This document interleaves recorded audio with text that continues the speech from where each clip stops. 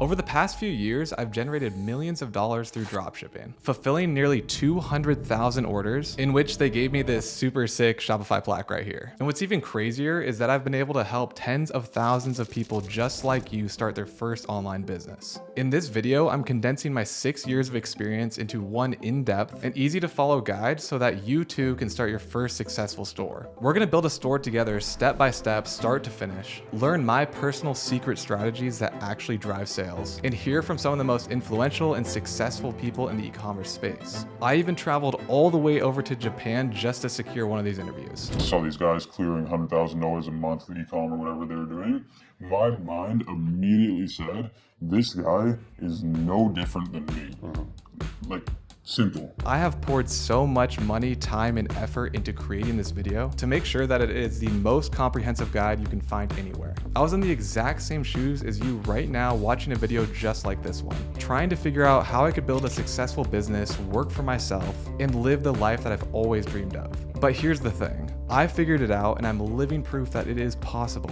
Don't skip this opportunity. You don't want to look back years from now regretting that you did not start earlier. It's time to lock in and focus. Grab a notebook, grab your laptop, and actively follow along. Let's get right into it and start with the basics, which I call Dropshipping 101. Before we dive headfirst into this entire guide walkthrough, we first need to cover the basics of dropshipping. This section of the video is going to be called Dropshipping 101. And in this section, we're going to be talking about how dropshipping works, the high income skills that you're going to learn through this entire process, and it's overall going to give you a well-rounded understanding of the business and how it works before you just jump right in without knowing anything. This way you can wrap your head around what dropshipping actually is, what it's going to look like on a day-to-day basis, and you're going to update your vocabulary to a dropshipping vocabulary and learn some of the most commonly used terms. So first, let's cover the summary of dropshipping. If you don't know yet what dropshipping is, it's technically a logistics model rather than a business model. A lot of the time, people do assume that dropshipping is a business model due to the nature of how popular the term dropshipping became on social media, but you're soon going to realize why it's technically a logistics model rather than a business model. You will fully understand this later on in the video. But to summarize how dropshipping actually works, you're typically going to build a Shopify storefront. From there, you're going to upload your products, you're going to create landing pages. And once you got your storefront completely set up, all of the settings are done and everything, and you're ready to go, the next step is typically getting traffic onto your store. So getting traffic onto your store can come from paid or organic traffic. Paid traffic is where you literally pay social media platforms to run advertisements to your store. And when someone sees that ad and they click on it, they will go onto your storefront. Organic traffic is pretty much the same thing, but without paying for it. So it's running advertisements organically on social media platforms like TikTok and Instagram Reels. Organic traffic is great because you can get so many eyeballs on your store completely for free. Now, once you get traffic onto your store, your goal is to get the customer to convert and purchase a product from you. And let's say this product is selling for $50 and you made one sale. So you'd receive the $50 through Shopify. That customer would put in their credit card on Shopify and pay for the product. And now you're going to take that $50 that Shopify paid you out, and then you'll pay your supplier for the product cost and shipping, where they will fulfill it directly to the customer. That's really where the term of dropshipping comes into play. We're not actually warehousing any of our own product. We're using a third-party supplier to actually send out the products to the customer. That is also the main reason why so many people start dropshipping, because there's no inventory cost up front. Therefore, we can really start a dropshipping business on a very low budget compared to other side hustles out there. Now, here's where the profit comes into play. So we've got our product price that we're selling for $50, and let's say our advertising cost was $10. So now you're down to $40 profit, and now you had to fulfill that order, and let's say that was another $10 for your supplier to ship it out. Now you're down to $30 minus some Shopify fees and things like that. So your profit overall would be like around $25, let's say, for the example. So that's how in dropshipping, you're actually going to make your profits. It's revenue minus all of your expenses, leaves you left over with your profit, obviously. That's what dropshipping is in a nutshell. It's a pretty simple process, but there are a lot of moving pieces involved, which is why this guide is going to be super, super helpful. Now let's cover some of the definitions of the high income skills that you're going to learn while you're creating your dropshipping business. There are a lot of skills that we're going to cover today, and it might seem overwhelming, but in this video, I'm obviously going to be walking you through all of these. So by the end of it, you're going to be extremely comfortable and pretty confident. And the beauty of these skills and these areas in dropshipping that you're going to be working on is that over time, once you find success, you're going to learn which ones that you like the most, which ones you're the best at. And then with the profits that you're making, you're just going to be able to outsource all of the other ones that you don't really want to do or you're not that great at. So let's get right into these common terms and definitions so you guys can wrap your head around what exactly you're getting into. All right, the first one is branding. So what is branding? There are many forms of branding that all of you guys are accustomed to because of the world that we live in today. From the clothes that you're wearing, the tech that you're using, or even the way you outwardly project yourself. The world we live in is all about branding. Branding makes people feel emotionally attached to products or services or people, and it creates a strong sense of loyalty in a community. When you think of Nike, you think of athletics, striving to achieve greatness, pushing limits. And when you think of Disney, you think nostalgic, you think memories, you think experiences. When you think of Amazon, you think of convenience, you think of speed, you think of customer service. All of these massive corporations rely heavily on a mix of branding and marketing to build up their reputations over time and ultimately succeed in their business. Now, this is going to be no different for you in e-commerce or dropshipping. Even if you're a small one-man team, you need to focus heavily on branding. It is extremely important for the sake of your success to focus on branding and who and how you want your brand/company to be represented. I want you to think of the business that you're starting today essentially as an extension of yourself. You need to hold it to the same high standards that you would your own personal branding and by the way people perceive you. If you have the same amount of pride that you've got in yourself that you're going to put back into this business, you will succeed. And in terms of branding on a smaller scale compared to Nike or Amazon, which is exactly what we're doing right now with our one-man team of dropshipping, branding really is more important than ever. There are so many Shopify sites being built every single day that look terrible and have zero branding. But thanks to today's softwares and technologies, we can implement free strategies and tweak our websites that will be able to build our brand presence and compete at a high level without spending millions of dollars on web designers or marketing to increase our branding. And I know you're probably thinking here, yeah, I'm never going to become the next Nike, Amazon, or Disney, and maybe that's true. But what you can do is build the same exact empire just on a smaller scale. Remember, if we're working as a one-man team, we just have to take a piece of the pie of this giant market share that is e-commerce. Your brand can and will unlock financial freedom for you, time freedom, location freedom, and overall can provide for you and your family at the scale that you want. As much work that you put into it is exactly what you get out of it in terms of compensation. If your goal is to make $10,000 a month from your business, that's great. If your goal is to make $1 million a month, that's fantastic. That is the beauty of something that you own. You are fully in control of the decisions that you make, how high you want to scale it, and ultimately control your own income. And if you think getting to $10,000 a month profit is hard, I'm going to show you some examples of students from my free program that are achieving this and more. So this is Nick Prisco. I've known him for quite a while now, and you can see on these screenshots here, he did $24,000 in profit in 1 month. Here in this other screenshot of the Discord community under the win section, he posted that he bought his dream car. The next student is Emily Carrillo. Kind of the same story on the ecom front. She started her brand, joined the community, and she put so much branding into her store. She was actually doing pop-up events at concerts and everything. It was actually pretty sweet to see because she actually did some stuff in brick and mortar stores as well. You can see here that she finally passed $1,000 a day. And the last example is Bob G. I actually don't know his last name. He joined the program and was working on his store relentlessly for 6 months before he turned profitable. But he had something that a lot of people don't actually have, which is the perseverance and just the will to actually succeed and keep trying over and over again. You can see later on in this screenshot that he was actually about to pass $10,000 a day. These are all real students inside the free program, and there's really no difference between them and you watching this video right now. After teaching thousands of people, the only difference that I can really see between the people that succeed and don't succeed are the people that succeed just don't give up. Whether it takes 2 months, 1 month, 1 week, 6 months, 9 months, the people that succeed, they just don't stop trying. They keep testing, they keep learning, they show up to every single meeting, they want to learn, they want to build this business for themselves, they want to quit their jobs, they want to make more money. They all have this drive. So if you've got that drive, which you probably do just because you're watching this video right now, this is something that is very achievable for you. I'm no smarter than you. I started off not knowing what any of these terms meant in terms of drop shipping. I went into this completely blind as well 6 years ago, and it's worked out for me as well. The one thing that I did not do was give up. So if you're watching this and you know that you can do this, you've got the time to do it, and you've got the perseverance, definitely make sure that you watch this video in its entirety and also join the free mentorship. Come on in and ask questions, participate in the community, join the live coaching calls. We are here as a resource to help you guys, and you can use it as much as you want. Now going back to our topic here, the next skill that we want to talk about is marketing. In order to succeed and actually make money from your store, we need to get people, aka traffic, onto our website. And that is where the marketing obviously comes in. Hardly anyone starting an e-commerce store is a marketing expert or they have a marketing background. So don't worry if you don't have any experience in marketing. And quite frankly, you don't really need any experience for any of these skills. I was in the same boat as you. I didn't know anything about marketing. So marketing for your store specifically in a nutshell consists of copywriting, ad creatives, social media platforms and using them, and then reading analytics. The internet and social media specifically has provided us these crazy, unique new ways to market to hundreds of thousands of millions of people all across the world. And this is all done just behind your laptop screen. It truly is an era in marketing that no one has ever seen before. And obviously it's massively boosted our global economy. So in the e-com space, our primary marketing tactics are going to revolve around around social media platforms. This list includes Meta, so Facebook or Instagram, Pinterest, Snapchat, TikTok, whatever platform makes the most sense for your product and your brand, which we're going to talk about later. But in terms of marketing for your business, if you're running this by yourself, you do need to get familiar with these platforms. You need to learn about the communities within them, and most importantly, the way to use the platform to gather the most attention. What kind of hook, what kind of style of video, what kind of copywriting. You need to be very comfortable on social media platforms. Next is copywriting. Copywriting is the area of the business in which you use text to convey emotional response, close a sale, make someone smile, pretty much everything. Copywriting really consists of any part of text used in any part of your business. It's the writing of a headline for an advertisement. It's the summary of your product, your key features on your landing page. It's all of your text everywhere. Copywriting and branding go hand in hand because copywriting can directly correlate to your brand's voice. An example would be the style, the slang, the humor that you use. All of this is done through copywriting in text and builds your overall brand voice and your brand awareness. Now, the next skill that you're going to be learning is advertisements. The biggest needle mover in the marketing category is your ad creatives. And if you don't know, ad creatives are the visuals that you see, aka the media that you post on social media platforms like the videos or the images. They're the piece that's able to introduce your product or business to a customer for the first time. And you can give them an impression of what you sell, what your priorities are, and most importantly, a reason to purchase from you. And what's nice about today's day and age with digital marketing is that when you post an ad creative and you run some paid traffic on Facebook, for example, you're actually going to get direct feedback from Facebook telling you how good the ad is actually performing. They're going to give you back all of the data that you need to make educated decisions moving forward, and it tells you how many people clicked on the link, what the click-through rate is, how well this ad is performing in comparison to competitors' ads. So if you're not super confident in creating ad creatives, that's not really a big deal because you're going to be able to learn it really easily just by using this feedback. And with that feedback, we're able to narrow it down to figure out which ad creatives are performing the best, maybe which marketing angles. And you're going to feel like a pro creating ads in no time. And don't worry if you don't even know how to get started in making ad creatives, we're going to be breaking all of that down in this video. The next skill that you're going to have to tackle head on is finances. Knowing the health of your business is extremely important. Your financials is essentially the oxygen of your business. The less money that you have on hand, the less breathing room, and the more money that you have on hand, the more breathing room you have. Keeping track of every single dollar that goes in and out of your business is extremely important in your success. All that really is in a summary is just keeping track of what you're spending in what categories, how much money you have coming in, and how much money you have coming out. And don't worry about that because I'm going to be providing you guys an Excel sheet with the best way to track all of your finances for your ecom store. All you have to do is fill it in with what you spent for the day versus what was actually generated. And all of the formulas in there will just calculate everything for you. All right, the next piece of the business that you're going to have to learn about is fulfillment and supply chain. Delivering your product to your customer in a timely manner and in good condition is key to having a successful business. And lucky for us, in this area of e-commerce, which is dropshipping, we don't have to do any warehousing, shipping, or packaging ourselves, but that does not mean that we can slack in the area of fulfillment for our store and our products. It is extremely important to have a reliable supplier to count on when prices are going up, letting you know about inventory amounts. Do we have a lot of inventory on hand that we can ship out to your customers? Can you scale right now, or are we running out of inventory and wait to scale up your ads? And also having reliable shipping times that gets your product to the customer in a timely manner. If you have any disruption in the supply chain or fulfillment process, it can really hurt your business through unhappy customers, refunds, chargebacks, bad reviews. There are so many headaches that can come up if you do not have a supply chain figured out or a supplier. If that sounds scary to you guys, don't worry because I'm going to be showing you guys a fully vetted supplier that I currently use. Next is customer service. So making a sale is great, but if you can provide great customer service, you might just land a returning customer. And with the high standards of customer service nowadays in the e-com space, specifically because of Amazon, we have to provide good customer service in order to compete. This consists of answering customer questions, helping with orders, and just plain showing that you care about the community and people purchasing the product from you, and you're grateful for them. Doing all of this is really going to go a long way with your customers, and you'd be surprised how much word of mouth you can actually receive just by being a good company that has good customer service. Now, that's a lot of things to tackle as a one-man team, but we can automate customer service nowadays with so many different apps and strategies that I'm going to show you guys in this video, so we don't have to spend too much time on that. The next skill is analytics. You need to get comfortable around numbers. And I know that not everyone likes looking at data or analytics, but it is extremely important. It's really like learning a language almost. It's like the language of interpreting numbers and making decisions based on those numbers. So once you get comfortable in this language of data, it actually tells you exactly what to do in your business. It really is the only thing that gives you the full insight of what next move to make in your company. Example, if your ad click-through rate is low, test a stronger call to action. You got a low conversion rate on your website, test pricing, offers, or copywriting and marketing angles. The data will never lie to you. Personally, this is the area that I like the most because I think it's pretty fun to dive deep into it and figure out exactly what next move I should be making, and then how to fit all those puzzle pieces together and make everything a little more optimized. And then boom, you have a lot more margin, a lot more success in your business. Again, I know data can be overwhelming and it can be scary and people don't like numbers and keeping track of that stuff, but it's really not that scary. It's a lot simpler at this level of business rather than just going into a massive corporation for accounting or something like that. And of course, watching this video is going to give you a great head start on how to analyze your data. Now, the last skill is graphic design. From your ad creatives to website design, you're going to learn some graphic design skills. This is the area that I personally struggle with the most. I'm just not really a creative person, and my design skills are not that great, and I just don't know what looks good or is aesthetic, which is why this is the area that I use the most softwares for. But if this is you and you like graphic design and things like that, it's going to be a breeze for you. It's going to make your website look super, super nice. And if it's not the area that you really enjoy, then you should still try to improve your skills on it, because it's going to allow you to make quick changes to your ad or website without having to go hire people or ask for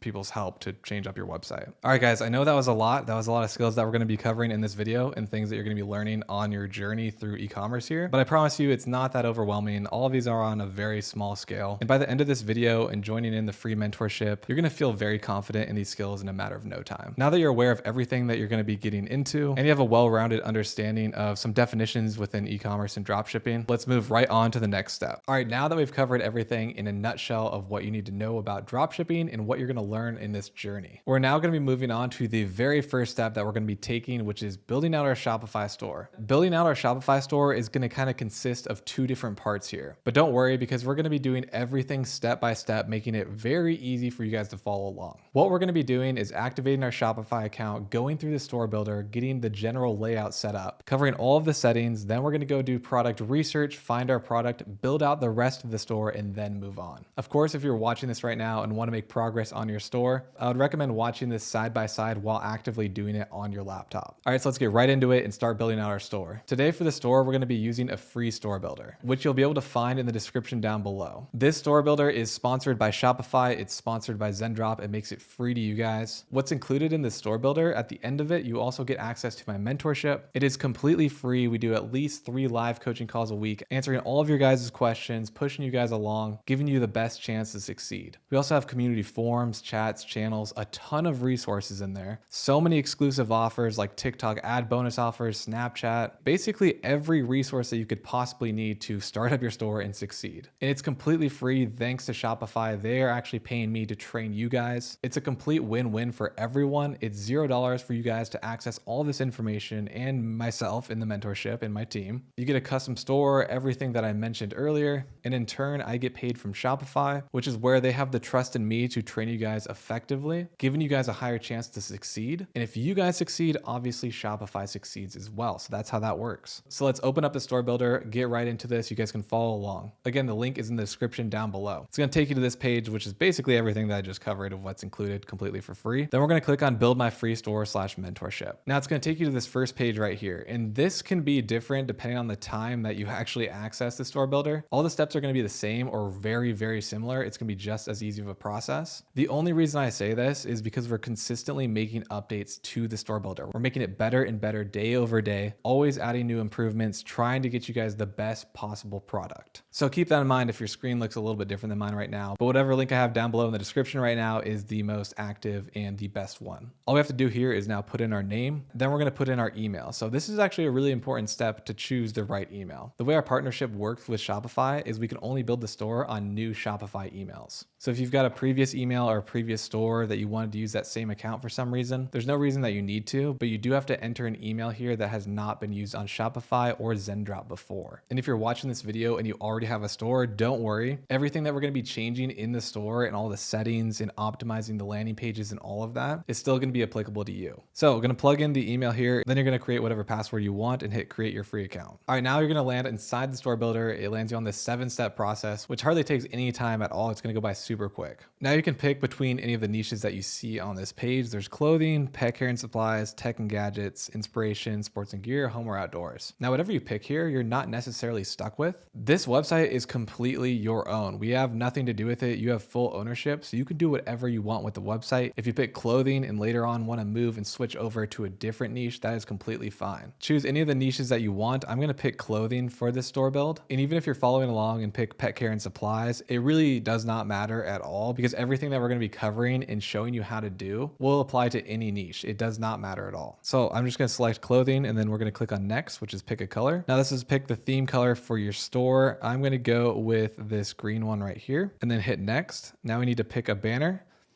So this is going to be the homepage banner that you're going to see on your website. We're going to go with this banner for now. We might end up just changing this later, but this is just for the store build. Now we'll click on next, Shopify account. So here is where we're going to register for our Shopify account. That way we can transfer this store build in the premium theme over to your Shopify store. So all we have to do here is click register on Shopify, and it's going to open up the Shopify link. Shopify's welcome offer is always changing, but right now it's $3 for just $1 per month. So you can be working on your Shopify store for 90 days for just $3 after your 3-day free trial. So it's really only the upfront cost that you need, but it's also Shopify. You have to have this anyway, so you might as well get it for $1 a month for 3 months. So we're going to type in the email that we used with the store builder. That is very important. And it's also going to be the same email that we're using for our Zendrop account. So make sure you're using the same email across all 3 applications. And again, to reiterate, you need to use a new Shopify email. Otherwise, they will not allow us to actually transfer your custom built store. So we're going to type it in and just click on start free trial. Then you're going to set the password for your store and click on create Shopify account. Here you can skip over all of this and just click I don't want help setting up. And then it says which plan do you want to try? So you do the basic, Shopify, or advanced. We only need to do the basic plan. You don't need to go into the Shopify plan or the advanced. You just need the basic one. The only time that you would ever upgrade to these ones if you start scaling up your store really, really high, and then you'd have to do the math between the credit card rate decrease and if it's worth it for the amount of orders you're getting. So all we need right now is just try the basic for just $1 for the first 3 months. Here it's going to ask you for the credit card information to activate your trial. Of course, again, you get 3 days for free, and then it's just $1 that they're going to charge you for the Shopify plan instead of $39, and that lasts for 3 months as well. Here you can go ahead and enter your payment information. I'm going to fill this out really quick and then hit subscribe. All right, now that we've got that all filled out, we're just going to hit subscribe here for $1. And again, it's not charging you until 3 days after this, so just a heads up. Now you get to the success page here, and this is where you can add your business address to unlock specific features and start selling faster. You can add this later if you want. I recommend doing it now and just getting it over with. And for your business address, you can use your personal address. It's not going to be shown to the customers unless you want it to. Or you can do what I do, which is a virtual mailing address. You can just search for one on Google. It costs about $10 a month.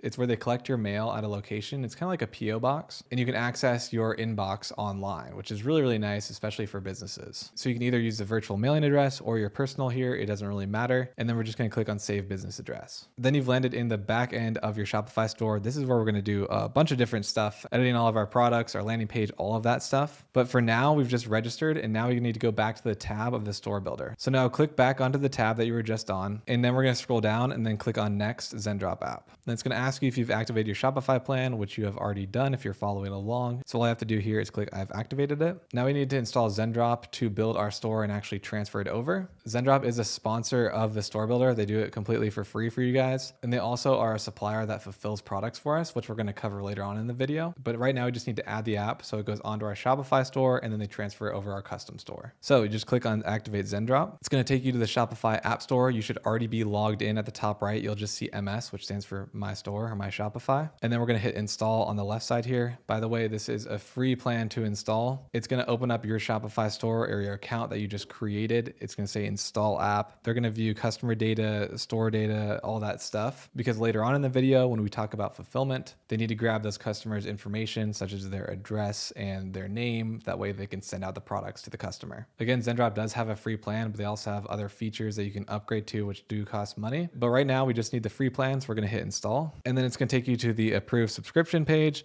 You can see here that a lot of people ask me about there's an app spending limit. You'll be charged based on how you use the app up to a maximum of $79. That is the maximum that they would charge you if you use every single feature in their app. It's usage-based billing. So if you approve this right now and we just use it for our store build and that's the only thing you use it for, it is completely free. But if you upgrade to all of their pro features, the maximum that they would charge you would be $79, which they will let you know ahead of time if you were using those features. So we're going to go ahead and hit approve. And now it's going to open up the back end of Zendrop here and show that we're connected. You can see on the left here, it says my store. So our my store should show up right here since we haven't named our store yet. That means that you did this correctly and it is connected now to Zendrop. You should see your name at the right side here. Now that we've installed Zendrop, we're going to go back onto the store builder tab, which we just came from. And we're also on step 5, but we just activated our Zendrop app. So we're going to click on next store build. Boom. Step 6, we are done. Your dream store is just minutes away. All we have to do is click next, go live, and it's going to upload it onto our Shopify account. So we get this message here that says, please wait. AI is building your store. This can take up to a minute. minute. All right, and it's done. Congratulations on your new Shopify store. Now you're just a few clicks away from going live and making your first sale. So here's what we're gonna be doing next. We're gonna access our Shopify store and click on publish. So Shopify automatically sets a password so people cannot access your store on the internet. Now taking off this password does not mean that they can access any of your backend of Shopify. It's just your storefront that people see when they type in your web address. So we'll click on this button right here, which is access Shopify and publish. It'll again take us to our Shopify store here, but you can see now it says your online store is password protected. You can already see that the premium theme in our banner is uploaded, but we need to remove the password. Just click on remove password, and now your online store is open to everyone, which means someone can go on your website now, whatever your URL is, and actually purchase from your website. Again, this does not mean that it removes the password for your Shopify backend. That is completely separate. Now we're good to go on that. We're going to click back onto that store builder tab, and then we're going to click on next/success. So now here you can sign up for Zendrop Plus right now. You get a special deal from Zendrop if you sign up ahead of time. You get things like $200 in order credits as a bonus, live coaching, lowest prices, all of these different things that come with Zendrop Plus. If you don't want to do that right now, then all you have to do is scroll down on the right side and click or decline one-time offer. Boom, now we're done. And we're finished. Now you're going to come to the finished landing page here. This is where you can access the mentorship, my mentorship. Right now it is hosted on Discord. That could possibly change in the future. So when you click on join our free Ecom remastered mentorship, it's going to open up Discord for you for the link. If you don't have an account on Discord, you'll have to create one. If you do, you'll just be popped right into our Ecom remastered mentorship. So when you open it up, this is what you'll see right now, and then you'll just hit continue, sign up for Discord if you need to, and you'll be placed inside. Now, just to quickly show you what our Discord currently looks like, we're always going through iterations. We're always updating things. So obviously it might look different by the time you join this program. But right now, this is where you'll land, which is on the welcome page. It gives you a little bit of information about the program. Scrolling on the left side is where you're going to see everything that you pretty much need to know. So if you go down, we've got the meeting announcements, when you can join our live calls and ask questions, get everything covered for you. Going down to the chat rooms. So if you want to talk about your recent wins, you can post them in here, like some of these students right now. There's also chats for organic traffic, TikTok ads, Facebook ads, all of that stuff. We've got all the tools in here, Dropbot Creative OS,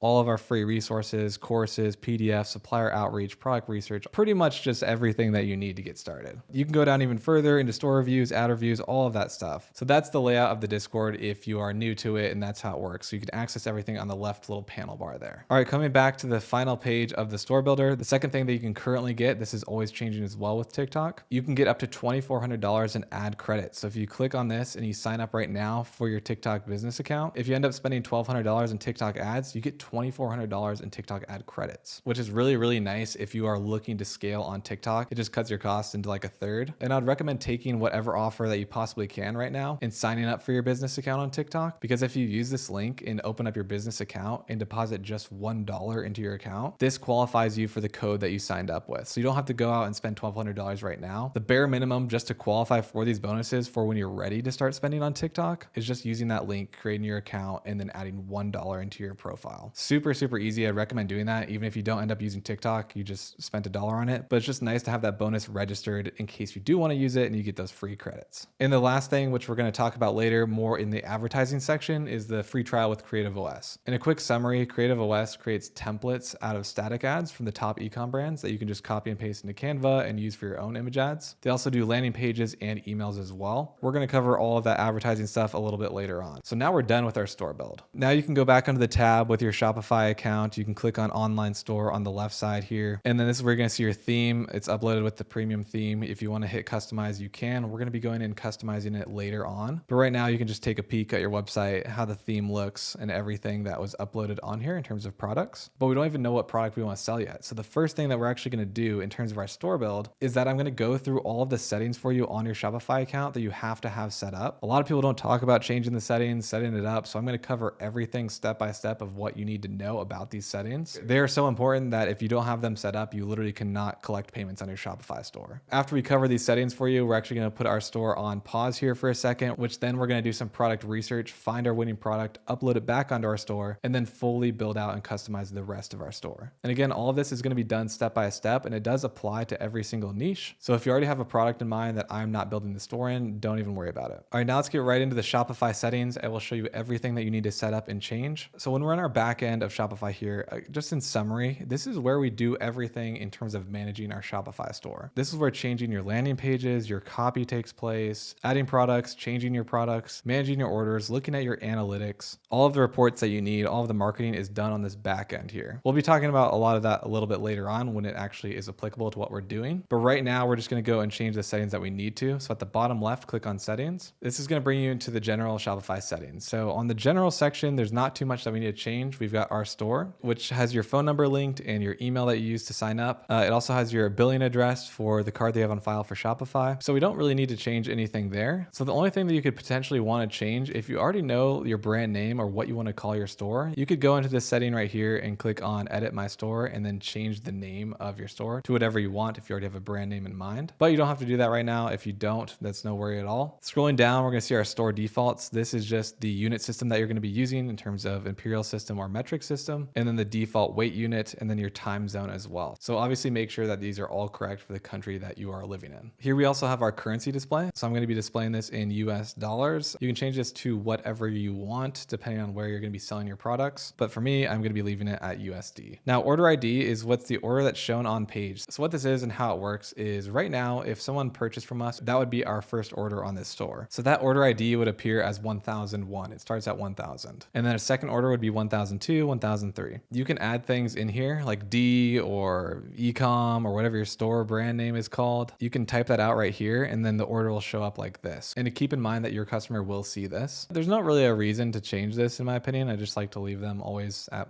1001 starting. And then you can also add stuff to the end of it too, if you wanted to do that. Again, I don't really think that you need to do this unless you have some very specific reason to do so. So for me personally, I'm going to leave this blank. Now scrolling down to order processing. So after an order has been placed, do you want to automatically fulfill the order's line items, automatically fulfill only the gift cards of the order, or don't fulfill any of the items automatically? I would recommend leaving on don't fulfill any of the orders automatically, because if you do have automatically fulfill on, that doesn't mean automatically our supplier is going to send it to them. It means that automatically our customer is going to get a notification that says we filled your order instantly, which is just not the case. We obviously want to provide accurate shipping times and all that stuff. So we want to make sure it's set up as don't fulfill any of the orders line items automatically. Again, when we're talking about actual fulfillment in that section of this video, I'll be covering exactly how to automate all of this. So you don't have to worry about it. You also do want to leave on automatically archive the order. It'll be removed from your list of open orders. So we're going to leave that checked off right now. Brand assets, if you click on manage here, you can add things like your essential default logo, square logo, colors, your cover image, your slogan, all of that stuff for your brand. You don't have to do this. It does make it easier sometimes if you're building out a new landing page and it already grabs a specific logo that you needed or a brand color. I'm always changing up my stuff, so I don't really need to do this. But if you already have your logo done and all that, you can definitely add that in here if you'd like. And if you don't, it doesn't matter either way, because in our store builder, you can change all the logos and all that. So it doesn't really matter. Resources, we don't have to touch any of this at all. Scrolling back up to the next section of our settings that we need to set up, we're going to move into the plan section. This just shows you what plan that you're on right now. We are on the basic Shopify plan, which I again recommend. And it tells you how much you're going to be paying. It's $1 for the month. We don't have to change anything here. Scrolling down to the next section, which would be billing. It'll tell you your current billing cycle. This is everything billed through Shopify. So Shopify plan, any apps that you add, any charges that you incur through Shopify. It'll show you everything right here. Again, we don't have to change anything here. So we're just going to skip over this. Users and permissions is on the next section of our settings. This is if you want to transfer your store ownership or add a staff account or add collaborators if someone's going to come work on your HTML on the back end of your website. That's where you can do and house all of this stuff.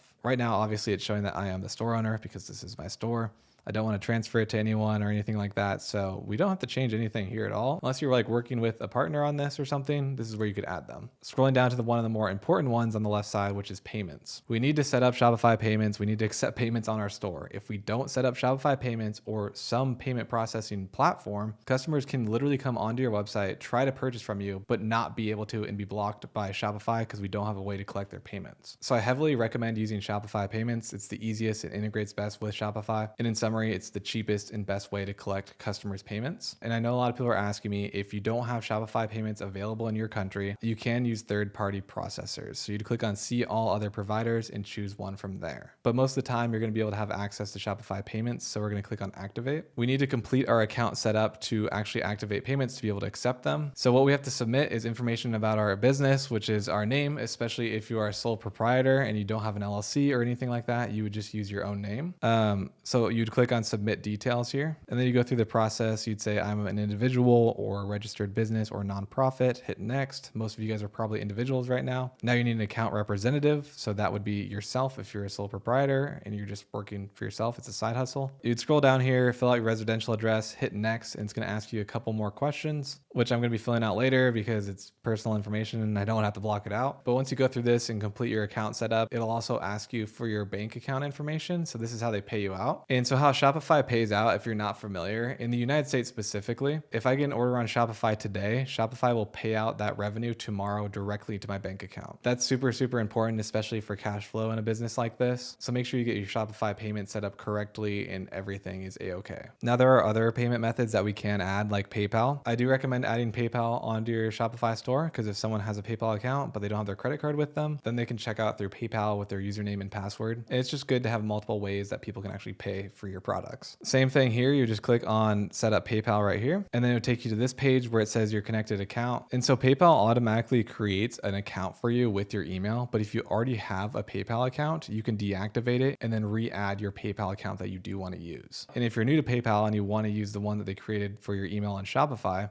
you just click on complete setup, fill out the PayPal information, asking you essentially the same information that Shopify just did. And then they approve your account and you are good to go. It's linked to your Shopify automatically. Once we've got those two set up, going back onto the payment settings here, the next one is payment capture method. Payments are authorized when an order is placed. So we want to collect these automatically at checkout. So we don't want to collect our payment once the order is fulfilled. We want to collect that revenue right away so we can use that revenue the next day to fulfill our orders without having to actually shell out any of our own money. So we'll leave that checked off as is.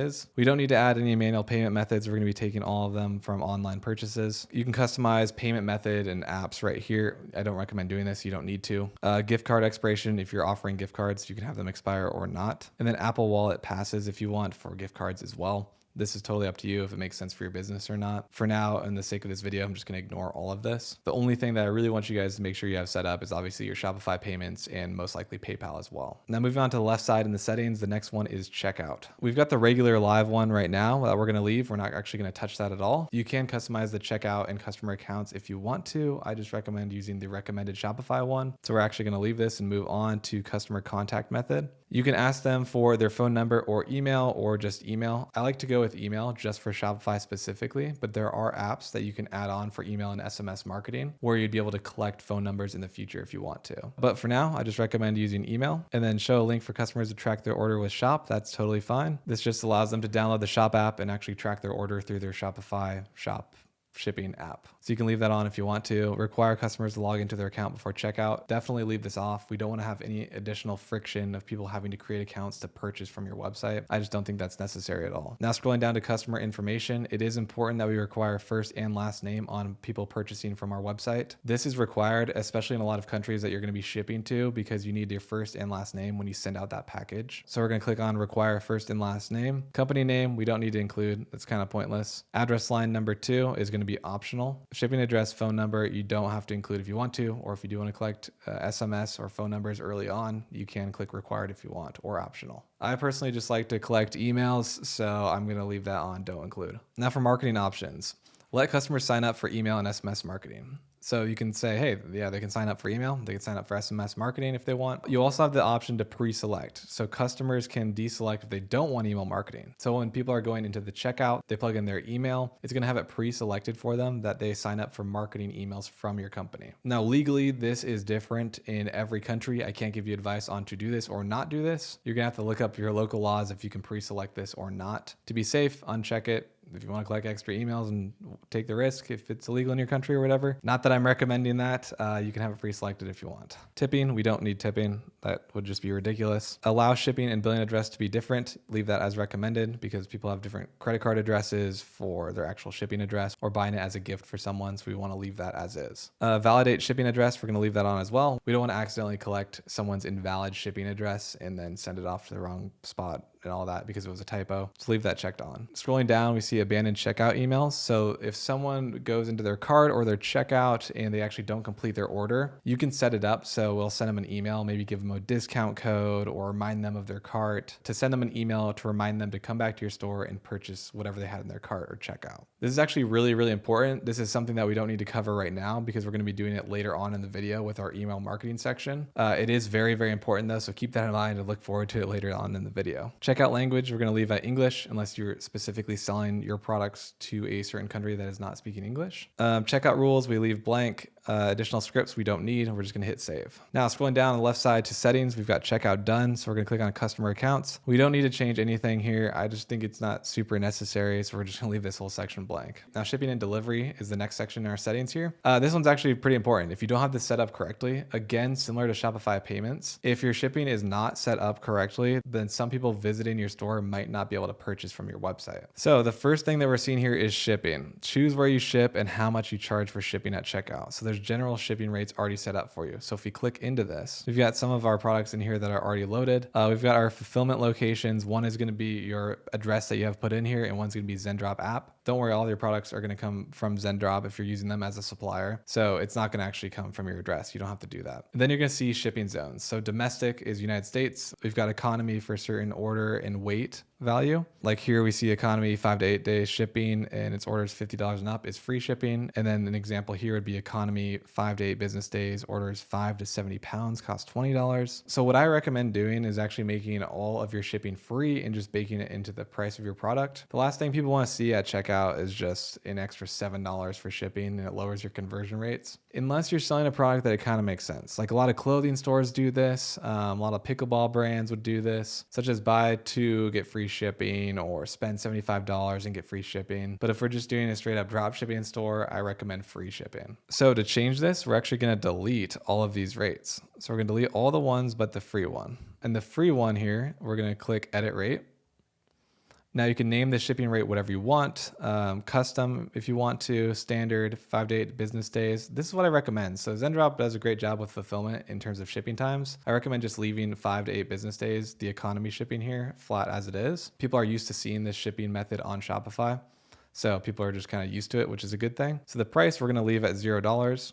And then the minimum price is actually going to be 0, maximum price, no limit. So that's going to make everything in our store that's over $0 free shipping. That's the only option that they're going to see, which is what I recommend doing. So we're going to hit done here and save that shipping method. Keep in mind that this shipping is now set up domestically only for the United States. So if we want to sell to other countries outside of the US, we have to set up these shipping profiles as well. So it does have one automatically international for you, but we're actually going to delete this zone. And then we're going to click on add new shipping zone right here. Zone name, we can say international, and you can separate this by country. If it costs more to ship to New Zealand versus Germany, you can set up multiple shipping zones and charge different rates if you need to.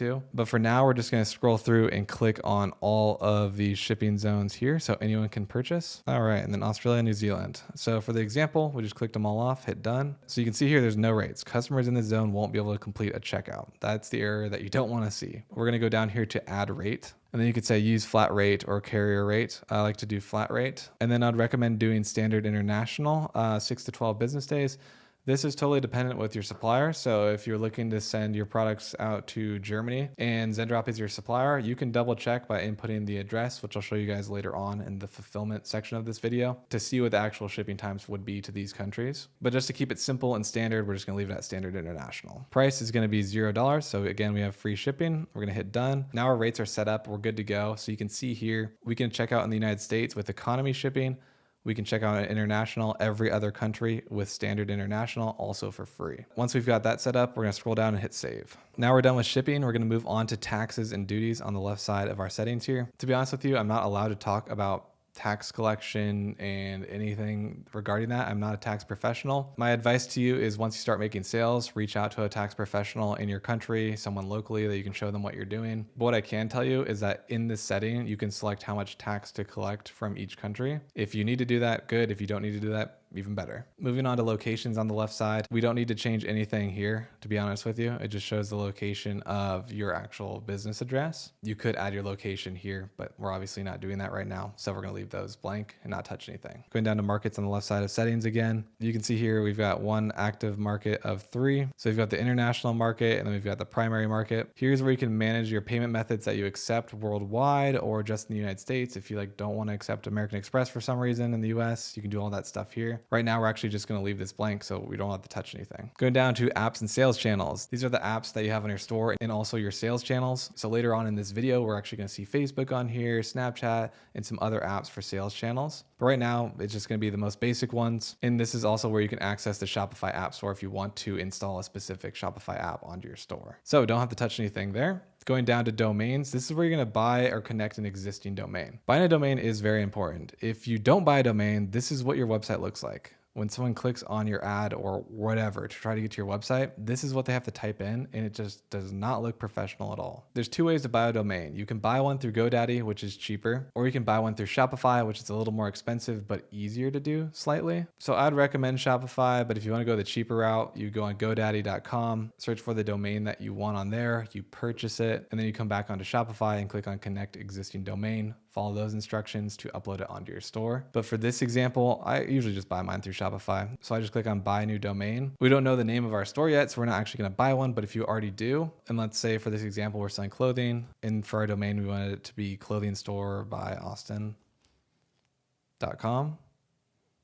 It would search for it here and it says, oh, it's available at $16 a year, clothingstoreByAustin.com. You click buy, fill out the form, and then it would automatically link onto your Shopify store. So when someone went to clothingstoreByAustin.com, it would direct them to your actual Shopify store. You can do this now if you have a domain in mind that you already wanted to purchase. If you don't know yet and you're just following along to get your store fully set up and find your product, but you don't really know what your domain should be, that's totally fine. You can do this anytime that you want. Moving on to the next setting, which is customer events. This is where we're going to add a pixel. And if you don't know what a pixel is, quick summary, it's a line of code that you put onto your store. And so whenever someone comes to your website off of one of those platforms from an ad that you're running, it'll actually track information based on those people visiting your store and send it back to the social media platforms. So that's how when you're running a Facebook ad and there's 20 people that clicked on it and it says one purchase, that purchase actually is tracked through that pixel and sends it back to Facebook for you. And then when Facebook has that information, they start building a profile of people that have been purchasing from you and they all look alike. And then they start sending out your advertisement to people that look like people that purchased, and then your ads get better and better. That's how it works in a nutshell. Pixels are very important, but we're going to cover that in the advertising section. So we don't have to do anything here, and I'm going to be obviously showing you how to add your pixels onto your store. Next on the settings is notifications. So this is where you can edit your fulfillment request notifications, your customer notifications. So for example, if we click on customer notifications and click on order confirmation, so when someone purchases something from your website, this is the order confirmation email that they'll automatically get from Shopify. Now you can leave these blank. You can customize them, which I would recommend doing. You can add some fun brand voice, talk to your customer in a specific way. You can add your logo on here. And this name will actually automatically change when we change our My Store name to what our brand is called. But if you wanted to customize this fully and just change everything, you can do that in here. There's nothing that we actually need to do right now. All of these are automatically set up by Shopify, but I just wanted to point this out. If you were ever curious on how to change any of that, it's all in the notification section. Then scrolling on to custom data as the next thing, we do not have to touch this at all right now, so just leave this blank. Then we're going to be moving on to languages now. You can add different languages on your store. So again, if you're advertising in Italy and the United States, you'd want Italian translation and obviously English as well. You can do that here. You can just click on add a language and then select whichever one you want, and then you just click on add, and you're pretty much good to go. It's obviously not perfect, so you double check it if you are really trying to sell in both markets, but this is where you would be able to do all that. Then scrolling down to the left side here, again, customer privacy policy automated, cookie banner automated, and data sales opt-out page automated. So I would leave all of these automated for you. Shopify comes up with the privacy settings in the policy pages for you. I wouldn't really change them unless you know what you're doing. I just don't think you need to. But if you wanted to change some stuff in privacy, like contact email for your business and stuff like that, you could do that here. Marketing settings, we actually already changed these, but if you want to do a double opt-in for marketing, you can, if you want to be super safe. Or if you live in a country where your opt-in marketing laws are extremely strict, then you could, handle that here. So going down to the last section of our settings is actually a pretty important one, which is policies. This is where you're going to add your return, refund policy, privacy policy, terms of service, shipping, contact information. So you don't technically have to have any of these, but I highly recommend it, especially if you're advertising on TikTok or Facebook. They scan your page for policies to make sure that they're actually in place. And Shopify makes it very easy to set these up. So you click on return policy here, you can insert their template, and then it'll automatically give you a return policy that's most commonly used. And if you don't want the automatic 30-day return policy, you can change this. You just edit it in here and say no refund policy, like no refunds at all, or 15 days, or 3 months, whatever you want to change it to. And you can change your contact email here, add a phone number if you want to, and then also insert your return address for shipments that are actually coming back to you, which again, we'll talk about later in fulfillment. I'll just get the basic template set up right now and just hit publish. And you can always go back and edit it as needed. The privacy policy is already automated. The terms of service, we're going to do the same thing, insert the template. This is a very general terms of service. You can change your contact info in here and all that, or whatever you want to change. I just like to use their templates, so I'm personally going to hit publish. And then we're going to go down to the shipping policy now. This one you actually have to type in your own manual shipping policy. So whatever your shipping policy is that you set up on the shipping methods. So you'd say United States shipping. I think it was, I can change this later, but I think it was 4 to 6 business days. International, 8 to 12 business. You can put whatever you need to in here. A good rule of thumb is to first just put what you're matching in your shipping profiles when they're checking out. So that way your shipping policy and what they saw at checkout actually matches. So you could put something simple like United States shipping time estimation, 4 to 6 business days, international 8 to 12. You can put contact information in here if they have any questions about their order. And then you could put like your email, and if you want to put your phone number as well, you could put that in right here. Another thing that you could also do in the shipping policy is how to track your order. So you could put information on how to track your order. And then you could explain how they can go on their email and track it through the Shop app, or if you're using a different software to track, which Zendrop automatically sends the tracking to the customer. So you could basically just tell them to check their confirmation email and it shows how to track. This obviously depends on what supplier you're using. So I'll leave that up to you, but Zendrop automatically does that stuff for you. So we'll just hit publish on that. We'll come back and edit it later. Contact information is required. So you do have to put this on here. I would insert the template. It's going to say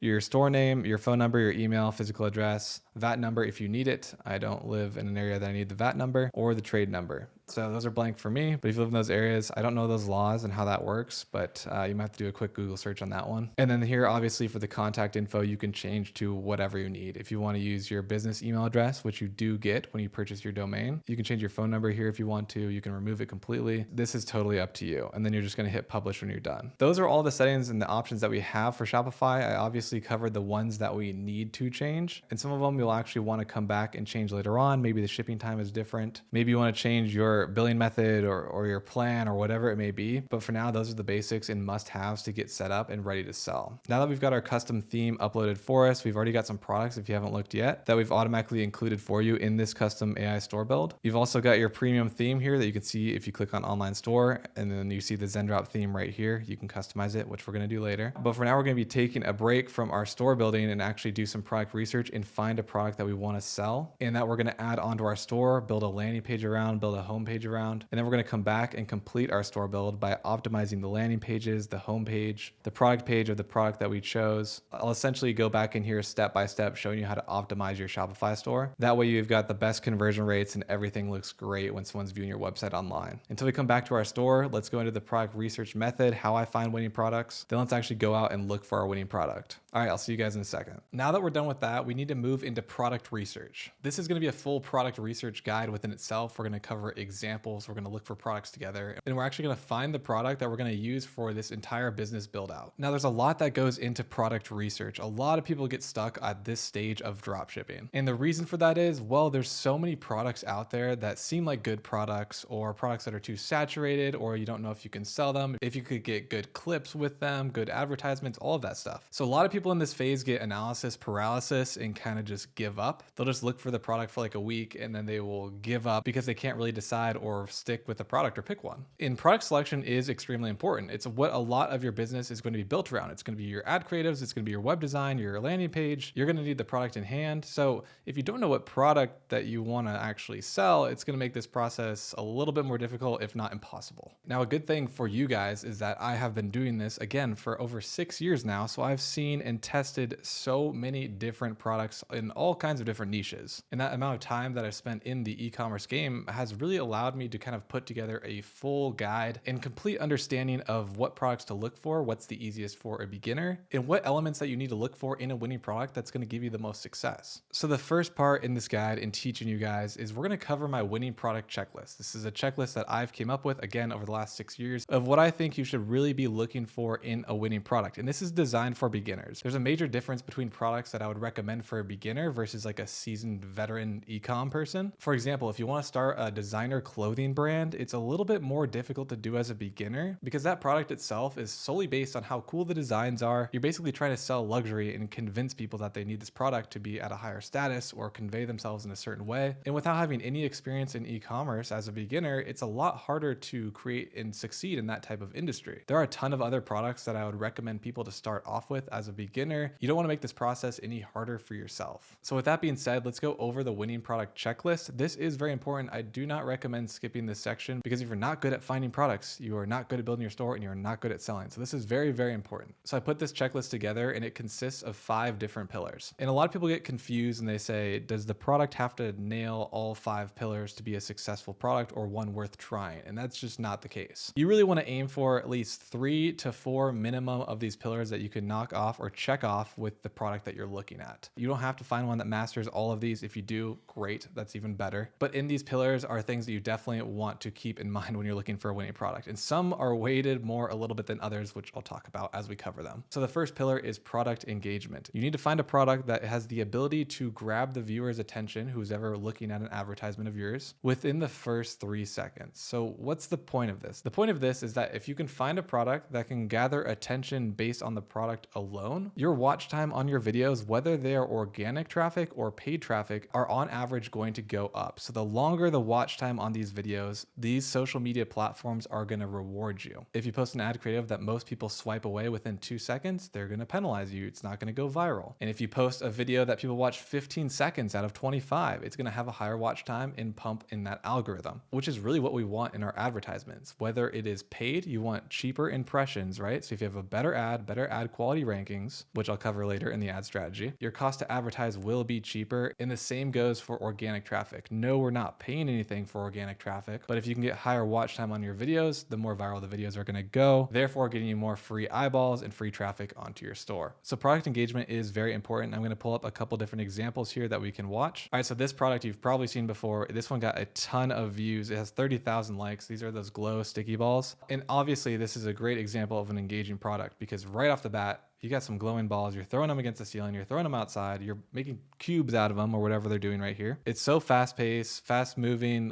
flashing lights to an extent. This is why this product does very, very well. It's because of the engagement factor and it also just looks fun, to be honest with you. So this is a great style and example to look at in terms of product engagement. Now the next example that I'll show you for product engagement is actually a product that I have sold, a different variation of it, which I'll probably be using more examples of later, but this is a laser putter. So it's something that you don't really see in the golf industry too much, or you used to not be able to see that much. And it's like tech on your golf training and golfing in general. So this is a laser putter. There's so many different versions of this out and there's so many different viral videos on TikTok of it. It's engaging because you don't really ever see a putter that has a laser on it. And then the purpose of this product is obviously to improve your putting line and improve your game overall. All right, so another example of an engaging video within the first couple seconds is this one right here. So these are the floating candles. You've probably also seen these ones. I literally have these up right now in my house. This one's very obviously engaging during certain times of the year. You don't really want to have this up in May. It's more of a Halloween product, so it's a little bit more seasonal. But the point here is we're talking about product engagement. It's cool. Like this one's not even the best, but it has 400,000 likes on it. So if we're looking here, deep diving into it,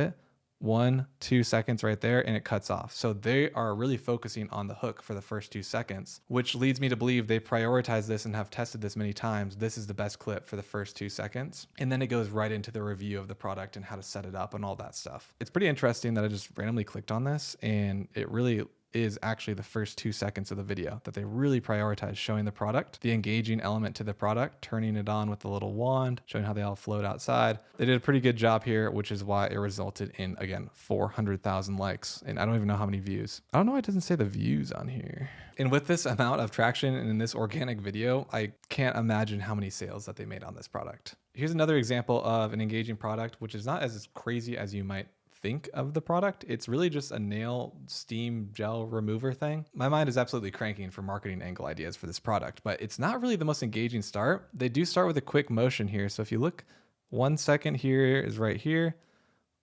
With under 2 seconds, they switch to this clip right here. So they're really focusing on that hook of putting down this product. Let's try this thing. So you can barely have enough time to read it before the clip switches here to, use that Mr. Beast effect of switching clips rapidly. So no, this product isn't super engaging right off the bat. Kind of is, because you're like, what is this? It's a machine that removes gel from my nails. If you can read this within the first 2 seconds, you're like, huh, what is this? And then it goes into the gel. Then it goes into nail removal with a different tool, it looks like. But they've already piqued your interest of like, what's this product?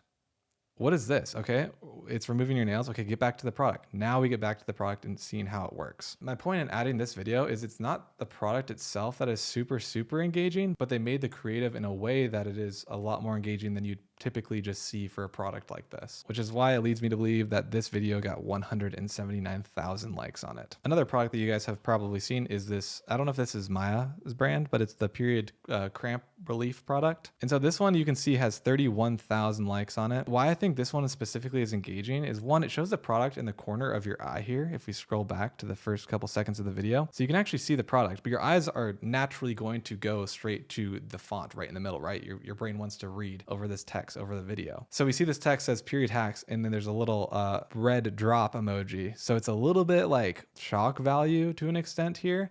And then out of the corner of your eye, you can see the product itself. So it's a hack, but you're like kind of already a little bit introduced into the product here on the left. And then it goes down into like nothing, right? You can't even see the product. Then she closes the box, just starts talking about the product, showing off the product and actually using it. And it's just like really vague. But it seems really authentic and like someone just got this product. It looks like maybe like a Snapchat or like a video you're saying to your friend about a product that you just found and you really like. So the product itself isn't engaging, again, like the last example we did, but this is a great example of how you can use text and slight camera angles and the style of video to make your product engaging. And again, this one has 31,600 likes. So they probably made quite a bit of money off of this one organic video right here. All right, so that is pillar one that we've covered for product engagement. The next pillar in the winning product checklist is trends. Trends you should be able to find and identify upcoming and current trends to implement with your ad content, right? And so you're probably thinking like, well, I don't know which trends are going to be popular when I'm trying to sell my product. The point is you need to be thinking about, can you use this product in any sort of trend? In most products, you definitely can. So this one's a little bit easier to check off the list, but there occasionally would be some products that wouldn't really work with a lot of trends based on like TikTok and Instagram Reels. Trends revolve around like couple stuff a lot of the time, or work or partying or whatever it is. So you have to think about some products that would fit in the categories that trends most likely occur in. Now you could kind of weasel your way in and make any trend kind of work with your product, but it is something to keep in mind. Is it a very versatile product? Is it a product that reaches a broad audience? The broader the audience, the more sub niches within that audience you can target in specific ways with maybe with trends or with different marketing angles and things like that. And maybe if you don't know what like trends are on TikTok, so here's a couple examples of some trends occurring right now. So this is Tim Waltz when he was debating, and it was the one where he's saying, I'm like a knucklehead, like I forget sometimes or whatever. So this is a trend. It's just a green screen or a CapCut template. It was popping up all over TikTok. So just thinking right off the bat, how can I implement this trend with a product that I'm selling? Right off the bat, even with like the laser putter for an example, you could say, your friends get mad at you for using it to train or using it in tournaments or something like that. And then you can overlay this on top of it, right? Another really popular trend right now is this CapCut of a cat flying away, right? So it's like when someone tells me they're not a cat person, then the cat like disappears. So even with the gel removing product that we saw earlier, you could say something like, when someone tells me they spend $80 removing their gel nails, and then the cat like flies away or whatever, and then the product is in the background. And not all trends are obviously like CapCut templates or green screens. Like this one right here was really popular. This one has 770,000 likes. It's making my husband do an interpretive dance so he can watch Thursday Night Football, right? And then it's just funny because he's doing a dance or whatever. Trends like this are a lot easier to implement in your products, where it's like making my husband do this dance so I allow him to buy this product that I'm selling or whatever, right? These are some examples of some trends, so keep these in mind. And yes, they're always changing, but just keep thinking of ways that you can implement your product into different trends. You're going to get more views organically this way. Now, trends don't work so well for advertisements in terms of paid, just because they come and go so quickly. By the time you figure out a trend is happening and you think of an idea to use it with your product, and then you upload upload it to Facebook and run it as paid, that trend is probably over. People don't want to watch it as much. So trends are mainly good for if you're running organic content. All right, the next pillar of the winning product checklist is marketing angles. This one, in my opinion, is weighted the heaviest. If you were to focus on only one of these pillars, I would probably focus on marketing angles. So when you're looking for a product, the more marketing angles that you can come up with for that product, the higher chance of success that you have. This coincides with identifying your ideal customer. It really puts you in their shoes of how they'd want their ad to be shown to them. And if you don't know what marketing angles are, they are ways to advertise a product to a sub niche within a niche based on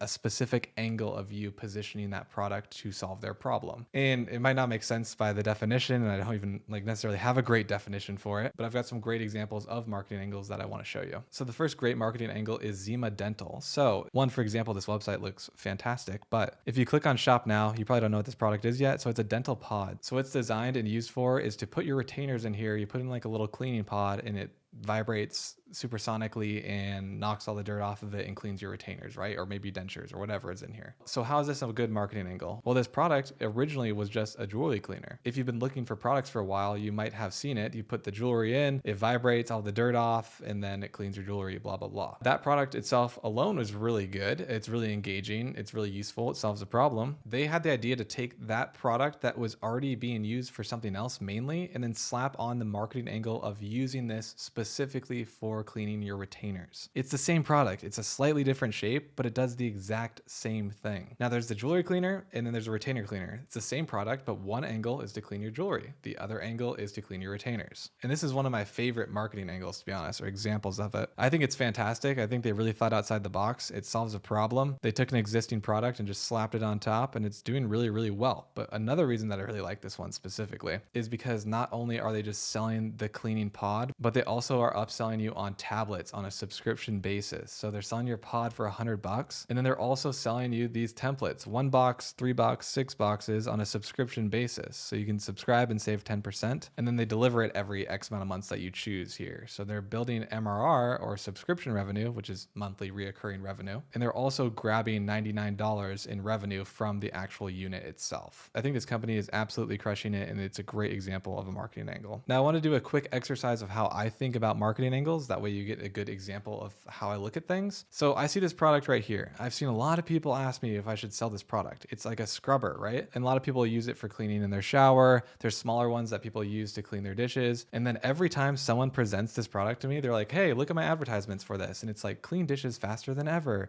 Save time, like not having to use a dishwasher. Yeah, that makes sense for the product. But is that really a strong marketing angle? You could use any other sponge or scrub or go to Walmart or Amazon and pick up this product. While we have the attention in general, let's slap on a stronger marketing angle. So if I was selling this product, I would not lean towards dishes. The most common thing people think about. They also think about cars as well, cleaning your cars with it. I want to stray away from that and think really outside the box. Okay, what else could this thing clean that would save people time and money? So that's when I thought about a grout cleaner. So I've got tile throughout my entire house here, and in between the tile, it's white tiles, and in between the white tile is the grout, and the grout is white as well. And these floors get really dirty really easily. If people come over with their shoes on and all that stuff, or you spill something, it gets right in the grout, turns it from white to like brown or whatever color. It just looks dirty. And I was like, that's a pretty big problem. It's pretty hard to tackle that if you're just using a sponge. It would take forever. But if you've got this large stick and you can just scrub over it really quickly, that's fantastic. And then I started looking even more into this angle and about grout cleaning. And then as I was poking around online and seeing what people were charging to come over and clean people's grout or their tile, people were charging about $2,000 to clean your house's grout, which I thought was absolutely insane. I know it's a lot of work, but I think that's extremely overpriced. I actually met someone in person that was selling this service. That was the company that they were running. They were selling grout. And they said on average, it's about $2,000 to clean someone's house. So that made me think, okay, this marketing angle is even better. Now the position for selling this product is a little bit outside the box. It's not very common. No one really advertises it to clean grout. I've never seen that before with this product. And on top of that, it saves you a ton of money. So the angle is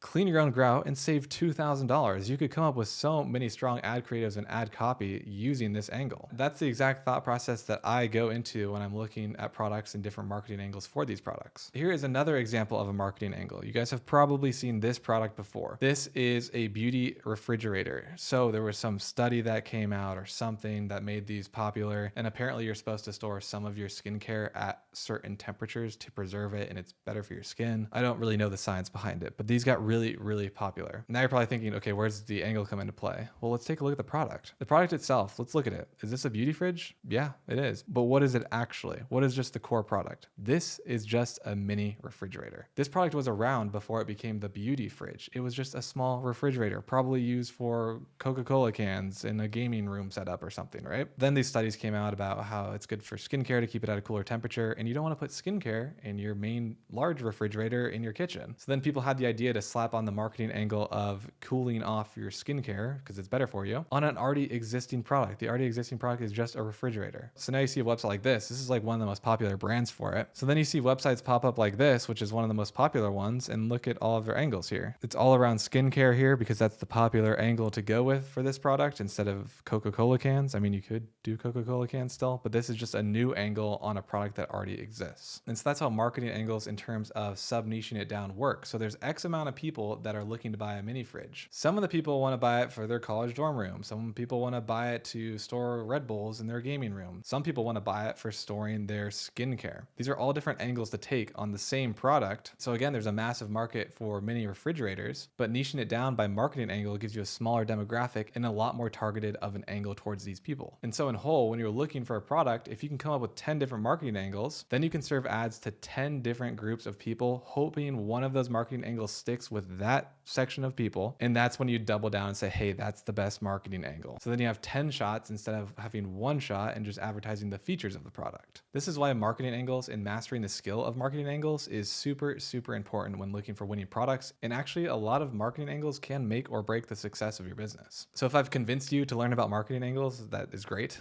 It's really gonna help you out. And some quick exercises that you can just do at home or in your free time is just look at random products and then open up an Excel sheet. Open up an Excel sheet and label all of the marketing angles that you can come up with and maybe some ad ideas for each of those marketing angles. And then maybe even do a little bit of research on how big that market size is for that specific angle. And a quick way to do that, to check like market size and interest, is just going on Google search trends. And so what you can do here is just type in beauty fridge, hit explore, and then you can search it by country, past day, all categories, web search, YouTube, whatever you want. So if you do 2004 to present, you can see here that the beauty fridge has spiked in interest. It was at the max in 2020, which is kind of around the time that it came out. It was like 2019, 2020 when it got really popular. And now it's slightly on the downward trend. So maybe that's not the best product to start right now. There's less interest and that marketing angle has already been hit over and over again. So definitely use Google search trends to see the interest in the product, if it's on an upward rise or if it's on a downward fall. An example of an upward trend is pickleball. So look at pickleball's takeoff. I mean, it's just absolutely insane, which means there's a ton of interest in the pickleball niche, whether it's paddles, training equipment, balls, whatever it is. So that would indicate that this is a good product to start selling. There's a lot of interest in it. So that is marketing angles. Now we're going to move on to the next pillar in the winning product checklist. And the next pillar is testimonial or UGC style clips, quick clips. So we saw those a little bit earlier in some examples of the TikToks, some quick moving clips, and all of the TikToks that I really showed you guys were all UGC. So UGC stands for user generated content, and UGC is an extremely popular way to advertise now because of platforms like TikTok, Snapchat, and Instagram Reels. 99% of the content on those platforms comes from filming on an iPhone. A lot of the content is just made with people's phones and their friends or whatever, right? So that style of content became really, really popular because when people started creating ads in this sort of way with iPhones, it blended right into the platform or was native to the platform. So if you're scrolling on TikTok and you see a highly edited ad, it looks super professional, you might be inclined to think this is obviously an advertisement. It doesn't look like all the other TikTok content that I see. And so being able to do this is one, going to help your organic TikTok journey, right? When you're posting videos of your product, but it's also going to help you with paid advertising as well when you move into that, because all of your content is going to look native to the platform. It's not going to look immediately like an ad. And so why I have this on the winning product checklist is because we need to pick a product that we can actually film UGC style content with. And I know you're probably thinking, well, I can technically film anything with my iPhone. And that is true. But the product you choose and should be looking for if you're keeping UGC content in mind is, can you film that product? So an easy example to understand is if you are in New York City and you found a product that is fantastic and you have so many different marketing angles for it, but that product is for farmers. If you live in New York City, you are not close to a farm. You'd have to drive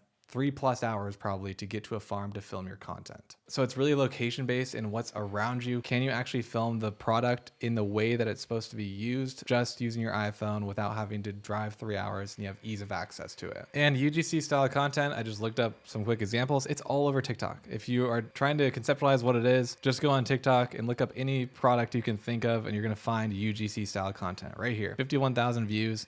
This is UGC. They're filming it on their iPhone, using the product, cleaning up their car with their car goo, and they're trying to sell you this product.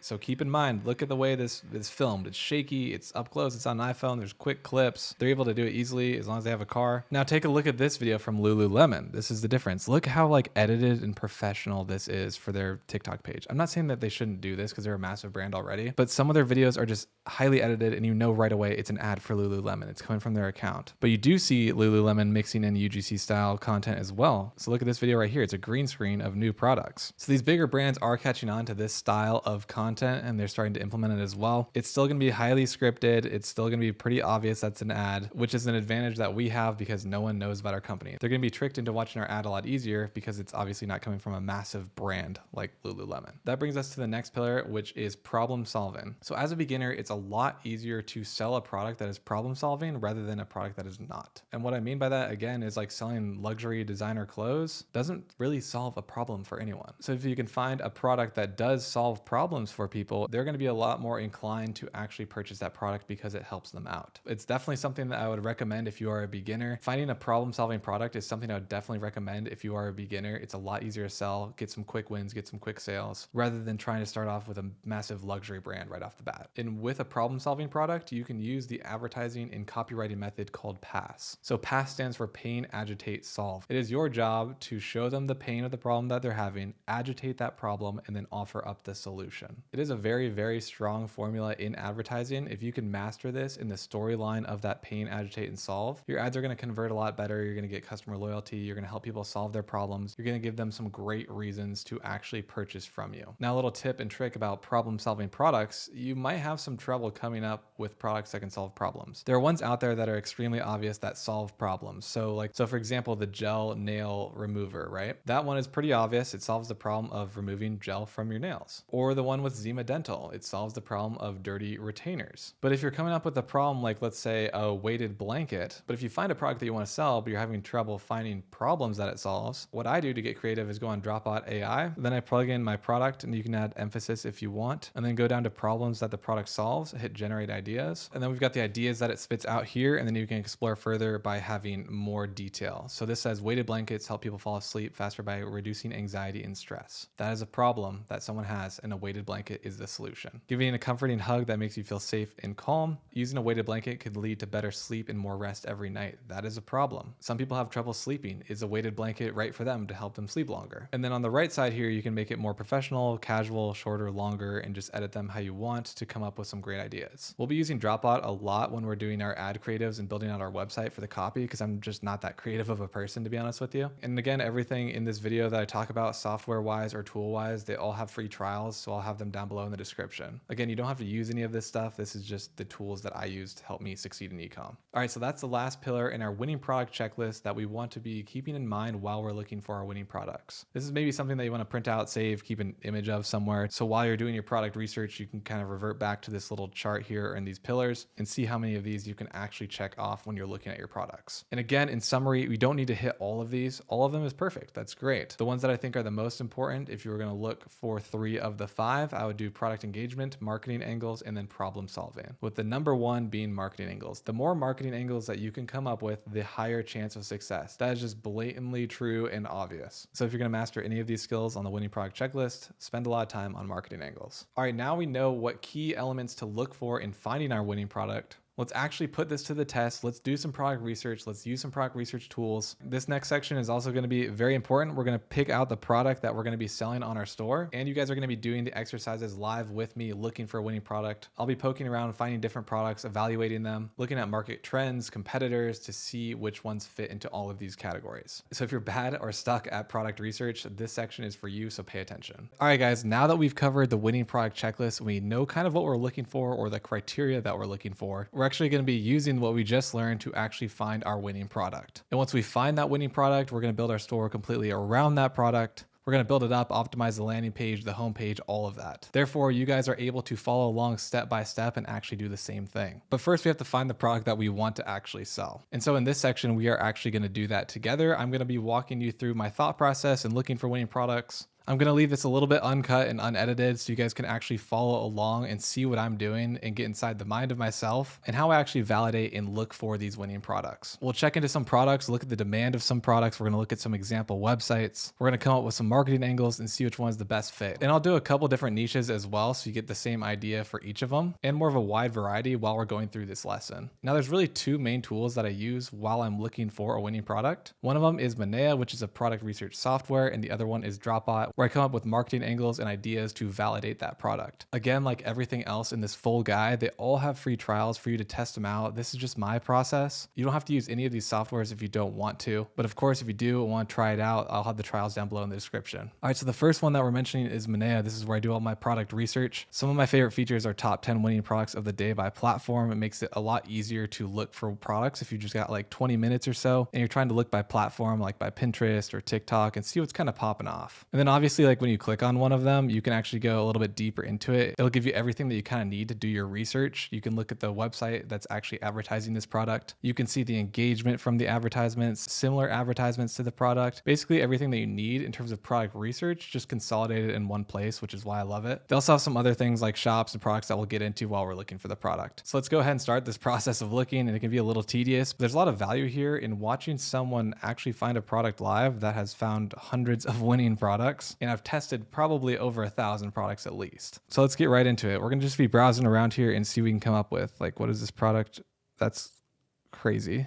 It's like, okay, I've seen this product before. It's pretty cool in the kids like education type of niche. And actually this niche is doing really well right now. This one has 420,000 plays. That's pretty good. It's in a different language, which is interesting. Well, part of it is. Again, since we're building our store in the clothing niche, I'm going to kind of prioritize clothing if I can, but I'm also going to look at other products for examples because we can switch up our website if we want to and we find a killer product. But also it's going to give you guys a good understanding of other niches besides just clothing. This is also an interesting product. This has 10 million views. Let's click on this one here and see what this is about. It's just different weight increments that you can work out at home. That's a pretty good product. It's definitely would have done well in like 2020 when everyone was staying at home. But I think that the demand has died down a little bit. I don't think it's a terrible niche, but it's a little bit harder to sell than it used to be. So let's go into the product section and see what we can kind of poke around here with.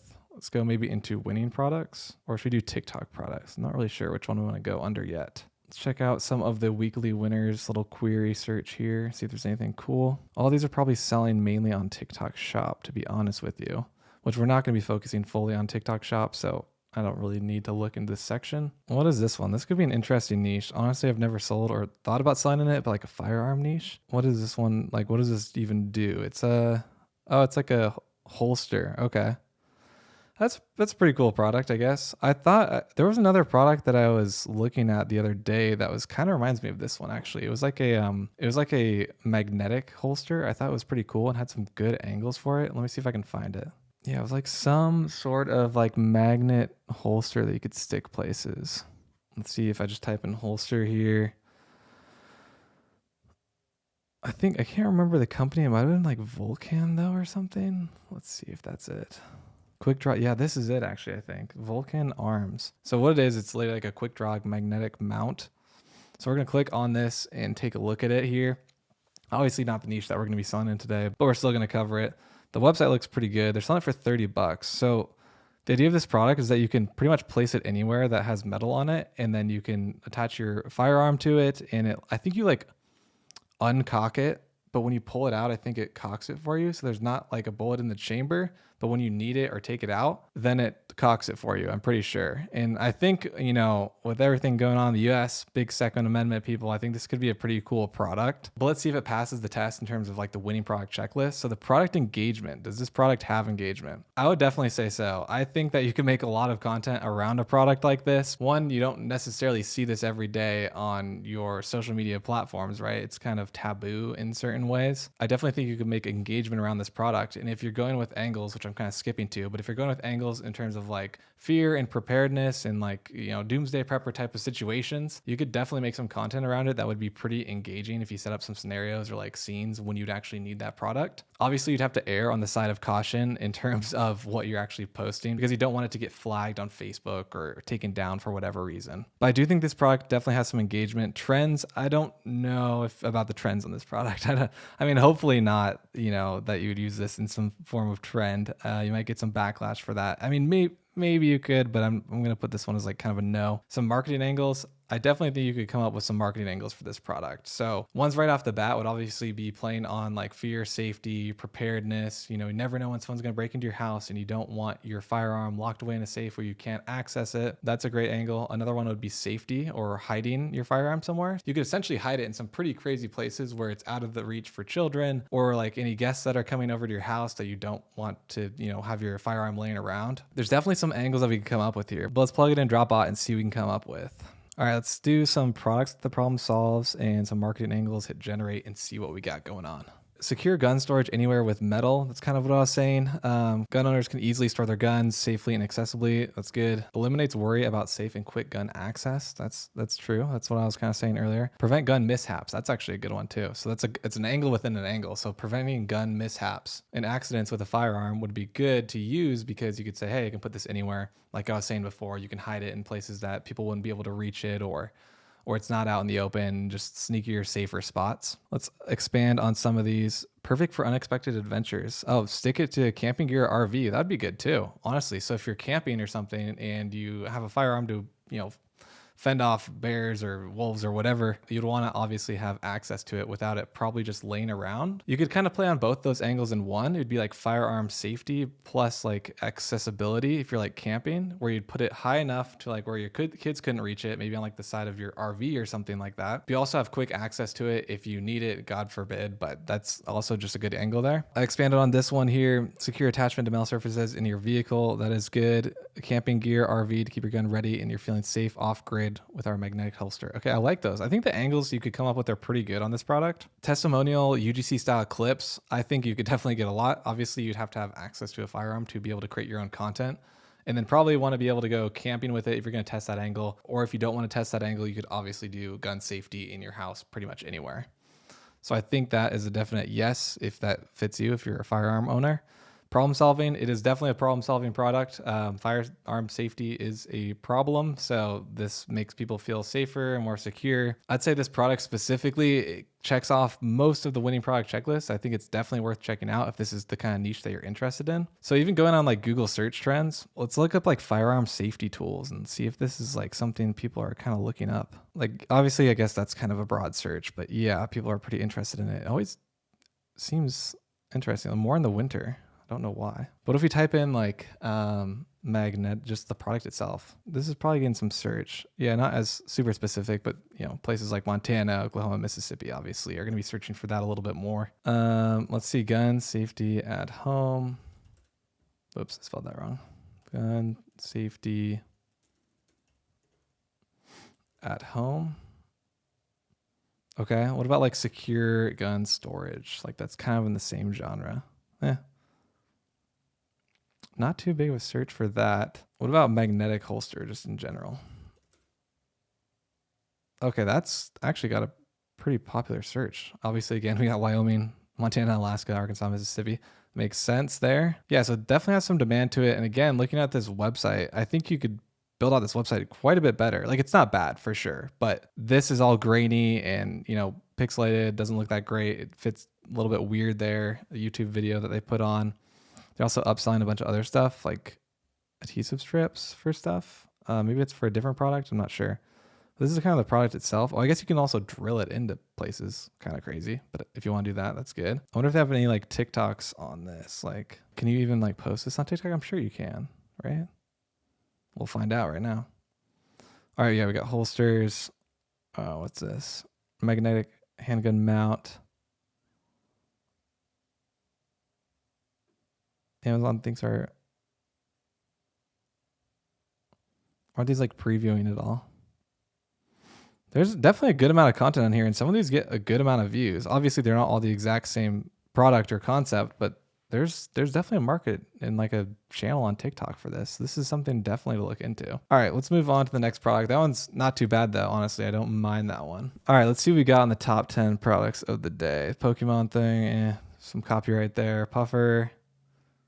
What is this? This is a good product to analyze here to see if this is a good one to sell. This is like I definitely would use this product. I think I've actually talked about this product before in a top 10 winning products. For some reason, I like put a pillow in between my legs when I sleep like that pretty much, just because, I don't know, it hurts like my hips.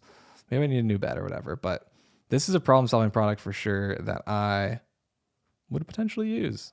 Free from back pain today. Let's take a look at their website and see if it's available. They're selling it for $30. That's like a pretty fair price for this product. Website is looking pretty good as well. Let's come back to this and just check out the winning product checklist.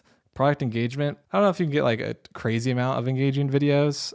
It's not a product that just like screams engagement like right off the bat. It's a very problem solving specific product, which is good. So if this hits the right demographic of audience that you're advertising to, then I would imagine it would be a little engaging. But the product itself, I don't know. You have to get a little creative with your ad creatives. So that one's like a maybe there. Trends. You might be able to do trends. I feel like there's a lot of like sleeping trends with like, I don't know, couples like stealing the blankets from each other and stuff like that. So I think you could probably throw some trends in this one. Marketing angles for this one's pretty straightforward.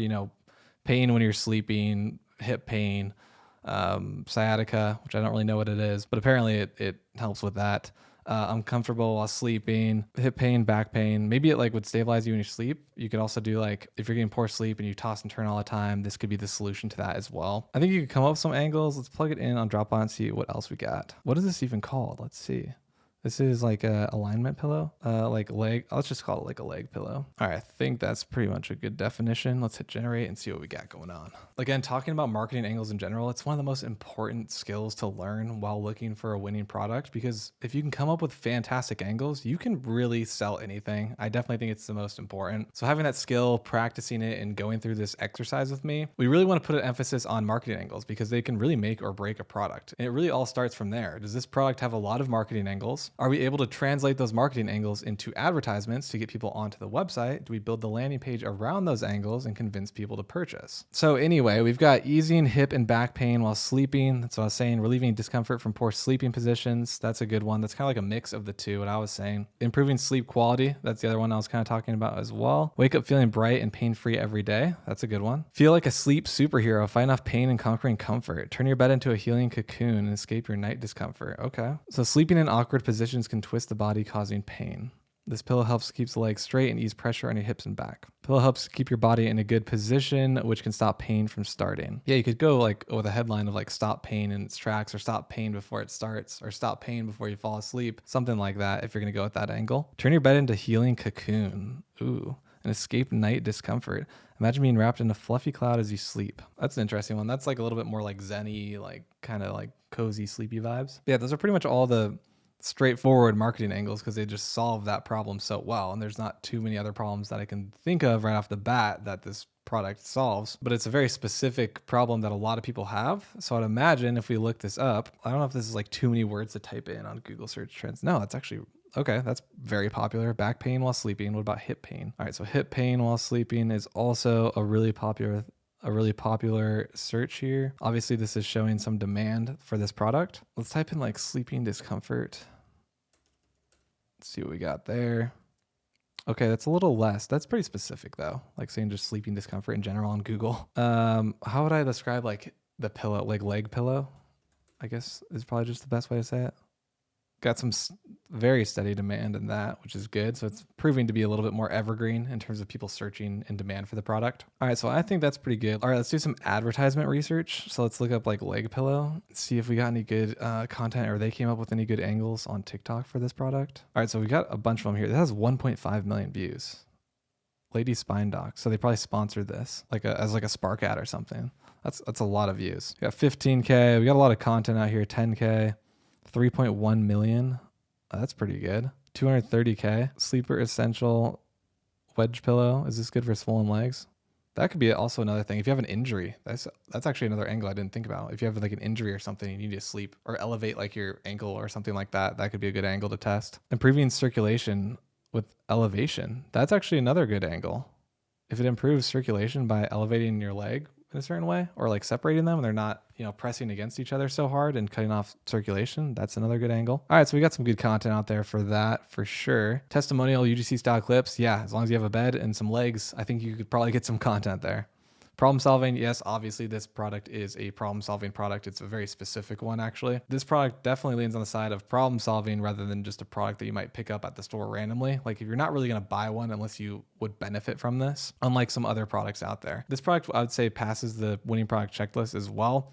You might have to get a little creative with the ad creatives if you want this to work and get a little bit more competitive with pricing because it probably is a product that is largely on the market right now. All right, let's keep looking around here, but I do want to look up a product actually that I was using in a top 10 product video. I think it's a pretty good example. I don't know if this is going to come up if I just type it this way. It's kind of weird.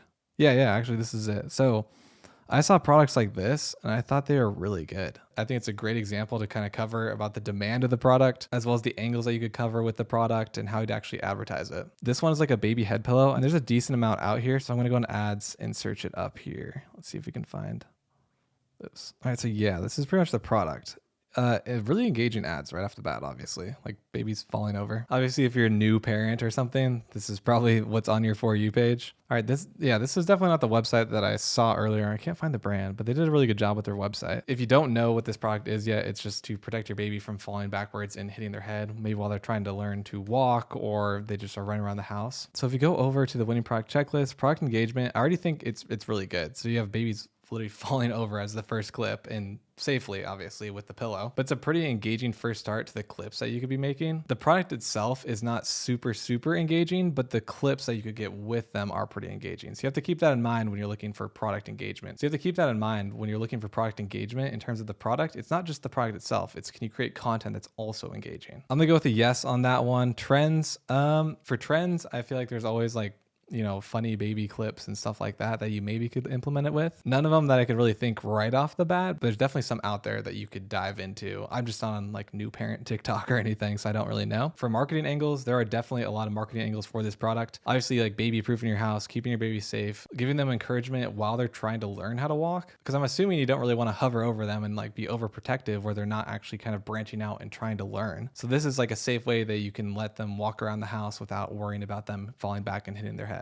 Let's go on Dropbot and plug it in here and see what they can come up with. All right, let's see what we're coming up with here. I pretty much just gave the description of what the product is. So they fall backwards. It's going to take that and kind of come up with some marketing angles based on this emphasis. So maybe I should have left this blank and see if there was any outside the box ones. Protecting baby's head when they fall backwards. Parents worry less. Giving parents peace of mind as babies learn to walk. That's actually a pretty good angle for parents, is more free time for you and less worrying. Let your baby run around the house safely while you get a bunch of stuff done or whatever. Preventing bumps and bruises for curious toddlers. That's also pretty good in a way. I mean, sometimes like if a kid, falls and they cry, even though they're not actually hurt, it could like help them learn to fall and not cry. That could be an angle. It's like a superhero cape for your baby. Give them freedom to explore while you chill, knowing their heads are safe from bumps. Say goodbye to worrying about sudden tumbles.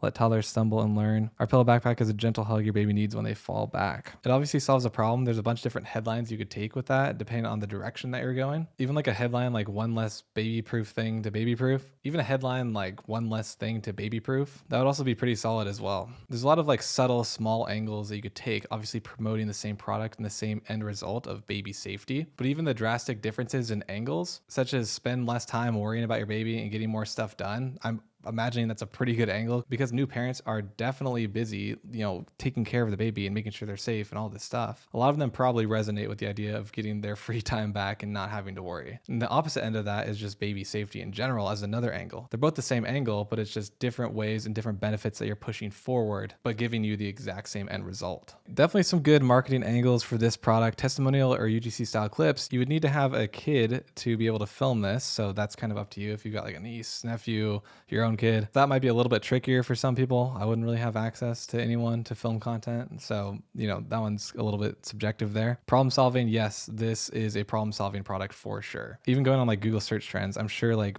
baby proofing is a big search, I would imagine. Yeah, it's just consistent over time. There's like an evergreen demand for this. What about like baby head protector? That's probably like a helmet. It's kind of like a helmet too, actually. But that's actually becoming increasingly popular over the last couple of years. Baby head protector. Maybe there's more awareness about it. What if I type in the whole thing, like baby head pillow protector? That's probably just me searching it right now. Like, what is this called? Like, what's a good way to like search this up? Baby head protector, baby head pillow.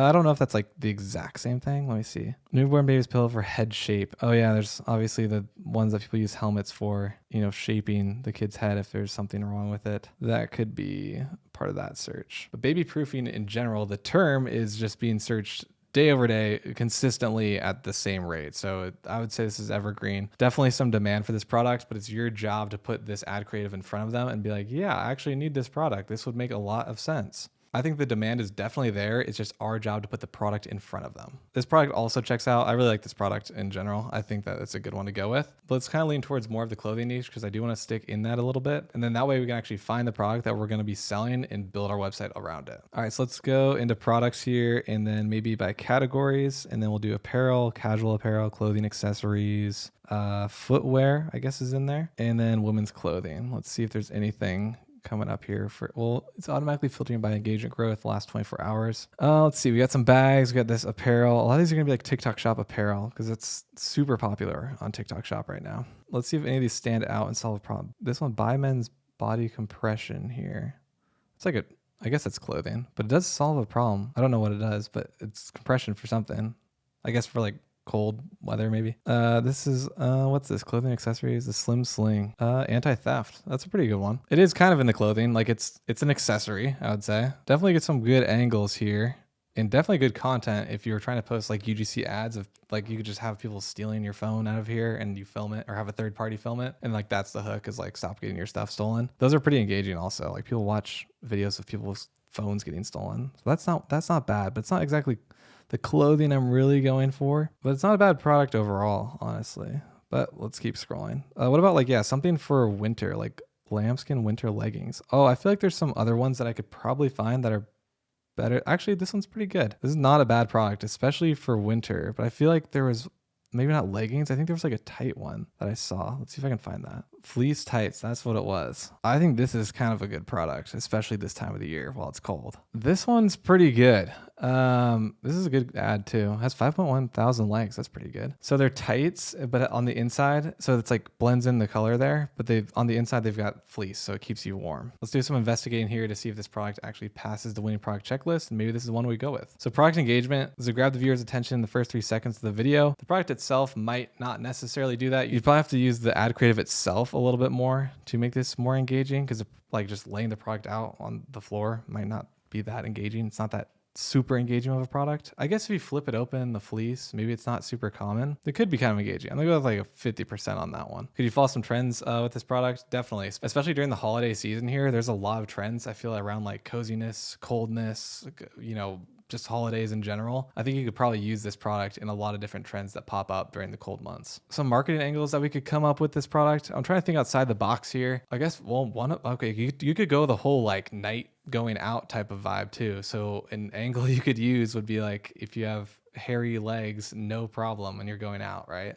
So it's like instead of shaving and getting ready to go out, just throw on these tights and you're going to stay warm. That's an angle. So going out could be a good angle, which is also another angle within itself. Going out, I feel like in Arizona and LA and all these places, girls tend to dress a certain way, right? But when it's cold out, it makes it really hard to wear like a skirt or whatever they're wearing that they think looks cute to go out in because they get freezing cold, especially in the winter. So your angle could be going out, still looking good while staying warm because you got these like little leg warmers or fleece underneath it. I do like that angle a lot. You could also play on like couples. You know, my boyfriend always keeps the house cold, or like holiday parties when it's cold outside and you want to dress nice still and have tights on. We don't want to wear tights that don't have fleece because it's really cold. That's also a pretty good angle. Another classic one would just be like holiday coziness while still looking nice, you know, in your tights. You can stay warm, cozy in your house. Leave the windows open, all that stuff. Leave the windows open, all of that. I think you'd be good. All right, let's see if Dropbot comes up with any other ones here. All right, fleece tights keep you warm in cold weather, make walking or playing outside cozy and fun. No more freezing legs in winter, stay warm.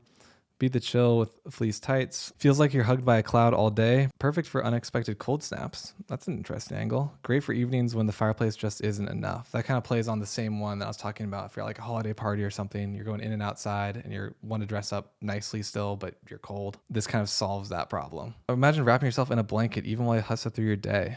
Oh, you could do this with work too, like work commutes or like if you have to walk. Yeah, like that's a good product for work. I think tights are probably acceptable at work, I think. I don't know. I've been in a corporate office in forever, but like stay warm. Plus a lot of businesses keep their place really cold. That's also another pretty good angle actually for like people that want to work and still wear tights, but want to stay warm. I think that's a pretty good one.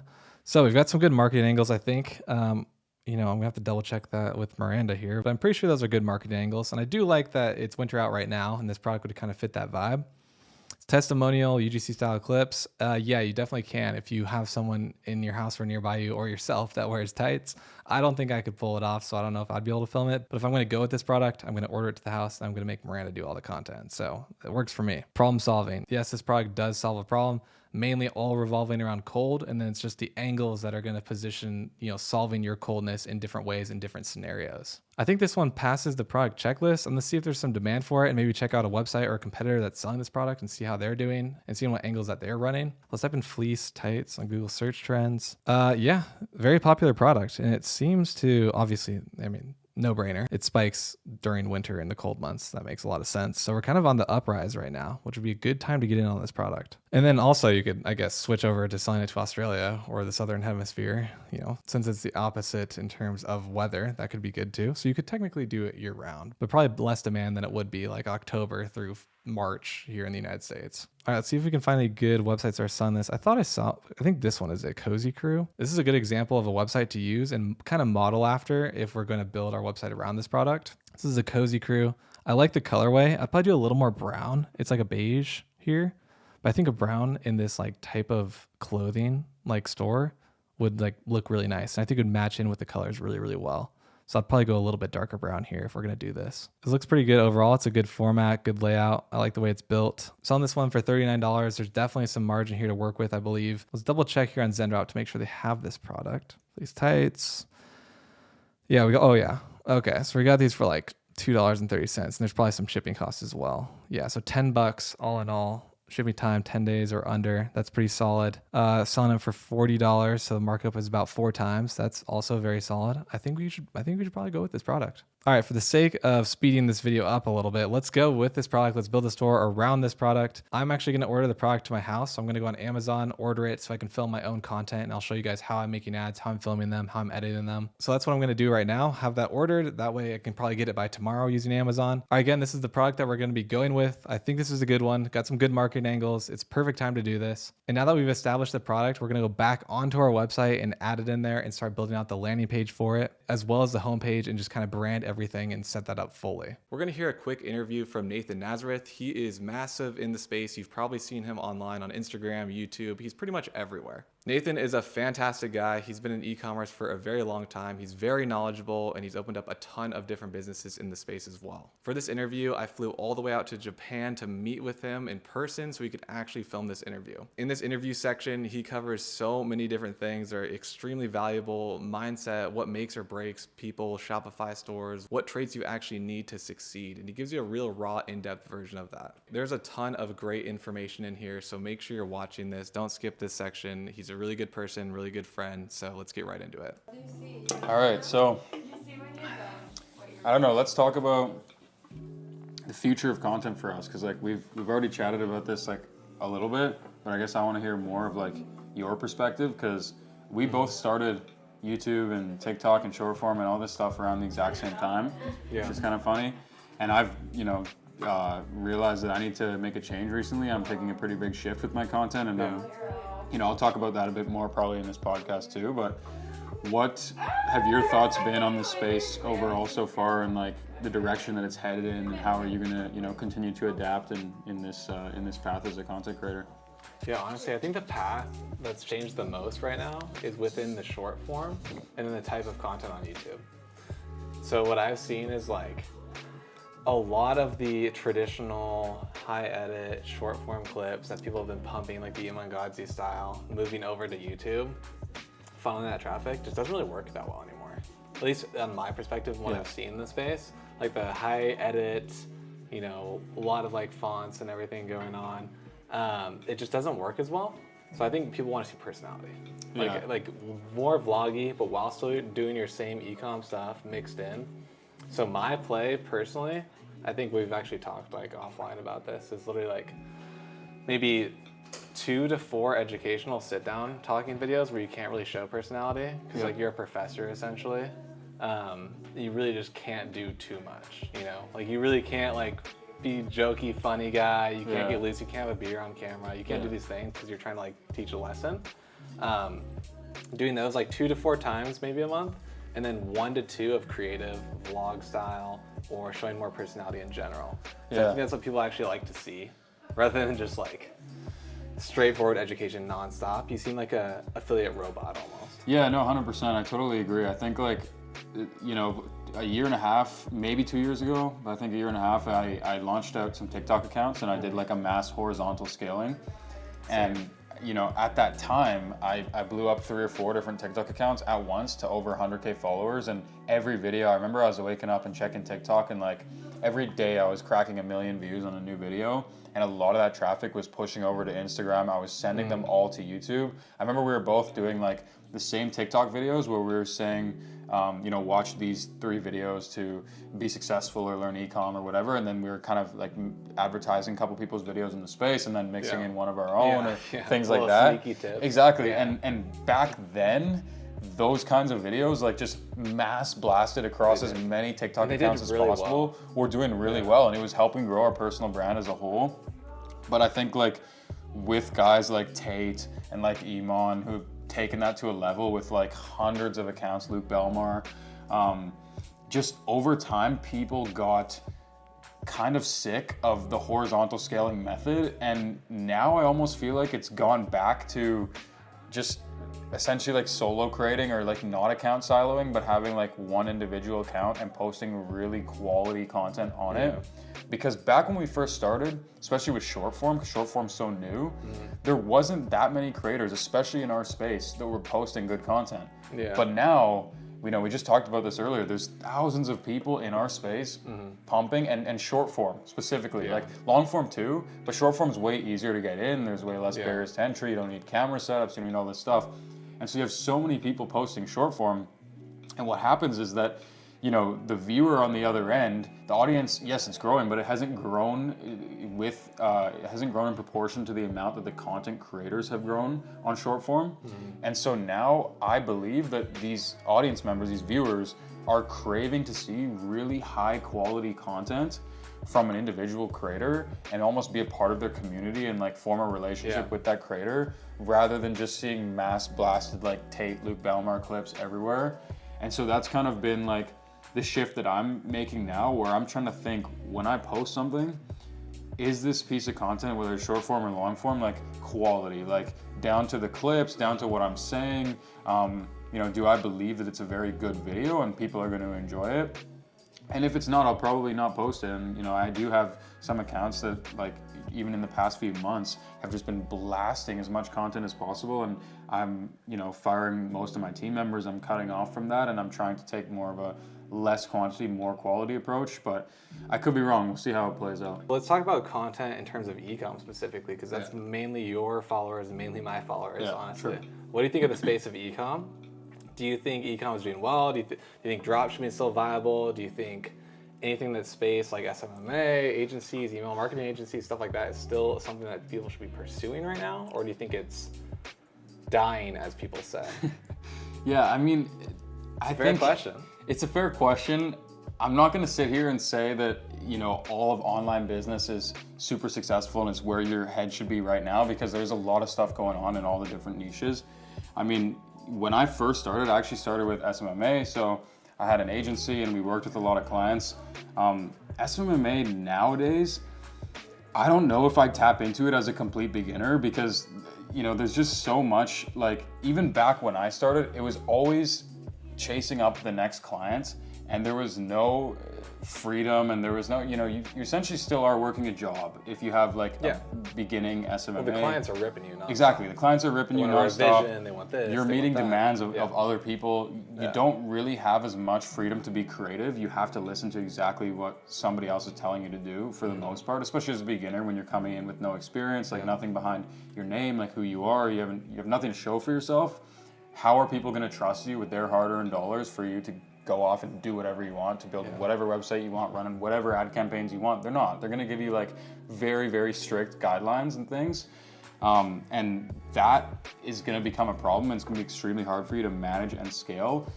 Not to mention, like, there's some massive gurus or educational teachers on YouTube and just in social media in general that have been preaching SMMA. I mean, Iman, being probably the biggest in all the spaces combined, is nonstop preaching that. So, like, just think about the amount of people that are pouring into starting their own agency every single day. I mean, you probably know, because you have a personal brand, and so do I, how many emails we get of people with their agencies trying to sell us on all this crap, like, constantly. 10 to 30 emails a day, probably. Exactly, and it's funny when you start to see the same scripts and the same emails popping up, because they're learning from the same guy in the same course, and they're told to do the same thing. And so, if there's anything that's like reaching a saturation point right now, it might be like the agency space. I think if you're gonna be a freelancer, that's great. Like, learn a skill, work really hard at it, become really competent, and you'll never have a problem getting hired again. Or you'll start your own business around that skill, and you'll do things differently than other people, and you'll have a really quality output for what it is that you're providing.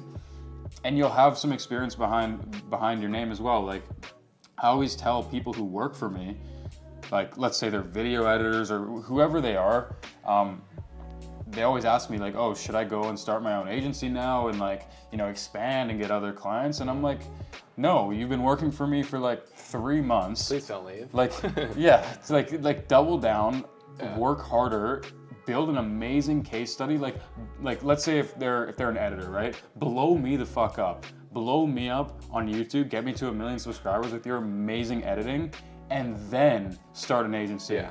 Because then you can say, look what I did to Nathan Nazareth's channel. And you'll vouch for him. And I'll vouch for him. Yeah. And you know how easy it is to get clients at that point? Yeah. You're not gonna, run into the same issues acquiring clients as the other fucking 100,000 members in Iman's coaching program. Right. Because you've actually gone out there in the world and done something and provided immense value to one person. So I always think when it comes to agency, freelancing, scale very, very deeply with one individual, or build up like an amazing skill case to show for yourself in one place.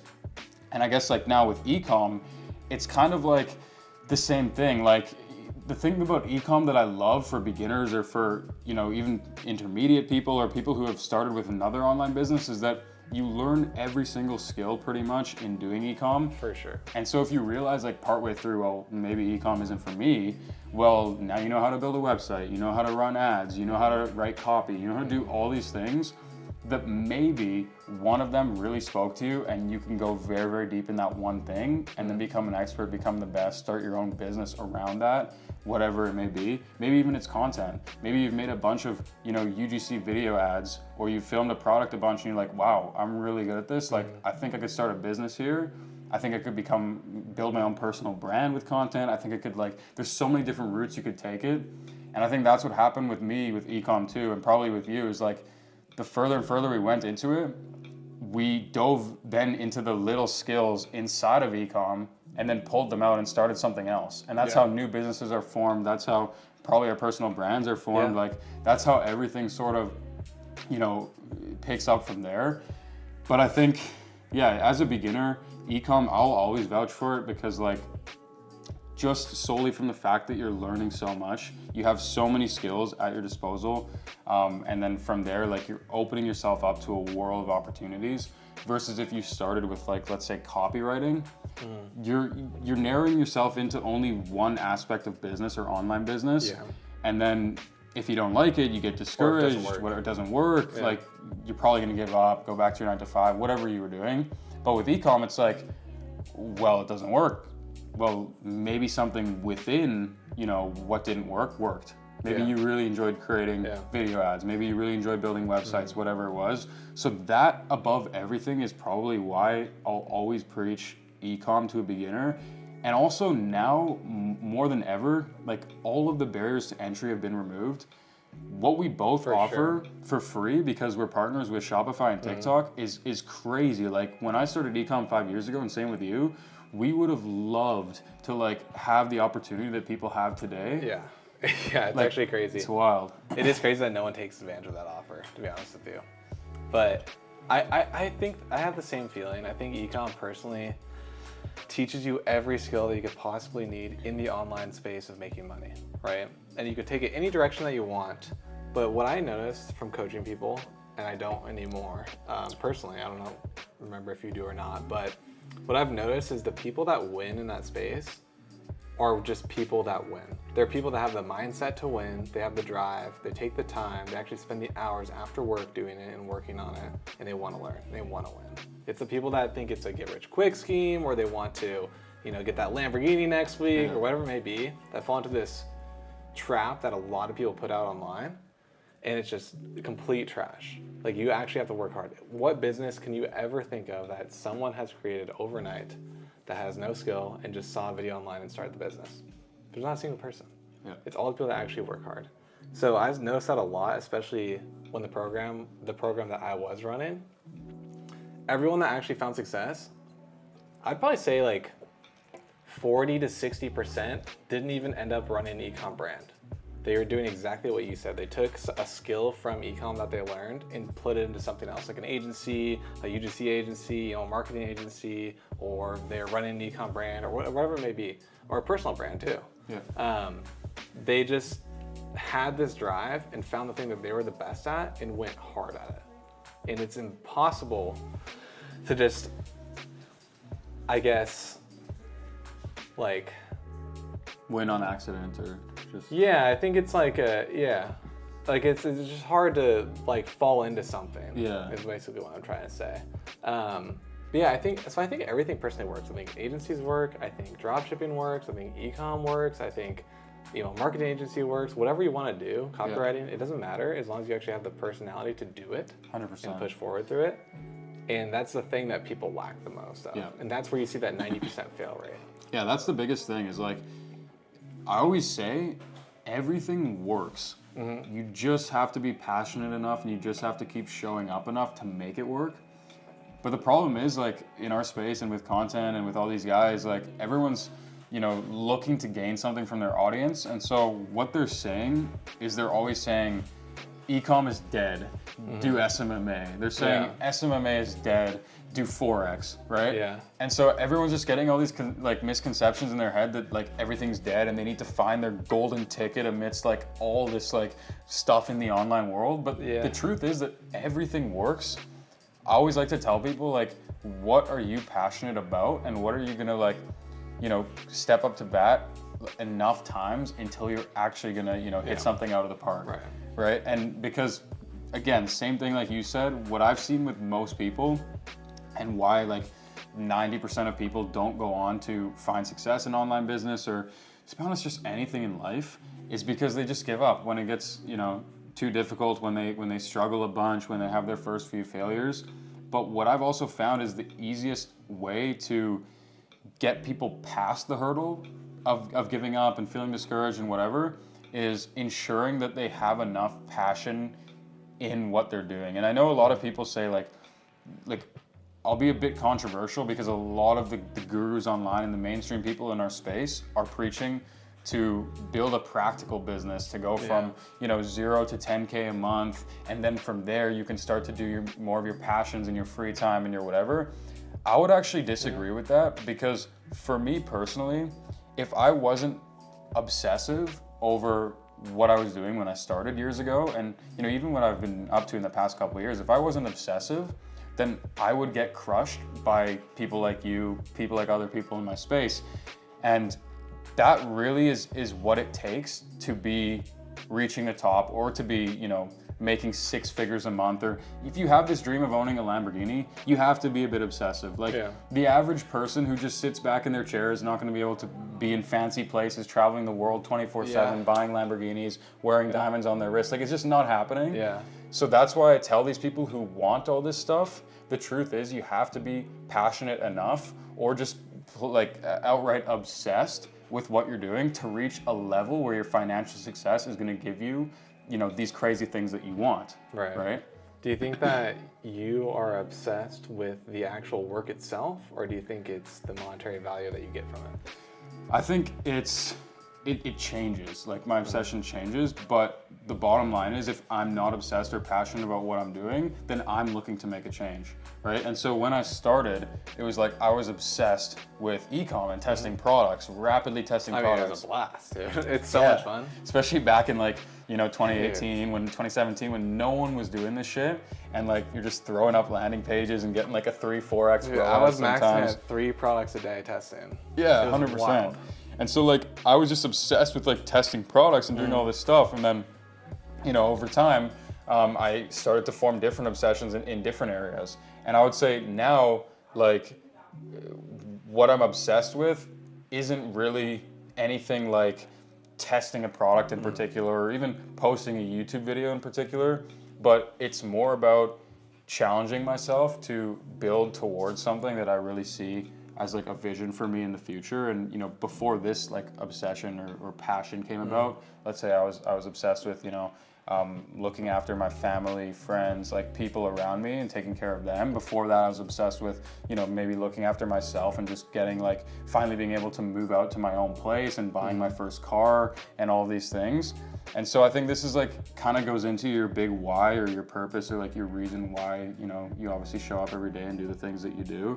And I do believe that this adapts over time because you're going to be at different levels financially, and it's up to you to find out what truly is going to make you tick and what's going to make you get up and become obsessed with something so that you're going to do it better than the guy next to you and you're going to have success in your industry. Do you think you could start a dropshipping store right now and run it up to 100K within 6 months? 100K a month within 6 months, confidently?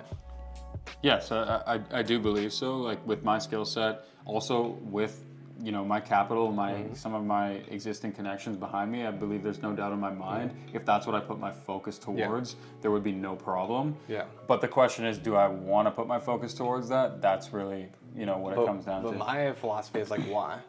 If you could make 100 grand doing this within 6 months, per month 100 grand, why don't you want to do it?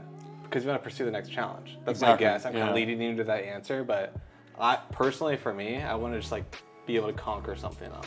Yeah, well, I think it's also a passion thing, and I talked about this earlier. For me, it's like, what am I passionate about? And you mentioned too, like you're passionate about the challenge the same way that I am. And so, if you know that you can confidently do something to a very high level, then suddenly it isn't a challenge anymore, and you're not so lit up by the idea of it because, well, one, you've already done it, and two, you're bored of it. You want the next big fish, you want the next thing. And so the passion isn't gonna be there. But yes, of course, if you spend all your time, dedicated the next 6 months to lock yourself away and build the best dropshipping business possible, I'm sure you could crack a few million in revenue or hit whatever crazy number you wanted to. But that isn't my goal, and it's probably not yours. And I'm glad you talked about like people shitting on Ecom and shitting on like agencies and like all of these like beginner business models to get into,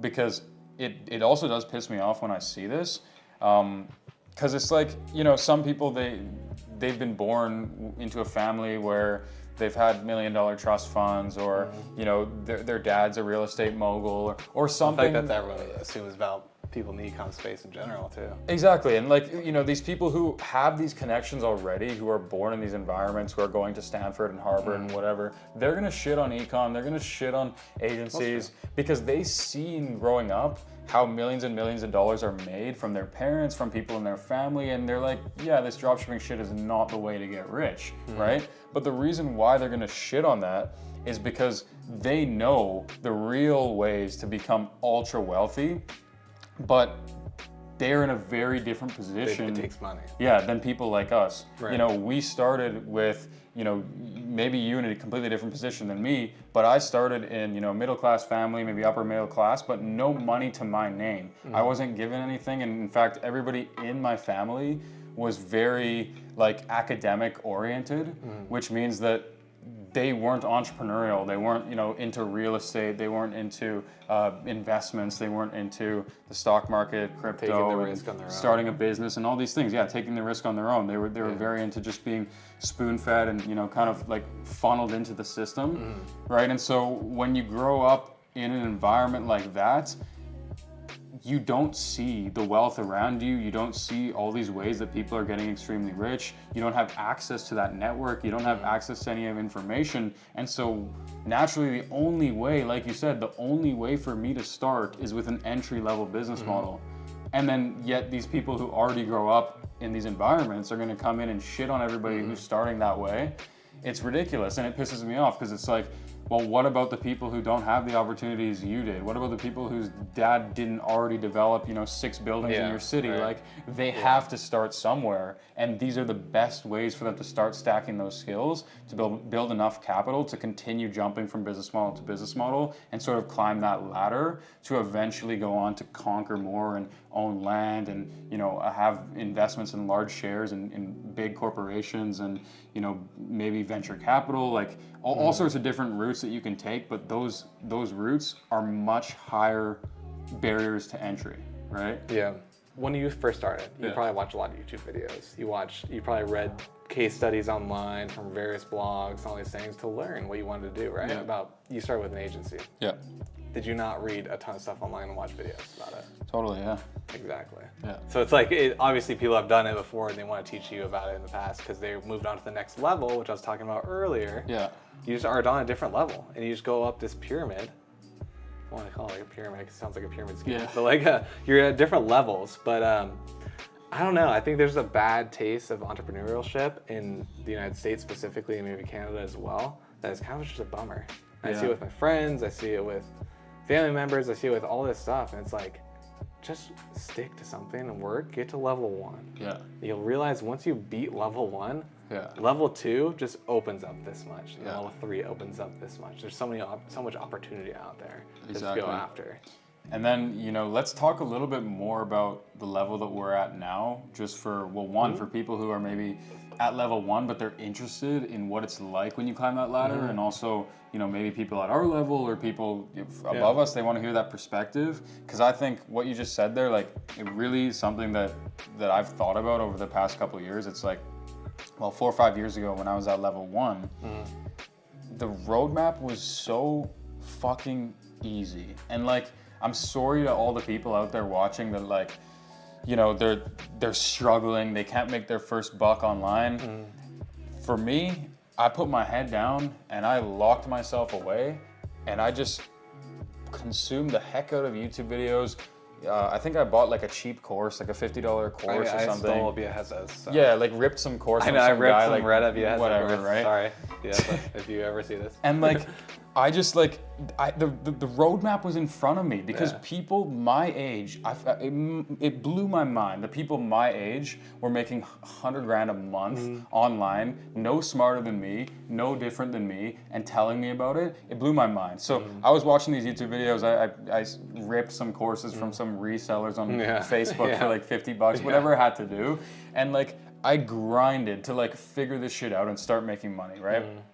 So once I was making like, $5K a month, $10K a month, like an amount that I could kind of live off of comfortably, for sure, and be able to like have my own place, even if it's just a really small apartment and like, a beater car, but like have my own stuff and like progress in life. And exactly, not like, just beg my parents for meals and like, sleep at my mom's place and things. When I had that amount of money, I'd say another level opened up for me, right? So kind of went from 0 to, let's say, 5K a month or whatever I was at the time. And then at that level, like you just said, all of these different paths opened up, all these options opened up, right? And so I still knew what I had to do to get from 5K a month to 20K a month. It was stick to what I know, double down on Ecom, double down on the store that I was building, double down on where my money was coming in. Or actually at the time it was agency, so double down on that, and then eventually it switched to Ecom when I had a client that was involved in Ecom and taught me about it and whatever. But yeah, like the options just kept opening up as I talked to more people, as I showed people this is what I'm doing, I'm making money, I'm building case studies for clients that I'm working with. All these crazy things, all these doors started opening, and then boom, level 3. So let's say I'm at 10K plus a month, 15K a month, 20K a month. Life's really opening up, right? Now there's like a million options in front of me, and so this was because also you're most likely keeping that same lifestyle at that point. Yeah. So like when you're at the 5 to 15K range, you're probably keeping a similar lifestyle But now let's say you're spending 5K a month on your expenses, and you've got an extra 10K, let's say, so you're making 15K a month. You now have 10K to deploy a month. So you can invest in random stuff or try out random stuff or invest in this business or have someone build a website for you for your new agency that you're wanting to run or whatever it may be.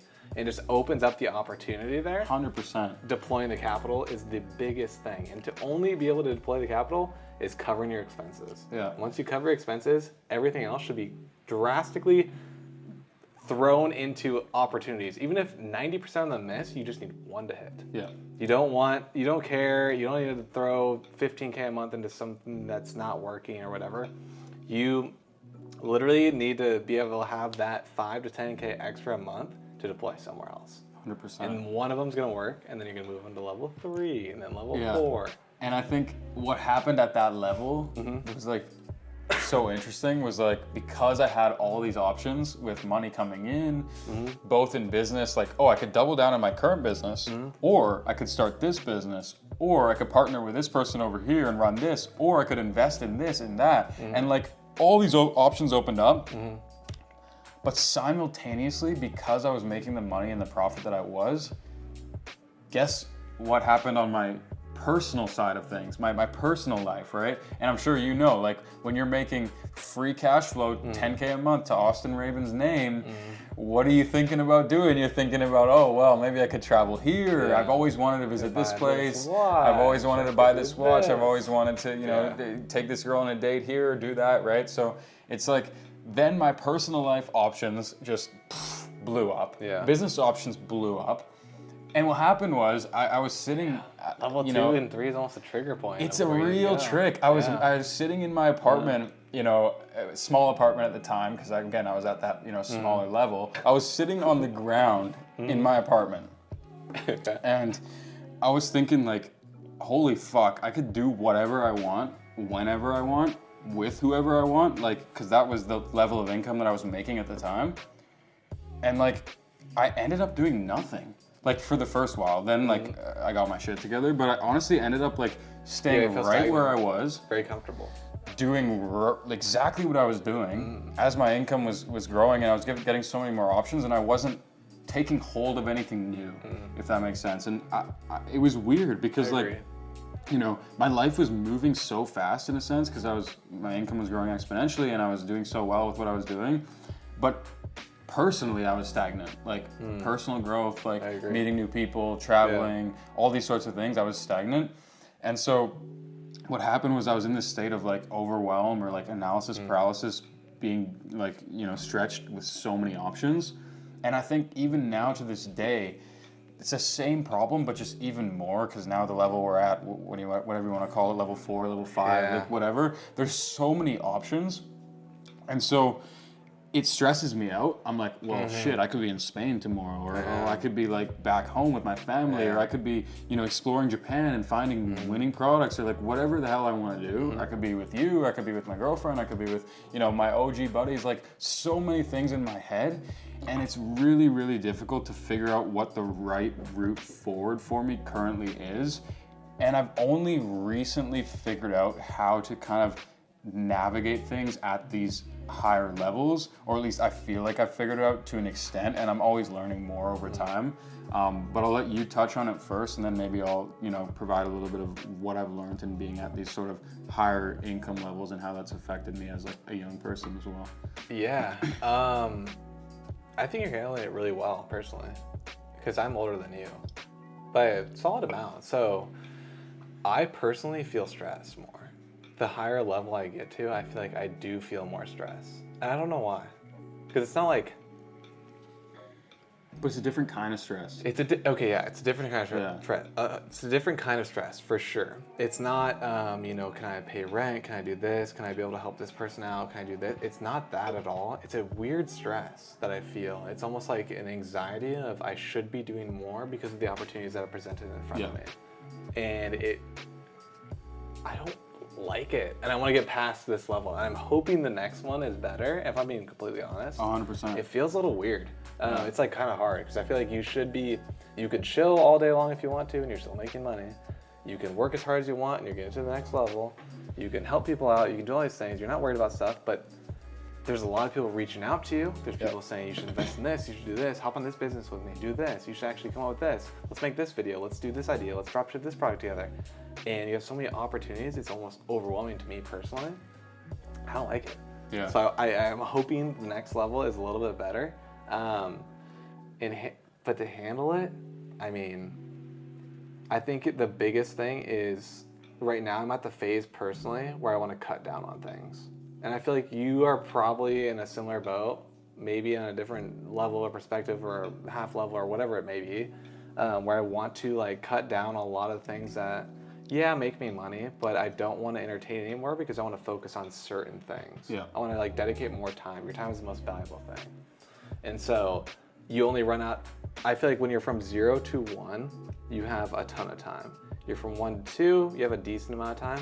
2 to 4 to 5, or 2 to 3 to 4 to 5-ish, like somewhere in that range. I'm just making these up.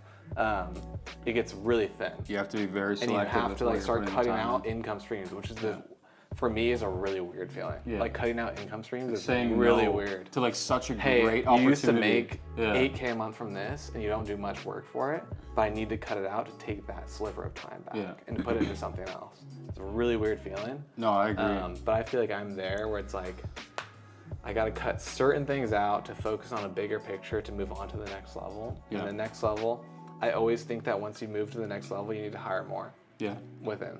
Yeah. Because otherwise, if you're going up to the next level and the next level, obviously it comes more stress, more time, more effort. So I think you need to hire managers or people that help you out. Otherwise, it's going to be a nightmare. Yeah. From what I've noticed, at least. I totally agree. I think it's like, you know, for me, it was a lot of the same struggles that you just mentioned along, you know, the journey over the last couple years. And recently, like, of course, I don't have this figured out because I don't think anybody does. And like, you're always going to be stressed. You're always going to have a million options. You're never going to know if you're making the right play or not.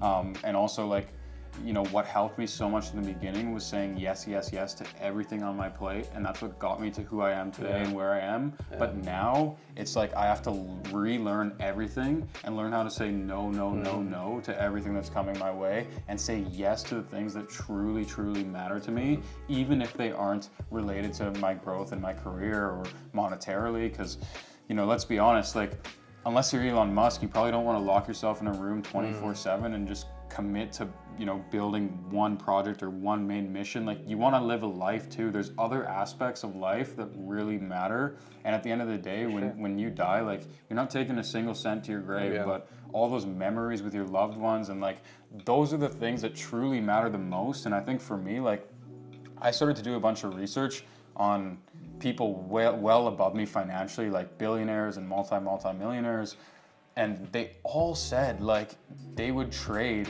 you know, all the money they've ever made or the businesses they've built for, you know, being young again, for being 20 again. And why is that? Because the most important thing in life is time, and that time can be spent on whatever you truly value the most. And so, you know, I actually do a fair amount of like writing here and there. So I'll pull up, you know, something that I wrote the other day. I was gonna fire it off as like an Instagram caption, but it just reminded me of it now because I think it's like very, very powerful, and it really helps to, you know, further my point of basically what I'm saying right now. But it goes, I have everything that I've ever wanted and more.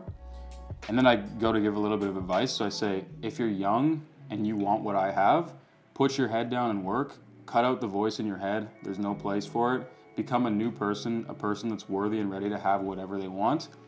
And then I say, trust me, life gets so much better when you get what you want, when you get the house you want, buy the car you want, date the girl you want, take care of your family and friends if that's what you want, help others.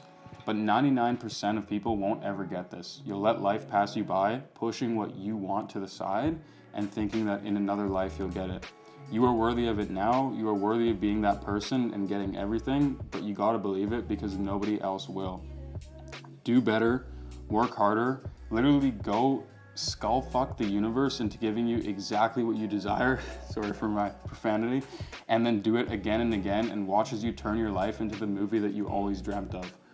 But simultaneously, you must figure out how to be grateful for everything you currently have, Live your life in the present and don't worry about things that are out of your control. Cherish those around you and the place you're currently in, because the only thing you're guaranteed to never get back is your time and this very moment. This duality is exceptionally hard to fully conceptualize and live in, but if you can do it, then you've made it. The world is yours. Wow. So That is very profound. yeah, I just wrote that, and I think it really encapsulates like what I'm trying to say, and what I've realized at this level is that, like, you know, obviously putting our head down and focusing and getting to the next level financially or career-wise is like super important to us, and it's a challenge and we're going to do it. But at the end of the day, none of that matters if you can't accept your current situation, be grateful, be happy, live in the moment, and prioritize what you want to do and what you're happy doing. And I think this duality can almost be said for any stage. And if you can accept it and live in that, like, it's like you're grateful, you're comfortable, you're happy, you're in the present, but at the same time, you're striving for more, you want more, you want to be a new person, you want to be a better person. And it's accepting both those realities at once. And I think that it's extremely difficult to do. But if you can manage to pull it off, and I feel like I'm taking steps towards pulling it off, then I truly feel like the world is yours, and you know, you'll be able to do everything you want and so much more, and live a great and happy life while you're at it. I agree. It's like the hedonic treadmill. You're just constantly striving. Do you think that you're currently happy, and when did you reach happiness? And do you think that there is a plateau effect of happiness in terms of happiness to income? I've always been a happy person, like since the day that I was born. I don't just mean like I just came out and I'm like, you know, the world is awesome and I'm just like running around smiling at everybody all day, every day. What I mean by that is like, yes, I have like, you know, I've even been through periods of time where, you know, I was very down on myself. I'm not going to use the word depressed because this is a whole other topic we could get into, but like, you know, I don't believe in like people who say like, you know, depression is a choice, blah, blah, blah. I do believe there are people who are clinically depressed and like they need help, like they need medical assistance. And I was never at that point.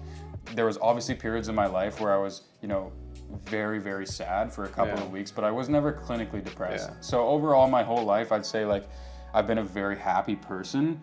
And, you know, when I look back on things, for me personally, my happiness level is unchanged.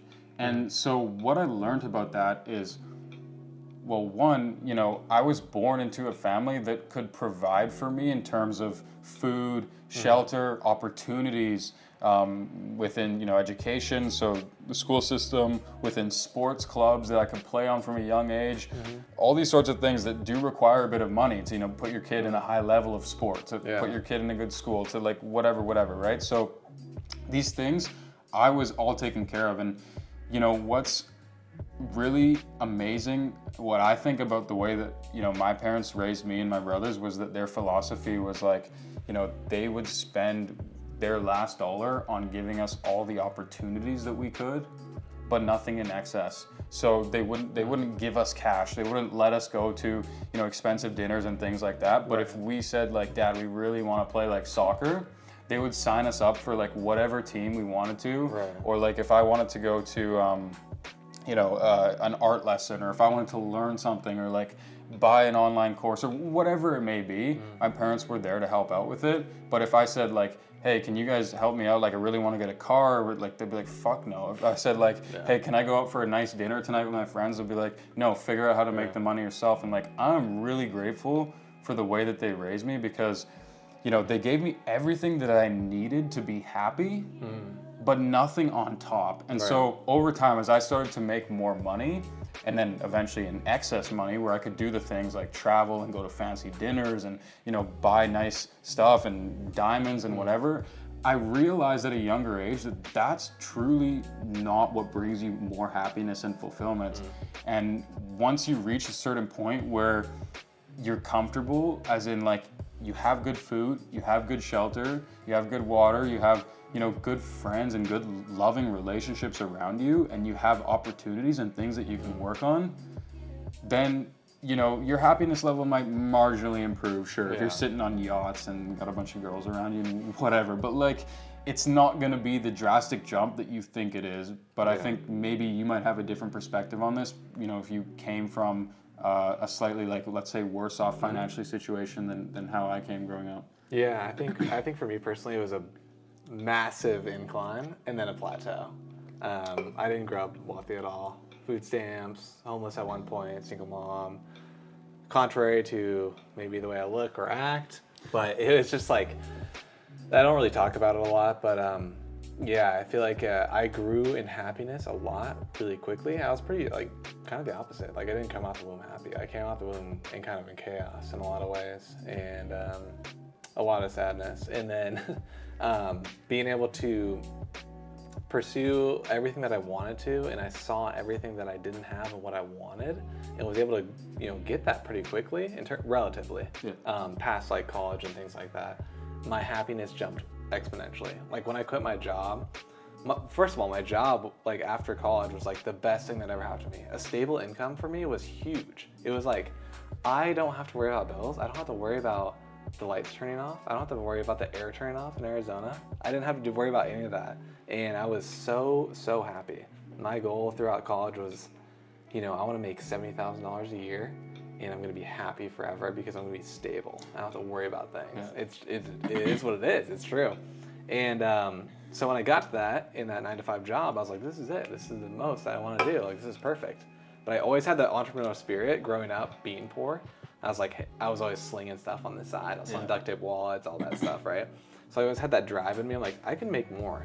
If I'm working this hard to get these raises and be able to be promoted to this before X person or whatever that was supposed to get the promotion first, and I'm better than them, why am I not getting paid more for contributing to a company? I should contribute to my own company, right? Yeah. And so I've always had that drive, and I was like looking up things on YouTube and all that stuff. This is my whole story. But anyway, more of the story is like, I was able to do that and push past that through college.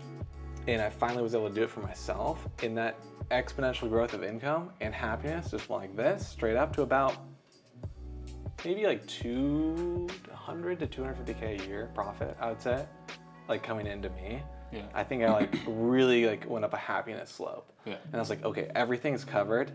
Now everything past then has just been a gradual like happiness. Yeah. You know, like traveling's great. Traveling's my favorite thing. Being able to spend the time that I want to freely whenever I want to, putting the people in place to where I can go on vacation for a month right now. I'm going to be gone for an entire month and not have to work too much. Yeah. Sorry, Bobby. But have the freedom to choose. But have the freedom to do that when I work and when I don't work. It's really great and it's awesome, and I love that element of it. Besides being my means covered, that's been my like second like layer of happiness that's gone up, where I'm like, wow, now my life is in my control. Yeah. I'm kind of like playing a video game in a way. Past that, the jets, the material objects, yeah, they're nice. I like a nice car. I'd like this. I'd like this next watch. I'd like this next thing, or whatever it may be, right? But it lasts a week. Yeah. So that's why I like to strive for like challenge, is what I've noticed over the last like maybe 3 years or so, maybe 4 years. The challenge is the best. The income doesn't matter. I've doubled my income ever since I've quit my job. Every single year. Yeah. Every single year I've recorded it, I've doubled my income, and it has not grown that way happiness-wise. Yeah. So I think it's really just the challenge. And what's the most money you've ever made in 1 month profit? Good question. Probably like over 100. Probably not as much as you. Probably like, I think 140. 135, 140. That's crazy. There was a point in time where you just said, not too long ago, where your goal was to make $70,000 a year. Mm-hmm. You doubled that in a single month in take-home profit while living a much better lifestyle. Like, when you let that sink in for a second, I think, you know, that hits me, even hearing that from you. Yeah. Which is crazy. Yeah. What is your end goal? What is gonna make you happy, and quit? Not quit. I always look at it as like semi-retire, like where you're not chasing money and chasing the next level like we talked about earlier, but wanting to be comfortable to be able to live your rest of your life the way you want to. What's your goal? What do you want to hit, and when do you think you're gonna hit it? Yeah, I mean, I'll be very honest, like, I think I'm very close, as in like the lifestyle that I'm essentially living right now, which is same with you. It's what I want for the rest of my life. Like this kind of freedom, like this kind of ability to choose where I want to be, when I want to be, with who I want to be. To be quite honest, I'm very close to this point, as in like, living with everything that I ever want and more for the rest of my life, as of now. But I don't see myself, let's say, retiring or... You can't. Yeah, You like, just can't. I just would can't. Would you ever just sit there? I don't think I would, but that might change. When I'm 30, when I'm 40, I'm aware of these things. When I'm 50, when I'm 60, like, that might change, because my life's been such a sprint in the past couple of years that, like, I understand that there's a time and a place for everything. And although right now I'm still like caught up in the sprint of things, and I'm learning and I'm traveling and I'm meeting new people and I'm making money and starting new businesses, and it's gonna be that way for the next how many years, regardless of how much money I have invested, regardless of how much money I have in the bank, like my foot's still gonna be on the pedal to an extent, because I just genuinely have nothing else to do. Like it's weird in the sense that, like, I love what I do when I travel, when I hit the beach, when I spend time with, my girlfriend or my close friends, or go chill with my family. But like, beyond that, these people all, like, they have a life too. Like, they have a career, all my friends. My family's busy, they got 2 other sons, they got shit to do, they got hockey games to watch, like, they got stuff to do, right? Yeah. And so, for me, like, the most important thing in life is, like, your relationships with people. And, like, because if people, like, if you were the only person alive, who cares if you owned everything? Who cares if you had all the money in the world? Like, your life would be pointless. You just off yourself, and let's be real. So, like, people for me are the most important thing in the world.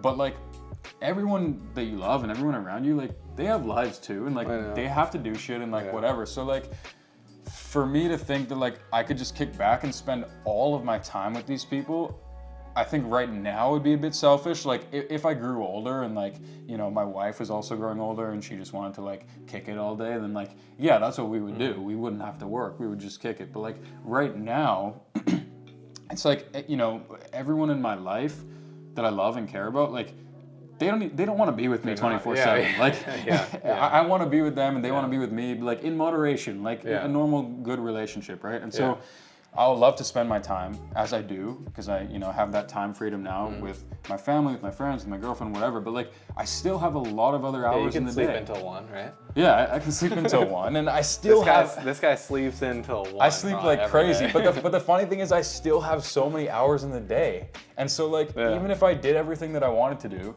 sleep for 10 hours, right? Let's say I hang out with my girlfriend for 4 hours of the day.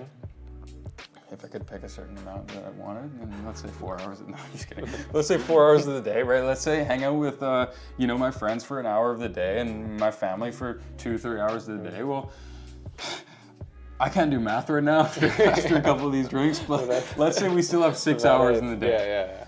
Yeah. Now, what the hell am I gonna do in those 6 hours, right?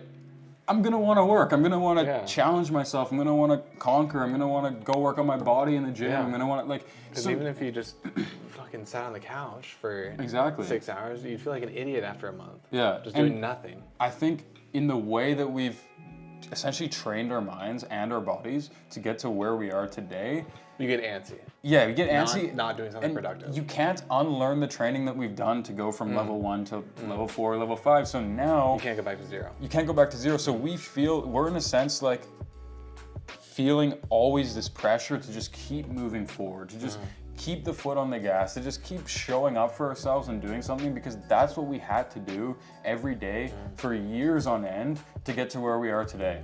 And so how do you unlearn that? You can't. The mindset that we built is like, sometimes I sit there and I'm like, I would love to just take a solid week, no phone, no work, no checking Slack, no communicating with anybody about anything to do with money, career, business. I've tried it and I've failed over and over and over again. So all that's told me is that I am wired this way now, and I will continue to succeed and continue to build and continue to conquer and make more money for the foreseeable future. And if it changes at 30, if it changes at 40, then I could see that happening too. But as of now, even though, you know, I could technically retire, and probably in a year or two, I could probably retire very comfortably, I'll still keep going. Yeah. That's just what I'm wired to do. That's also crazy. So now you asked me, I'm gonna ask you, what's the most you've made in a month, Ben? Ooh. We're talking net, Yeah. covering all expense. Net across all ventures or all operations or all businesses at one point in time, 1 month would have been about 450,000 USD. 450,000 USD. Yeah. 1 month. At what? At 22. Oh, so last year. Last year I had the biggest go. month of all time. That's crazy. Not That's this year. insane. Yeah, I mean, So you made in 1 month, you've made what a high skilled doctor that specialized would make in a full year. yeah, it's pretty crazy when you put it like crazy. that. It's still like, you know, That sounds like this is the douchey like clip that we got here, Yeah. but like it's real, it's crazy. yeah, But I will tell you, for making that at your age, because I met you probably when you were maybe 21, 22? 21, Maybe a couple- 20 yeah, or 21. 21. Maybe Somewhere 21, around there. Yeah. Very humble, Thank you. because I'm 28 now. I had to check that the other day. 28 now, and going through it and seeing people and living in LA and seeing their Very humble. lifestyle. Yeah, very humble. As you, Yeah. no, but for real, like very, very humble. And so that's actually very, very cool to see. Like, it's very respectable. Most people at that age would probably just act like dickheads, to be honest with you. Yeah. So I commend you for that. I think that's really awesome. And you have a great level head on your shoulders, or your head on your shoulders, whatever the fucking saying is. But yeah, it's insane. Yeah, no, I Like- appreciate that. I think like it's definitely like I'm gonna give the credit where the credit's due, and I'm gonna give the credit to my parents again on that one, because like, you know, I still like respect and value people for a lot more than just money and just the dollar figure that they've earned or whatever. And I think in today's world, like status and like how much money you make and all of this is such like a thing where like people just associate higher value to people based on how much money they make. Yeah.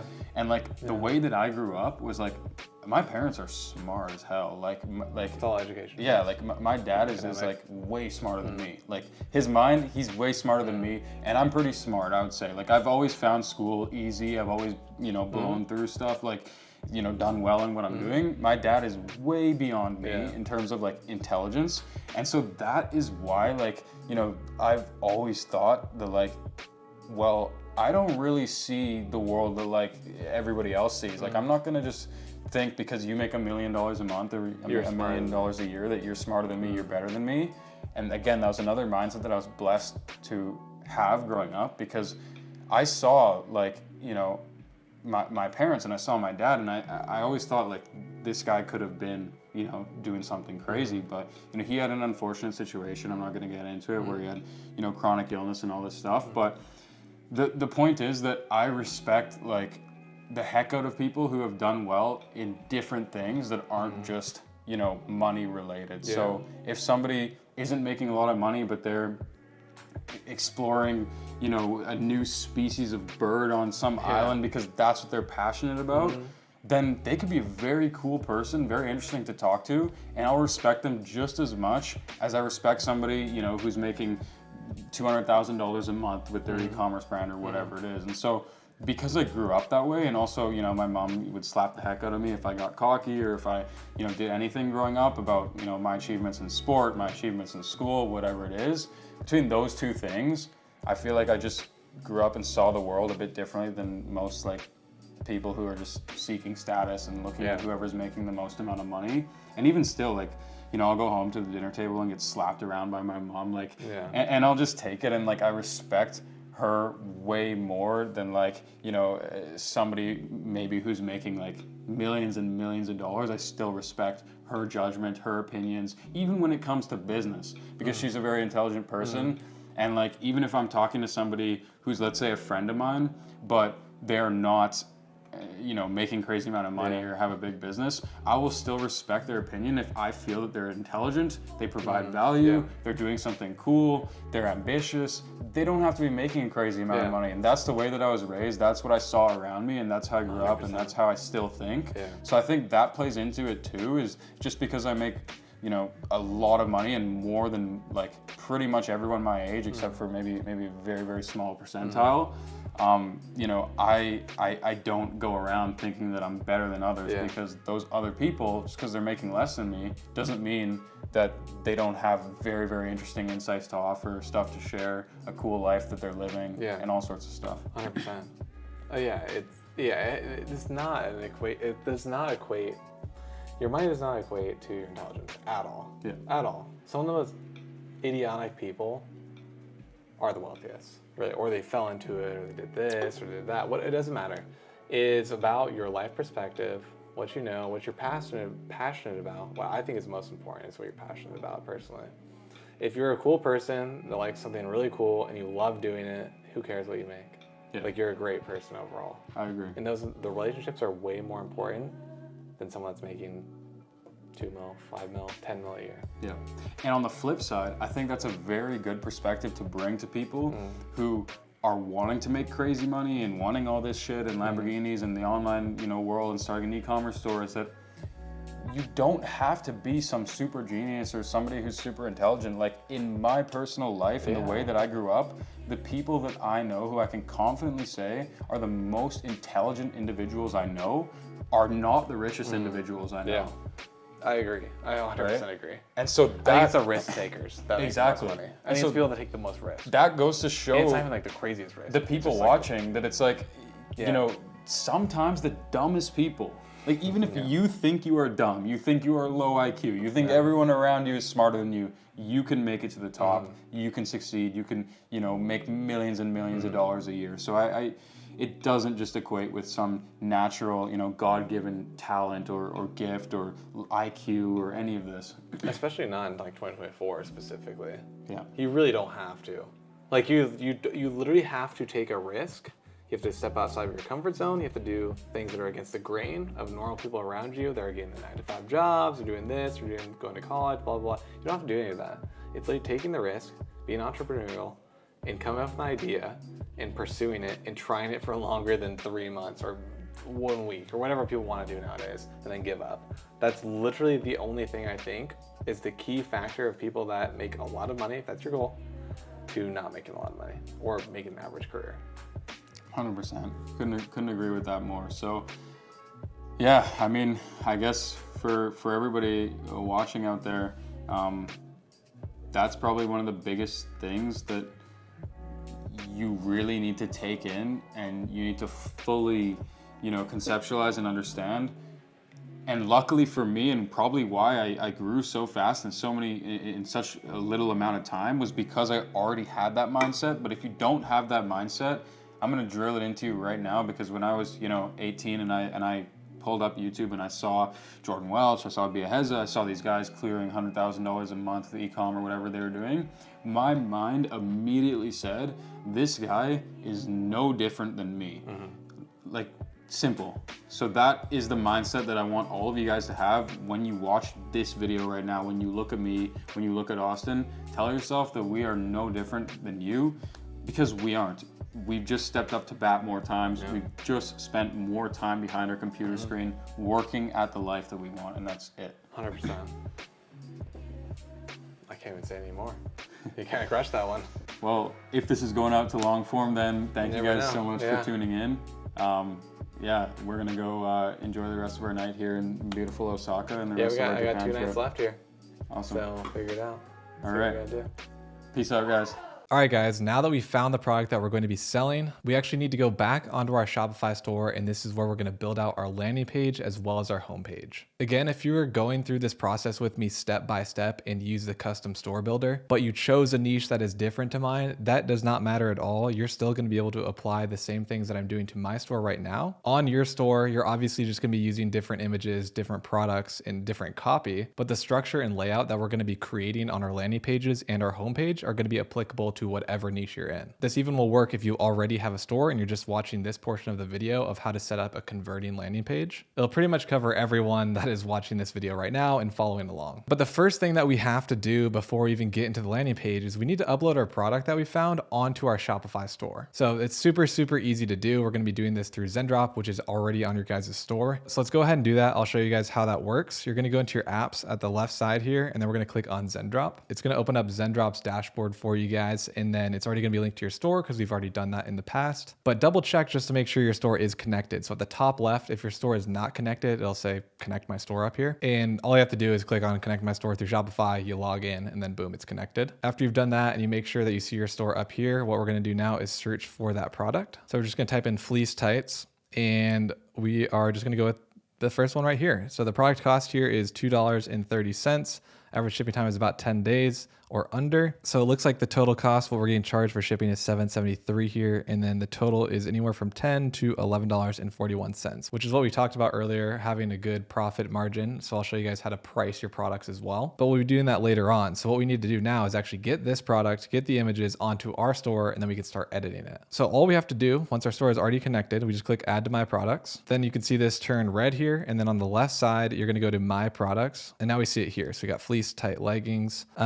And then we're just going to click on the connection status here. And then you can see that it says review and publish. So we're going to click on that. Product name, you can change all of this stuff right now if you want to, because whatever you change on this form here from Zendrop, it gets uploaded onto your Shopify store. So if we wanted to change the name of this, we can do that right now. Same with the description and same with the variants that they provide for you. You can change any of this that you want, as well as the images before it gets uploaded onto your store. I'm not going to do that right now because I want to show you guys how to edit your products on Shopify specifically, because I want you guys to learn how to actually, use the Shopify platform to edit your products. So again, we're not going to change anything. We're just going to click on publish to my store. And then that's all you have to do. And now it's linked onto our Shopify store. So we're going to go back into our store dashboard here on the back end side of Shopify. We're going to click on products and let's see if this product is good to go now. So we see it right here, actually, fleece tight leggings. So when you do the custom store build, you also get 20 products or so, 10 to 20 products added onto your store for you and already linked onto Zendrop. If you don't want any of them, like we're actually not going to be selling any of these other things besides the fleece lined leggings here. What you can do is just check off all of these and then come over to the three dots on the right side, top right here, where it says more actions. And then we are going to either delete the products or archive the products. Archive is basically, they're still in the back end. They still collect all the data in terms of like, this is all here, your product name and the description, everything is on your Shopify store, but it's not actually on the storefront. So when someone goes on your website, they can't see that product. So if you want to keep the products on there for now, I'd archive them. If you don't want the products on your store, then I would just delete them. We're going to make this simple and just delete the products. This can't be undone. I know that. So it's going to delete all of our products for us. And then the only one that we're going to have left is the one that we're actually going to be selling, which is the fleece line tights. So I'll go ahead and refresh here to make sure they are all gone. Looks like they're about to be.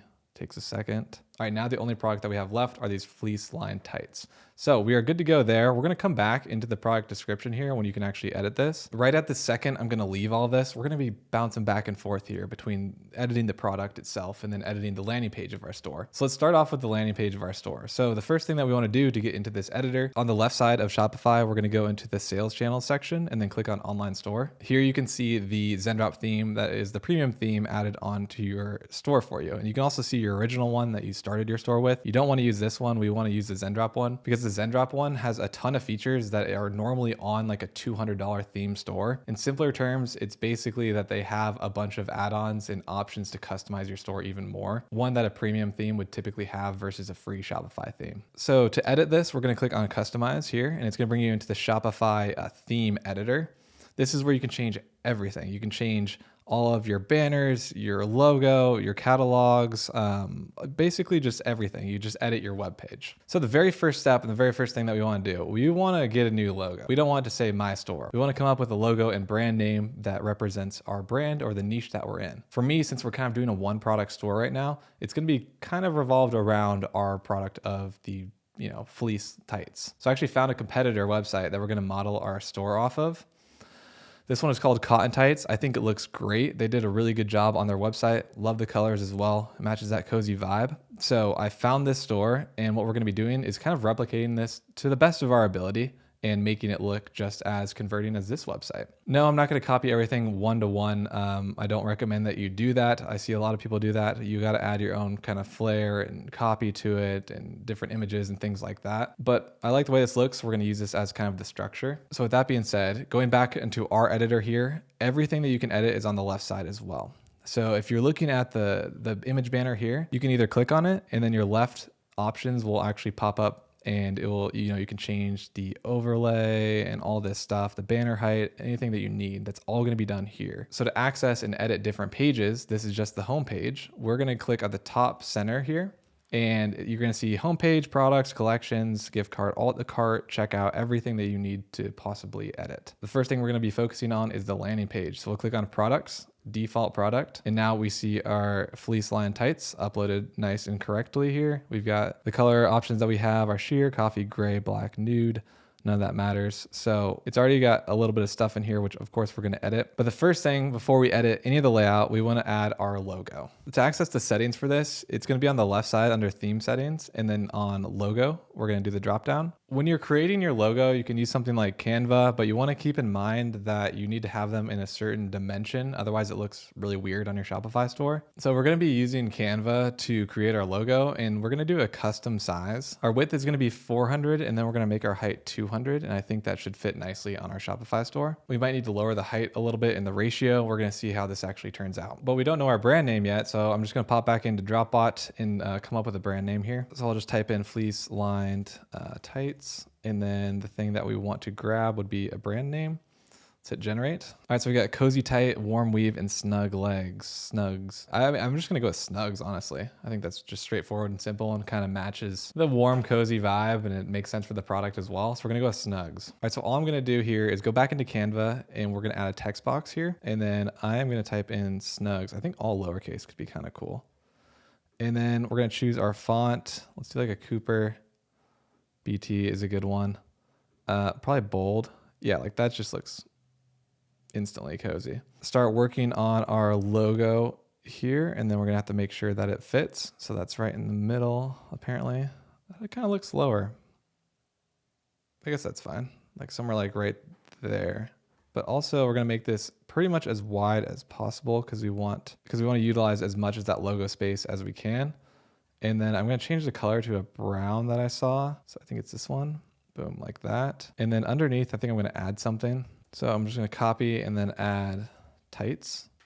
Let's actually make this black or like a gray. It's kind of nice. And where this needs to be definitely a smaller size. So let's line that up right in the middle.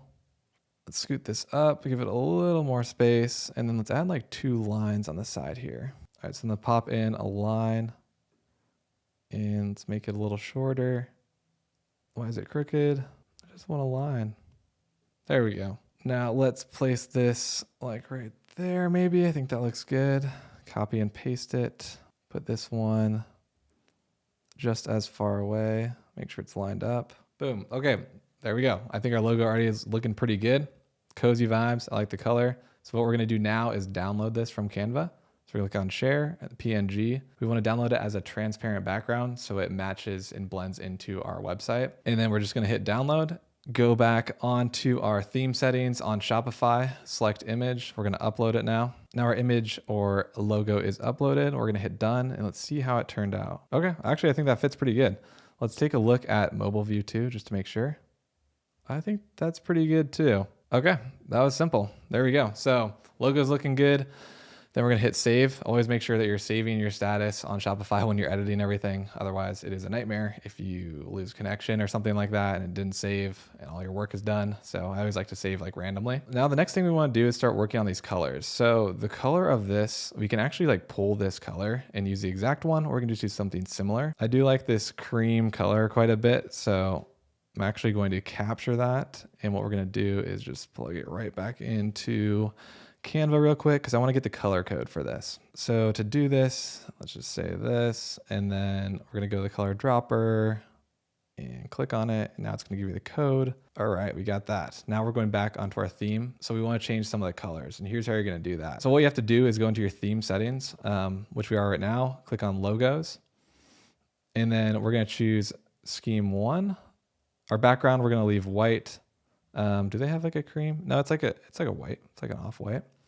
I might change that later. You can do this multiple ways. You can change the scheme of your colors by the area of the website. So what I could do here, if I would just want to change this specifically, you go to scheme 3. You can see it pops up here, right here when you click on the announcement bar. Now the background, okay, so you want to grab that color code that we just had and paste it in here. Then it's going to switch it to that color. They have like a darker brown as like the accent text. So to switch that, we are going to click on text, and then let's go with, honestly, maybe I'll pull this color. I think this color would just, add a nice accent. Let's see if this works.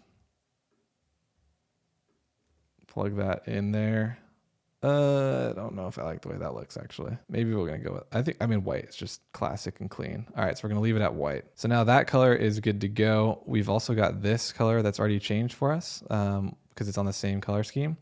Now you've got the section divider here, which is a cool feature that this theme has. I'm also going to be adding a lot of stuff onto this product page. So you're going to see all of the capabilities of this premium theme. And so let's change this. Let's do the shape color. Maybe this. No, maybe just, that's better. It's just way cleaner. Yeah. So we're going to leave that wave 3 animated little section break there. I thought I saw they had it on theirs too. No, it's on a moving one. Ours is cooler. Yeah, I think that looks nice. And we're going to come back and obviously change all of this as well. Okay, but for now, we're cleaning up some of that stuff. We're going to add a bunch of stuff onto the product page now, because right now we just have the description. We need to actually fill it out with all of this stuff. So the first thing that we can look into is separating these by, the options here of the details, the fabric, and then the shipping, just some like drop down information. And to do this, we're going to click on the product section. So you can click anywhere in here, and then it's going to pull up product information on the left. And then you can go back and you'll see everything that's already in here. So right now, let's actually just remove the description, which is right here, just because it's noisy and we need to edit that later. Takes up a lot of space. So if we click on add block though, anything that you add in this product section is going to be up here in the product section. Everything else will be below it. So here we can click on collapsible row. We can add maybe 2 more, let's say. So we have 3 collapsible rows, similar to what they've got right here. Theirs is different. It's like a slider, but collapsible is pretty much the same thing. So for the details, we obviously need to add our copy in here, which I'm also going to include. So we'll click on collapsible row, and then we're going to change the name of it, and we're going to say the details. Let's keep this, there we go. You can also change the icon color here. So instead of a check mark, we can do like what would be good for details. Maybe like a map pin. No, that's more for like location. We could do like a question mark. Actually makes kind of sense. Yeah, we're gonna leave question mark there. And then the row content, that's what when you click on the drop down, it'll show these details. So for the copy of the description, you can do this however you want. You can create all of your own copy, use your own brand voice, or you can copy it from Amazon or wherever, add your own flair to it. So out of simplicity and moving on quicker and not coming up with full copy for all of this, I'm going to copy it from this website. Go back on here and just paste it right in. So we've got the rundown now. So when you click on this for the drop down, same thing, shows up everything right here. So that is all good to go. We might come back later on and change it just for the sake of it, but for right now, we're going to leave it just to make this a little bit quicker. Now for the second row, we're going to do fabric and fit. So obviously setting up this type of structure, it is dependent on your product. So if you have a product that has multiple variations or sizes, you could put stuff like this in here, or you could just do more details or features or any questions that might come up, or specs of the product is what you could use these collapsible rows for. All right, we're going to take this copy as well for now, just as a placeholder, and plug it right in. And then we're going to change the icon from, let's go with maybe leather. Yeah, that makes sense. We're going to leave it as leather. And the last one, let's do shipping information. Or, we actually need to, I think it looks better if we just capitalize every word, to be honest. I'm going to change that. Now shipping. So now we have to add our shipping information in here. Whatever they have is going to be different because, oh, this is actually perfect. They're probably actually selling these exact same tights. So we are going to just copy that shipping. The thing is that you want to make sure that it actually coincides with your shipping policy that you have on your website and when you're checking out. Because if this is mismatched, they're going to be like, is it 6 days to ship or is it 20 days to ship? I don't know, and I don't trust this. So this is right in our range here. We also have 48-hour dispatch in terms of like handling the product and shipping it out. So that actually does match up perfectly. And then we are going to do like maybe a little truck or something for shipping.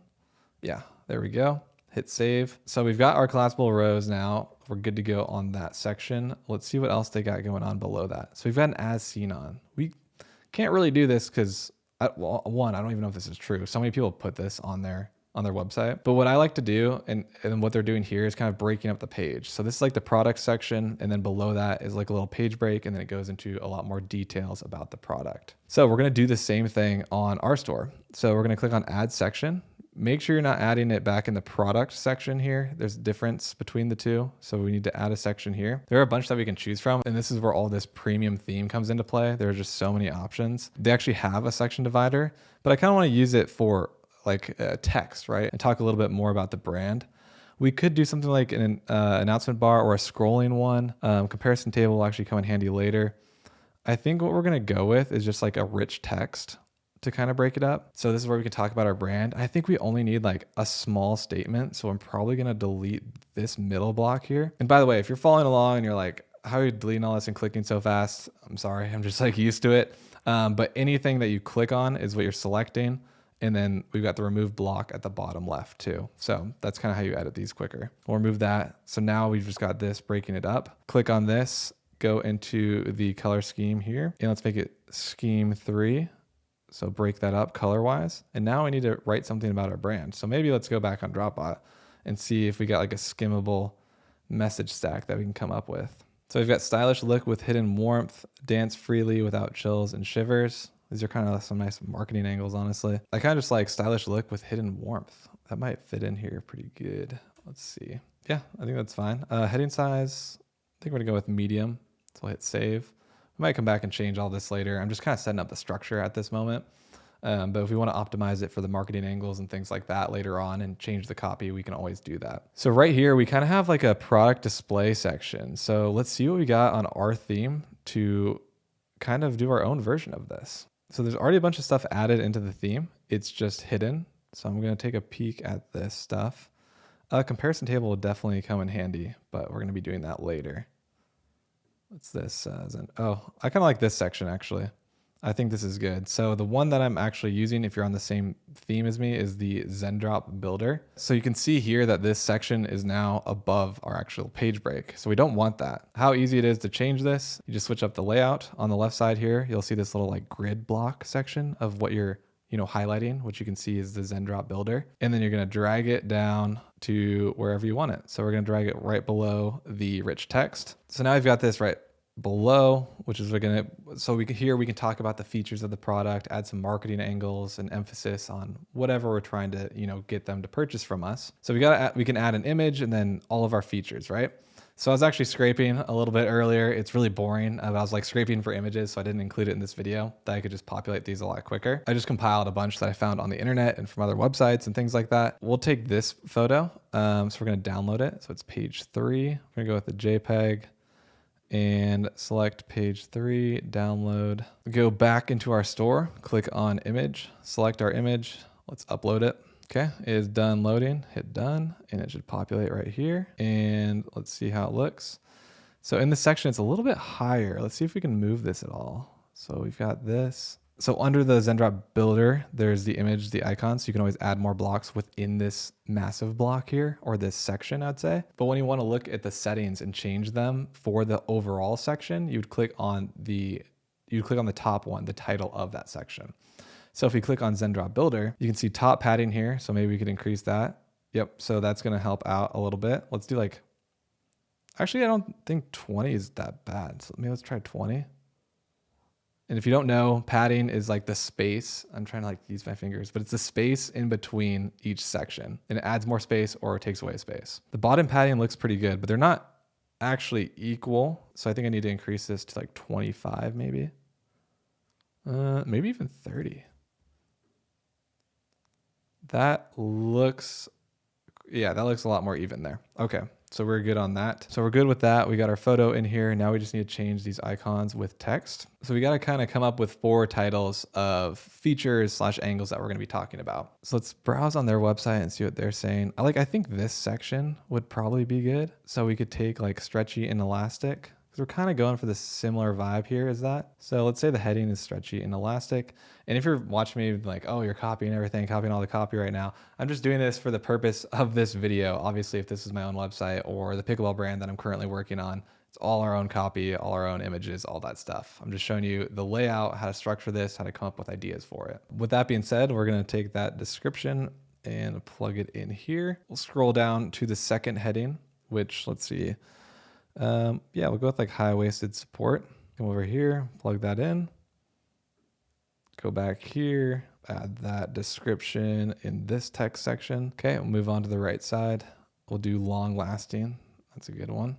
So heading is long lasting with the description of this. Boom, plug that in. And then there's one more left that we need to change. Non-slip technology. Maybe we could say something on our own here and talk about how it keeps you warm overall. We'll say warmth without compromising style. I actually want to capitalize, I think, all of these real quick. I don't know. I kind of like the look of having each letter, and like, especially like in like headings, I think it kind of looks good if each one is capitalized. It just looks cleaner. So long, we'll change that. Make everything actually sync up. It's like as little as it seems, like the structure and the format of your words and your copy on your website, if they're not consistent, people do notice that, and it just looks a little weird if you're using like capitalizations in certain places and not in others. It's really important to remain consistent in that stuff. Okay, so warmth without compromising style, and then the copy for that, we'll say something like stay warm as you go out and take on the town without compromising your style. Okay, that is good. We'll hit save there. Now that I'm kind of looking at this section, I kind of want this to be like italicized, I think. And then, you know what? For the headings, I said it myself just a second ago. We got to be consistent here. Stylish look with hidden word. Do I like that italicized, or do I can't tell. I think straight looks cleaner. All right, we're just gonna leave it as that. But now we're gonna go below this and add some more sections and more details about our product. So they've got some other stuff down here. I like these, I like these maps, which Zendrop also does provide on this theme. We do want one of these scrollers in here as well. It looks pretty modern. Then we're gonna also do some reviews and add those in there. So I think below this section, we could do some sort of comparison or something like that. So let's see what we got. We have testimonials already on here, results, horizontal ticker, which is the little crossbar one. We'll come back to that. What's the comparison table look like? I think that's pretty good. Let's see how that looks. So we're gonna drag this one down right below. Does that work? Let's see. Is it too much going on? Do we need to break it up? I think we need something in between. So we're gonna add section. We could try adding either the scroller or just the divider. Let's see how that looks. Oh, honestly, not that bad. I don't really mind that. Does it look weird? I can't really tell if this looks weird or not. Let's look at it on mobile, because most of our traffic is going to be, coming to our website on mobile anyway. Like 95% usually on average is through mobile. So it's really best to optimize on mobile view, which again, if you don't know how to do that, it's at the top right. You can see mobile view versus desktop. So let's take a look on mobile view to see if that looks goofy or not. I don't think it does. I don't absolutely love it, but I don't think it looks terrible. It's a little awkward. I think let's remove this and try to put something else here. I think to break this up, actually, what would be good here would be some testimonials, like some not actually reviews, but ones like kind of like this, like these text testimonials here. So let's add that in. I think we already have it set up right here, testimonials. So let's view it and see what it looks like. Yeah, this is perfect. Cool. Now we're gonna drag this testimonials down. Where were we? Here? Yep. Okay, I think that's looking good. So testimonials, we're gonna change that. You gotta say something a little more fun, like loved and trusted by thousands of happy women. Like we can come up with something like kind of fun and on brand voice here. Let's say we've warmed the legs of thousands of women. Okay, I think that's good. We just need to change some of these colors. Here, we'll do 3 testimonials. I think that looks pretty nice. Padding is a little big. So like the space again, in between these 2 sections, we might want to tighten that up a little. Let's go actually to 0 and see what that looks like. Yeah, I think that's I think that's better. We'll leave the bottom one for now. The star colors, we could do kind of on brand. We can leave the, kind of like actually black or like gray stars. And then for the card color, let's do, yeah, let's just keep it classic. And then we're gonna need to change this color. Unless I'm colorblind, I think that is like a green maybe. So we'll click on back, click on testimonials. I can't tell if this is a different color or not. Is this the same? I don't know. I think I'm colorblind. So I don't know if this color, maybe it's this. I guess so. Maybe I'm colorblind. Okay. No, wait, that is gray, I think. Or is that green? This is taking up too much time in the video. I don't know what's going on, but I think this is gray. All right, whatever. Let's hit save. I need to go get my eyes checked. Okay, so we've got that now. So now we need to add some testimonials. You can just write them, you know. It's better if you get real testimonials, but in the beginning we don't have any. So we're just gonna make these ones up. We'll just click on this testimonial here, and then the heading will be, let's say, we'll just keep it simple and say keeps me warm. These ones, you don't really have to follow your typography rules that I was talking about earlier, because these are supposed to be reviews coming from someone randomly. They're not going to type the same as you. They're not going to capitalize the same as you. So you want to make that look authentic by, writing it in different styles. All right. So this girl's boyfriend always keeps his apartment at 60 degrees. These tights are a lifesaver. You can add an image here if you want of someone. But for this style right here, I kind of just like to leave them as quotes. And then for the author, you can just say whatever you want. Say Katie, and we'll move on to the next one. So the next heading we'll do perfect for a night out. Keeps me warm when we're going out at night in the Las Vegas area. Made that up, and they fit and look great. Boom. And who is gonna say this? Scroll down to the author. We're gonna go with my fiance's name. We're gonna go with Miranda. And now we'll just adjust the last one here. We're gonna do the perfect fit. I've purchased other brands before and none of them fit right. Love these. Will be buying more. And let's see who's going to say this one. Jamie. Okay. Boom. Then we are done here. We'll hit save just to make sure everything is good. And it's already coming along. Obviously, we're going to still be editing some of this product stuff up here, but we're just doing, again, the rest of the structure. So now we've got our comparison table, which we can change here. Instead of saying comparison table, like, here we go. Yeah, like, so they have this, like regular tights versus their brand. So why us? So we're going to do something kind of like that. Let's just say why choose our brand. And then let's see what they got going on here. All right, we'll come back to this section, and then we're actually going to edit the benefit area. So the table, we don't want that to be green for sure. So we're going to go with gray, I think. I can't tell what color this is. All right, I think it's gray. I might have to change all these colors. Let's just pretend this is gray. Actually, but anyway, I might go with that color. Yeah, I'll just remain consistent here. I think that just looks clean anyway for a benefit section. Oh, we can switch these around if you want to. There's so many nice options on this theme. It looks really good. Table style, centered, classic. No, that looks weird. We're gonna leave that one. Logo. I think we can put our logo in here. That's pretty nice. Oh, there we go. Look at that. This theme is so solid. Doing the same thing. They might even be on the same thing. Like, this is crazy. Yeah, we'll put in our logo right here, and then versus others. I was building a side note here based on this theme. If you guys are probably like, come on, get on with this. But I was building out the Pickleball Brand's Shopify store and using a different theme. And it was a premium theme. And honestly, I kind of think this one's a little bit more intuitive. I might switch it over. And it's also free, which is super, super nice. So what are our benefits though, going back to this? And again, if you guys are in different niches, I'm hoping that you're following along still, but you're just doing the same thing, but just specifically changing all these for your own products and your own brand. Let's scrolling down to the icons, the checkmark color. We could leave it at green, maybe like black. X color, maybe like a red. It introduces a new color. I think it looks pretty good though. I don't know, let's switch this back. Let's go black and then checkmark. We're gonna go with like, I don't know, something cooler would be good. Gold's kind of good. Yeah, let's go with gold. I think that's pretty good. Okay, so now we need to come up with our benefits. All right, so we've got the table row. So the benefit, what is our first benefit? What do they got going on theirs? Let's say snug, true to size fit is what we've got. All right, so we got thick fleece for maximum warmth. And our next benefit, we'll put in, let's do long lasting, high quality material. And again, we might come back and change some of this copy, but for now, this is okay. So we'll change this one on the left side here. Talk about why your brand is better than others. We'll say with over 10,000 customers.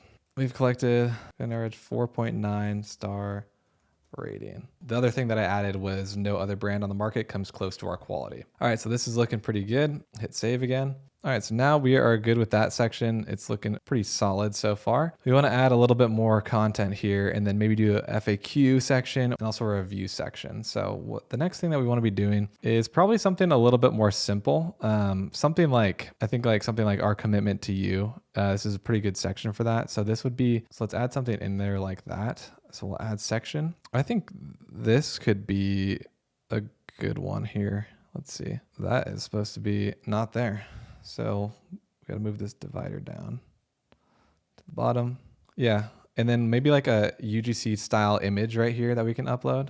Let's see. Yeah, we can do that right here. Let's pull an image maybe of like, I mean, I think this one's fine. So let's download this one real quick. Current page 8, download, go back into our store, select the image, upload it. All right, it's uploaded, hit done, should pop up. Do we want to do the opposite of this? I think so. I think this looks nicer if we have it like kind of opposite, like chart on the left, whereas chart on the right here. All right, so let's look at the heading size. So small, medium, or large. We're gonna go with medium and then say, honestly, do we even need the heading on this? Like if we delete this and delete this, I think that's kind of all we need because we can have the heading right here. So let's just use this left side to actually say, you know, our commitment to you. Yeah, we'll just do that there. I think it looks a little bit cleaner. Actually, this picture matches like real nice with the website. That looks pretty good. Honestly, now that I'm scrolling up, I might change the color of these stars really quick. It's just bothering me a little bit. Star color, I just want to see if white looks better. Maybe gold. I think gold or white. I know this is pointless to you guys, but I think white. We're going to go with white. It looks cleaner. Cool. Sorry. All right, now we're back to where we were. Our commitment to you. So the first row, we need to change it here. Percentage, 100%, obviously. We'll say we want every girl out there to stay warm with our #1 selling tights. All right, move on to the next row. And we're gonna go, obviously we're gonna put this one at 100% as well. Easy returns and customer service. Chat, email, or call us 24/7 and we will back to ASAP with our award-winning customer service. Okay, that's pretty good. Now on the next one, we're obviously gonna do another 100% here. What other commitment do we got going on? What other commitment do we have going on here? Easy returns, 1,000 tights sold, worldwide delivery. Let's say talk about like the quality of the product.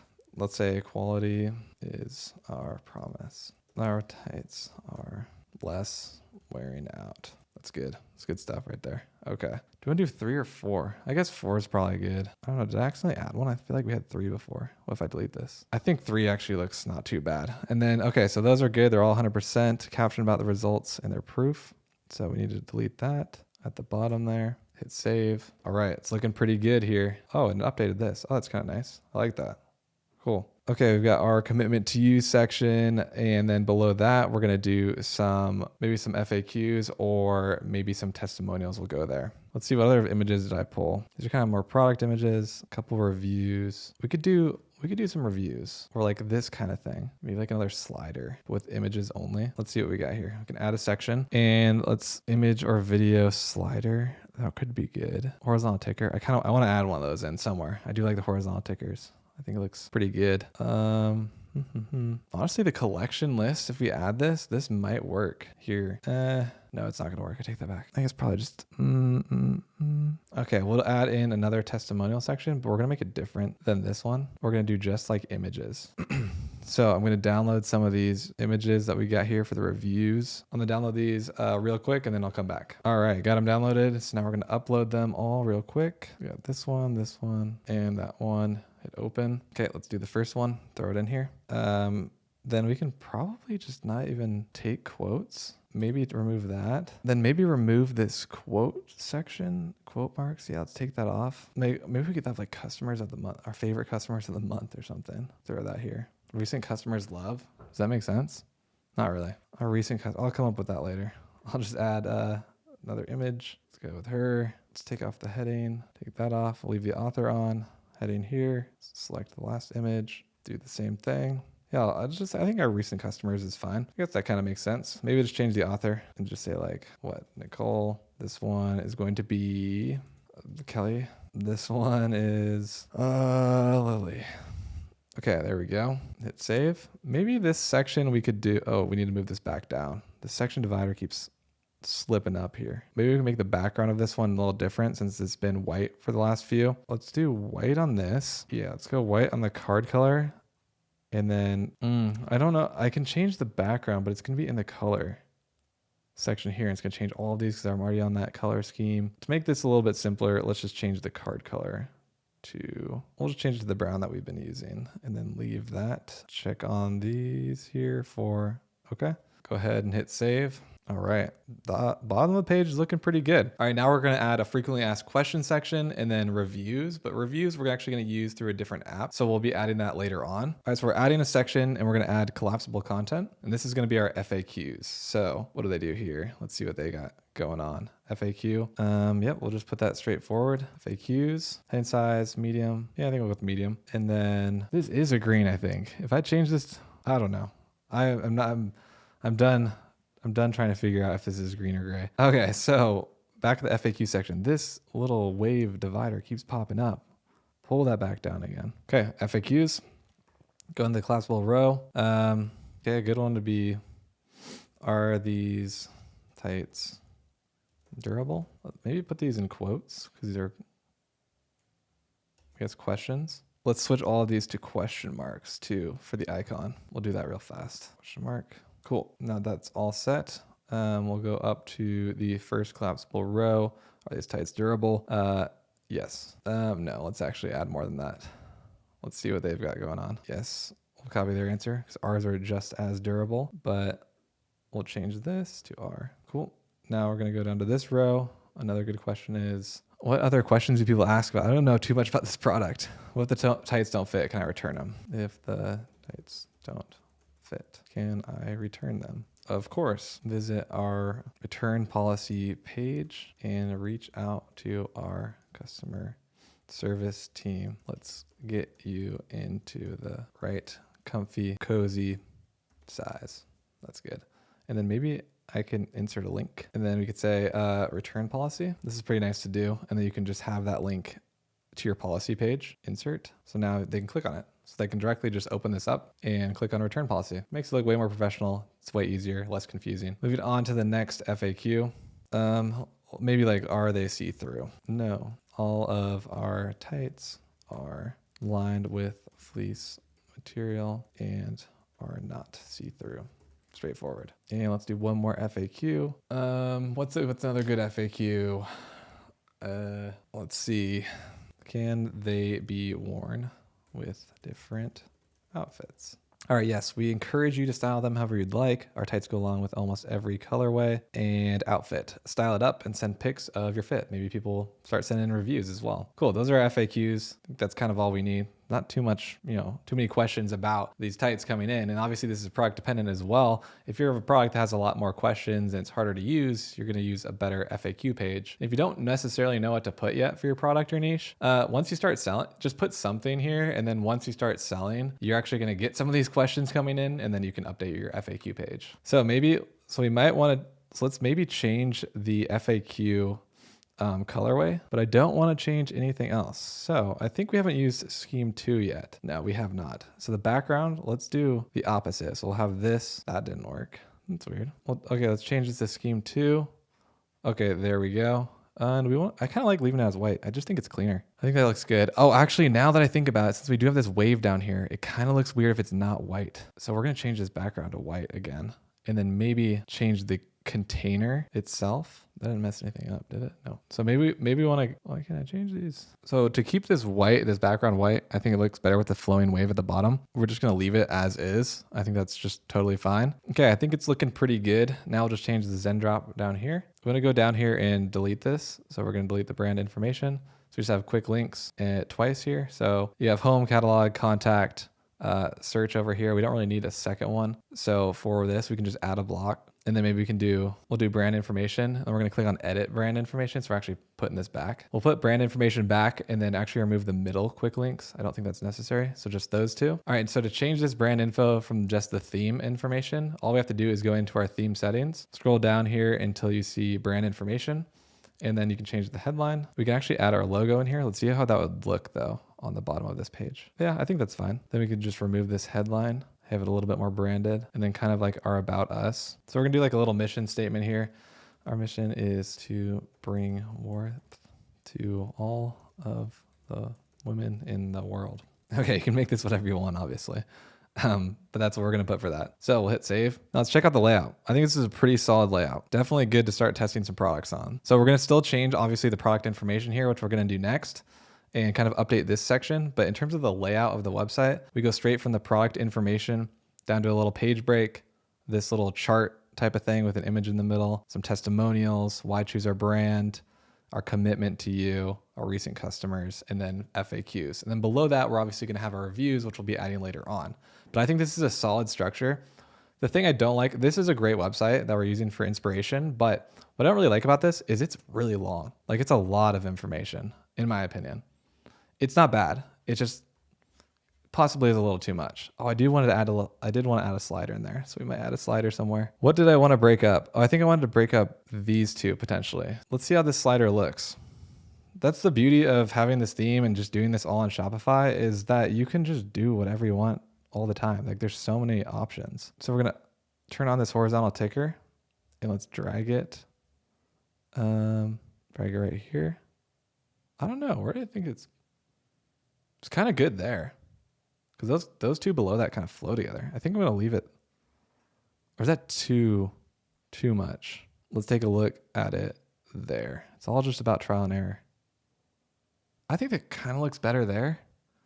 I think. All right, we're going to go with that. I do like these sliders, so we're going to be using that there. So to just change this, click into it.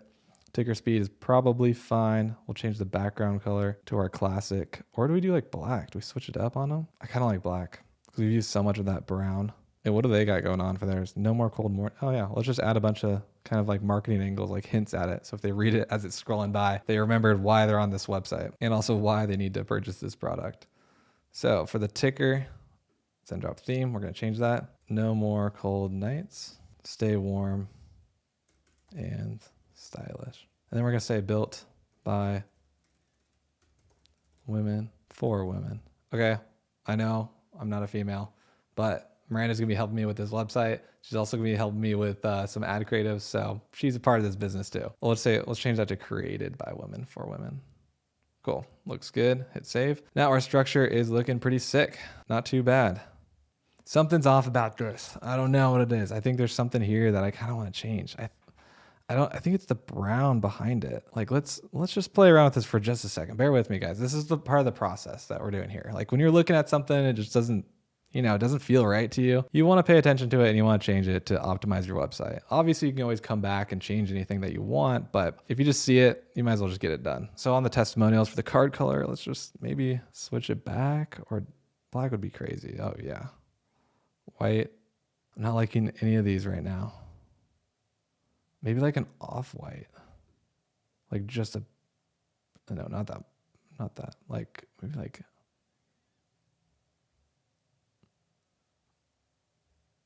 somewhere in this range is what I'm thinking here. That's like a gray though. Okay, I want like a brown. We'll get a derivative from this color, I guess. Is that right? It's like a gray. I kind of like this eggshell a little better. I think that's good. I like that better. I wish it kind of matched this one slightly more, just so like when they're scrolling down, it flows really nicely on the eyes. It's close. You know what? If we're gonna do this right, let's do it right. So I'm gonna pull this image color. Here's what we're gonna do. We're gonna go text, add text box, pull the color, get the dropper out, go like right there. Take that color code, go back onto our Shopify store, and we're gonna plug it in. Okay, now it matches and it flows better. I like that better. It's almost like our brown, but I think it's good. Cool. All right, now we are looking pretty dang solid here. Let's look on mobile to double check. Everything looks good. Looking good there. All right, I'm gonna say we're done with the layout, and then we're gonna go check it out on mobile to make sure we're done with the layout portion. We're gonna change the product stuff in just a second. But of course, we always wanna double check after you're done laying it out, especially in desktop mode, that everything looks pretty nice in mobile as well. So let's go into the mobile really quick. Okay, that is fine. There's a slight awkward spacing here. So maybe if we change the space between columns. Oh, here we go. Space between rows, let's put that at like 25. Okay, that's tightening it up. Let's go to like 15. That's better. Let's make sure it didn't mess anything up on this side. No, we're good. Okay, I think that's a little bit better. Okay, for the testimonial section, it's fine. Why choose a brand over us? We got our logo here. That came out nicely. The slider there, our commitment to you looks good. Our recent customers, it's good. FAQ. Okay. Now that we're done with the layout, as promised, we're gonna be changing the rest of the product here and then kind of optimizing this section a little bit, which is arguably one of the most important sections. It's the first thing they see when they land on your landing page for your product. We obviously need really good photos in here. We need to optimize this section here, maybe add some apps later on in terms of upsells and bundles. So let's get right to it. So hot product, lowest stock. Let's see what we got going on here. Let's see how they are setting this up. We got some icons. Exclusively available on Snugs. I kind of like that instead of saying hot product. We'll say exclusively available on Snugs. Can I like make this? No, I can't. We'll leave that in the center, the background color. Obviously we gotta have that match. That is fine. Urgency text, cool. Fleece line tights, we're gonna change the title of our product later on. We got our reviews here, that's fine. We can sync this later on to actual reviews that we can import onto our store, but for now we're gonna leave that as like a placeholder. And then we've got our price. For that piece of text, let's go back on Dropbot and see if we can come up with anything to write down nice and easily. I'm just not the best tights product description guy. Probably should have chosen a product that I would actually use. But hey, I'm kind of challenging myself here. All right, let's pull maybe some skimmable headers, short skimmable message stack, and then we'll just expand on that further. Feel cozy even on chilly days. Never worried about HQ stylish enough for a night out. I like a mix of all these, to be honest. Cold proof comfort all day. And then we're gonna do this one. This is it right here. I'm taking that one. That looks good. Okay, we'll plug that, paste it back in here. Thank you, Dropbot. Body, subtitle. No, we're gonna leave it as body. And then below that is a quantity selector. So they've got their quantity selector on theirs too, but it's like this bundle app, which we might actually be adding on here as well. This is obviously like another thing that's product dependent. If the quantity bundle upsell situation makes sense, like if you buy 3 pairs, you save X amount of dollars. It's good to have these on your website. It's an incentive for people to purchase more than one and increase your average order value while capturing someone's order with a higher return on ad spend, because if it's one person that you paid for to come on your website and purchase, but they're buying 3 items, it's gonna greatly increase your ROAS. The quantity selector we're actually just gonna leave for right now and then maybe change it later on with an app. Color, we can do drop down or pills. So I kind of think pills looks a little bit better. So we're gonna leave the pills here. And then we are selling one that only has one size for this example. So it's a one size fits all. So we're actually gonna be removing the size option, which we have to do on our product page. I'll do that later on. And then, so what they've got going on here is this like icon section. And their price is like hidden up here. I don't know how I feel about that too much. They've got this icon section. Let's see if we can add something like that in ours. So what we're gonna do is click on add block, icon with text. And we got 3 here.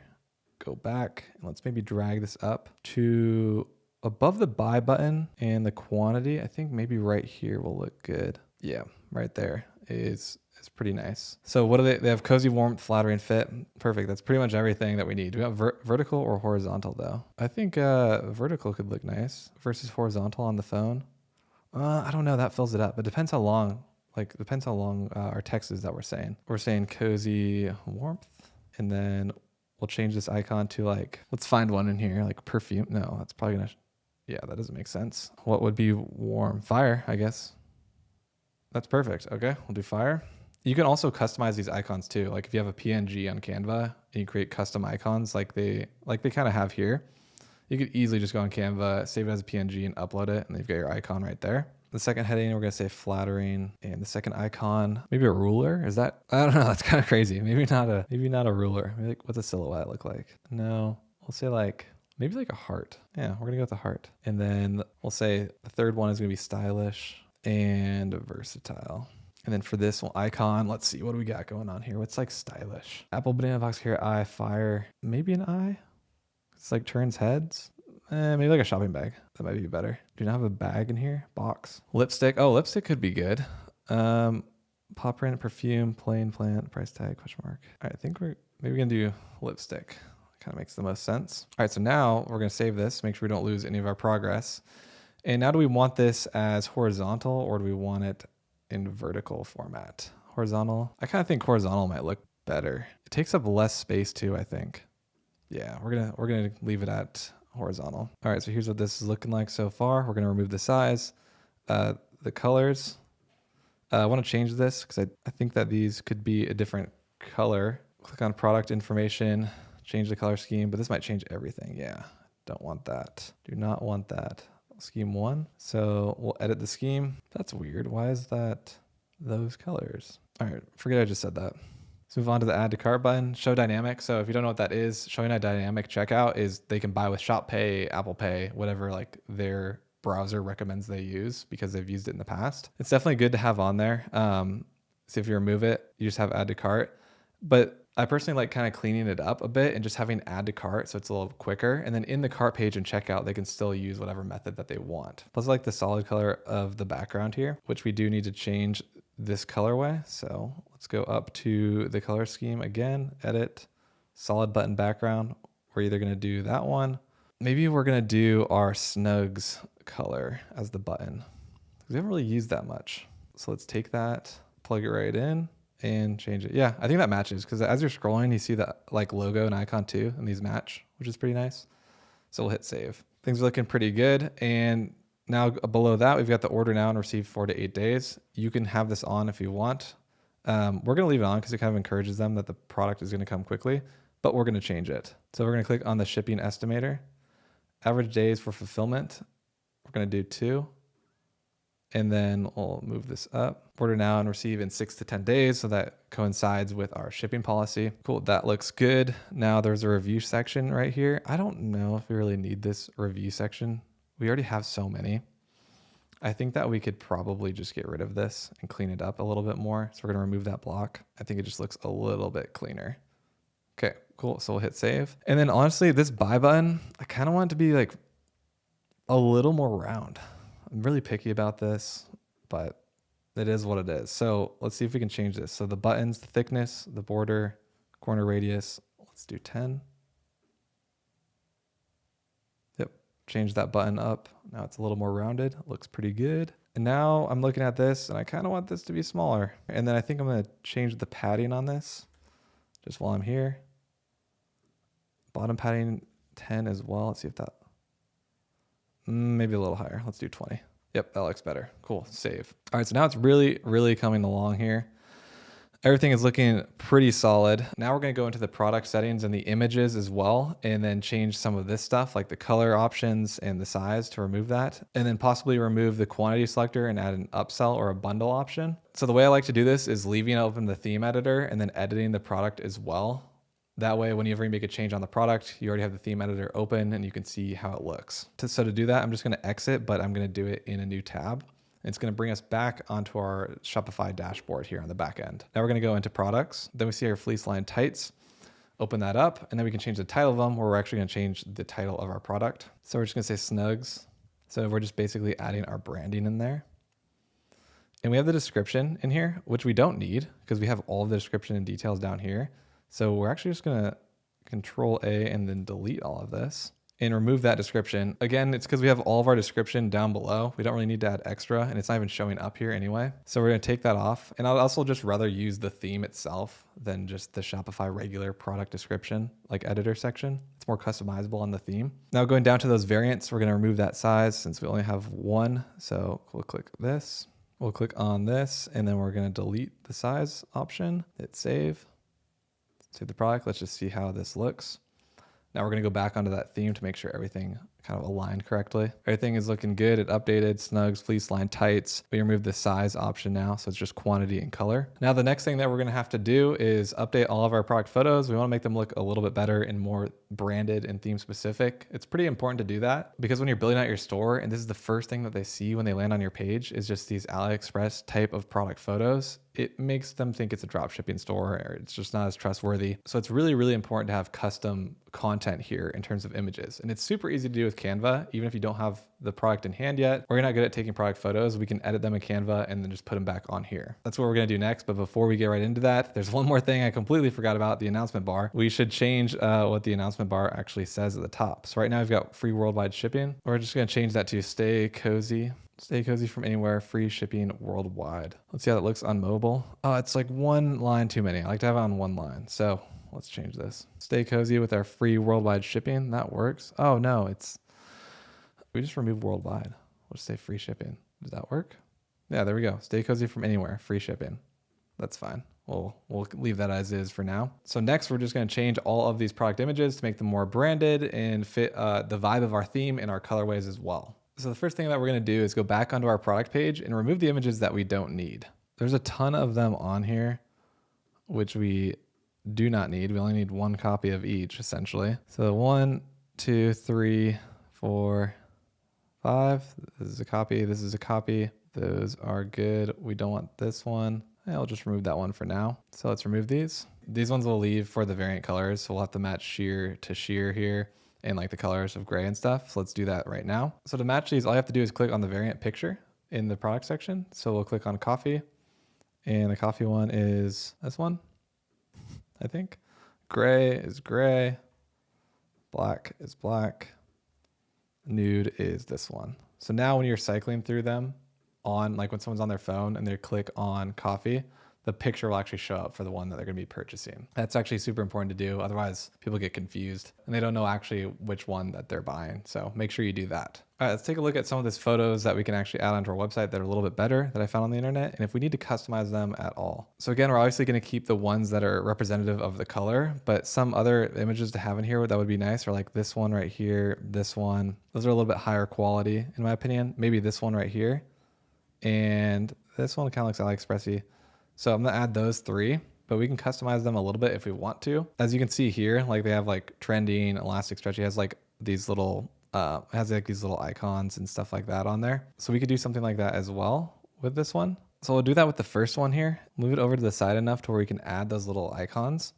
And so what we have to do here would be, so here's how you're gonna like customize this a little bit more to add stuff like that. We're gonna change the background to match that. So then we have this full space here. And then we're gonna add some text similar to what they have, like elastic and stretchy. What we wanna do obviously for the font here is choose the one that you're using on your website as well. You want everything to coincide. So we want Cooper BT, and then maybe we'll do it in bold. I think looks pretty good. We'll keep that as is right here. Let's see what they got going on. They have like a little icon and then like a dot, like a line with a dot. So let's look up line with dot. Let's see what we got. Oh, here we go. Perfect. We'll make that 90 degrees, and then where would it be? It'd probably be like right here.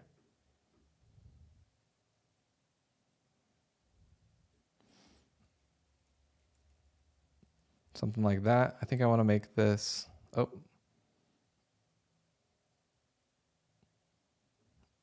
I think we can make this even like a little bit smaller. Put that there, and then maybe like have an icon in between. So like, let's look up an element. Let's look up stretchy. See what it comes up with. Yeah, we could do this. That works. Let's lower that. Put that right in the middle. A little closer. Okay. And let's maybe change this line spacing to tighten it up a little bit. Slightly bigger. Okay, that looks good there. So now let's see what else we can add in here. Faux fur for lining. I like that. Or what would make sense? Non-see-through is a good one. Change this to non-see-through. Go back up to the line spacing right there. Okay, so we're going to put that here. Let's take this icon, put it below, and then search for an element. Let's see what they got for non-see-through. Boom, perfect. Let's try to make these about the same size. That's pretty good. Right in the middle of that. Pull that over. Oh, this one's a little... There we go. Okay. Non-see-through, elastic, and stretchy. Anything else that we could put on here that would make sense? Maybe like something about being comfortable, I think could be good. Actually, honestly, just those two might just be fine. So we'll take that, click download, and we'll put it on our website. So page 1, that's the only one that I'm really going to customize right now. I don't think the other ones really need it too much. I think just the first image would be pretty nice to have, like semi-custom. You can obviously add whatever you need to for your website. Let's actually fix this a little. You need to put that a little higher, that a little higher. Okay. You can obviously customize whatever you need for your website, but the ones that I'm going to pull and put on here is going to be this image. We're going to pull this image, and then we're going to have 7 and 8. We already have 8, so we just need to download 7. Okay. Now we go back into our store here, and we're just going to go onto our product page again and upload these photos. So add media.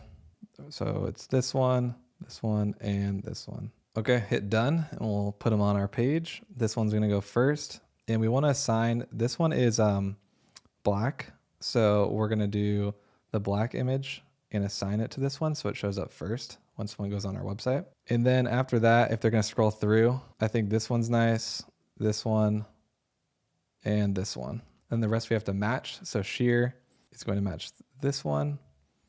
Coffee is matching this one. Gray is the gray one. Nude is that one. Or is it this one? Yep.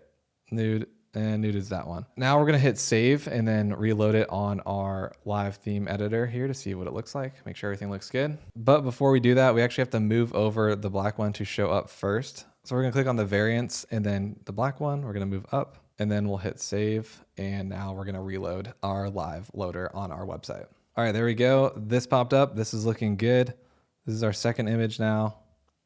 And our third image, our fourth image. And then if you click on sheer, it'll open up that one. That's what the sheer looks like. Coffee, gray, etc. So that is good to go. So I think that's looking super good and clean. Let's see what else I have to do. All right, so now that's looking good on mobile as well. It showed up actually really nicely here. I like the font and I like the size. Now we're pretty much done with our product landing page here. I think everything is looking pretty good. Of course, if we want to go back later on and change some things in the copy and optimize some stuff, we can do that. We're going to come back to the product page a little bit more too, because we need to add the reviews in there, as well as we might add a bundle app. I don't know if that's super necessary for this product and build, but we might be doing that as well. But the next thing that we obviously have to do is change our homepage, because this is not really representing our brand at all. All right, so let's get right into the homepage build. All right, guys, so now we're going to update our homepage, which is something that we have to do. Although the homepage isn't super important because you're going to be sending people mainly to your landing page or your product page, we do still have to have something up there. So if someone does go to the homepage, it's not blank and looks weird, it's sketchy. You can actually see on Cotton's website, if you go to their homepage, it's really nothing. Like they have just a shop now button with like a simple background banner and then what they are. Obviously, we're going to make ours a little bit better than this with a little more information, maybe some testimonials on there as well. But it's going to be a super simple setup. You don't have to spend too much time on it. So let's get right into it. First, we need to go back into our theme editor here. But this time you can see that we're selected on the home page rather than the product page or collections or anything like that. So here's how we're going to edit everything. The first thing that we need to change, obviously, is going to be this banner. This just doesn't represent our brand at all. So what we're going to do is replace this banner with something that actually just makes sense for our website. It really doesn't have to be our exact product. I mean, it's nice if we have a long banner style product shot, but we don't really have that. So the tool that we're going to use to find our banner, it's completely free. It's pexels.com. It's basically just royalty-free photos that you can download and use on your website. So we're just going to type in winter tights here and see what we can kind of come up with. And then maybe for the filters, we're going to change this, let's see, orientations to horizontal. And let's see if we can find any that would actually match our website. Not really seeing anything. It's more taking the term winter into consideration. Let's just type in tights. I'm not seeing too many here that would make the most sense. Honestly, kind of this one. If it was like actually like brown tights, maybe this one. Like she's wearing very similar tights. We could use that one. I'm just going to look for a couple more here that would make sense. I mean, this one matches our, it's kind of provocative, but I mean, it matches our colorway on our website. All right, we're going to download this one just in case. Let's see if there's any other ones though that we can find. This one's not too bad. It's not the exact same tights though. All right, well, we're going to go with that one for now and see if it fits in here well. So we're going to select that first banner image here, going back into our theme settings, Do the same thing that we've done before. We're going to add the image. All right, let's let this one upload real quick. Okay, hit done. Let's see how it turns out. I mean, it's not exactly necessarily the vibe we're going for, but I mean, it's just our homepage, so we can edit this a little bit as well. But the colorways actually match pretty nicely, so it kind of makes it look a little more branded. So we're gonna go with this one. We can add an overlay in here to make it not as like serious, I'd say, like 10% overlay. Banner height, we're gonna leave at medium, but if you want to, you can just change it to the size of the banner that you want. And then backing out into the template section, we can add a button here if we want, so we can overlay a button, which I think is nice to just have on your homepage. So let's click into the buttons. We don't need two. So we're gonna remove one of these buttons, and then this one is just gonna be shop now. For the first button link, we're actually just gonna link it straight into our product page here. So now when they click this, it'll take them directly back to the product page. We do wanna change this colorway though. I think we're gonna go with this button. Yeah, I think that's pretty good. Hit save on that. We could also add some heading here. Let's see what they got going on. They don't, the fluffiest winter clothing. Okay, so they do have a heading in here. So let's go back to the template. Let's add another block, and we're just gonna choose heading. It's gonna show up right here, but I think we can move it up. Well, but it goes right above the button, which doesn't, I don't know actually. I'm trying to see which one looks better. I think probably above the button. And then we might just change the opacity a little bit more in the background here. But for the image banner, let's say the coziest tights you'll ever wear. We'll just keep it simple. See what small looks like. Now we'll probably have to do medium. Yeah, medium looks pretty good. We're gonna go back because we also want to change the color of this because it's pretty hard to see. So we're gonna go back into the color scheme here. We're actually gonna change it to an unused one. So let's change this, change the button, changing this one back to the brown. And then for the text, instead of black, I think we probably will need white. Yeah, I think white looks the best. Okay, that's looking good. And then maybe one more thing that I want to do is the overlay here, maybe to 20% or even 30. Okay, I think 30 kind of looks the best and it makes this stand out a lot more. So we'll save that. Then we can actually leave this down here. I kind of like this page break for the homepage. Top quality products, worldwide shipping, and money back guarantee. We just want to change these a little bit. So for that section, we're actually just going to pull it from the other page here. So we're going to do like basically just take this and plug it back into that homepage section there. So instead of top quality, we're going to do free worldwide shipping. Actually, there's already that there. So what we just need to do now is we just need to click on that first row, and then we're going to copy this and paste it back into our home page here. Okay, so those match up nicely. Now top quality products, we're gonna do quality here. So this is row number 3. Take that one, do the same thing, copy it, paste it right here. And then money back guarantee is kind of the same as our return policy here. So we're just gonna actually copy and paste that one as well. So pull up the second one here. Again, we're just gonna copy and paste it right back in here. But I think we're going to change the title of this one to match up to the product page. Easy returns and customer service. So let's say we'll just say top tier customer service. I think that's good. Cool. Then we don't have to change these. Maybe change the icon from money. Do they just have like smile? What about happy? No, it just says H. Headset. There we go. Perfect. So we're just changing that icon to headset. Gonna go ahead and hit save on that one as well. Okay, so that section is good to go. Down to the best sellers. For this section, I don't know if we necessarily need best sellers right there. We could just do like some sort of page break and then like our featured collection of products and then testimonials. Instead, what we can actually do is basically just do the same thing that we're doing on the product page up right here. Stylish look with hidden warmth. So all we're going to do is just add a rich text there to break it up. So we're just going to remove that section and then click on add section here. And then we're going to do rich text. Now it's going to populate at the bottom, but we got to move that up. So let's bring it right up above this one, right below it. Talk about your brand.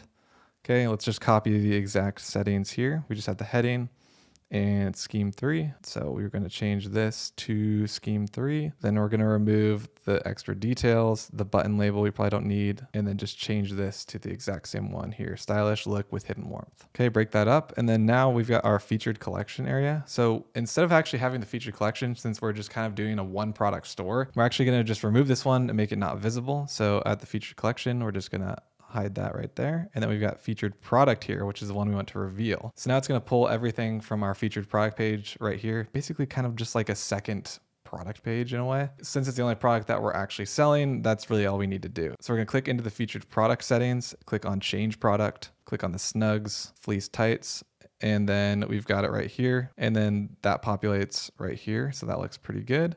We'll hit save.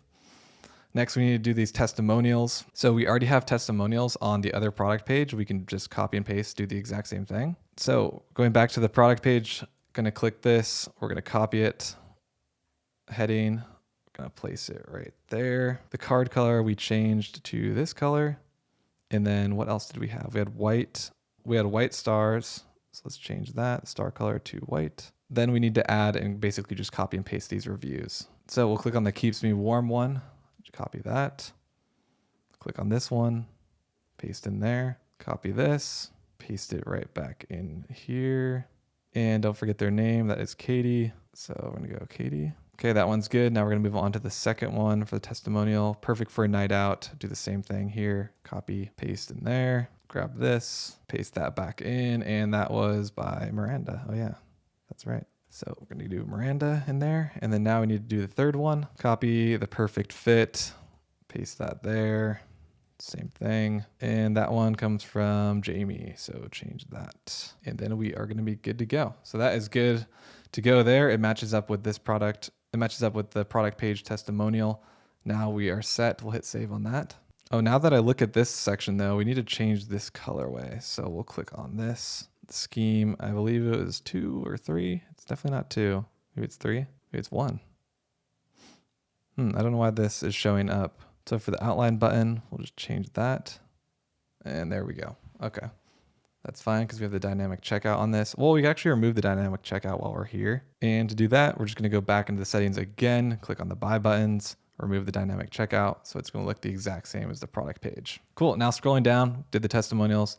Last is subscribe to our emails. So we can leave that actually pretty much just the exact same. We don't need to change anything there, but we do need to change the section divider to match it on the product page, just so everything looks and coincides with each other. And so looking back at the product page, all we have to change is the shape color, which is that one. Go back to the home page, shape color, that one, and boom, we are good to go.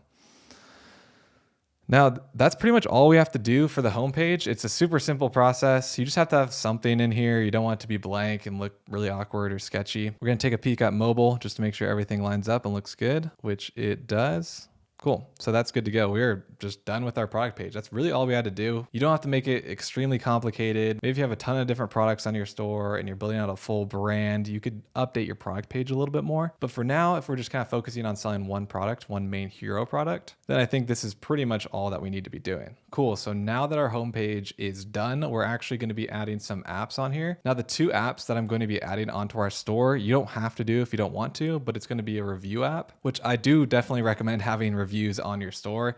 You can go with like the regular review section that is already on this theme that you can just put in the stars that you want. I like to actually have a real review app come in. That way people can leave reviews and you can upload reviews from other websites to post onto yours. And the second app is we're going to try out that quantity bundle as well. The only reason that we're doing that is because it makes sense for this product. And so the inspiration website that we're using also has it. And I think it looks pretty good. And it does make sense for this type of product. Now that one is kind of more optional and more niche and product dependent. But the moral of the story and adding these apps is that you can really just add anything that you specifically need onto your Shopify store, whether it's upsells in the cart, whether it's quantity breaks, reviews, you name it. If it's not already on the theme and ready to roll, then you just add it in the Shopify app store. All right, so I will show you how to do that. So make sure everything is saved on your homepage, and then we're just gonna click on exit and go back onto our back end of the Shopify store. And then on the left side, if you scroll down, you can see apps. And what we're going to do here is first search for the Looks app. So Looks is a product review app. They do have a free plan. There's a bunch of other ones out there. You can use judge.me. There are just a ton of review apps. Some are free, some are not. I just like the way Looks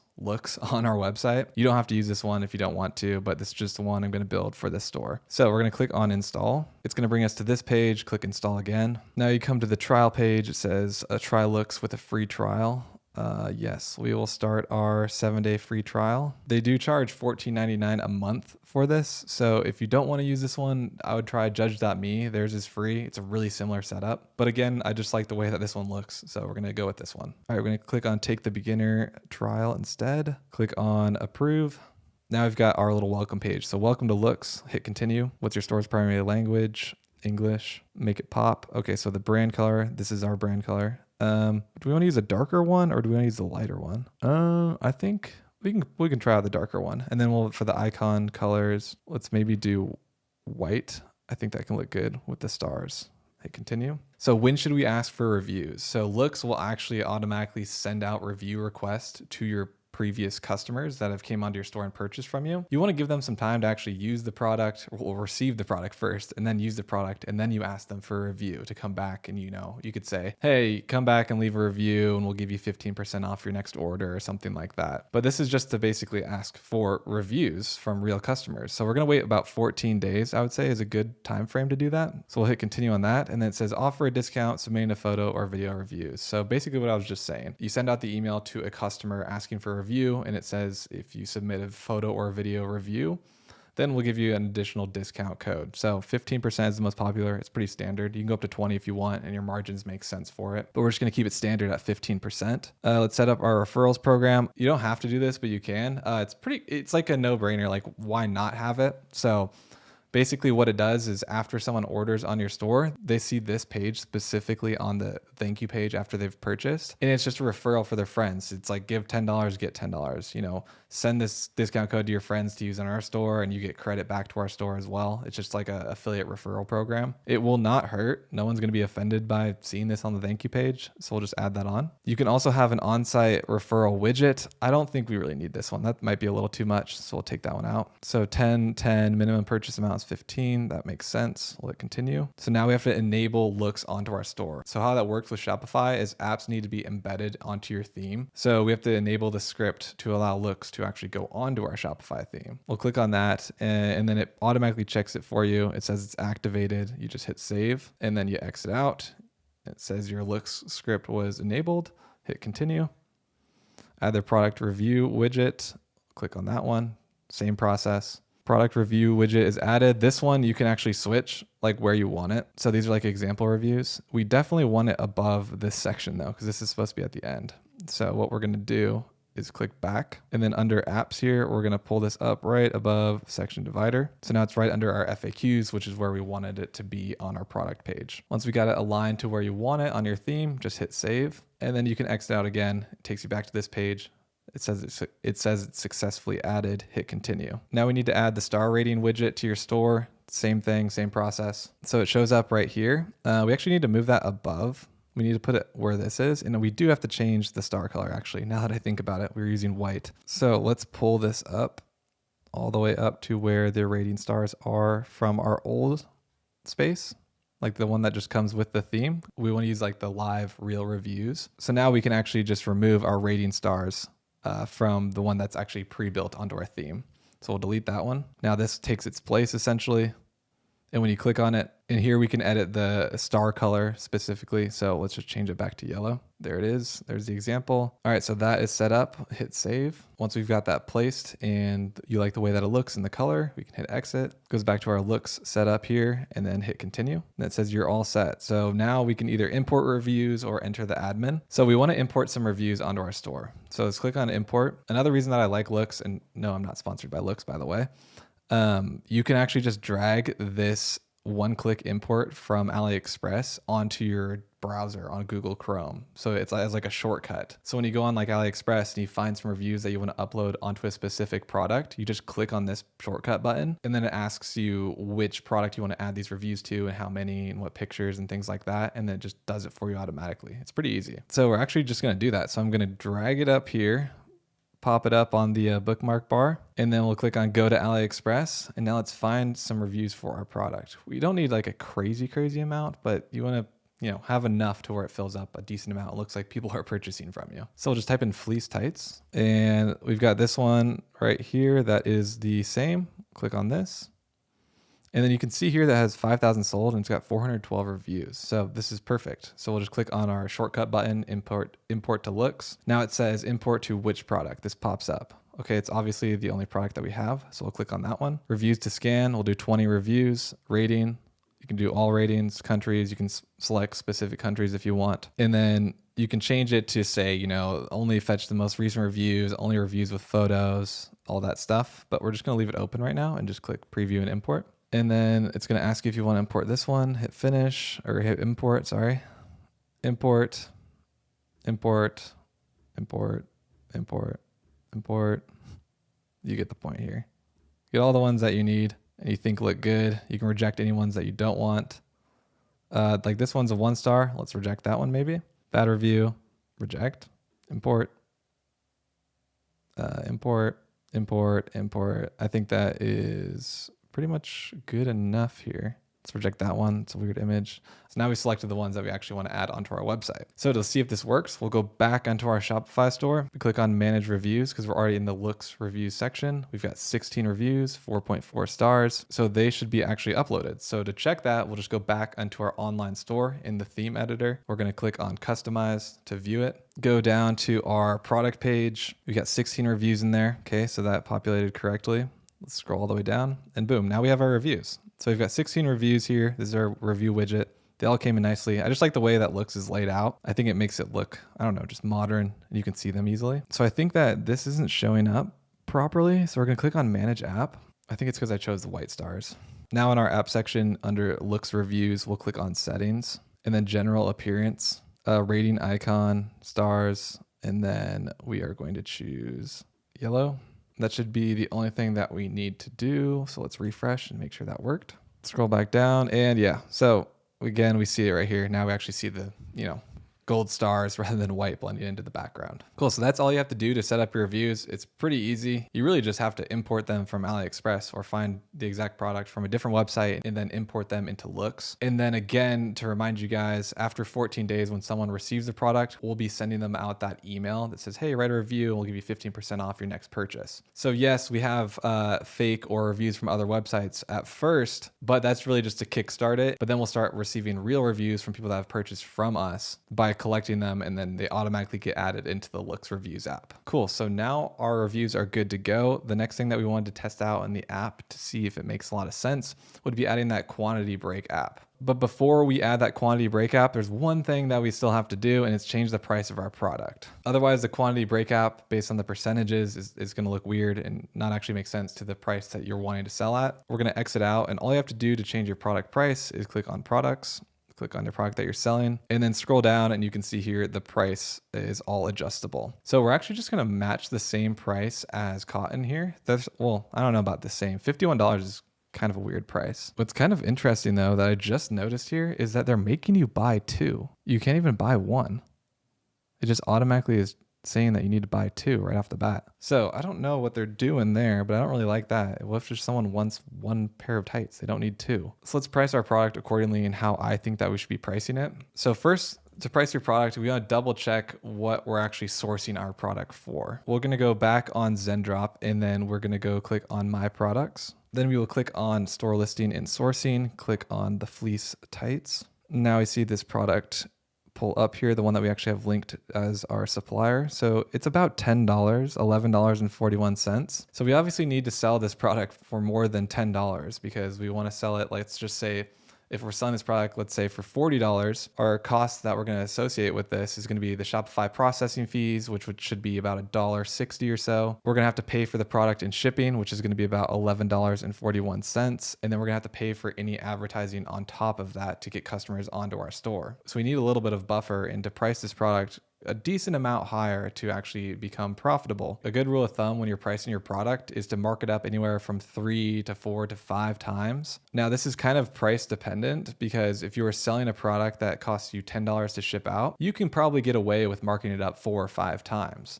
Plus this product itself, if you were to buy this at, Urban Outfitters or something like that, it would probably be around that price anyway. But where it's a little bit trickier to get a higher multiple on your product is if your product is really expensive. If you're trying to drop ship a product that is $250 and you're trying to mark it up to $1,000, most of the time it's actually not going to make sense at that price point. Plus at that price point, at $1,000 or whatever you're trying to sell it for, before people just go on your website randomly and purchase from you, they're going to do some product research first. They're going to see if they can find this product a little bit cheaper than $1,000, and you're probably going to end up losing that sale. In my opinion, the higher the product cost,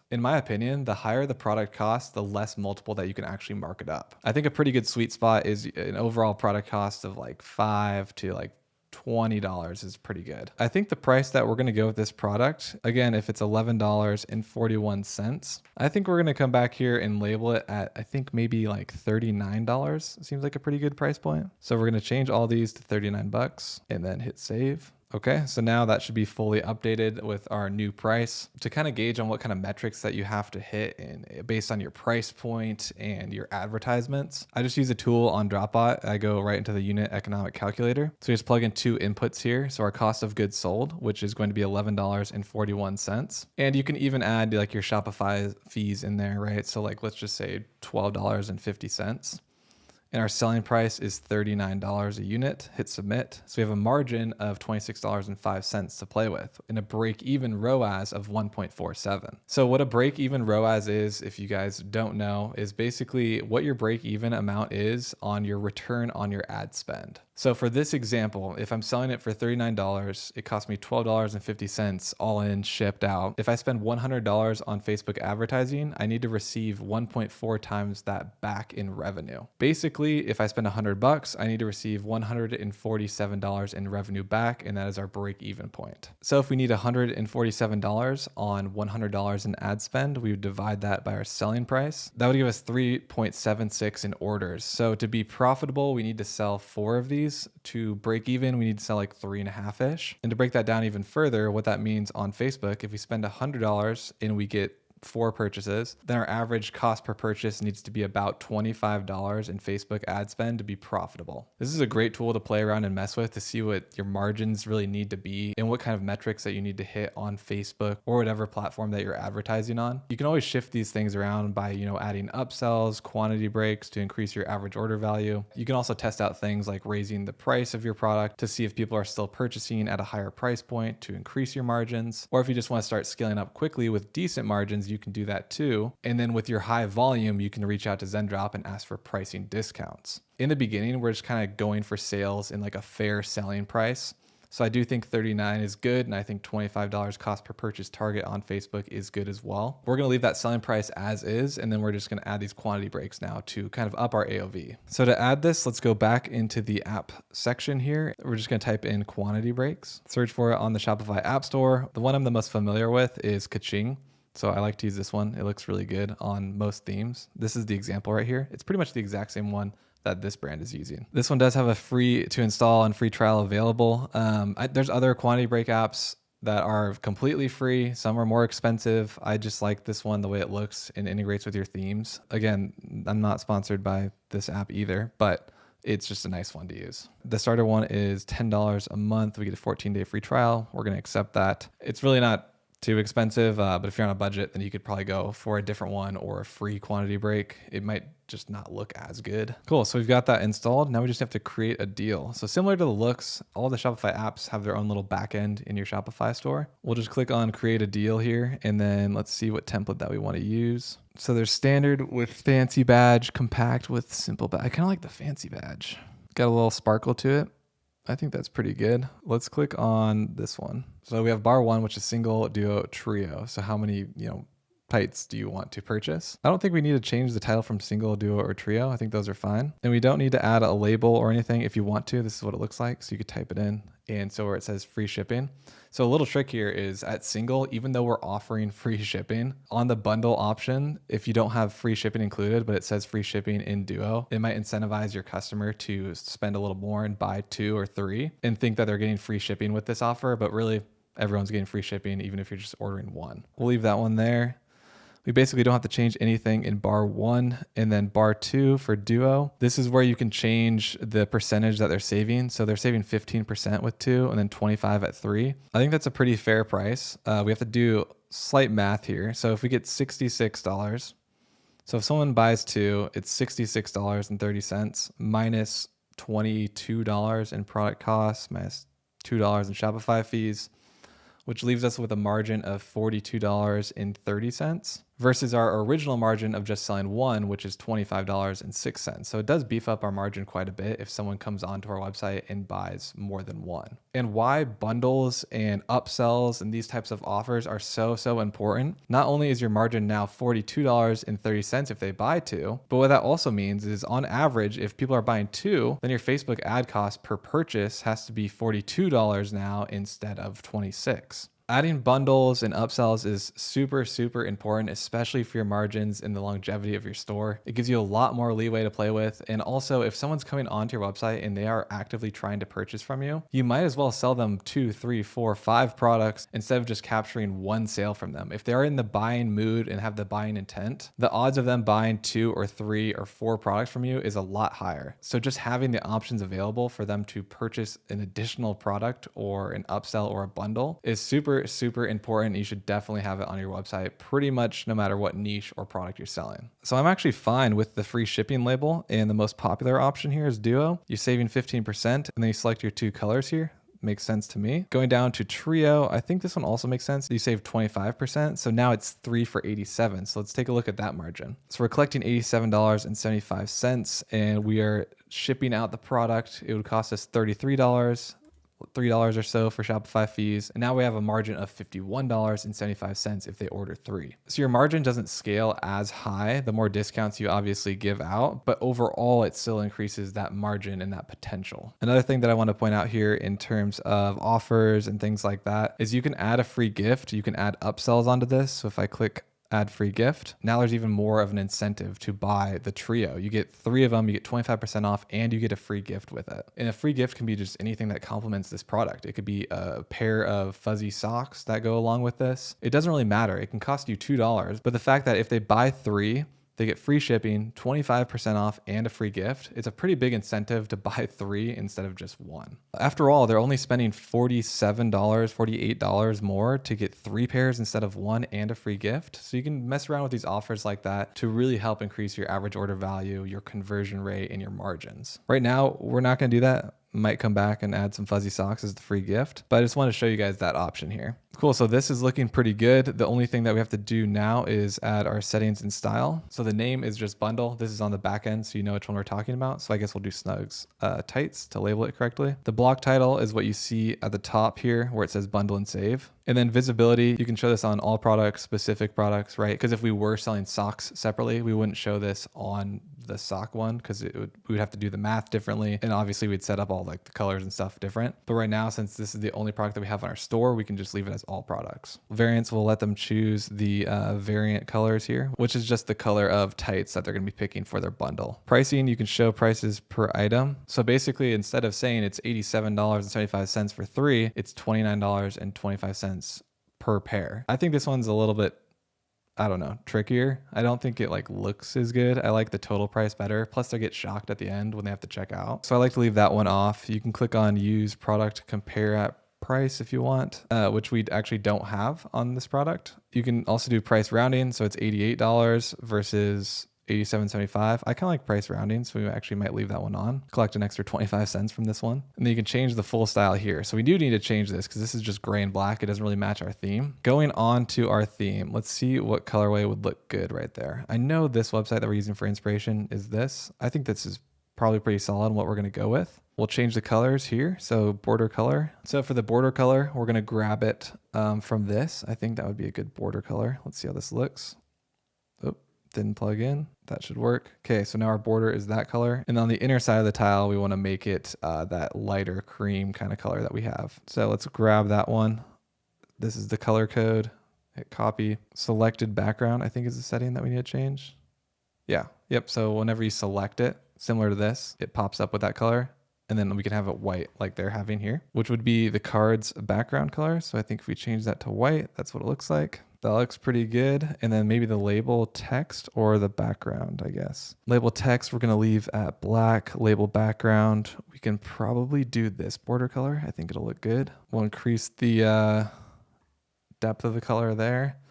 And then maybe we do the text possibly white. Yeah, I think that looks pretty clean. The last thing on the settings wise that we want to change is probably this most popular. It's black. I think we might, switch that up It doesn't look bad now, for sure. But the badge background, like we could maybe make it like this color.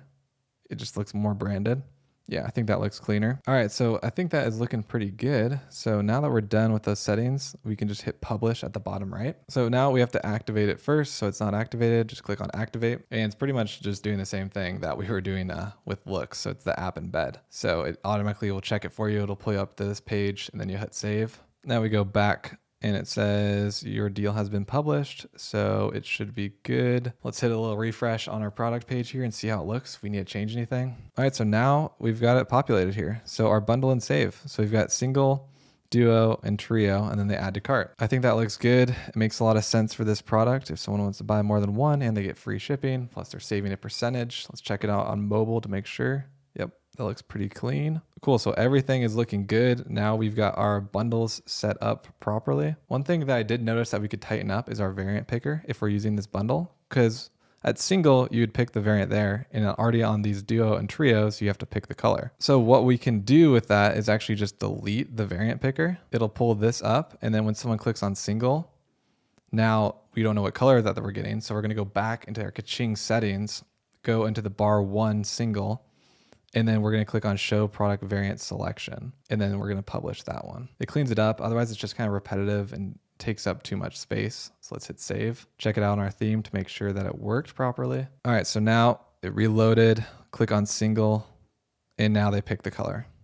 Cool. So that is good to go. We set up our Kaching bundle app. Our website is looking pretty dang good now. We're pretty much almost done, but the thing that I do want to talk about is like your catalog. So not a lot of people talk about this and how to set it up. So I figured I would, cover every single thing in e-commerce and building your store. So let's cover everything. So right now, when we click on catalog, it'll take you to all of your products right now. And then a subscribe at the bottom. We need to change this divider actually, now that I look at it. So we'll change that, hit save. How this bar works here, and you can change this to whatever you want. Your catalog can be changed and actually just show your product or direct them right to the product page if they are, especially if you have a one product store. So right now we don't have a catalog. We could literally change this and just send it to our product page. So to do that, it's all through this main menu setting. So on the left, when you click on this, you see main menu. And then when you click on main menu, it'll take you to the main menu in the back end of your Shopify. So you can see we've got the home button, we've got the catalog and contact. So we can click on catalog and hit edit.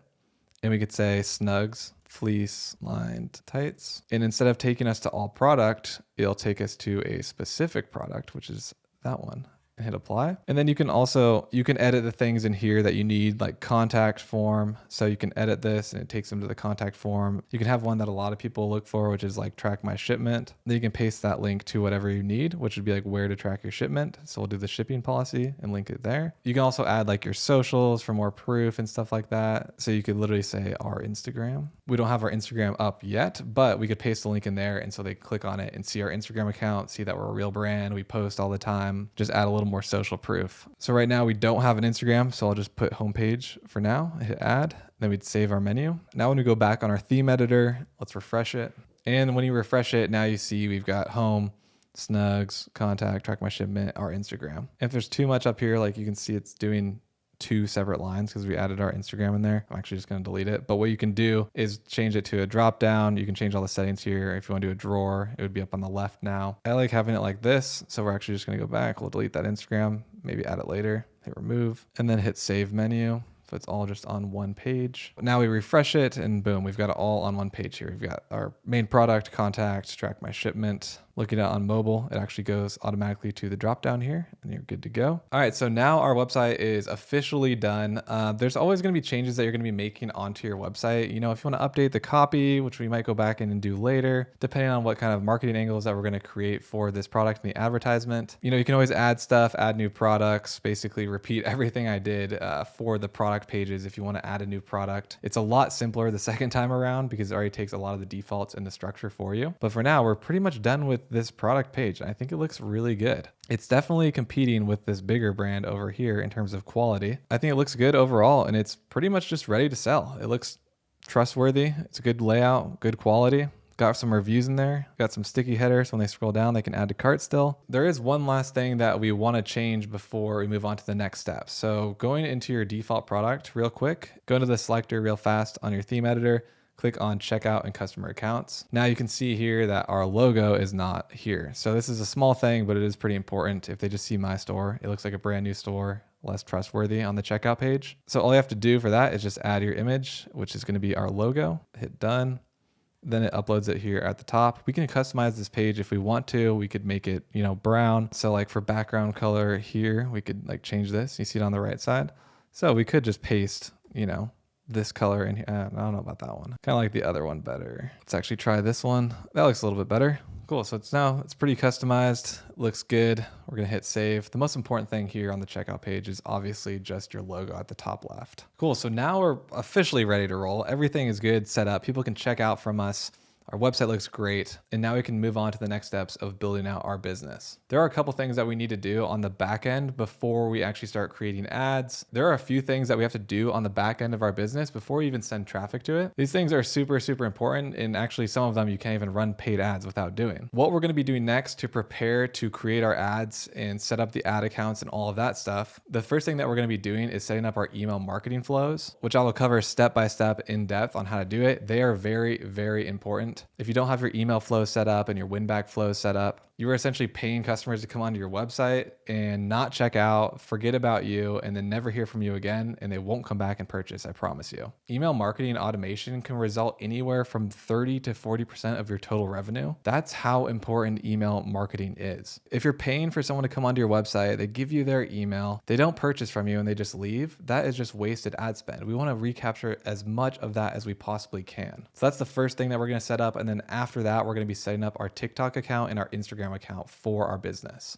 All right, first, let's get right into the email marketing flows. Now we're going to hear a little bit from my friend and coworker slash business partner in a lot of businesses. His name is Bobby Callahan. We've been working together since about 2020. He is extremely knowledgeable, if not the most knowledgeable person, I think, in the e-commerce space that I personally know on a deeper level. He has done so many different things in the e-com space. He's ran multiple stores. He's building out his massive email marketing agency, which he is extremely, extremely dialed in on. He's going to give you guys some great tips on email marketing. Mainly, he's going to give us some motivational pieces as well and what you should be focusing on in email marketing and traits that people have that he sees succeed with the most. Bobby is a great guy. He's not massive on the e-commerce social media. He might be starting up a channel very soon, but he's extremely knowledgeable. So don't skip this section. Listen to what he has to say because it's really going to help you guys out. Let's get right into it. Yo, what's going on?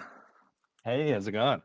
Good. Thanks for hopping in here. Why don't you introduce yourself, who you are, what you do, and then we'll get to the email marketing portion. Hey, yeah. So my name is Bobby. I do a couple things, but my main gig is I do run an email SMS agency for e-commerce brands. And the reason I started this agency is because the way I saw e-commerce moving, everyone was so focused on Facebook ads, Instagram ads, like paid ads, Google ads, TikTok ads, just like spending money to acquire customers. And what I saw was that's cool, but the price of ads kept going up and up. And so people were making less and less money on these first purchases. And so with email and SMS, I saw the opportunity to kind of go to brands and be like, hey, you really need to focus on getting these people who have bought once to buy again. Because if they buy again, you're going to profit way more. The first time they bought, that you had to pay to acquire them.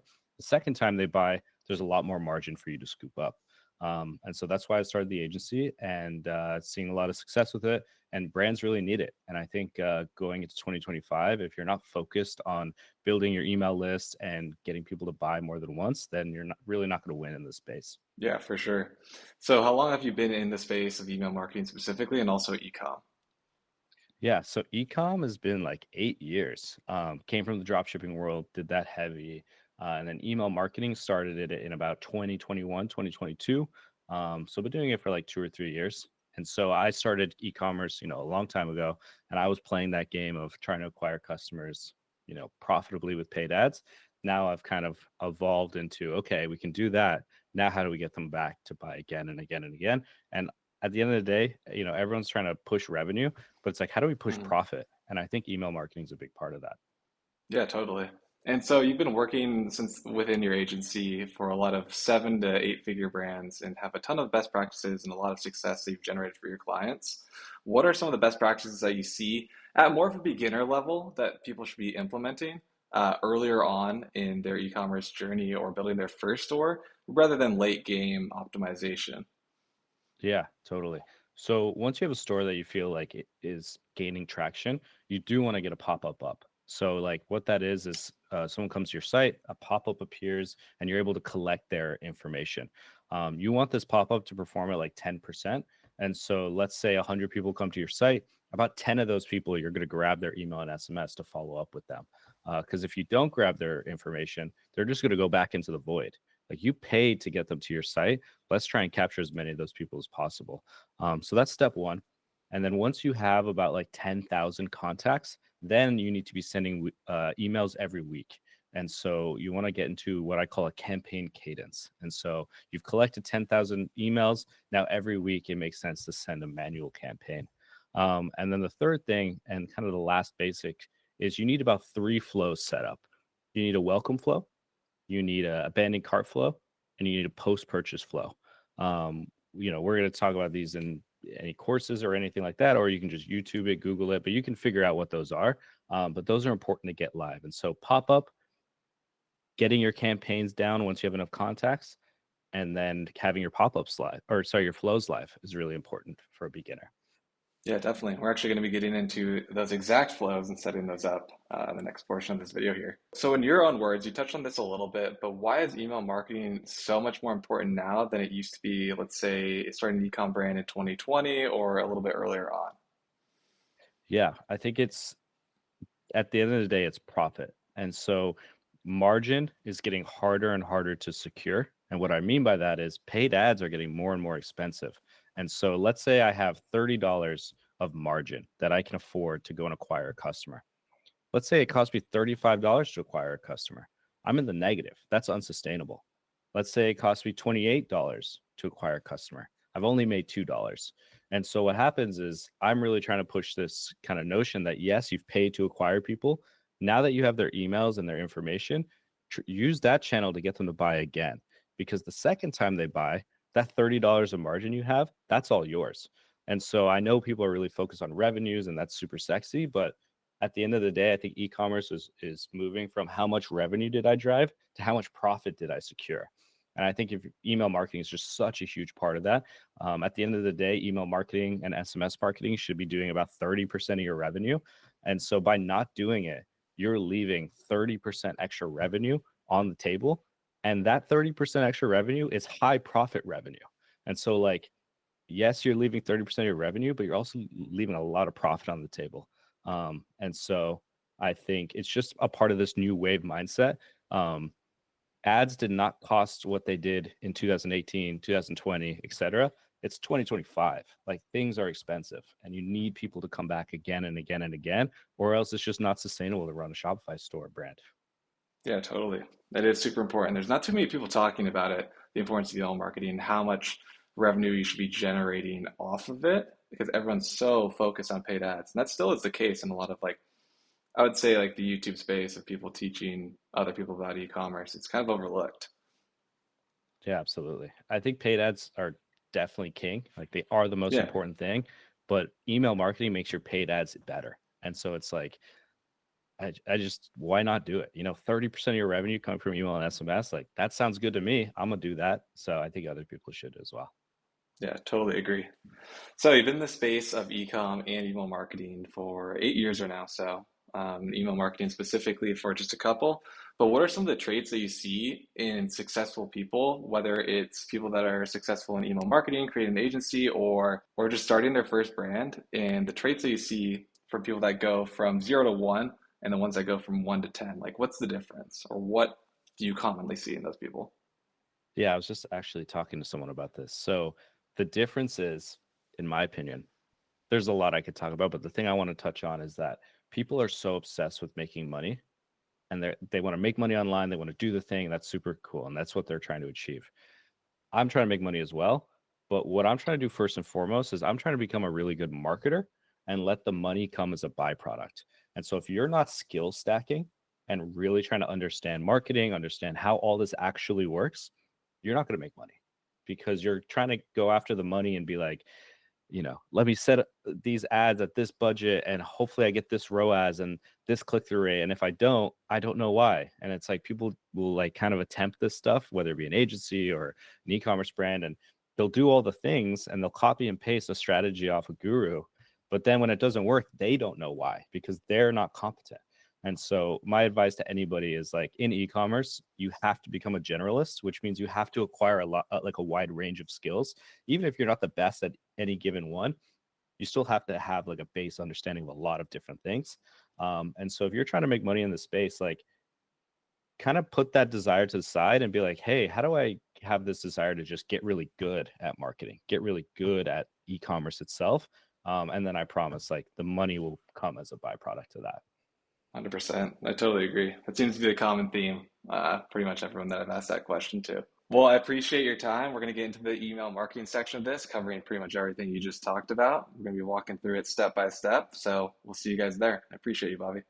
Awesome. Thank you so much. Let's get right into the email marketing flows. But before I actually walk you guys through step by step on how to set up these flows, I do firmly believe in how important email marketing is. I'm going to walk you guys through some statistics as well as revenue generating benefits that email marketing does. Don't skip this portion and go straight into the email marketing flows because you should actually know why it is so important. Reason number one why email marketing is so important is email marketing is a significant revenue contribution to your business. A healthy revenue percentage in your e-commerce store is anywhere from 30 to 45% of your total revenue. Most people think all of your revenue or 95% of it comes from running paid ads or organic directly onto your website and they purchase from you, which is true if you're playing Ecom 101 on level 1, but that's actually a bad thing if all of your revenue comes from direct traffic to your website. That means you're missing out on so many other channels and opportunities to increase your revenue and split it between different sources, overall increasing your top line revenue, not a percentage wise. Overall, your revenue will increase if you have email marketing at 30 to 45% of your revenue versus having it at 0. And why does this 30 to 45% of revenue actually matter? Achieving this level of a percentage in email marketing is ideal because it supports healthy, sustainable growth. And on the contrary, relying on email marketing too heavily can actually indicate that you're underperforming in other avenues of traffic generation. So if you saw your email marketing actually attributing 70% of your revenue, that's actually too high. You don't want all of your revenue to come from email marketing. That can indicate that your paid traffic is not actually converting at the rate that you think it is. So striking this perfect balance of 30% to 45% of email marketing revenue shows that your email marketing efforts are complementing your other marketing efforts. Now, the second reason why it's so important is that it's cost effective and it's also top of mind marketing. Email is an extremely cost effective way to stay in front of your core audience. If you think about it this way, with paid advertising, you have to pay for every single impression, especially if you want multiple impressions and you're doing retargeting campaigns. And paid advertising on social media platforms isn't cheap by any means. So what I mean by this is if you are running paid ads and you're running retargeting ads, they're going to cost you a lot more than retargeting through email marketing. Email marketing is way cheaper to retarget and recapture customers than it is on paid traffic.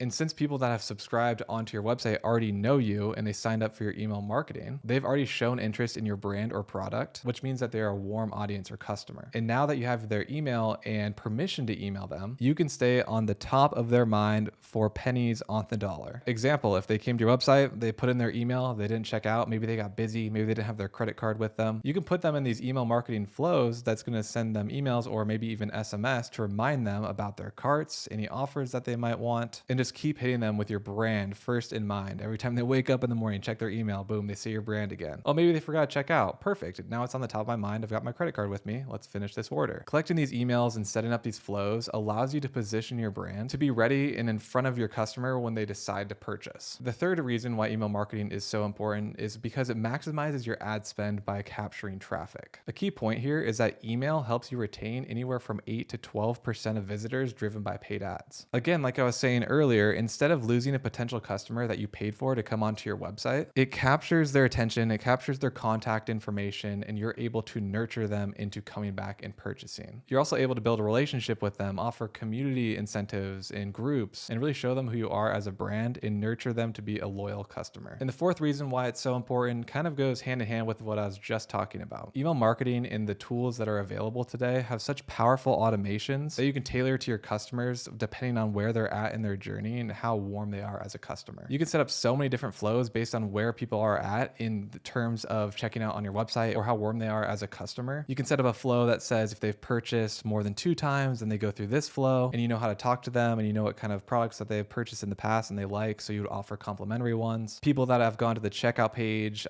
put in their credit card information but didn't purchase, they would go in a different bucket. You'd send them a different flow that is set up for that specific customer. In summary, you're collecting so much information about your customers, and they're all on different steps of this journey in your store, and they're all at different places of where they might purchase or not purchase. And with this information and data and through email marketing, you're able to segment them and put them in the right flows to nurture them to come back, purchase from you, purchase multiple items from you, be a lifelong customer, make their 5th purchase. And really the goal in e-commerce to grow a sustainable business is to actually provide a service in a product that they're going to come back and purchase a second time from you. That's my spiel on email marketing and why it's so important. And now hopefully you realize too why it's so important to your business, and you have to have this set up before you start running any traffic onto your store. Now we're actually going to set up the flows that you have to have, just the basic flows in the beginning, and they are super easy to set up. I'll walk you through all of it step by step. The platform that we're going to be using to run our email marketing is going to be Omnisend. Now there's a lot of email marketing platforms out there. Shopify has one built in themselves, but it's not good at all. Most of the platforms out there are overcomplicated. They don't have the right flows and automations. Some of them you have to watch like 5-hour guides just to set everything up and make sure it's like linking all correctly. Omnisend, in my opinion, is just the easiest one to set up. That's what I use on my stores, and that's what we're going to be using today. And don't worry, Omnisend obviously has a free plan that you can start off with, and it gives you like up to 500 emails a week, I believe, or a month, and like 50 SMS texts and stuff like that. So you can set this up without having to pay anything. And if you are setting this up right now, they reached out to me and they said they would give you guys 30% off through this video. So when you end up scaling up your store and using them for email marketing, although email marketing is very cheap, you can upgrade any of your plans for 30% off, which is super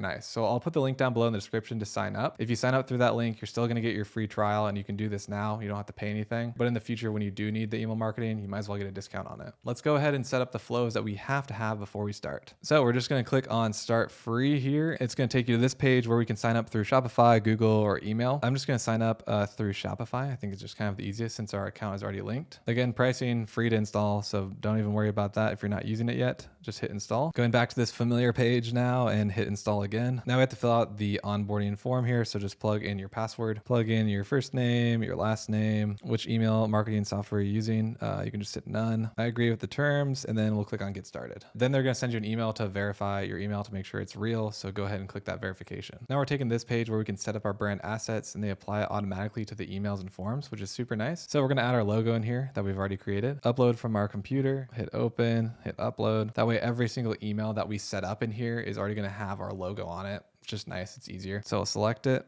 Boom. It's up here. That's what it's going to look like. Looks pretty good. So our accent color, we can also populate with your branding colors. So of course that light brown that we're doing. The fonts don't really matter too much. If you want to change these, you can. So I'm going to save my brand assets. And now we're in the back end here. There are 3 important flows that we have to set up. These are just the basics. You can get trickier with them and get a little bit more intricate as we start collecting emails and customers and data from our website. Kind of like I was talking about earlier, so you can segment certain lists and all that stuff. But the 3 that we have to set up is the welcome flow, the abandoned cart flow, and the post-purchase flow. We can do that right here on the dashboard. We'll just click on launch sign up form right here. And just to talk about what this one is specifically, this is the pop-up that you see on a lot of websites that says, you know, get 10% off your first order, sign up with your email. We'll send you the email code. You can use it as a discount code on our website. That's one main way to collect emails. The other way that you're naturally going to get emails is people just coming on your website, going through the checkout, and then abandoning. You're going to collect those emails on Shopify's backend, which is actually synced with Omnisend. So they're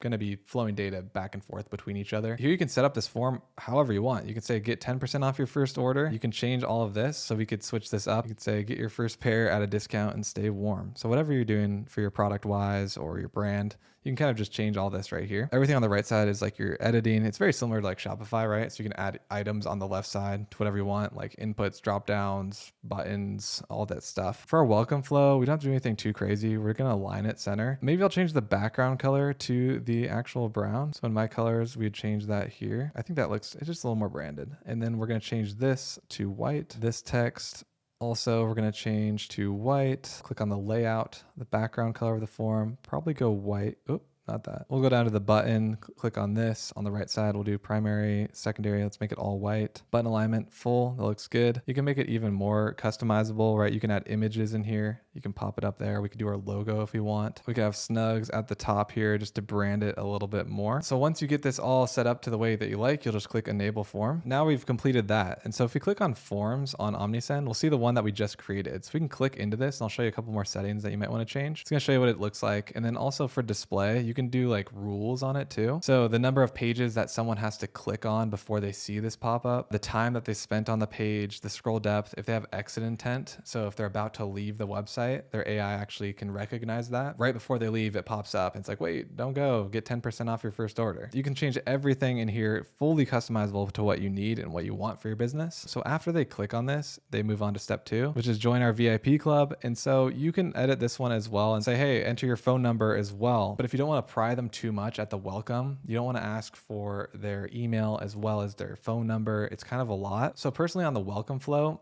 I'm actually just going to remove this step. So it's just going to go straight from email to success. As a thank you, you'll find 10% discount code in your inbox. So it sends it to their email where they can use that discount code. And then you are good to go for that. So we'll update the live form. So that is set up. Now we're going to be moving on to step 2. So we've collected their email at that pop-up, but now we have to send them the welcome flow. So we're going to create a welcome flow here. We'll just click on this button from the dashboard. You select here what discount that you want to offer them. So we did 10%. So we're going to click on 10% and hit continue. You can add SMS here to your welcome workflow for a better reach. So you can actually text your customers. We're not collecting SMS right now. I find it a little bit invasive. It does work really well, but it is a lot harder to collect both SMS and email. So if you're just going straight for email contacts and you want to get a higher volume, email is the way to go. So for this welcome flow, we're actually just going to use only emails and then click on start workflow. All right, so great job. Every new subscriber will now receive an email flow. So let's show the workflows. Now we're in our automation section and we've got our welcome flow here. So we need to edit this. And this is where you do all of your flow setups and triggers, and it's fully customizable. You can send 100 emails if you want to a customer in the welcome flow. But what's nice about Omnisend is they've done all of this data and research for you. So they set up all of the templates with this data. Then they figured out the optimal time span to send the emails in between. They've also figured out how many emails you should be sending them based on their flow. So all of that like psychological marketing is just done for you. You don't have to try to figure it out on your own. So this is how it works. It says customers enter the workflow when they subscribe to email marketing. Customers will exit the workflow when they place an order. So you've got the goal of them to place an order. You don't want them to get hit with a million emails over and over and over again if they've already purchased. That's just annoying. And the trigger filters, you can change these to whatever you want. So it's subscribe to email and they subscribe through the sign up form, and the first subscription is true. So we're going to leave that as is. So that form that they set up after they subscribe, it waits for a minute and then it sends them that welcome email. So the welcome email is right here. So to edit this, you'll just click on it. And then here you can change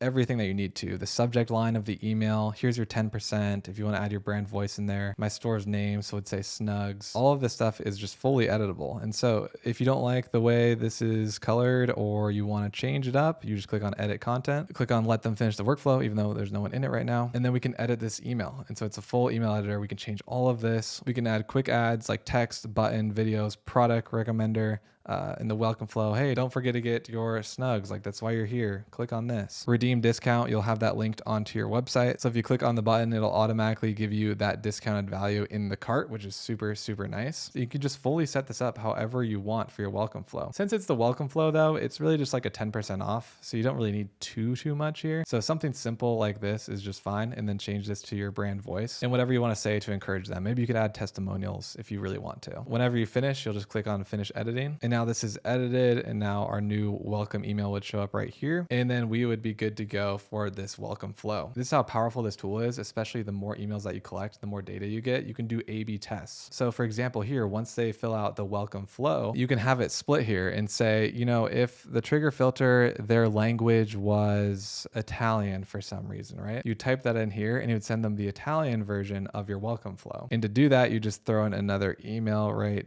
here, and then that split rule would say, oh, if they are Italian and that's where they came from, then this is going to send them this welcome flow in Italian. Another thing that I was just talking about with A/B testing is really cool. You can throw an A/B test in here. So split the participants 50-50. So that means half of them will get email A and the other half will get email B, and then you can compare the two and see which one converted better and brought people back. All of these customizations are super, super nice, especially when you start collecting a lot of emails. All of these little things really do add up in e-commerce. All of these small changes and testings are all revenue revenue drivers and margin increasers. Once you find a product that's selling decently, even if you're breaking even, there's always so many different ways that you can improve your margins. And if you're breaking even, once you improve your margins, you're then profitable. All right, we're not going to be doing any testing right now, so we're going to delete that and we are good to go. So our welcome flow is set up. So we'll go ahead and hit close. So now I've got the form, the welcome flow. The next one that we need to do is the abandoned cart flow. So under automation on your OmniSend account, we're going to click on create workflow, and then we're going to click on cart abandonment. So the cart abandonment flow template that we're going to be using is just the basic one. So we'll click on customize workflow, and you can see this is already pretty much set up for you in a way. So customers enter the workflow when they add an item to the cart, and they also place their email in that cart when they're checking out. Customers exit the workflow when they place an order or they start their checkout. So if you got them to come back onto their website and they go now onto the checkout stage, they're going to be placed in a different flow. Or if they place an order, they're going to exit this flow because the email did what it was supposed to, recover that abandoned cart. So they've already set up this template for us. So the first email they get is items in your cart are selling out fast, and it links the product that they had in their cart already. So when they see this email and they're like, oh yeah, I forgot to buy that because I was busy or whatever, that was the item I wanted. And then you just click on complete your order and it sends them right back to the checkout page,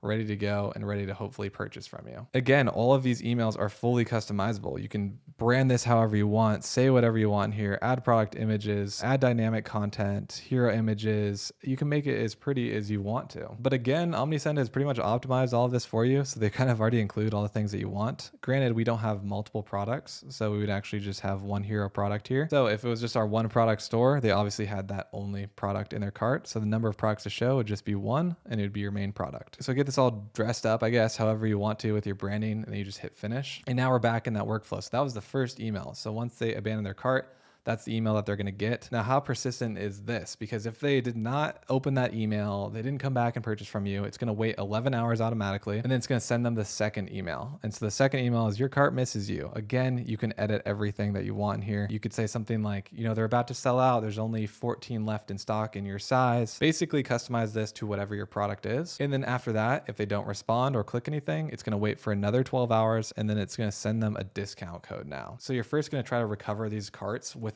an additional discount. But by the third email, if they haven't came back and they haven't replied yet, we'll then send them a 15% off coupon. So now they might click on it and be like, okay, like I wasn't going to buy that because it was a little too expensive, but I've got 15% off now. Might as well just check out and buy the product. You can set this up obviously however you want. Like if you want to do 10%, 50% off, whatever it may be, you would do all of that here. Again, like the other welcome flow that we were doing, everything is fully customizable. So you could do splits, A/B testing, set up multiple different emails, different languages, different images to test them against each other and see which one recovered the most. But we don't have to get too crazy into that. We're just trying to set up the basic flows right now. So that's all we need to do. We'll just click on start workflow when we're done. All right, now our abandoned cart flow is enabled. It is set up. We're going to create another workflow here. This one's going to be a post-purchase flow. So if we have, like we do in our store right now, which is a one product store, we don't have to send them product reviews or a different product, right? Because we don't have another product in our store. What we can do for a post-purchase, if we're not selling a second product yet, but once you do, you can obviously say, hey, don't miss out on this other product we have. You may have overlooked it. You might want this one too. But right now we're working with a one product store. So specifically for our post-purchase right now, we're going to do an order follow-up. So we're going to click on this one as the template. So customers enter the workflow once they place an order. It waits for 7 days and then sends them this email. This one is really nice to do, especially if you're trying to build a community and loyalty from a customer. No matter your niche, if the product is hard to use, easy to use, it's good to add this post-purchase in here once they receive their product. Because now after 7 days and they've received their product, you can send them whatever emails that you want. Like this one is set up automatically to say, hey, how are you doing? We hope you're enjoying your new purchase. Here's 10% off for being a loyal customer. Come back. You can do stuff like that. Or if you're wanting to give them a guide or your brand has a community or a newsletter, you can send that all here. So for example, if you're selling a product that has either a strong community or it's kind of maybe hard to use the product, or that product has a lot of use cases, you can send them a guide here. You can say, hey, here's all of the use cases for your product and list them out, maybe a link of video if you have one, or examples of just ways that you can use their product. This is really, really good to do because it shows that you care, that they purchased from you, and you're making sure that they like your product. It provides them value on how to use the product, and it's going to make them feel like you just really care about them. Or if you're selling something like hiking equipment entertainment for new hikers, and you started a Discord community or a Facebook group with the easiest rated trails in the US, and you're building up this community, you could send them the link to that here and say, hey, I know you just got into hiking and we have actually a community for this. We've got all the best hiking spots with the easiest trails. If you're interested in that, we hope you enjoy your product and you're using it. So if you want to try out a new trail, come join our community and meet some people that maybe you want to hike with or whatever. So if they join this hiking Facebook group and they're like, dang, like this company really cares about hiking, they're really into it, they're going to look so highly of your brand that you just care about this community that they're just automatically going to feel more obligated to come back and purchase more stuff from you the next time they need something. That is the name of the game in e-commerce, is trying to get someone to come back and purchase from you a second time, tell their friends about it, build a strong community, build a strong brand. Those are the e-com businesses that really take off and you see grow to multi-million, if not billion-dollar companies. So edit this however you like, whatever makes sense to your product. Hit finish editing here. Just make sure it's set up for your post-purchase. Once you've finalized everything that makes sense for your product, you just hit start workflow and then it is good to go. Now, those are the three main ones that we have to have. We really want that abandoned cart and the welcome incentives, because again, if we don't have these set up and we don't have an abandoned cart flow ready, you're going to send traffic onto your store and let's say 100 people come on, 25 of them go to checkout, but they don't complete the purchase. And you're like, oh, I just wasted all of that ad spend and no one bought and I have no way to get them back. But now with this abandoned cart, we're sending them emails, we're giving them discounts to come back and recapture some of that ad spend. Again, these are the basics that you have to have set up. I hope you followed along and did this. And to go one step further, just so you guys know, in the future, you can obviously create all of these different automations and segment your customers based on how many times they've purchased,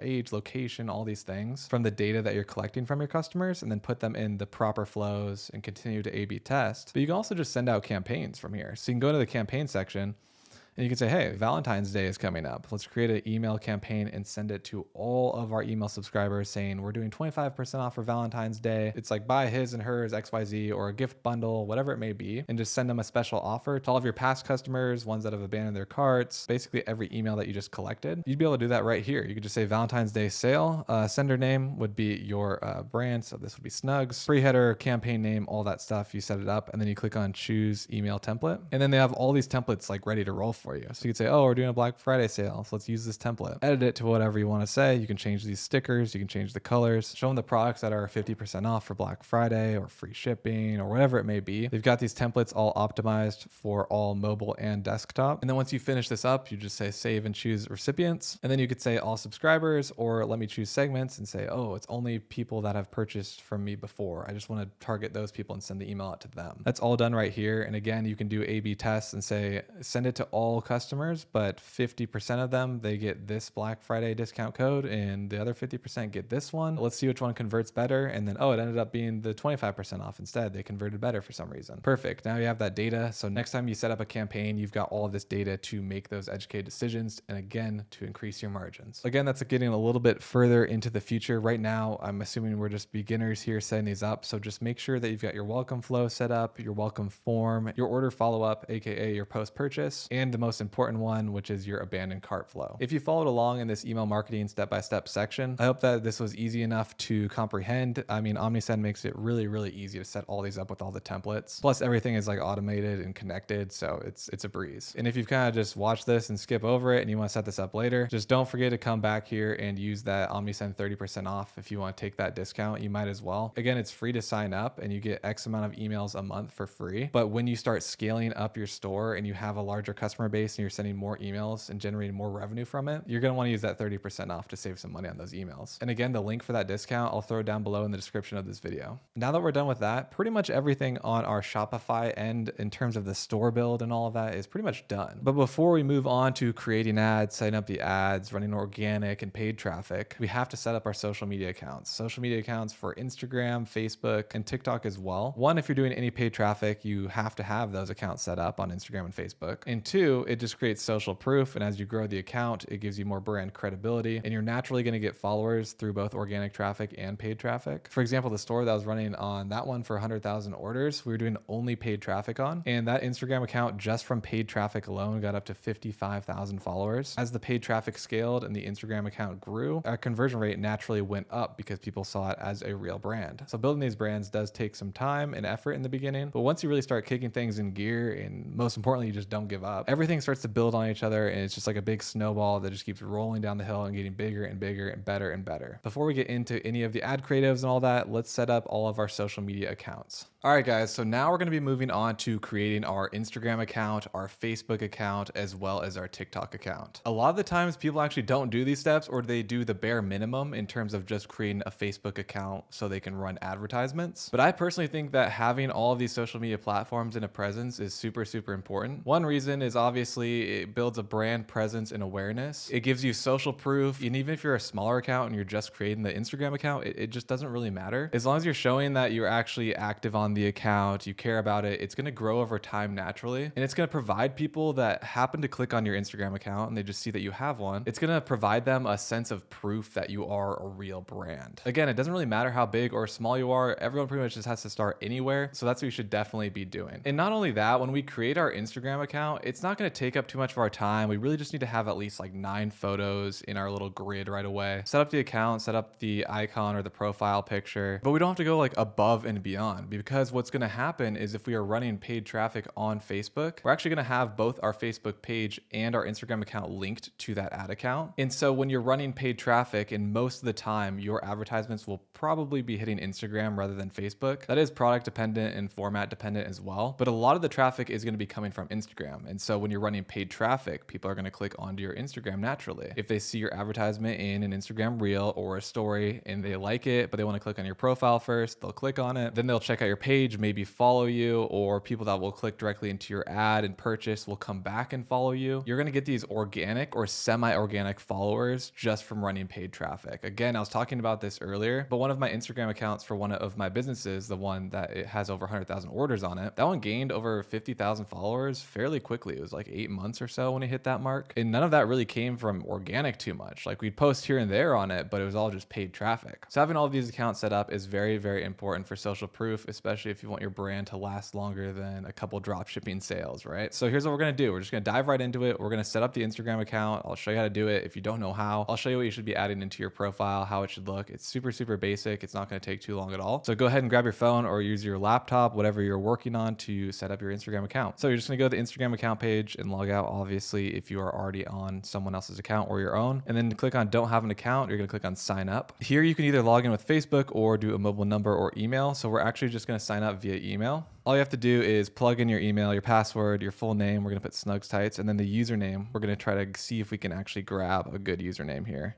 like Snugs Tights. And then we're just going to click on sign up, and then we got to add our birthday in here. We're going to hit next. You go to your email, obviously grab that confirmation code, hit next. All right, then it's going to accept your code. Obviously, we don't have anyone that we're following on here or whatever. Let's uncheck all these. We don't need to follow Billie Eilish. Here we go. So we'll go to our profile, and now it's just completely blank. So we've got Snugs Tights. We've got the description here, our name. So the first thing that we're going to want to change is obviously the logo. We're just going to pop in the same logo that we're using on our website and see how it looks. We might have to adjust it. So what we're actually going to do to get our icon fitting to where it looks good and not just spread out, you don't want to make everything look super cheap, right? You want to have it like at least a solid premium feel. So we're going to go back on Canva. Let's see if there's an Instagram profile picture. Yep, 320 by 320. All right, let's see what we can do. I mean, it's 320 by 320, so we kind of need to be like small and in the center. We have to play around with this a little bit. Let's just see if we can copy these.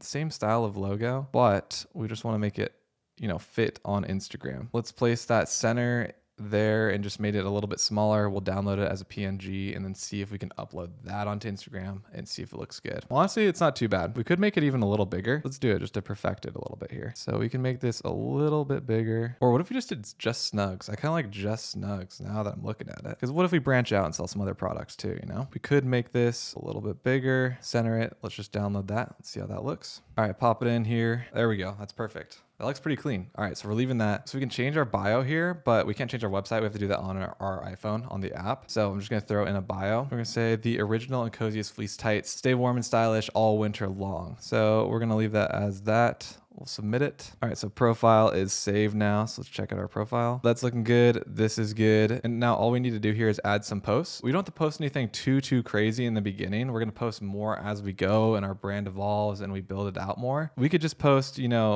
this photo right now, no filters on it, maybe a caption, and then we can just post that. Photo can be shared. Please try again. Media type invalid. Why is that invalid? Let's try to download this one right here. JPEG, it didn't accept. So maybe I'll download PNG. Say something, random caption, we'll hit share. All right, post has been shared. So our first photo is now live. So I'm gonna go ahead and speed through this really quickly and post 9 photos just so it fills out the grid here. And then I would recommend you guys do the same on your accounts. All right, cool. Now, so we have our 6 images up here. Actually looks pretty good. They're all kind of the same coloring. Now what we can actually do once you get your 6 photos in here and everything looks pretty good, what we're gonna do is actually take this Instagram. We're gonna go back onto our Shopify store. So in the settings, we can actually add it just for like an extra little bit of social proof. If you click on the footer section and you scroll down, you can go to the theme settings and then you see Facebook here. So Instagram, paste it right in there. And now we have our Instagram link at the bottom that they can click on and come check out our Instagram account. We're going to do the same thing later with Facebook as well as TikTok. But for now, we're just adding that in here. So just make sure that you do that. Just have that extra bit of social proof. So if someone does want to click onto it and make sure it's linked to a real Instagram, then they can do that on your website now. Now we're going to do the same thing, same process for TikTok. We don't really have anything to post yet because we need to create our content on TikTok, but we still want to make our TikTok account just to have it actually set up. And then we can link it to our TikTok ads account later on. Same type of process as Instagram, where over time, you're naturally going to get some more followers from running paid traffic on TikTok. Or if you're just using it for organic, you still need to have an account anyway. So we'll quickly sign up for the account. We're going to use email, fill out the same thing with the same email, and then you're gonna send the code back to that email, and let's just confirm it again. Cool, plug that in, hit next. Same sort of setup. Honestly, even a little bit easier because we don't really have to post right now. So we will exit out of that. And then we're gonna create our username. So let's see if Snug Tights is available. All right, we're logged in, good to go. And then we're gonna do the same thing. So we're gonna go to our profile here. We're gonna click on edit profile, change the profile picture. The one that we already created for Instagram is gonna fit, I would assume. All right, for some reason, it's not letting me upload the photo into the profile. I might have to do it from my phone, but we'll just go back down to the bio and basically say the same thing as our Instagram bio.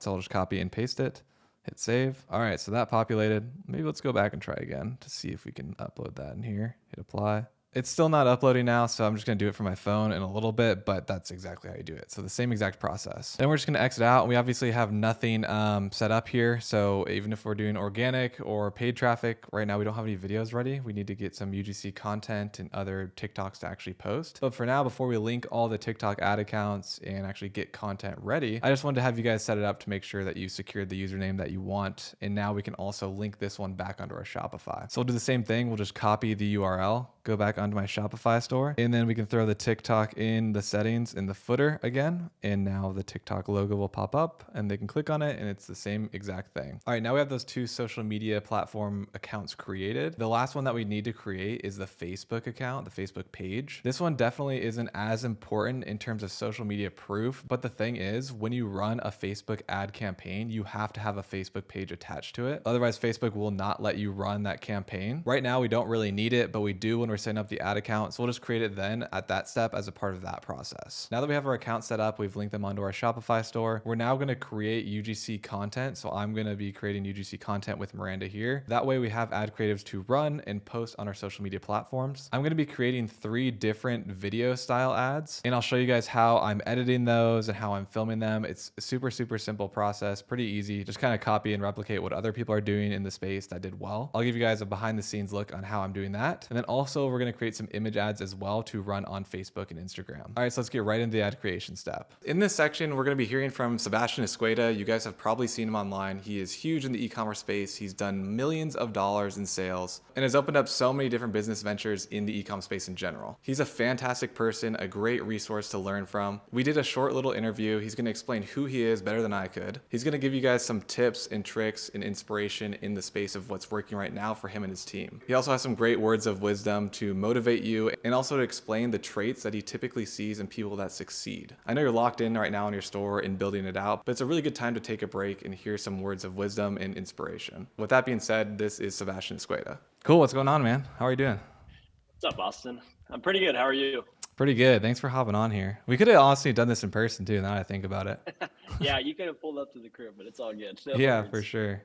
Yeah, so I just want to give a little bit of introduction about you. So want people to hear what you do if they haven't seen you before on YouTube, what you're kind of an expert in, and then we can go into that field. And then after that, we can go into a little motivation mindset and what you've seen in the space and what's helped you. Sure. So I am Sebastian Escueda. You guys might have seen some of my YouTube tutorial videos or whatever. I've been posting on YouTube for dropshipping since 2017, so I've been posting for quite a while. And yeah, over the last couple of years, made some solid money with dropshipping, got into some other ventures. I bought my first house last year, so just been in the space for a while. And I would say like one of my main, not tricks or tips, but like one of my main fields right now that me and all of my business partners and buddies are focused on, especially moving into 2025, would have to be creatives. Like that's one of the things that I think is setting us apart with creative or with overall drop shipping, is just having a different angle and approach with creatives to make sure we outperform everyone else who's going to be selling the same product. Because as you know, it gets extremely competitive in the drop shipping space. You know, you have a winning product and then fucking 20 people hop into it and try to sell it. So having good creatives consistently coming in is our biggest edge right now in the market. Yeah, yeah. So about those creatives, do you think it's the creative like hook itself in the way it's shot and style, or is it a mix of like marketing angles as well that people haven't done before? What are you guys working on in terms of like strategy for that? Sure. So yeah, I would say it's a mix of having really good hooks that already work in other spaces. Like one of the big things right now we're doing is we use like Callow data or Fastmoss or whatever, and we look at the TikTok shop hooks that are working the best. And then we'll basically take those and we have 10 to 20 creators replicate those. Right. And then we get tons of content in and then have basically a creative strategist put all of that together into new videos. And then we test those very frequently, because our whole mindset is like, once you have a good creative, people are going to take it and they're going to use it for their own store. So as soon as that happens, we've already got like 10 to 20 more backlogged, ready to start testing again. So that way we can always be ahead of everyone else in the space. So yeah, it's basically just like having a good script and then having a lot of good enthusiastic faces in the ads and just consistently getting them in. Because if you can consistently get creatives, you will win in Facebook. And that's been the case for us this last year. Cool. Yeah. So like I'd say the biggest takeaway for me for there, it would be increasing the frequency is something that people could really master of creatives. A lot of people I see, like beginners, and you probably do too, where they come up with one ad as fast as they can and it's just terrible, you know? And then they run that, spend $200 on Facebook and be like, oh, it didn't work. Like, I'll move on. Versus putting time and effort and actually come up with a strategy and quality creatives and then putting that into some sort of like systemized machine where you can just crank those out constantly and always be switching them out and changing it ahead of that curve. Yeah, 100%. I would say that's like been the biggest thing for us, is just, staying consistent. A lot of people, like even watching this video, will have a winning product probably this next year, 2025. And then people get lazy. They kind of kick their feet back and they're like, it's profitable, but you should look ahead and know that that ad will not always work. So you have to be proactive and consistently get new creatives in, and it will allow you to create a moat around your business, which will turn it from a dropshipping store to a long-term brand where you establish yourself as like the dominant seller in the space. Oh, for sure. That's something I learned way early on too, was finally got a winner for my first store I made and just let it run. I was like, this is going to last forever, right? Yep. But ad frequency kicks in and people get used to it. It stops performing, that you have to switch it up. Otherwise, if you're not thinking a couple steps ahead, you could make some money, but then you're toast, you know? Yeah. Then someone else comes in who is thinking a few steps ahead and they will outperform you. 100%. And then the next thing I was going to ask you about is anything that you can kind of give in terms of like advice or motivation to someone just starting off, because these are most likely beginners watching this video, or that you've learned along in your journey, or any traits that you've picked up that really helped you that you would encourage someone else to learn and work on. Sure. So one of the big traits that I've seen for myself and also for a lot of the students I've had is these people are unique in the sense of like the different characteristics they have. And I've been able to kind of compile them into a list. The main thing I think is very important is your willingness to solve problems on your own. So like for me, I have people I train one-on-one and in group settings. The people who excel are always the ones who like don't ask me stupid questions. Yeah. And I know this is going to sound funny, but like I was never the guy who was really commenting on YouTube and asking all these like basic questions on dropshipping content. I was more so watching a video like this one that Austin's putting out, and then I would go and just apply the information and learn as much as I can from the video, but then also gain knowledge through experience. So I think one of the biggest things is like, don't think that you need to learn every single little thing about dropshipping. Like get the basics down, learn that you won't have your first product be a winner. It's probably going to take you 10 to 20, and then just take action until that winning product comes in. And that's honestly like the best practical advice I could tell you. I could give you guys like some strategic motivation stuff, like wake up and listen to this David Goggins video, Yeah, like cold in shower. the morning, but it's like, yeah, cold shower, but it's like, that's not going to always work. And so you just have to have something that's systemized. So I would just say, you know, have realistic expectations for when a product is, or when you're going to succeed with dropshipping, and then don't look back. Like I tell a lot of people to operate like a robot, like don't think so emotionally. Don't get discouraged if your first winning product or your first winning product isn't a winner. Just keep at it and keep trying and keep making strides every single day, and eventually something beautiful will come from it. So yeah, that's what I would tell a beginner. Oh, I totally agree. The problem solving is huge. Too many questions that are very Googleable, you know? And it's Yes. like, well, we're wasting time here. You got to be moving on. I totally Yep, agree with 100%. that. Anything else you want to specifically talk about?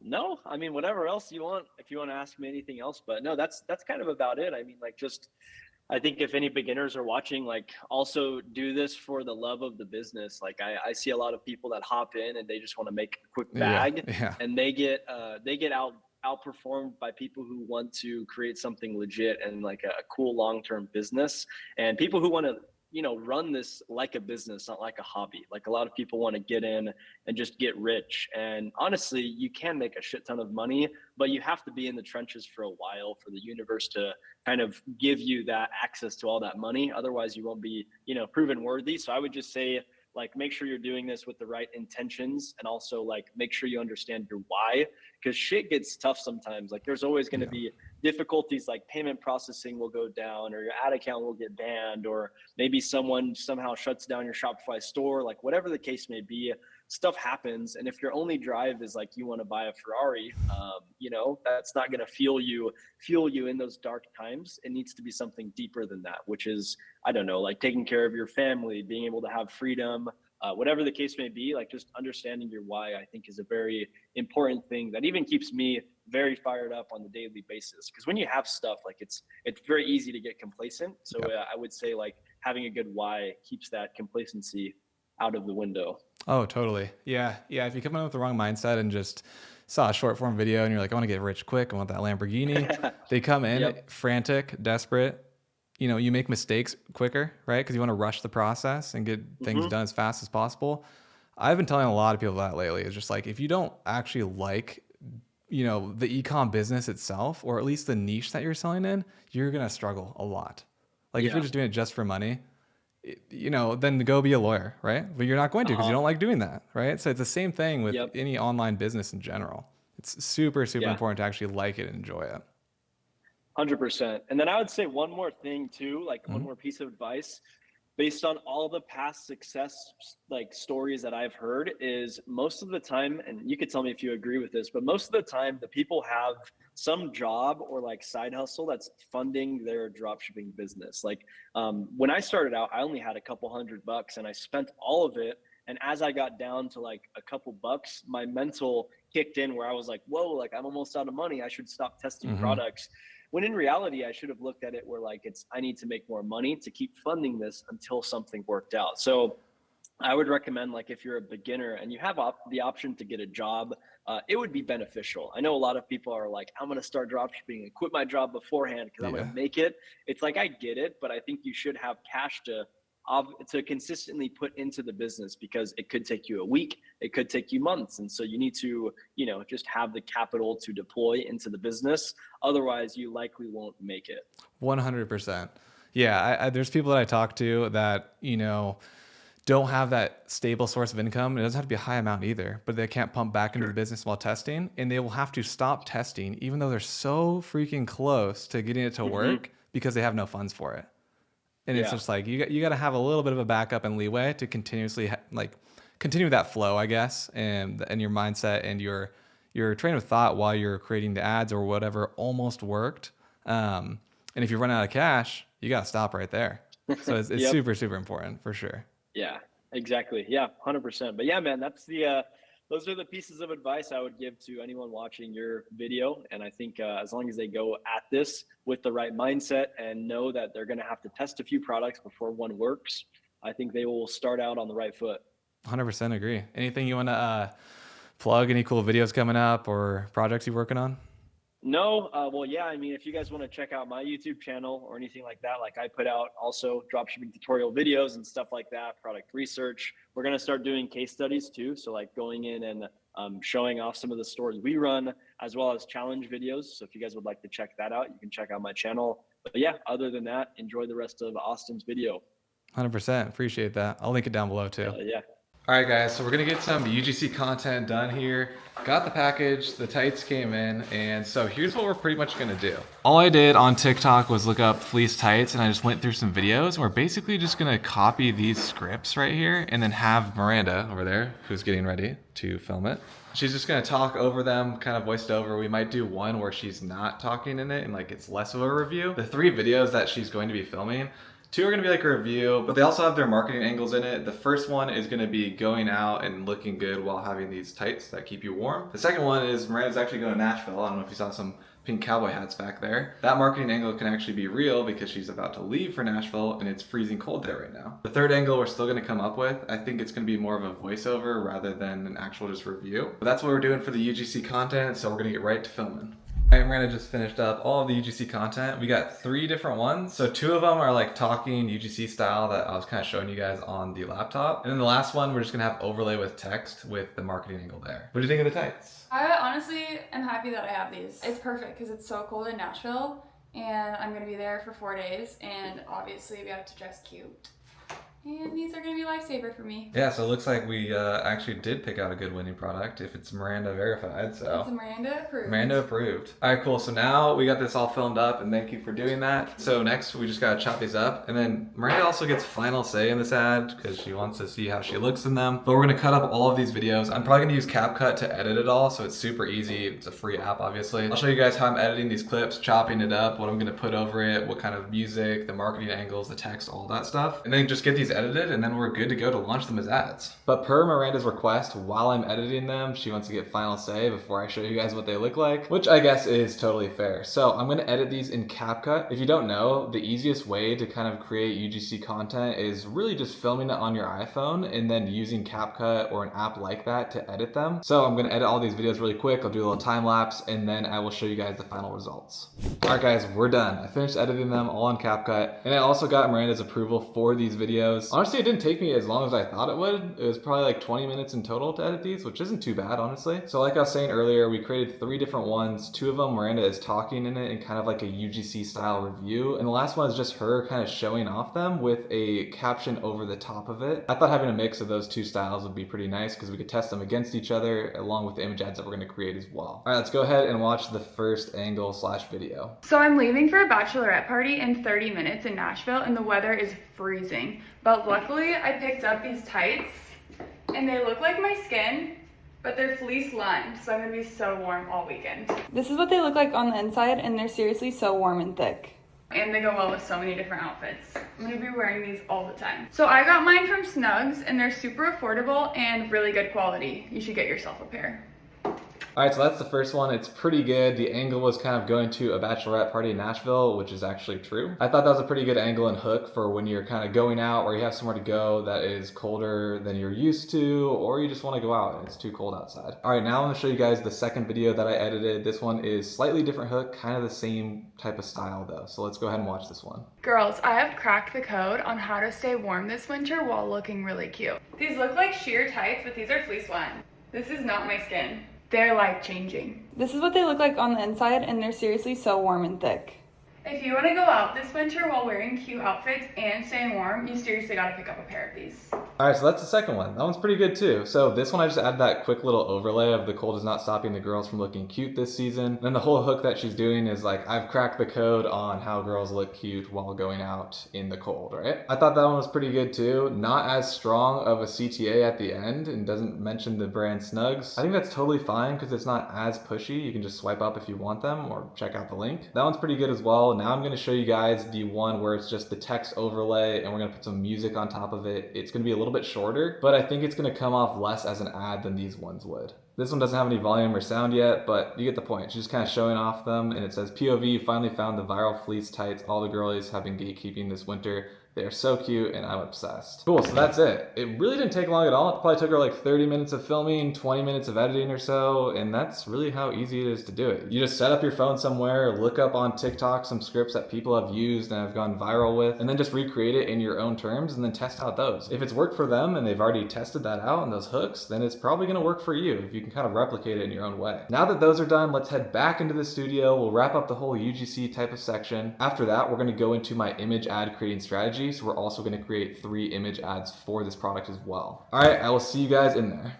Okay, so we've got some UGC content made, but we're also going to be creating some image ads as well. I personally love using image ads because they are 3 times on average cheaper than video ads. Image ads are perfect whether you're trying to scale up with image ads, it's very suitable to do so. Or if you're just wanting to test out a bunch of different marketing angles or lightly test a product, image ads are way easier to do. 1, because all you need is an image of the product that you can edit. 2, it saves you so much time. Instead of spending hours getting content and cutting up the clips and creating it and voicing it over or whatever you're doing, you can crank out so many image ads and test so quickly. I recommend checking out image ads if you haven't already, but what I'm going to be walking you through now is actually my step-by-step kind of guide / situation on how I actually create these image ads and how I crank them out really quickly. And this method is super simple, it's super fast, and you really don't have to be creative at all, which is like the best part. I use some tools. I'll show you guys what I'm using. So I highly recommend that you're following along in this section and either learning about image ads or you're actually following along creating your image ads along the way here. All you really need to create these image ads is just these images like this, like some decent images that you can remove a background on is like kind of the only qualification, I would say. So all of these are going to work pretty well. I think we can use this one. You can probably use this one. And then I think this one should be good as well. What we're going to be using to create our image ads is creativeos.com mixed with Dropbotai if we want to get some more copy and ideas from there. If you have not heard of CreativeOS, it is a game changer and a lifesaver for image ads and email templates and landing page templates. So what CreativeOS does is scrape the top performing ecom brands through Facebook ad library. There's thousands of templates already on here, but any new image ads that are performing well from the biggest ecom brands are scraped and recreated for templates for you guys to use. So all of the templates that you do see on here are proven winners. So the whole idea is there's 10 new ones every single day at the moment, I think is what is being uploaded. And so how it works for image ads specifically is like under the ad section here, you just click on Canva or Figma, whatever you like to edit your images in. You'll open new template as a design, and then it gives you that exact same layout right here that you can actually just edit yourself. So all you have to do is replace with your own image and copy. Now you've got the exact same ad format that Huron uses for your own brand. It is a very powerful tool that I use almost every single day. We're mainly going to be living in the ad section here for the templates, finding the ones that are suitable for our brand of Snugs. But obviously I do want to point out that they do have emails, how we set up OmniSend earlier on with our email flows. And I was showing you how you could go inside there and you could edit it all to the way you want. If you're not creative and not good at it, you can copy the biggest brand's email templates as well on CreativeOS. So you just copy into Figma, obviously again, replace with your own image and copy, and then you'd upload that email template back onto OmniSend and it's going to look beautiful. Like all of these are really, really good designs. They also do this with landing pages as well. So there's landing page templates. This one is a little bit harder to implement because you have to use a third-party app to upload your custom Figma landing pages. If you are interested in that app is called Replo. So you can basically like steal all of these landing page templates that are super, super sick. We're not going to be doing that today. We're really just going to be using this for ads right now. So what we need to do here is we're going to try to come up with 3 image ads from scratch. We're just going to be using the images that we already have and then seeing if we could place them and figure it out using these ecom,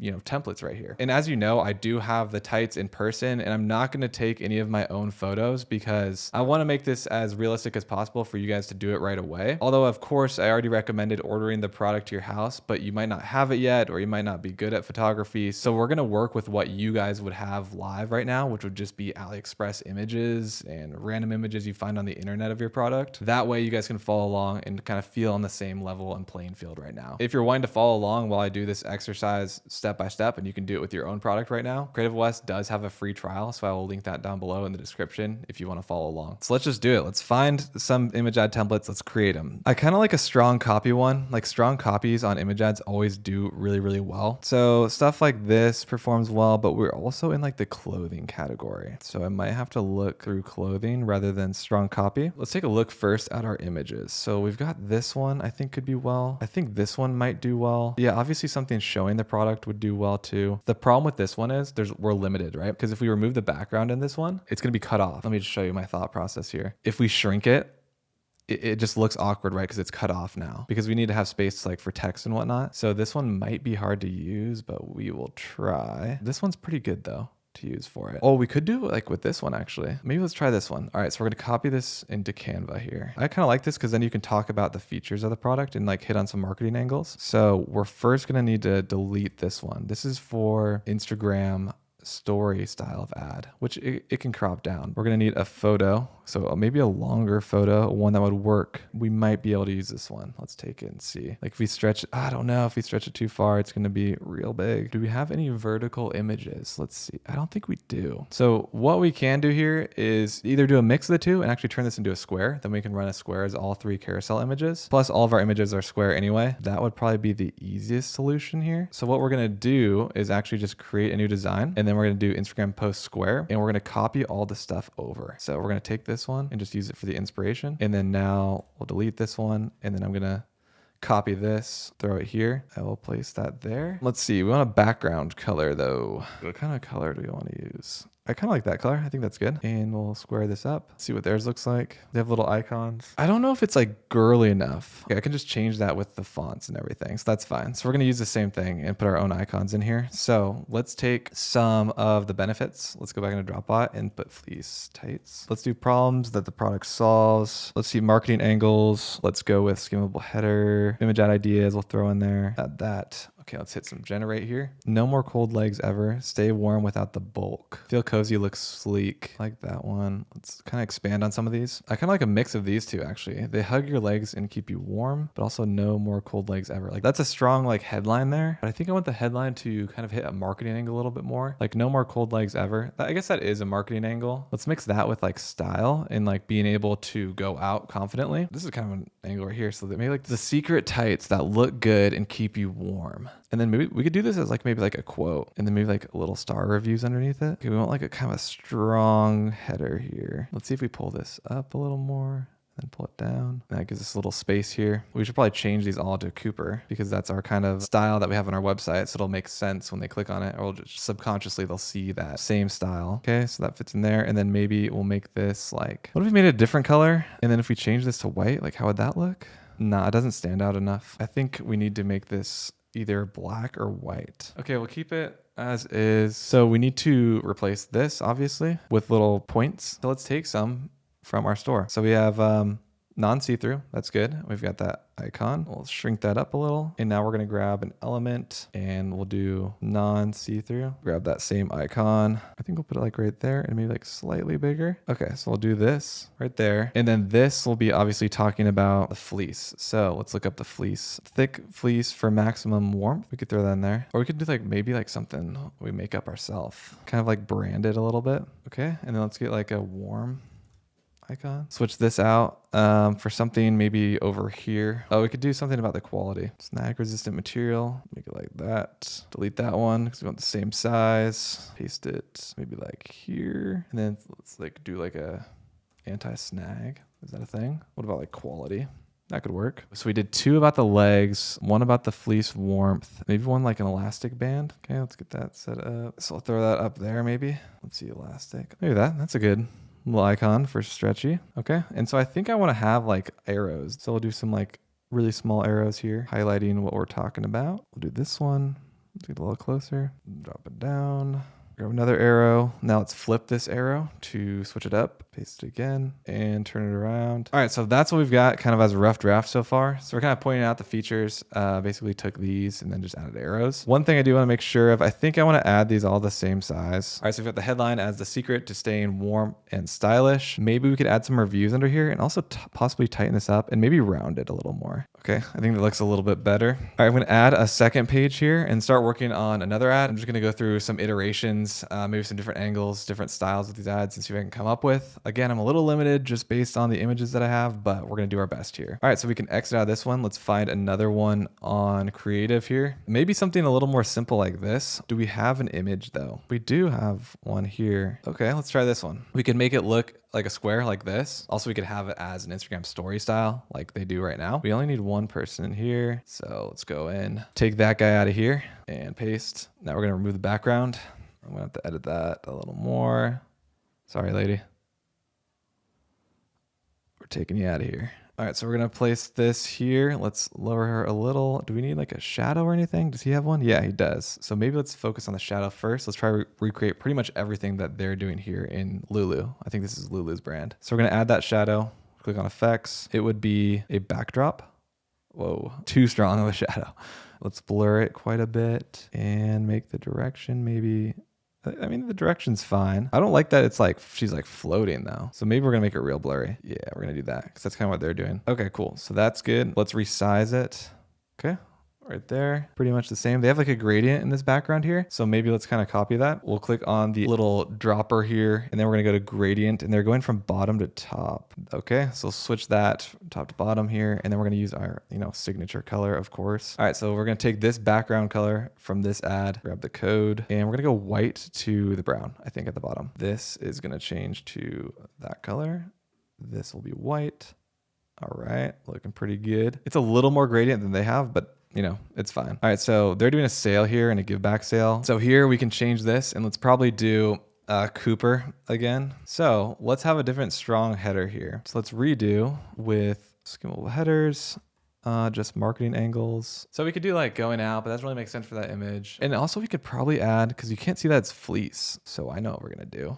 While I'm on the topic here, we're gonna take that from, I think, one of these. Like, should we take this, make it a circle, and plug it in? That makes sense, right? All right, let's try that. Let's see if that works. Okay, so we're gonna throw this in, and now we're gonna crop it. Just a circle. There we go. All right, cool. That looks good. I kind of want to make it like pretty prominent though. Move these down for now and just hold them. I think that's a pretty good size to let you know what's going on. Do need a little bit of space to put the brand up top. So we can probably move these up just a little. Okay, right there. We're gonna take the brand name. So we're gonna go back to the logo actually, and then move it over here. It's in Canyon, so it's the AO jogger. So they're talking about the brand. So we'll just say Snugs and then fleece, lined tights. Okay, I'll move these up here. Let's get this all lined up. Okay, fleece lines tights. That looks pretty good. And then in Canyon, we could have like the shade because it's gray. I don't think we need to though. Okay, so now we've got that lined up there. All right, so now we've got this, kind of got this out of the way. Just wanted to show that there's also fleece underneath, and then we can talk about that in the header now. Otherwise, it didn't really make sense. Just kind of looked like leggings or tights. Okay, so now we need to come up with a header. Let's see if Dropbot loaded anything.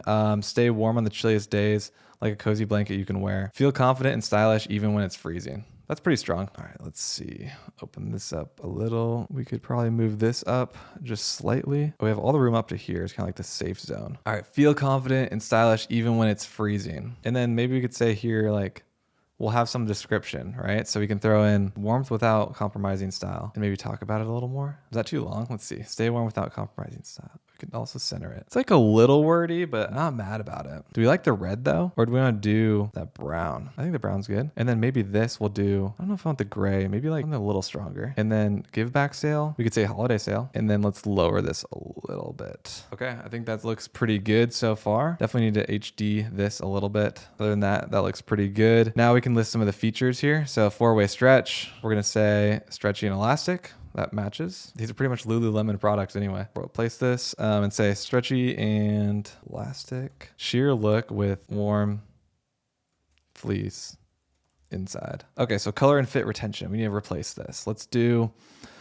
something that keeps you warm. All right, hear me out. I'm gonna test something here. Let's delete her, take this image, plug it in. I feel like it could make more sense. It just has to fit. So we'll do background remover. Does that look weird? I feel like it doesn't fit as well on this long form. That one definitely fits way better. All right, so we're just gonna go with this one and then we'll use that last image for another square ad. So color and fit retention, we need to change snag resistant. I feel like would be good. Same with the other one that we did. So we'll say snag resistant material. And now we can actually grab pretty much the same icons here. So we'll take that one from this and we'll plug it in here. Let's do like 7. Yeah, I think that's good. Sheer look, warm fleece inside. So we'll take the warm one again, make sure it's aligned. Also stretchy and elastic. Grab that little hands again, center it, 7, boom. All right, cool. This is looking pretty good. So that's the original and this is ours. Pretty similar. The only thing here that I might want to change is actually just bring everything just a smidge higher. That looks pretty good. Pretty dang similar to the Lululemon one here. Just a little more branding on our side, to be honest with you. So now we've got image ad 2 done. Let's move on to image ad 3. All right, for this one, we're gonna go with like the stylish going out situation because again, we're limited on images and we're gonna use this one. So let's go on Creative OS. We need to find a square one that makes sense for that. So I'm thinking we don't have to have it be fashion either. So let's actually just remove fashion and see shuffle, just see what's going on. I want them to, I think, be in the center, a headline up top, and then around it, kind of like stuff like this, like little, like the benefits, right? About going out and staying stylish. This one might work. All right, let's try this one. If you don't know what the Udi is, it's like Dave Forgarty's brand, big ecom brand. All right, let's see if this will work. You never know. So we're gonna go back here, take this color. I just want to see if this would even look good. All right, then change it here. Okay. All right, we're getting somewhere. Take this, paste it, shrink. We got to remove the background. We could probably make this work. Do we need to add a shadow though? They don't have a shadow on theirs, but this one kind of just pops out a little more. So maybe a shadow would reduce that a bit. Just like a smidge of a shadow, I think could be nice. We want to make this like kind of as big as possible. We can always move these arrows around too, for sure. How big can we make this? Okay, this might work. All right, we're gonna try it. All right, so let's throw in our logo. So how big is theirs? The Udi. It's pretty big. Okay, we'll have 3 images. We need to switch this from travel Udi to fleece tights. And then let's change this color. And then we'll change this one to white. Let's align this on the left side. All right, how many colors do we have? 1, 2, 3, 4, 5. Okay, so let's put that in. Available in 5 colors. I should have touched on this a little bit earlier, and hopefully I'm not boring you making these image ads. I think it's a good exercise to do, and you learn something along the way as well. But what I should have touched on earlier, honestly, is that it's really important to make all of the colors on your advertisements the same as your landing page. Same with the marketing angles and things like that. Because when the people click on this, they see the logo subconsciously, or if they visibly see it out of the corner of their eye and they go on your website, it's the same color. Same with all the colorways that we use on our website. They're all the ones in the same ads. So it feels like you're going to the correct website. Okay, so let's keep working on this. We're gonna have to move these arrows a bit. We're just gonna put them over here for now, I think. So I wanted a header of some sort. I'm trying to think of how I can like manage to do this. We could put it at the bottom possibly, and then move these up a little bit and maybe even shrink them slightly. Let's work on this first and then see if we can do that. The angle that we're gonna be going for this one is like obviously dressing nice. They're all nicely dressed up and they're also staying warm. Warmth without compromising style is kind of the vibe we're going for. So let's use that. Where should we put that first one? Maybe up here, because then I might put another angle about that down below. Let's say warmth without compromising style. How can I rephrase that a little bit differently to make this fit? That could work. Stay warm and stylish. The perfect way to catch a snooze. No, we need something else. Enjoy your night outs. Your nights out without freezing. And what would be another text that we want to use? Okay, I think just thick, high quality fleece makes most sense. Okay, so I'll say keeping your legs warm for those chilly nights. And now let's talk about, again, staying stylish. So like amazing look and fit with secret warmth. And then we could say like confident while staying comfortable, or maybe just stay confident and comfortable. That works for that angle. Okay, so now we need these images though. So they've got some pretty cool ones up here. So we're gonna see what we can do here. We can obviously use this one. So we're gonna take this one for sure. Let's make this the same size. Okay, that's good. So we can delete that, we don't need it. And then I think they have like little shadows. Yeah, let's make that pop out as well. Let's just copy exactly 1-to-1 pretty much. We'll do a glow, size there, the blur amount. It's pretty much like that. Increase the size again. Boom, there we go. Now let's move over this arrow. Do you have it coming from the top? Oh, it's pointing to the images. Okay, so we're gonna flip this then. Spin it around here and drop it right there. Pull that over. Now we need another one that represents warmth and stylish. And like another circle one. What do we got? I mean, this one's kind of stylish. Let's see, let's throw it in. Okay, go edit, shape cropper, circle. We have to zoom it a little bit. Let's add the same level of shadow, just to make it consistent. So we'll do shadow, glow, make sure this is the same size. Gotta have those lined up, of course. Put that right there. And then where's this arrow gonna come from? I did like it up top, but we could just flip this around and then turn it. But everyone's pointing to the image, so I kind of wanted to point to the image too. But it doesn't have to because it makes sense pointing from the actual leggings itself. I think that makes more sense. So we can pull out this side fully, and that one's good. Now, amazing look with secret warmth. Okay, so now what are we gonna use for that one? We could do this one because she's all like dressed up, got boots on and whatnot. Let's do this one. Do the same thing. We gotta edit, go down to smart cropper, circle, and then hit add to design. Gotta edit it again. We gotta add those shadows, you know.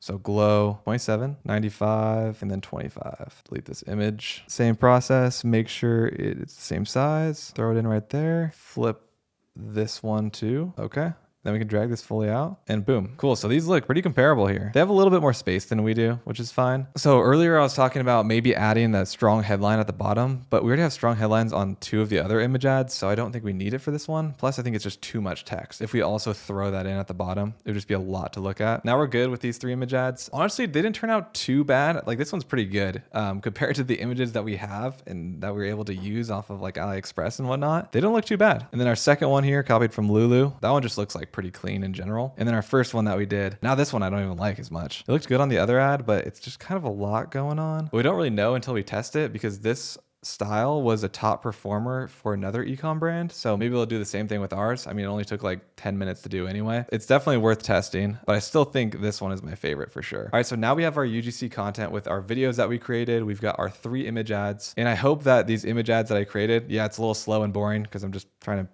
nitpick everything. But I hope it was a good explanation on how you can create image ads very quickly, especially when you're using templates. And again, you don't want to sleep on image ads because they're just way cheaper to run, faster to test, faster to create. You definitely want to throw some of these in the mix at some point in your ad strategy. But nonetheless, now that we have all of our ad creatives essentially ready to go, we can start setting up our ad accounts. So I'm going to walk you guys through step by step on the ad strategy, how to set up the accounts, how to create the accounts, how to link them onto your Instagram or TikTok page. Basically everything ad strategy and ad setup related from scratch. And then we're actually going to be able to set up the ads with these advertisements that we created to show you exactly what it would look like. Advertising setup and creation, all the accounts and linking and pixels and everything sounds really overwhelming, and especially when you log in and look at it. But you have to trust me on this. It's not too crazy. I'm going to walk you guys through step by step, hold your hand the whole way, so you'll have nothing to worry about and you'll be an ad expert by the end of this video. All right, if that sounds good to you, let's get right into it. All right, guys, we are back in the studio. We finished up the UGC content. We finished up the image ads. And now what we need to do is cover everything Facebook related. So we're going to cover the Facebook ad strategy. I'm going to show you guys how to set up your business account on Facebook if you're brand new to it. We're also going to set up that Facebook page as well, since we didn't set that up earlier. And then I'll show you guys how to link both your Facebook and Instagram page onto your business account. We'll also be creating a pixel. I'll explain more what that is and how to link that onto your Shopify store and why it's so important. Basically going to cover everything on Facebook and advertising through and through, step by step. You guys can follow along. I'm going to make this as easy as possible for you guys. And lucky for you guys, today versus like 2018, Facebook strategy is way easier. There's way less strategy overall involved, making it a lot easier for people to get started. All right, first let me show you some past results from a random campaign that I was running. You can see here it approached just about $50,000 in ad spend with an average cost per result of around $8 or so. So that's a very, very cheap cost per purchase with the strategy that I use. It's super, super easy to do. You can see here specifically with these campaigns, impressions are super high, so the cost per impression was very, very low, even though it is a conversion campaign. We have a ton of link clicks, very, very cheap, about 50 cents on average. The click-through rate is obviously a bit lower on this one just because of the cost per impressions. The product that I was running here was a very, very broad, wide product, which allowed for those really low CPMs because the advertisement was good, and it also allowed for that lower cost per link click. So obviously you can see here that Facebook ads are still very alive and well, and they can be extremely profitable. And the strategy that I use on Facebook is not overwhelming at all. It's very, very easy to digest. I'll be able to walk you guys through this step by step. I don't think you guys are going to have any questions, but of course leave them down below if you do. But with that being said, let's set up a new business Facebook account from scratch and link everything that we need to and walk you guys through the strategy. All right, so the first thing that we have to do, if you haven't already, is open up your Facebook account for business. And as a prereq to this, to opening up a business account on Facebook, you have to have a Facebook account. It just has to be a personal account. A lot of people ask me, why do you have to have a personal Facebook account to run it on business if you are running ads for your business, not your personal page. Well, that's just the way Facebook works, to be honest with you. You have to have a personal account and then create a business account underneath that one. And some of the common questions I get about this are, do people that follow me on Facebook, can they see all my business stuff? Is it linked in any way? And the answer is no to that. So they can't see anything that you're doing on your business side of your account. They can only see what you're doing publicly on your personal side. It's technically under one personal account, but the business account is very separate than the personal account, so you don't really have to worry about that at all. So to open up your business account on Facebook, all you have to do is type in business for Facebook or Facebook for business, and then you're going to click on business.facebook.com. It's going to take you to this page right here, and you're just going to click on start now. Here you're going to log in with your personal Facebook account. I don't have another Facebook account to do this completely from scratch, so log into your Facebook account and it'll take you to the main page for business. It'll ask you a couple questions. It'll set up the account. It'll walk you through it. Once you go through those steps, you're going to land on your business account for Facebook now, where it's linked to your personal, but it is completely separate. One thing that you do want to keep in mind when you open up your new business account on Facebook is they might ask you for verification. So sometimes they ask you immediately, sometimes they'll ask you 2 weeks later. It's really, really random. All that you have to do is submit a photo ID proving that you are actually the account owner that wants to open up this business account and spend money towards Facebook advertising. So verification can be your photo ID, a passport, something like that, just linking you to that personal account. Usually once you submit your photo ID or your passport, it takes them up to 48 hours to verify it, but you do need to have that verification done before you can actually spend money on any ads at all. So you're going to land on some form of screen like this. And I say a form of a screen like this because Facebook is constantly changing the back end and the way it looks per account. So it might be like slightly different. I have multiple ad accounts myself and they all look different. I don't really know why they do that, but they do. So if it doesn't look exactly one-to-one like mine, don't worry about it. So you can see here, you've got your personal account and you probably have 0 business portfolios, or you might have just created one. The layers to Facebook advertising is personal, which you don't really ever touch if you're running business. And then there's a business portfolio, or like a BM is what they used to be called. And then underneath each of those business portfolios, you can have separate ad accounts to keep things cleaner, or if you're running it for agency work or different brands, stuff like that. So you have to have your business portfolio set up. So once you get to some form of this account overview section and you can create a business portfolio, if you don't see it and you're not seeing the page that I'm on right now, just go into your account overview or your settings and you should be able to see it. So we're going to click on create business portfolio. So we'll make one together here. So the business portfolio name, we're going to name this one Snugs, and just only use this business portfolio for the brand that we're creating. Then we have to enter our contact information. I'm using Miranda's ad account for this example, so I'm throwing that in here. And then you're also going to include your business email. Keep block that email. Once you fill out all of that information, just click on create. Now it says, what do you want to claim into this business portfolio? So nothing is available to be claimed. That is fine. We'll hit next. Here you can add employees if you'd like. So if you're working on this with a partner or something like that, you can set them up to have access to this ad account and help you out or edit ads. Most likely you're not going to need that, so we'll just hit next. Now we have our business portfolio summary. This is what we're going to be creating, and then you just hit confirm. Now when you refresh, you can see that the business portfolio is here. We've got Snugs, but when you click into it, it says there's no ad accounts available. So we have to add an ad account. That's where all the ad management takes place under this portfolio. So we need to create a new ad account and assign it to this business portfolio. And to do that, we just have to go to our settings. So we'll go into the business settings at the bottom left, and then it's going to take you to the page. Make sure that you're logged into the one you just created, and then click on ad accounts on the left side. Then on the right, we're going to see the add button. Click on add, and then we're going to click create a new ad account. So our ad account name is just going to be Snugs again. Our time zone is Mountain Standard Time. Currency is USD. Hit next. This ad account is going to be used for my business. Hit next on that. Are you sure you want to continue? Yes, I agree. And create ad account. Now it's asking if we want to add our payment for ad account, which I recommend that you do. You can add a credit card. They take PayPal as well. So this is only going to obviously charge you when you're running ads on Facebook, and you can control the budget and all of that. So don't worry about that, but I would recommend adding your info here now. It's just quicker. In your settings for billing threshold, you can set how much your card is going to get charged at a time. So for example, you can go into the settings and say, hey, charge my card every $100. And once you rack up a bill of $100 on Facebook ad spend, it'll send that charge to the card. Or you can say $1,000 or whatever you're comfortable with, charge by charge basis of when Facebook actually charges you. So add that info and hit done. And now you can see that that ad account has been created. And so what we actually want to do is assign someone to the ad account, and who we're assigning is our personal Facebook. So when you log into your personal Facebook, you can edit everything, and you need to have someone on this account to be able to go into it. Usually this does this automatically for you, but if it doesn't, in this section right here where you can see assign people, click on that. And then you're going to click on your name and then give them full access. So at the bottom, click on full control, hit assign. Now that person, AKA you, has access to this ad account. Now that we have full access, we're gonna link the Instagram account, and we're also gonna create that Facebook page and link it back onto our business portfolio and that ad account. So our ad account will have access to those pages and post on behalf of it. So to do that, on the left side under our settings here, we're on ad accounts right now, but we're gonna go to pages, and then there's gonna be no pages currently added. We'll click on add, and then you're gonna click on create a new Facebook page. Now our page name is what you wanna name it for your brand. So similar to your Instagram account, I'm gonna name this one Snugs. I recommend naming it whatever your business is called or your brand name. Then we're gonna choose our category. So we're gonna say clothing. Bio is optional. You can write a bio about what your business is. So we could actually just go on our Instagram account and take it from there. Pop that in and then hit next. You're gonna agree and then create the page. All right, so the page has been created successfully. Now we are good to go. It's added into the Snugs business portfolio as well. So we'll hit done. Now we can see our page is populated. So if we click on view on Facebook on the right side, it'll take us to that Facebook page that we just created, and it's completely blank. So we have to edit this a little bit. On the left, we'll see switch as an option. So click on that and then click switch again. Now you're switching into Snugs page as the admin owner. Here you want to upload your logo, a cover photo. You can add a couple posts here if you want. Again, the Facebook page isn't super important. You should put some stuff on it and not just have it blank, but it's not the craziest thing. If you're going to spend time building up your pages and posting content, I would do it on Instagram and just have that linked here. The first thing that we want to do is upload our logo. So we're going to choose a profile photo and we're going to grab the logo that we created the other day. Snugs,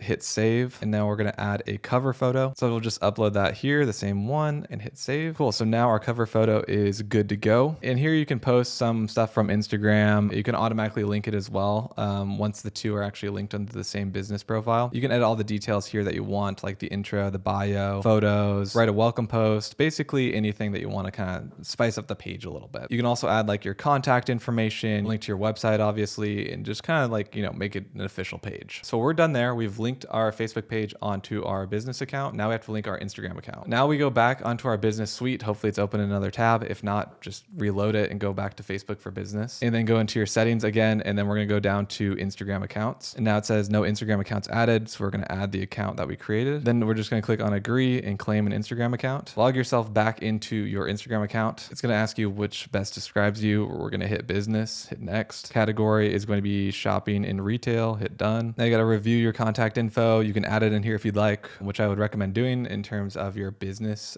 details and information, but this is public business information. So keep that in mind. I wouldn't put your personal email. I wouldn't put your personal phone number, street address, stuff like that, the business address that you're using, or you can say, don't use my contact info. Now your Instagram business account is ready. So hit done. All right. So Snugs Tights has been added as our Instagram account. Now we just hit done. Now on our business portfolio, in summary of what we just did, we added our Instagram account. It's now linked to this business. Facebook is now linked to this business. And we also have an ad account that we created. Now that those are added, the next thing that we want to link is actually a pixel onto our Shopify store and also onto our Facebook account. So a pixel is basically just a line of code that Facebook provides for you that links onto your Shopify account as well as your Facebook ad account. That line of code sends information from Shopify back to Facebook based on the data it's collecting from customers coming onto your website. In summary of what it does is when you're running a Facebook ad campaign and you're getting traffic from Facebook from a specific campaign, that information gets sent back and forth of what the customers are doing on Shopify back to your Facebook account. And that's where it attributes how many people have clicked on it, how many people have added to cart, how many people have purchased. And your pixel stores all of this data. So the more sales that you get, the stronger your pixel becomes. The reason for that is because when they're sending advertisements out to people, they know who clicked on it and who purchased. Facebook collects that data in the pixel, and the pixel starts learning about people that purchased from your website. So Facebook has these profiles and all this information on people, and it says, hey, all of these people made purchases on this website from this advertisement. These are the people that like this brand, and these are the interests that these people have. Let's send out these advertisements to people that look like this person. And with the vast amount of data that they have on people, over time, they identify better and better where to actually show your advertisements in the right customers that will purchase from you. Building up your pixel does take some time, but it gets better and better as you go. That's why I really recommend people stay with one niche, with one store, because you're building up that pixel and it's just getting better and better, and your conversion rates are going to be better and better. That's what a pixel is. You don't really need to know too much detail on it, but you have to have one. Otherwise your ads are never going to optimize. And that's something that we really, really want. And they're not going to track, which is terrible. So let's add our pixel onto our Shopify store. We're going to go into our settings here and then click on data sources. Then from here, you're just going to click on pixels. Snugs Pixels has a new location. They made some changes to their platform, of course, like they always do. So we're going to click on view data sets. It's going to take us to the data sets here. And then we're going to click on add. New data set is going to be Snugs Pixel. Hit create. We've got our Snugs Pixel now. We can click on assign people and assign yourself to have full control of the pixel. Hit assign. And now we need to connect it to our Shopify store. So on the 3 dots on the right side up here, click on open it in events manager. Now we're in the data section and where the events take place and you can monitor them. What events are just actions that the pixel receives. So when people visit your website, click on a link, add to cart, purchase, those are what events are. That's the definition. So what we need to do is link this onto our Shopify store. So we can go into settings here once we're on our pixel, and then we're going to scroll all the way down to where we see choose a partner integration. So we want to integrate through Shopify. So we'll click on choose a partner. Then we're going to click Shopify. The first thing we have to do is install the Facebook and Instagram sales channel onto our Shopify store. So we're going to click on the link, go to Shopify. It'll lead you here once you log into your Shopify account if you're not already, and then you're just going to hit install. Now you can see our sales channel is added. So we've got Facebook and Instagram, and now we need to link our Facebook account to get started. So we're going to connect the account that we're using, aka your personal account. So click on connect account. It's going to log you into your Facebook. Hit continue. And then continue. Now our Facebook account is added. Then we choose the preference of data sharing. We want to share the maximum amount with Facebook because we want to share as much data as possible from our Shopify store to Facebook. That way that pixel can be warmed up and start optimizing even quicker. So I like to click on maximum and then hit save. You can see here that connect a data set to track customer behavior. That's our pixel right there, Snugs Pixel. Hit confirm. Agree to the terms and conditions, of course, and then submit for review. Now it's just finalizing our channel setup, aka our pixel. It's going to take a couple minutes. Do not refresh the page. All right, now we're good to go. We can run ads on Facebook and Instagram. So we are all set up. The next thing that we can do if you are wanting to run this as a super legit brand is you can click on start the setup for selling on Facebook and Instagram. What that does is like it gives you the shoppable features on your Instagram account and your Facebook account. So you can link products onto your Instagram account or they can click it on Instagram and check out right there. It is a really good thing to do and set up, especially as you're building that Instagram account because people might find it organically and want to shop directly there. I'm not going to set this up right now, but if you want to do this ahead of time, you can. You can also do this later. You just click on start setup here and it'll ask you a bunch of questions and link some stuff, walk you through it like step by step. It's pretty easy. And then once you get approved, because your products do have to get approved, but once you do, you can start tagging them on Facebook and Instagram and make them shoppable. Now that we've linked that, let's go back onto the tab of the events manager. We're going to verify the connection. So we'll hit next. So to verify this, we're just going to plug in the URL of our website. So if you bought a domain, that would be your domain that you linked to your Shopify account. If you don't have one yet and you're still waiting to buy that domain, you just plug in the URL that you have that Shopify gives you. And then you're going to click on send test traffic. It's going to open up your Shopify store for you. And what you're going to do here is just click on some links, click on shop now, add to cart, click checkout, do a couple of those things, and then go back to the tab of Events Manager. Now it says that our pixel is active. So it is recording those things and those clicks correctly. If it's not, and there's an issue here, then you might have to reconnect your pixel. Most of the time there's not. If you're following this step-by-step of what I'm doing right now, you should be fine. But if it's not working correctly, go back onto your Shopify sales channel under Facebook and Instagram, disconnect the account, reconnect it, maybe create a new pixel, and then connect it again and verify. But since ours is good, we're gonna hit next. Now you can verify the events in Events Manager, which is recommended. So it means, is it gonna track correctly if someone clicks add to cart, if they purchase? You can test all those events that you want, but with Shopify and their partnership integration, it automatically sends you the events that you should be tracking. So we're just gonna hit finish. All right, so now our pixel is connected, our Facebook and Instagram account are connected, and our ad account now is fully set up, which means now that we can actually go into Facebook Ad Manager and create our first ad. Now let's go over the ad strategy, how to set these ads. We're gonna upload our ads that we just created. I'll show you the strategy and structure that I like to use, especially when testing. This strategy is very, very easy to follow, like I was saying earlier. It is also a different strategy than scaling, which we'll talk about later on in the video if your ads are doing really well, how to scale them up. But for now, we're just testing these ads. We don't even know if they work or they're winning yet. So let's actually go in and set these up. To do that, we just go onto the left side in your settings here and then click on Ads Manager. All right, so this is the Ads Manager. On a brand new ad account, this is what it looks like on the back end. This is pretty much where you're gonna be living if you are running a lot of Facebook ads ads. At some point, you're either going to love or hate this based on the results that you're getting and the time that you spend in here. So since it's a brand new ad account, obviously I didn't put in the payment information yet, but you should do that if you haven't already. Additional information is going to pop up. Does your business Snugs focus on politics? No, it does not. Always say no unless you actually are focusing on politics, but there's way more restrictions. So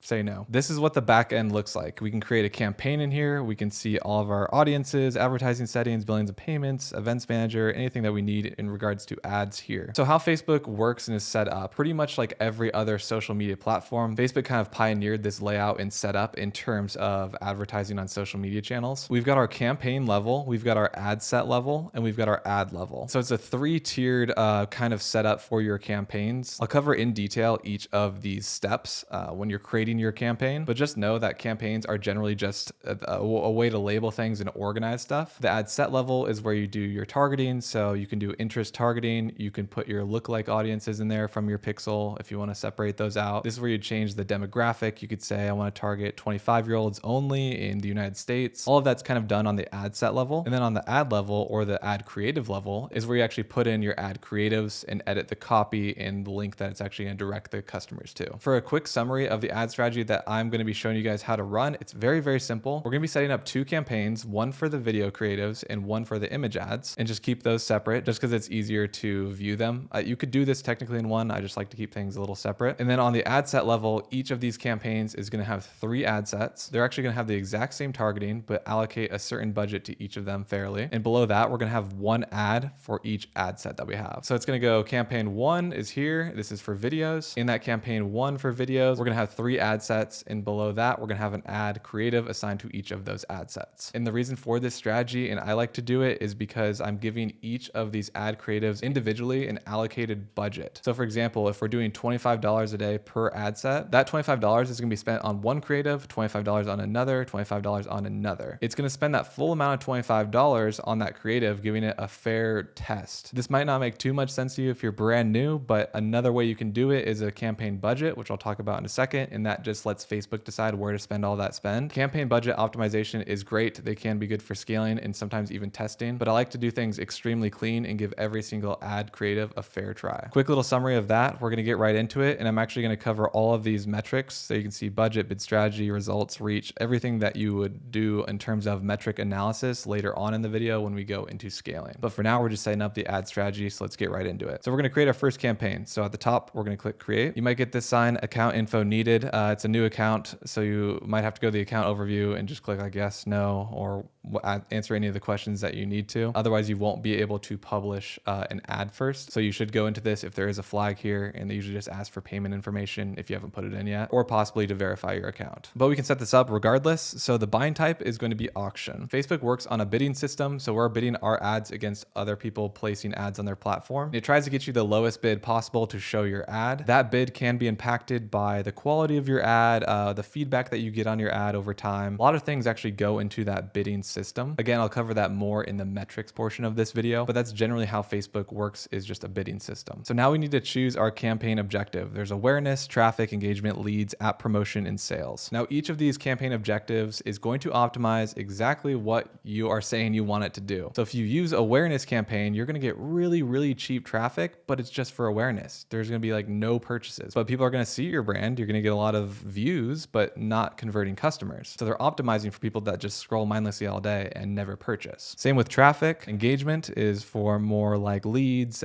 video views and stuff like that. Leads is obviously for leads. If you're trying to get leads for your business, you would click on this objective. App promotion, we're not selling an app here, so we don't want to optimize for that. What we do want to optimize is for sales. We want Facebook to optimize and find people that are going to go on our website and purchase from us. So with that being said, we're going to click on sales, hit continue. Now there's 2 options here. There's Advantage Plus shopping campaign. Facebook has been pushing more people towards this. It's just basically allowing Facebook more control, I would say, and it allows people to shop directly on the app. We don't have our Instagram account set up for shopping. I don't think that we need to do this. You can test this in the future if you'd like to and see if the results are better. But we're going to go through a manual sales campaign. That way I can walk you guys through everything. I use manual myself. So we're going to click on manual sales campaign setup and hit continue. Now we're brought into the editor. So like I was saying earlier, we've got these 3 tiers: the campaign, ad set, and ad creative level. So first we're working on the campaign. You can see it's highlighted. These are the settings for the campaign. So I'll walk you guys through it. First, we have to change our campaign name. Campaign name and the way you set these up and name them is pretty important. One, you're going to be able to track a lot better on Shopify directly and using UTM parameters, which I'll cover later on. But it's also going to keep things really, really organized. Name it something that's actually relevant to the campaign. So we're going to say Snugs Tights video ad test. Special ad categories. This is where you have to declare if you're doing services, employment, housing, social issues, election, or politics. You pretty much can ignore this unless you're doing any of those or advertising for them. Benefits of declaring special ad categories. We don't have to do that because we're not doing that. So leave these 2 blank. Now at the campaign details, the buying type is auction. Leave that there. The campaign objective is sales. Here you can have your Advantage Plus catalog ads. So you can basically sync this onto your Shopify, and the catalogs that you have from Shopify can populate in here and make it somewhat easier for you. But we want to do our own ad creatives and do this all manually. So we're actually going to turn this off. And then if you click on show more options, there's a campaign spending limit. Here you can say, hey, I don't want to spend more than $500, and then turn off the campaign. If you are on that type of budget or you want to have that type of control without overspending, you can set this up here. You just click edit, add campaign spending limit. I don't do that. I just monitor the ads daily and then turn them off as needed. Our next option is advanced campaign budget, which I briefly talked on earlier. It used to be called CBO, campaign budget optimization. Of course, they had to change the name. So now it's called ACB. And so what this is, to break it down a little bit further, is if you turn this on, it's going to say, hey, what's your daily budget for the campaign level? And if you say $20, now everything that you do underneath on the ad sets and the ad creatives, it's going to take $20 daily and distribute it through the ad set and creatives how Facebook sees fit. That means that some ads might get $1 of spend where another one gets $19 in spend based on loose data that Facebook has about your ad creatives and how people are reacting to them. Why I don't like to do this in the beginning is because I want to give each of those creatives a fair test, like I was mentioning earlier. I want each creative to spend $25. That way I know I gave it a fair shot and fair test, and then I can examine which of those actually performed the best. We'll talk about advanced campaign budget later on in the scaling portion of it, but for now, for testing ads, I don't like doing it, so we're going to turn this one off. A/B test, we're kind of already doing our own A/B test. We're going to leave that off as well, but you can set it up so it splits money based on comparisons and you can A/B test things. It's kind of a nice tool, but we don't need to do it in the beginning because we're kind of doing it ourselves. Reporting comes in the audience segments. We don't have any of this right now because we don't have audience data yet. These are the only things that we have to change on the campaign level. So we're done here and we're going to click on next. Now that brings us to the next level, which is the ad set level, where all the targeting is done. Same with the campaign name. We want to set the name for this correctly. That way we can look at it and know exactly what we're talking about easier. So for this ad set, I'm going to name it after our first video. So we're going to say video test 1. And that video test is going to be the Nashville hook that I showed you guys earlier. Once you've got that named, scroll down to conversion. So the conversion location, where do you want to drive sales? We want to drive traffic directly to our website to make a purchase. We don't want to drive it to the app. We don't want to drive it to the website and app. We don't want to drive messages or calls. We want to have people, when they click on the ad, go to our website and purchase from us there. With that being said, we're going to leave on website. Now for the performance goal, we want to obviously maximize the number of conversions. We can maximize the value later on once our pixel starts collecting data if you want to test that out. You can also maximize for landing page views or link clicks, but we don't want to do any of these. We want to maximize for conversions. We want people to come onto our website and purchase from us. We'll leave that there. And now our pixel is required. For some reason, our pixel is not showing up here. So if you're getting the same error as me, we're going to walk through it right now. We're going to go back into our business manager real quick, open it up in a new tab, go back down to pixels, view data sets. So now it's going to take us back to our Snugs pixel. Then we're going to click on connected assets, connect assets, click on other business, add accounts. We see Snugs, hit add, and done. So it's been added officially now. I don't know why I didn't link before, but we're going to refresh it real quick and make sure that it is correctly linked now. Yep. So there we go. Performance goal. Now our data set is Snugs pixel. So that's where it's going to track. And we already confirmed that it is linked to our Shopify store. So now for our conversion event, we see active conversions because we did our test. So we've added to cart. Remember when we clicked that, we initiated a checkout and we viewed content. So those are active. Those are recently active events. So we're going to scroll down to inactive and click on purchase. purchase. And it's going to say your ad might not be optimized for conversions because we haven't received any. That's fine because the pixel just hasn't received any purchased events yet. We still want to track for conversions though. So you can exit out of that. It's totally fine. Our cost per result goal is basically saying, hey, I want it to cost $10 for us to get a purchase. One, we don't have the information yet or data to back that up and say on average it's 10. So we're going to go after 10. And also when you do set this cap here and this goal, sometimes it actually doesn't allow Facebook to spend because they're trying to get this really, really cheap traffic to convert for you, but it can't because it's impossible. I really never recommend actually using this.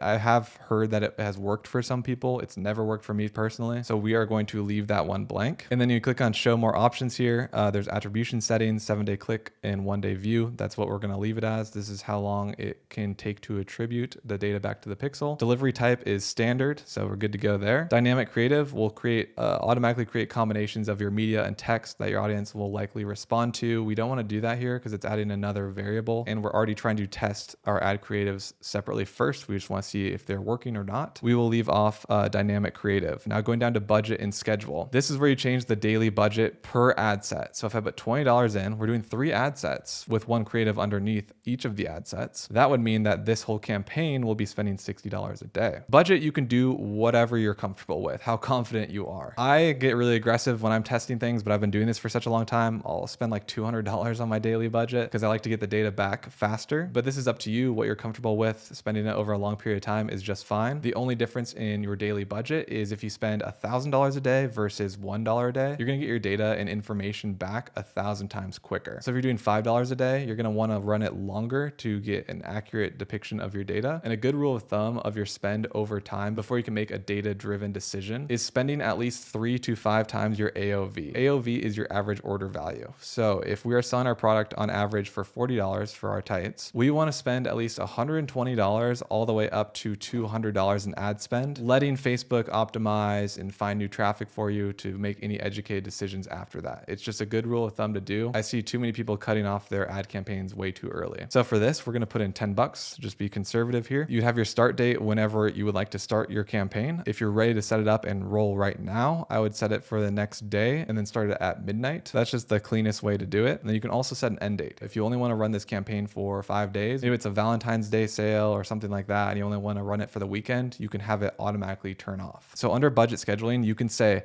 hey, Facebook, I want you to spend most of my money between 8 a.m. and 12 p.m. You can tell them to do that if you want to. We have no clue when people are purchasing from us. If you are 3 months down the road and you're like, wow, everyone purchases from 8 a.m. to 12 p.m. and then no one else purchases in the afternoon for some reason. Once you get that data and you have that knowledge, you could come in here and actually, set that up in that way and try to optimize it and see if it works. But we have no clue. So we're going to leave it as open, which means it's going to run that full budget of $10 over 24 hours. Again, we're not going to do that right now. So we're going to leave that blank. Now scrolling down to audience controls, this is where you can change your targeting, your locations. You can show more options for age as well. Locations is where you want your ad to be shown. Right now, the included location is United States. You can include whatever countries that you want to sell your product to. If you're going for the most capitalistic societies on Facebook, the good ones to target are United States, Canada, New Zealand, Australia, and the United Kingdom. Those ones typically have the highest conversion rates from what I've seen over the last 6 years. Right now, we're just going to leave this as United States. Minimum age, 18. You can switch this to whatever you want. If you're selling a product that's like 25 plus, you can add that in there. I'm going to leave it at 18 for this. Most products are typically 18 plus. And then below that, you can exclude custom audiences. So if you had audiences that purchased in the past and you don't think they'd buy again, you can exclude them. It's not really something that we need to do right now for sure. But in the future, it doesn't really help that much as it used to back in the day. So I don't really recommend excluding any audiences. And then down to languages, you can add whatever languages you want. You can say English only or French or whatever you're advertising to. You can edit that here. For the sake of our product and setup, we're going to leave all languages on. And then below that is Advantage Plus audience. So here you can add this and actually go even deeper. And you can say, I only want to show this to 18 to 21 year olds for some reason based on your product. You can edit this here. You can also edit gender. You can also do detailed targeting, which I do not recommend you do. Long story short, Facebook is pushing everyone broad. Broad audiences perform better. But if you really insist, you can do it here. If you want to, I don't really recommend it. We're basically not going to change anything here. And then going down to placements, placements. Advantage Plus placements is automatically on, which I do recommend. Placements are the location that your ad will be shown. So Instagram Reels, Facebook Reels, Instagram feed, Instagram story, all those placements. When you upload your ad creative, Facebook knows what format it's in, right? So if it's 9:16 or a square, they pretty much optimize that for you. But if you're a gung-ho and you don't want anyone on Facebook to see, only Instagram, you can edit that here. And then you can say manual placements. And then you can say only Instagram, check everything else off, just Instagram feed is where I want to show it for some reason, if you want to do that. The cost of doing that is typically higher. So I do leave advanced placements on. That's what I do. And Facebook knows where to post it. They know the format of your video. That's the last option on our ad set level here. Now we're going to click on next and move down to our ad creative level. Same thing at the top here. We've got our ad name. So this one is going to be our Nashville ad. We'll type that in. Partnership ad, you can run it with creators. If you get their permission, they have to link it onto your account and accept it or whatever, where you can basically run ads from their accounts. We're not doing that, so we're leaving partnership off. Below that is identity. So this is our Facebook page and our Instagram account. So we're going to select our page and click on Snugs, the one that we just created. And then we're also going to add our Instagram account here. Of course, it did not upload, so we'll do that quickly. If you're getting the same error and you're not seeing your Instagram account, we will add it again, similar to the pixel. We're going to go back into our business settings under Snugs. We're going to click on Instagram accounts and do the same thing. So we see it's connected to this account. We're going to click on connect assets, other business assets, add accounts, add, done. Now it should be connected. Okay, going into the Instagram account. And there it is, Snugs Tights. Honestly, I probably just did that wrong. They're always changing the way it gets set up and stuff, but just make sure it's connected. But what the identity is when they see this advertisement and they click on it on Facebook or Instagram, click on the profile, it'll take them to your Instagram account. It'll take them to your Facebook page. That's naturally going to get you some followers. It allows people to actually see that you're a real brand. So it is important to run it off of both of your accounts. Scrolling down to the ad setup, we're going to click ad preview on here on the right. So you can actually see what our ads are going to look like on platform. For our ad setup, we'll leave it at create ad. You can use existing posts from Instagram too if you want to run those as ads, but we're uploading our ads right now. So the two options for the media is manual upload and Advantage Plus catalog ads. Those come from Shopify, which I was talking about at the beginning of this setup. We want to do a manual upload because we edited our ads offline and we have a specific ad that we want to run. Scrolling down to the format, there's flexible, single image or video, carousel, and collection. What we want to do is single image or video. We want to upload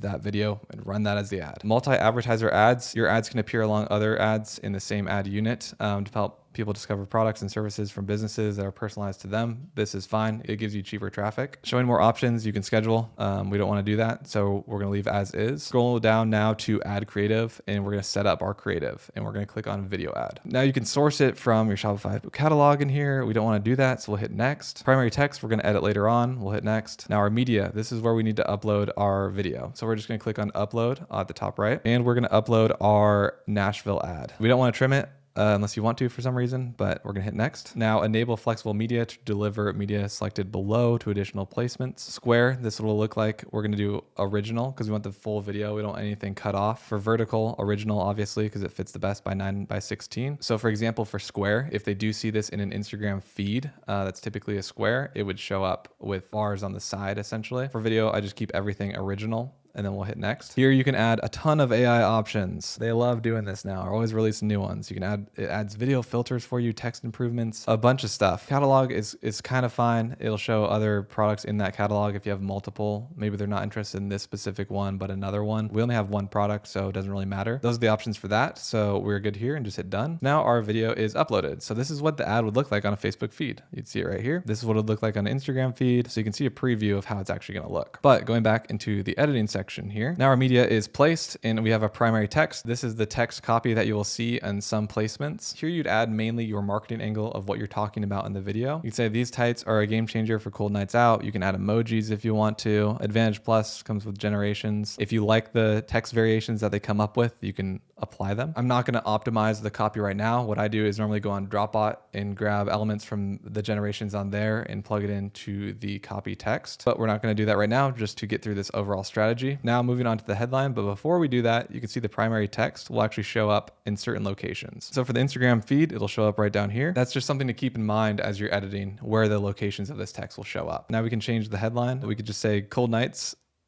game changer tights. I like that, kind of rhymes. And then you'd be able to see where it shows up on your ad preview as well for the headline. Now the description is the last piece of text here. You can add whatever you want here as well. You could say high quality fleece, snag resistant, maximum warmth. We'll update on the ad preview and you can see where that description actually takes place. Then below that, there's the optimized text per person. It's disabled, so it'll change per person based on what they think the copy that they'd like to see the most is. I don't know how well that actually works, to be honest with you. We're not having this on right now. We're controlling the copy a little bit more, so we're leaving this one off. Now our call to action is the button that you see in the text for that button. You would pick whatever makes the most sense for what you're selling. But what we're doing is selling a product online on our store. So what makes the most sense psychologically would be shop now. Or if you have an offer, you can say get offer, but we're just having people come to our store and purchase from us. So shop now makes the most sense. And those little changes actually do make a big difference. If you say get offer, people might think, oh, there's a great offer on this right now. And you go to the store and there's no sale and there's no offer. And they might feel like they were misled. So shop now is always just a safe call to action. Info labels you can add. So you can edit these and say,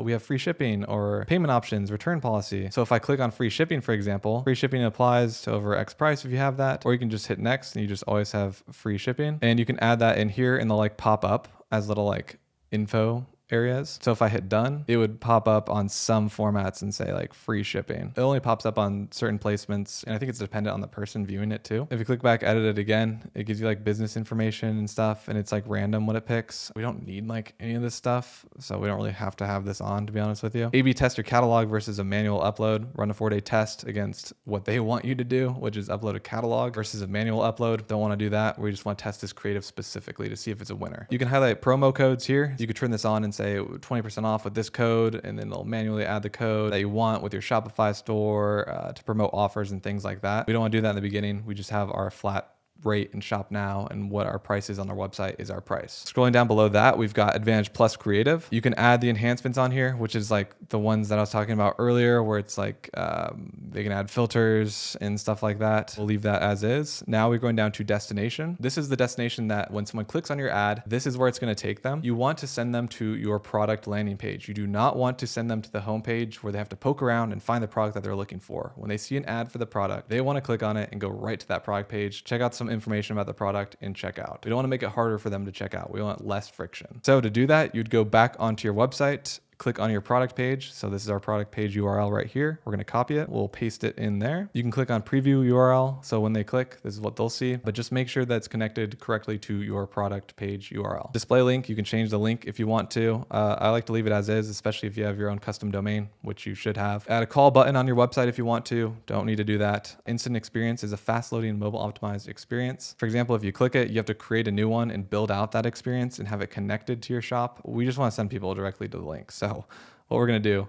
is plug in our product link. You can also send them to events, but we're not hosting at an event, obviously. So we'll leave that one off. Event details, nope, we don't need it. Languages, you can add your own translations. We don't need to do that. We're only targeting people in the United States. Most likely they speak English, so we don't need to do that. Now our tracking, this is the event data sets that are going to contain the conversions that your ad might motivate. So you can see that we have already checked off our Snugs pixel. That is good. That's what we want. We don't want to track app events, offline events.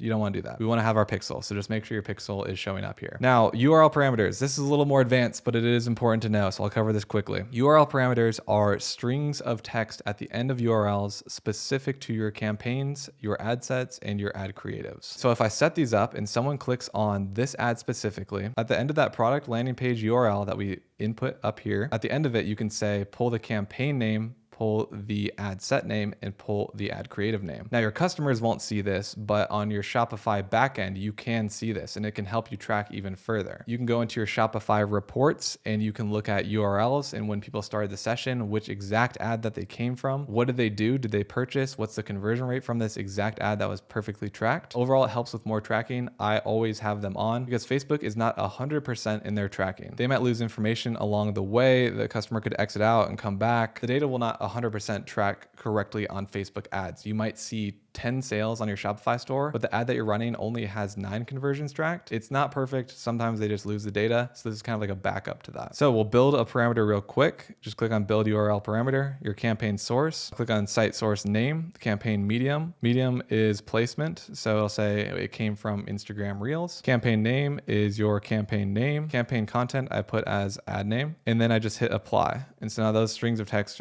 come after. So on that URL, it'll say it came from Facebook, it came from the Reels placement, and it came from the Nashville ad. Most of the time you can kind of trust in your pixel, but if you want to really deep dive like I like to do in the analytics, these are really, really helpful. So now that ad is completely set up, but we need to add the other 3 videos that we're testing. And we're going to be testing these at $10 a day each. And we don't want to fill out all this information over again, especially with the ad set level. So what we can do is click on the action menu here. You can click on duplicate, original campaign, duplicate again. And so now we have the copy of it, but this one we're adding our new video in. This one's going to be called video test 2. And that video test 2 was the cracking the code was the hook. So we'll name this one accordingly. You can see everything we want to remain the same targeting, same budget. So this one will spend $10 as well. Then we're gonna click on the ad creative level below that, change it from Nashville ad to cracking the code. But now we need to actually just switch this video. So we'll scroll down. We're gonna edit the media, click on remove all, scroll back up to the ad media, add another video, click add video, hit next. It's going to keep the same copy. Now we need to upload that next video. We can honestly add both at the same time and then just select the one that we want to use for this ad creative. So we're going to upload both that we can use later on the next ad set that we're duplicating. This is the one that we want to use for cracking the code. Hit next. Next, everything the same like we had before in setting wise, hit next, turn those off again, hit done. Now it automatically selected flexible media for us. So we're going to edit that, turn it off. And we just want to run that video ad. Primary text, you can change it to make the most sense for the angle or the video hook that you're using to describe your product. This text also makes sense. These sites are a game changer, so we'll leave that there. You can see here, we have learn more already pre-selected. So we're gonna have to change that. So we'll scroll down. We're gonna leave the copy though. Add a new headline if you want to. Game changing weather is the one we went with. Description remains the same. Call to action, they switched back to learn more for some reason. So we click on shop now. Scrolling down here, everything else should be the same. The product landing page is gonna be the same. We wanna send them to the fleece tights, obviously. Keep scrolling down to tracking. The URL parameters are still set up, so that one is good to go. Now we're gonna repeat that same process again, duplicate that ad set level and add our third video in. This one is gonna be video test 3. And that's just going to be POV. So the one with only text. Keep everything the same here, same targeting, same budget, $10 a day for this one. Click onto the ad creative level on cracking the code. We need to change that to POV. Again, scroll down and edit media. We're going to change the video now. Since we already uploaded that ahead of time, we have it right here. Click on it, hit next, next.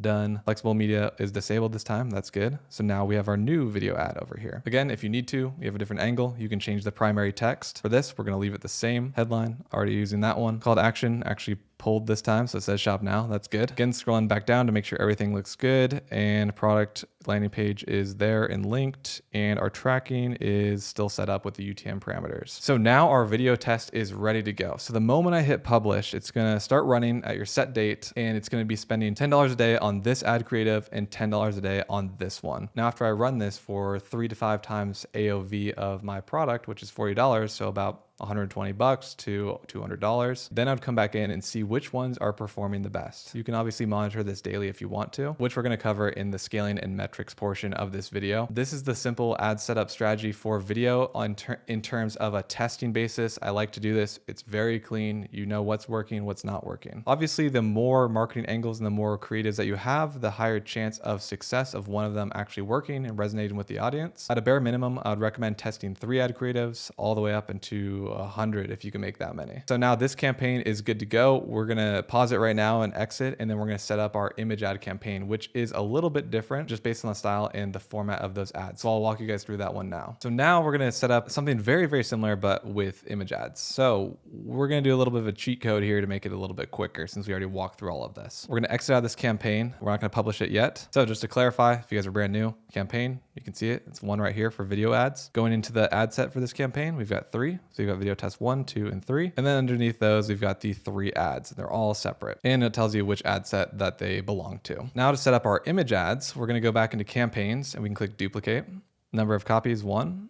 Duplicate right now. So Snug Tights video ad test. We're actually just gonna change this to Snug Tights image ad test. Remove the copy, so that's what we're gonna name it. Scrolling down, make sure everything transferred over correctly. Looks like it did. Now we can click in that ad set duplication that we have, which is still labeled as video test 1 Nashville. We need to change this. But first we wanna make sure that everything is the exact same. $10 for each of these. Locations correct, placements are Advantage Plus. So what we need to do now to change this ad set would be image test. We'll do this one is the 9:16 image format. Make sure that is labeled correctly. Click on the add creative underneath that one. Change this, call it the 9:16. Scroll down, we still got that video. So we have single image or video. The difference now is we're gonna be actually switching this to carousel. So it's 2 or more scrollable images. This is actually my favorite way to do image ads. You can do single image of just your main image, but I like carousel because my Facebook ad manager came to me in 2022, I believe. And he was like, hey, yo, you gotta try carousels. We're pumping them right now. They are way cheaper.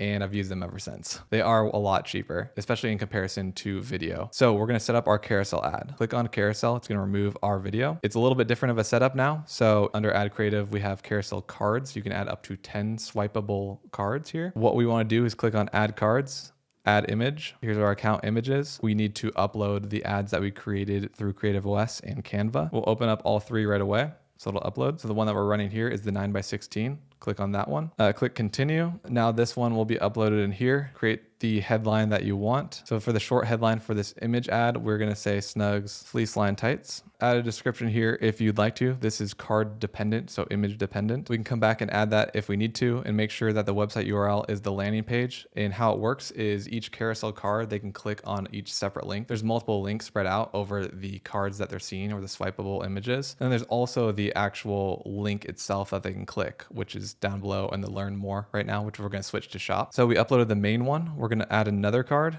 another image. We're gonna click on this one. I think that is good to have here. And now you can start seeing the preview. You can see that you can swipe on the Facebook feed. They'll see this one as the main one, and then it'll show the next card, which is this one, and then the next card. I like to do main ad and then product shots on the last 2. That's what's worked really well for me. So for the headline, we're also gonna do the same. Snugs, fleece, lined tights. Make sure that that URL is correct. So for an example, when they see the carousel, they click learn more, it'll take them there. Scroll over. If they went to the second one, click it here, and it'll take them exactly to the same place. Now we're gonna add our last card. So another image, and we're gonna choose this one. It's another product shot. Click into it. Edit again. Now we have 3 cards, but the thing is we want to make sure that this card is shown first. It'll automatically show them in the order that people react to them, but this one's the main ad. It looks the best, right? It actually worked out really, really well with the sizing over here. But my point is we want them to see this first and then the other product shots. So to make sure that that is actually possible, we click on advanced preview. Under advanced preview, you click on Advantage Plus and see that these optimizations are on. So the profile card at the end, as an example here, it'll show Snugs. See more at the website. That's fine to have. I think it adds a little bit of branding. So we're actually going to leave that at the end. We don't want to add music. I think it's cheesy and they always pick really bad music. Relevant comments is fine. Highlight carousel card is what we want to turn off. So it says we will automatically show the best performing card first. We want to make sure that this card right here, the ad that we edited, is actually the card that shows up first. So we're going to uncheck that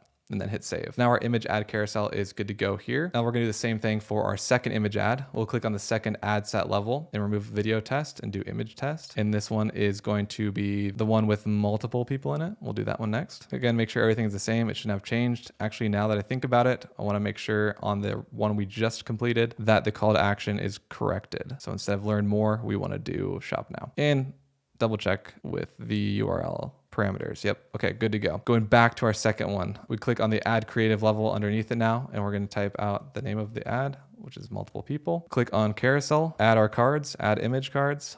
This one right here, add our headline for fleece line tights. Again, add our second card, which is going to be this one again, and add our third card real quick. Might as well edit these headlines again, paste that in, and this is what our carousel looks like. The square carousels are the ones that have performed the best for me. They are able to be shown on every single placement. Stories, they look fine. Instagram feed, they look fine. Facebook feed, they look good. They've resulted in the lowest cost per purchase for me, the lowest CPMs, and the lowest cost per link click as well. This looks clean. Like everything is matching. That's just a good solid setup here. Again, even if you look at it in the Instagram stories, yeah, there's black borders, but it's fine. You got the description below it as well. You've got the shop now. It doesn't look super out of place like a video would in square format if it's not cropped correctly. So these look all good and set up here, we'll scroll down and make sure the shop now is here, which it is. And the UTM parameters or URL parameters, same thing. Those are good to go as well. So that one is good.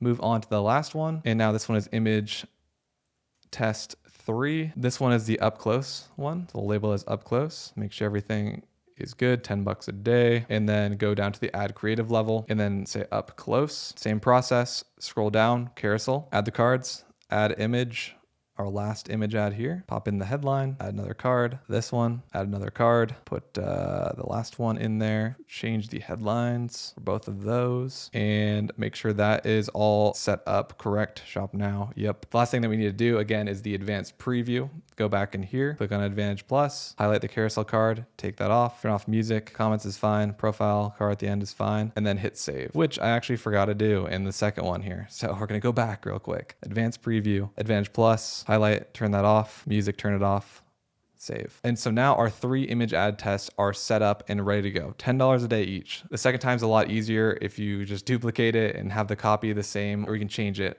It's up to you if it makes sense for image versus video, but it's a lot quicker just to duplicate again instead of going through everything one by one over and over. So we'll exit out of this. Well, we're not going to publish yet. And now we can see here on our campaign in the back end of Facebook ads, we have 2 campaigns ready to roll. They're already prepped and set up. We've got our Snugs Tights image ad and we've got our video ad. Again, clicking into both here, onto ad sets, you can see all of the ad sets that are named correctly and then all of the image and video ads accordingly. It's a nice way to look at things when you're running the ads as well, because then you can just scroll through on the creative level and see the reach, the cost per result, all the other metrics that you can see to indicate if they are winning or not. That is the setup for Facebook ads from start to finish with my testing strategy that I am currently using. It's the best one in my opinion. It's the easiest. One major thing is you just kind of want to keep variables all the same in terms of targeting, and then testing out these creatives fairly with an allocated budget for each, and then seeing which one performs better. Maybe the carousels do really well, maybe the videos do really well, but we'll have to wait and see and let the audience decide. Now we're not going to run these quite yet, but we're going to be moving into TikTok ads. If you guys are wanting to run those simultaneously or just one over the other, I'm going to be covering both and show you how to set up everything from scratch on the TikTok side as well. Again, this is the ad strategy and setup that you should be testing and that I recommend. And also later on in the video, we're going to be covering scaling Facebook ad campaigns, the ways to do that, and then also how to look and review the metrics, which is also very, very important to know before you even start publishing your campaigns. So stay tuned for that later on in the video, but right now we're going to be moving into the TikTok ad setup. All right, guys, now we're going to be walking you through step by step on how to set up your TikTok ads completely from scratch. This entire strategy is also going to be very, very easy to follow. It's a great testing strategy. It's very basic. Similar to Facebook with the powerful algorithm and targeting, we don't really have to do any crazy strategy that we used to have to do, which is great for you guys as beginners because it's so easy to follow along. And there's 2 pieces of good news about TikTok ads before you even consider running them. One is that TikTok is becoming way more shoppable. Before, it was just completely an entertainment platform that really got popular in 2020. So many people were on there just to scroll and be entertained, and they weren't really in the mood to shop. But TikTok has been making a ton of big plays recently, such as TikTok Shop. They're pumping so much money into TikTok Shop and getting people to shop on TikTok by offering people crazy incentives like 70% off that TikTok is fronting the bill for. It's overall just getting a lot more people involved to shop on the platform, and they're also way more comfortable with it. And that's great for you and me because we want people to shop on TikTok and our ad spend to actually make us some money back. And the second good thing about TikTok and running ads on the platform, they're offering a lot of great bonuses for new ad accounts being created on their platform. Their offers will vary from $500 in bonus ad spend to $2,400 in bonus ad spend. You do have to use a special code to get the bonus spend. And again, it is different at all times, but I will link the code down below. So make sure to take advantage of that. Even if you're not ready to run TikTok ads right now, you still get qualified for that bonus for when you are ready to run those ads. And I'll show you exactly how to do that. So clicking the link down below will take you to a landing page that looks like this. It could be different by the time you click on it. They're always switching up the landing page as well. You're just gonna have to scroll down and create your advertiser account. All you would have to do here is plug in your email, the password for your TikTok account, confirm it, get a verification code sent to your email. Verify that account. It's going to get created, and then they're going to ask you,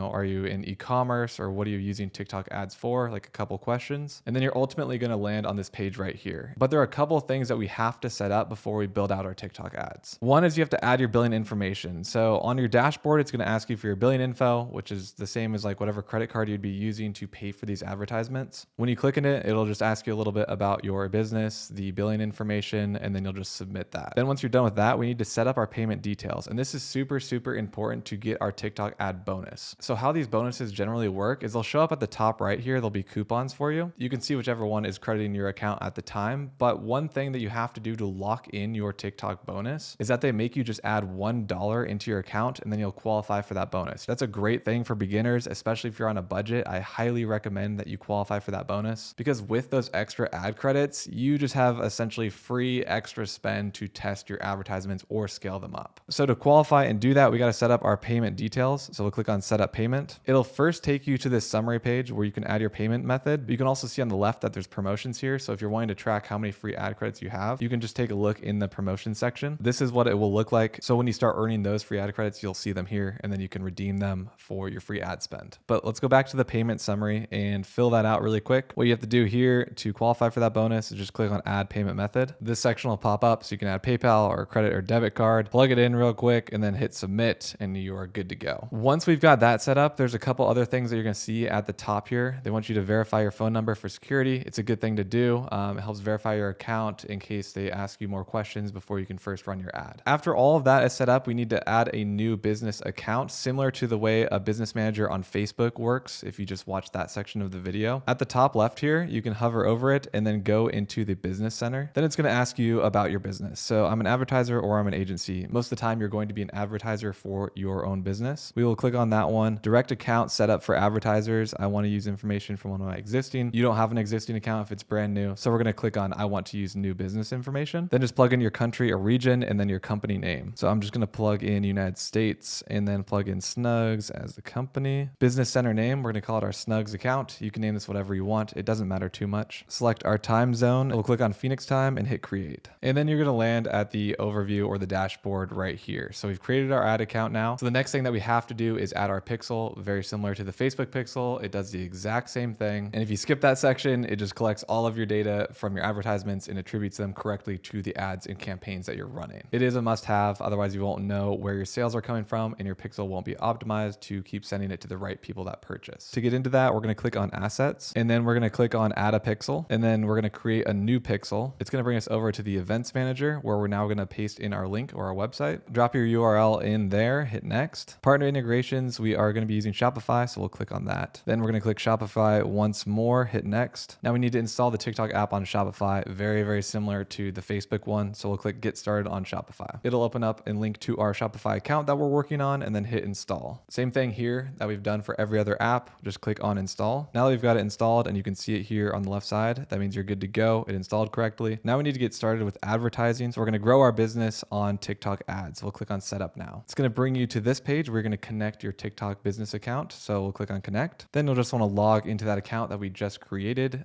do the little verification and hit confirm. Now we just click on connect to Shopify, hit connect. Now you're going to see your account that you just created. So we have Snugs1 at the top, hit connect. Now we need to create a new TikTok ads manager. So we're going to click on create new. Set up your country, region, currency, your business name, time zone, and then also your industry. We're going to choose e-commerce. And then we're going to click on clothing and shoes, and then agree to the terms, and then sign up and connect. Moving on to data sharing, we are also going to do the maximum amount of sharing. We want to collect the most data that we possibly can. We will leave that on, and then our pixel was just created for us here automatically by creating a new ad account. Or if you want to rename it and create a new one, you can click on create pixel and just rename the new pixel. Once you've done that, you're just going to hit confirm. On the last step, we have to set up our company information. We'll click on setup. Plug in your business billing details that you're using for that account, hit finish or confirm, and then click on the last button, which is just finish setup. You might get this notification where it's pending your account review. Your account is under review. It takes up to 24 hours. That is totally fine. They might ask you to submit your ID just to prove that it's really you, but oftentimes they get approved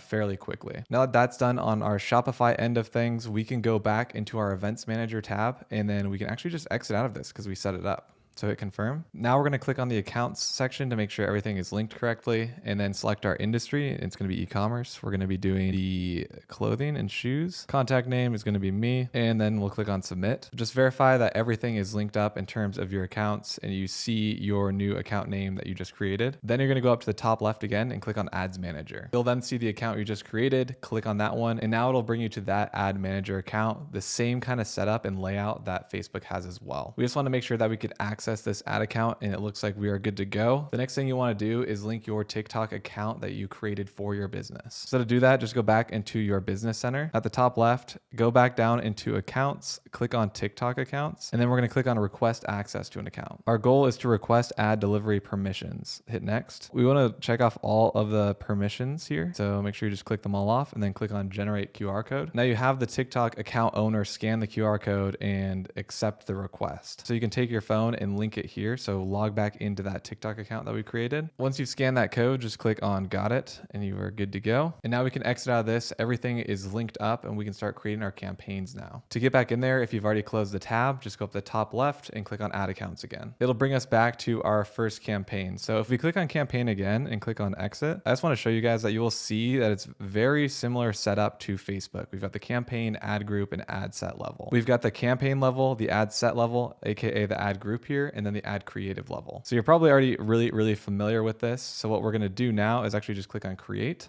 and let's set up this campaign, and I'll walk you guys through it fully. So we're creating a new one in our advertising objective, very similar to Facebook. There's awareness, there's consideration, and conversion. And if you watch the last section of the video on Facebook ads, we want to do website conversion. We want people to convert onto our store. We want that to be the objective. We don't want you to go after traffic or video views or community interaction. We want people to purchase. Just click on website conversions. I'm not going to do the campaign type as Smart Plus campaign. We're going to do everything a little bit more manual just so I can walk you through, even though I'm going to be using some of those Smart Plus setups. We'll take that off and then we'll scroll down to the campaign name. Here we're going to name it something that we remember. It's going to be the Snugs videos. Testing ads, you can name it whatever you want. For special ad categories, we don't need to select it because we're not doing housing, employment, or credit, so we don't need to declare any of those. We don't want to create a split test right now or a campaign budget optimization, which is the CBO that I was talking about earlier. And if you skip that section, a quick summary of a CBO is at the campaign level, you set the budget and it distributes that amount of spend per day over the ad sets and into the creatives as well. For this strategy, we want to test our 3 ad creatives individually with an allocated amount of spend. That way it's fair and we can say each one spent $10, $25, whatever it may be. And you know that each one got $25 and it gave it a fair chance compared to the other creatives, where then you can come back later on and look at the metrics and say this creative performed way better even with the same amount of spend. With that being said, we are going to leave that off. And then we don't need to set a campaign budget, although you can if you want to. And this just means once you've spent a certain amount, your campaign will automatically turn off. Those are the only things that we need to change on the campaign level. So we'll hit continue. Now it's bringing us down to the ad set level. In summary, you can see here at the top left that the campaign level is right here. Then we've got our ad set, and then below that will be an ad creative level. Now we need to name our ad group or ad set level. This one I'm going to name based on the video type. So this one is going to be the Nashville video. Get that set up. Now scrolling down to the optimization location, we're going to have website, and then your data connection would show up here. Whichever pixel that you just created should populate here. If it does not populate here, then you're going to click on create a new one again, create a new pixel, go through that process. It should automatically be connected, but just double check that. For our optimization event, we either want to do complete payment or purchase, whatever shows up for you. Sometimes they switch up the names. So you're going to want to choose the one that is complete payment. Scrolling down to placements, this is where it's going to show up on TikTok. So if you click on select placements, there's TikTok, global app bundle, and Pangle. We want to take off Pangle and global app bundle. They are not good to be shown to. We want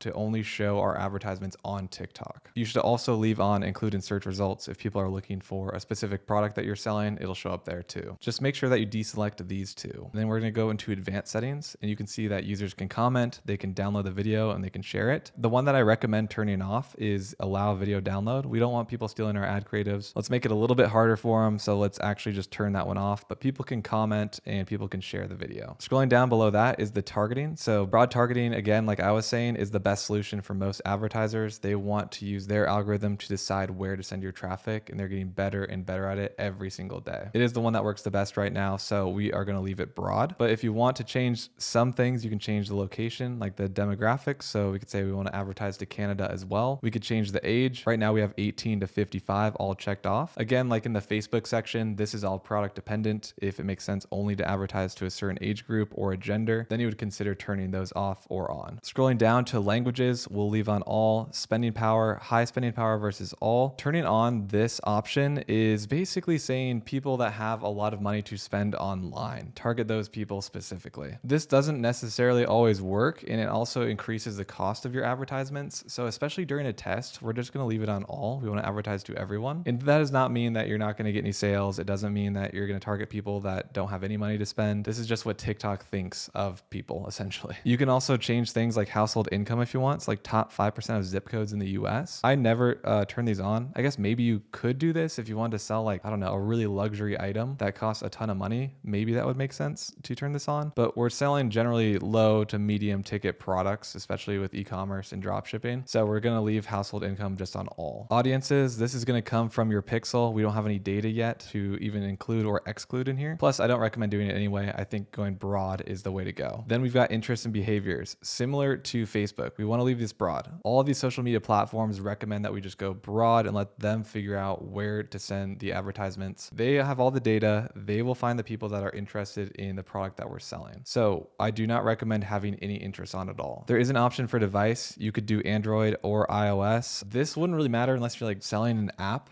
on the App Store. It would make sense. So we don't need to change this. We're just trying to sell products to people. We don't care if they have Android or iPhone. So I would not touch that either. We'll just minimize that again. Then we come down to the budget and schedule. So we're going to put our budget at what you want to put it at. The thing about TikTok though is that they recommend that you do at least $20 as the minimum for your daily budget. So they have enough money to go out and find that traffic for you. But if you got the TikTok ad bonus with your new account, it's good. You're working towards that bonus. You're also going to get the free credits later on. So it's not too big of a deal. Keep in mind again that your daily budget is per ad set since we're not doing a campaign budget. So if you have 3 ad sets at the end of this, then we are going to be spending $60 a day. That's just something to keep in mind at your daily budget and schedule here. Moving down to schedule, you can start it to run continuously. You can have it start at a specific time and day and end at a specific time and day. But what I like to do is just let it run freely until it's either not performing or it's completed the test in my eyes. Day parting means that you can select specific times to run your ads, like we were talking about in Facebook as well, where you can say, hey, run them from 8 a.m. to 12 p.m. only. We don't have that data yet, so we don't want to touch this at all. Scrolling down to bidding and optimization, our goal is going to be a conversion. Target CPA, we don't know that either. On average, maybe later on, if we get $10 cost per purchase, then we could plug it in here. But again, I like to leave this wide open and let TikTok just spend the money and hopefully keep optimizing and getting more and more sales for cheaper. That's the last thing, an option that we can change on the ad set level. So once you've completed all of that and you've set it up how you want to, you just hit continue. It's going to move on to the ad creative level. Our ad name is going to be our Nashville one, just to keep it organized and more specific. Identity. So this is where you're going to see that linked TikTok account. It would come up under your authorized accounts. If you don't see your TikTok account here, or you don't want to make a TikTok account, there's 2 ways that you can actually do this. And what the difference is, so when we're using TikTok to deliver Spark ads, if your account is linked on that business account, it's going to show up on your TikTok profile. It's not going to be public for the For You people or someone that goes on your profile specifically, but you're going to see those ads placed on your account. It'll be like slightly grayed out or have an overlay on it, and it'll say that this is an ad. It's not seen publicly on your profile. But if you're running your TikTok organically and you're running paid traffic and you want to get more followers from your ad spend, it's great to have it linked because people will go onto your profile. They can click onto it. They can see all of your past historical TikToks and know that you're a real brand. So this is really nice to do. The other option, unlike Facebook, if you don't have a TikTok account, you can still run advertisements. And if you want to do that, which I don't really recommend, but you can if you want to, you can uncheck this and then you'll set your custom identity to say your name. I would just say Snugs here, and that would be what shows up on the left side here. It would just say Snugs, but somebody can't click on that account. So it's going to show that you have no TikTok profile. If you are interested in doing this, you just click create custom identity and then you type in your brand name. So I'd say Snugs, hit create, but I definitely recommend using a TikTok Spark account that you have linked. Now we'll scroll down to the ad details. So this is our ad format. We want to be using a single video. Carousel images don't perform as well as they do on Facebook, but you can do do another carousel if you wanted to test it out just to give it a try and see what happens. But for this TikTok ad campaign, we're going to be doing the 3 videos. So we'll leave it at single video and then click on upload. Then we're going to go back and download the videos, or upload them per se, into our TikTok ad account. Hit open. They'll pop up right here, and then you just click continue and they'll start uploading them. The problem with this though, if you upload more than one at a time, it'll actually upload all of your creatives under one ad set, and we don't want that. We want to spend $20 on each of them individually. So what we'll do is just delete the 2 ads that are below it that are not the Nashville one. Then we'll just leave this creative here. Now you can see on the right, you'll see a little preview of what your ad's going to look like. So our ad will show up here. You can do like a watch through of the ad that you created to make sure it looks good and the formatting is fine. Once that's good to go and it's confirmed, we'll just move on to the text. So now they don't have as many options for text as Facebook does, because it's really just one line at the bottom left of the ad. You can plug in your text or your copy, which would be stay warm and stylish all winter. You can add up to 100, but then people have to click on like read more, and it's not, you know, as common on TikTok to do that. So if we just leave it as this, short and simple, it'll just show up right below your brand name here, and then a sponsored. So this is exactly what someone will see on their TikTok account. Going down to our call to action, we can change this. It automatically selects all of them for you. We don't need to get started. That just doesn't make any sense. So we're actually going to unselect them, and then we're going to scroll down and choose all of the ones that it makes sense for. So we've got shop now.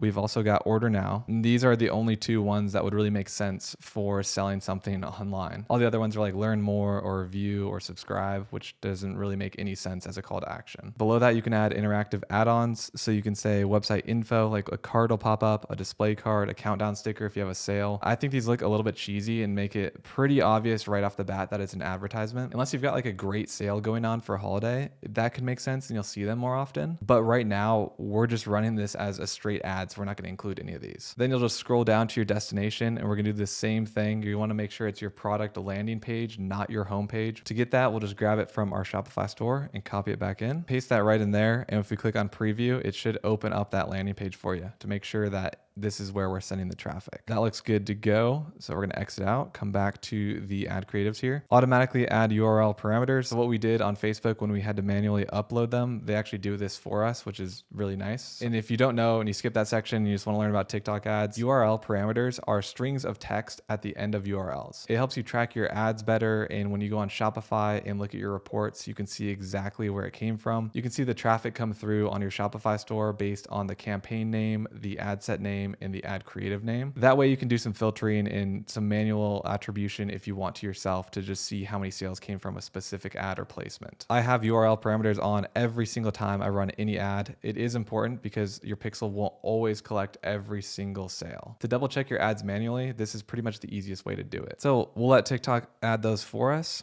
We don't have a disclaimer. There's nothing like dangerous about our product. Our ad does not contain AI generated content. And by checking this box here, you authorize the ad to be associated with performance metrics and campaign to be displayed on TikTok branded or affiliate platforms. I leave this unchecked. I don't want people doing case studies on my ads specifically. Better just to keep it private, otherwise you get a bunch of copycats if your ad's doing really well. Scroll down below that, make sure your pixel under tracking is here. So the website events, your pixel should show up. We don't need to choose any app events because we're not doing that. No offline events either. And then we don't need to do any third-party tracking settings either. That's just third-party apps that you can have on your Shopify store to track additional information. We don't need to do this, and we're not going to do it. So we're done with this specific ad creative, and now we're going to duplicate this twice. So we'll copy this ad group at the left. Number of copies, we're going to click on 2 and then hit copy. Now you can see there's the campaign level. We've got ad set 1, ad set 2, ad set 3, and then videos underneath each of them. So for the copy 2, we need to change that name. This is going to be the POV video. So the only one with text that we created. Everything else in terms of targeting, we're going to leave the exact same. We don't want to change any of that or any additional variables right now. We want to target the exact same people, same goal, and same spend. But we do want to go to the ad creative level and change the ad itself. Here we can change the ad creative name. So this one would be the POV. And then we just scroll down to the creative itself. On the video itself, there's a little update button. So we'll click on that. And then we already uploaded the other 2 to our library. But if you didn't already, just click on from computer and then upload the other ads. Since it's already uploaded, just select it and now it populates here. We're going to leave the same text, but we need to change the call to actions again because it automatically selects them all for us. So scroll down once again to shop now.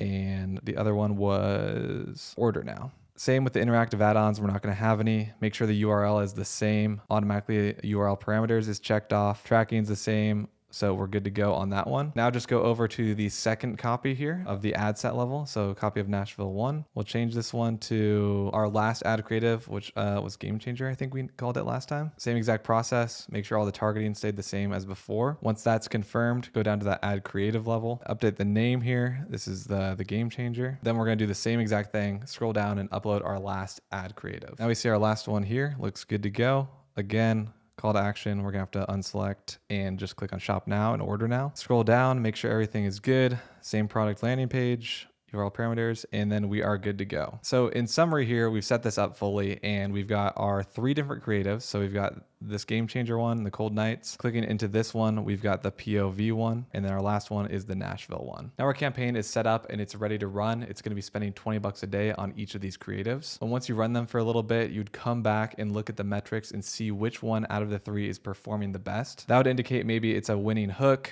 angle, or just the way that you shot the video. Out of at least 3 ad creatives, you should be able to identify one that is performing better than the others. And if you are ready to publish your campaign, you can do so now and just click on publish all and it'll start running immediately or whatever you set that date to start at. And then you're good to go. Your campaign will be approved or disapproved, hopefully not if you broke some rules or something. But once it gets approved, the spend will start slowly coming in. It takes about 1 hour or so to approve your ad and then they'll just start running automatically. That's how you set up the TikTok account from start to finish. Super easy process. All of these social media platforms nowadays make it really, really easy to set up and run ads. Later on in the video for the metric portion to break it down to see how ads perform and what you should be looking for, what the metrics mean. We'll cover all of that completely in the ad scaling and metric analysis section of this video. We're good to go here with our TikTok ad account. Everything is set up, ready to run. So I'll see you guys in the next section. The next person that we're going to hear from is Cheyenne. Cheyenne is with Zendrop, the fulfillment company that I like to use. He's been in the space for a really long time. He's ran his own stores. He works with Zendrop. He provides such a valuable service to people that are in e-commerce and dropshipping. He knows a ton about the space. He knows a ton about the Zendrop platform and how powerful it is compared to other platforms. In this interview, we're going to be talking about fulfillment, what Zendrop can handle, how it really helps you guys, and basically just unload everything that he knows about the fulfillment space. So let's get right into this interview. All right, cool. What's going on, Cheyenne? Good to see you.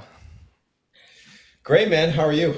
Good, good. Thank you for taking the time here to do this little interview. Yeah, of course. I love talking to you, so no problem. Cool. So you're my main contact at Zendrop. You work for Zendrop. And in this fulfillment section of the video, it's super, super important for beginners to know how valuable a good supplier is, a reliable supplier, because it's essentially, like I've been saying throughout this entire video, it's really the lifeblood of your business. If you don't have a good supplier, you can't get the packages on time, they're broken, wrong product, whatever it may be, it's going to ruin your business.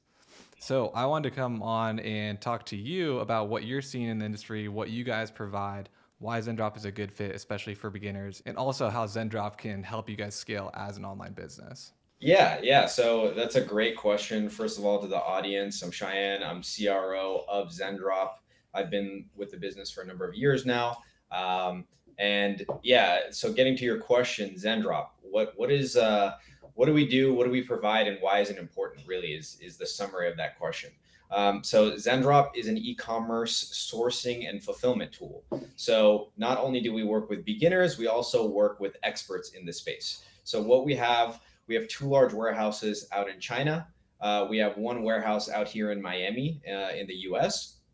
We can source any product in the Chinese market. So whatever product you need in the Chinese market, we can source. We have 300 plus employees out there that handle sourcing, that handle communications, that handle warehousing, and everything comes through our warehouse in China. So say you get an order, we'll go to the manufacturer. We only work with manufacturers. We don't work with any middlemen. That's the difference between us and some of our competitors and people like AliExpress, platforms like AliExpress. That's the difference here. We go direct to the manufacturer. It's not a bunch of middlemen in between, right? So the manufacturer sends us a product to our warehouse. We quality control it, we pick and pack it, and then we ship it out to the end customer, right? We've set up years developing that infrastructure, and having that reliable supply chain is incredibly important. Say you're a beginner, you're just starting out. You've spent all this time, this money, this energy into building your business. You're learning from people like you. And you are generating sales now. You get your first order, you get your second order. Now you're trying to build this up. If you work with an unreliable supply chain or an unreliable platform, say AliExpress and some of our competitors that don't own their own supply chain, then you could really screw your business. Because if your first orders don't ship out on time, immediately you're going to get bad reviews. Immediately, you're not going to get any purchases. You're going to get bad feedback. So if you work with someone like us who actually owns the supply chain, we'll ship your orders out on time. We'll find the right products for you. We'll source those products. We've all been drop shippers. That's why we created Zendrop. We understand the pain point of drop shipping. And that's why people use this today. And we're getting over 100,000 signups a month now. Jeez. Yeah, that's crazy. Yeah, it's super, super important.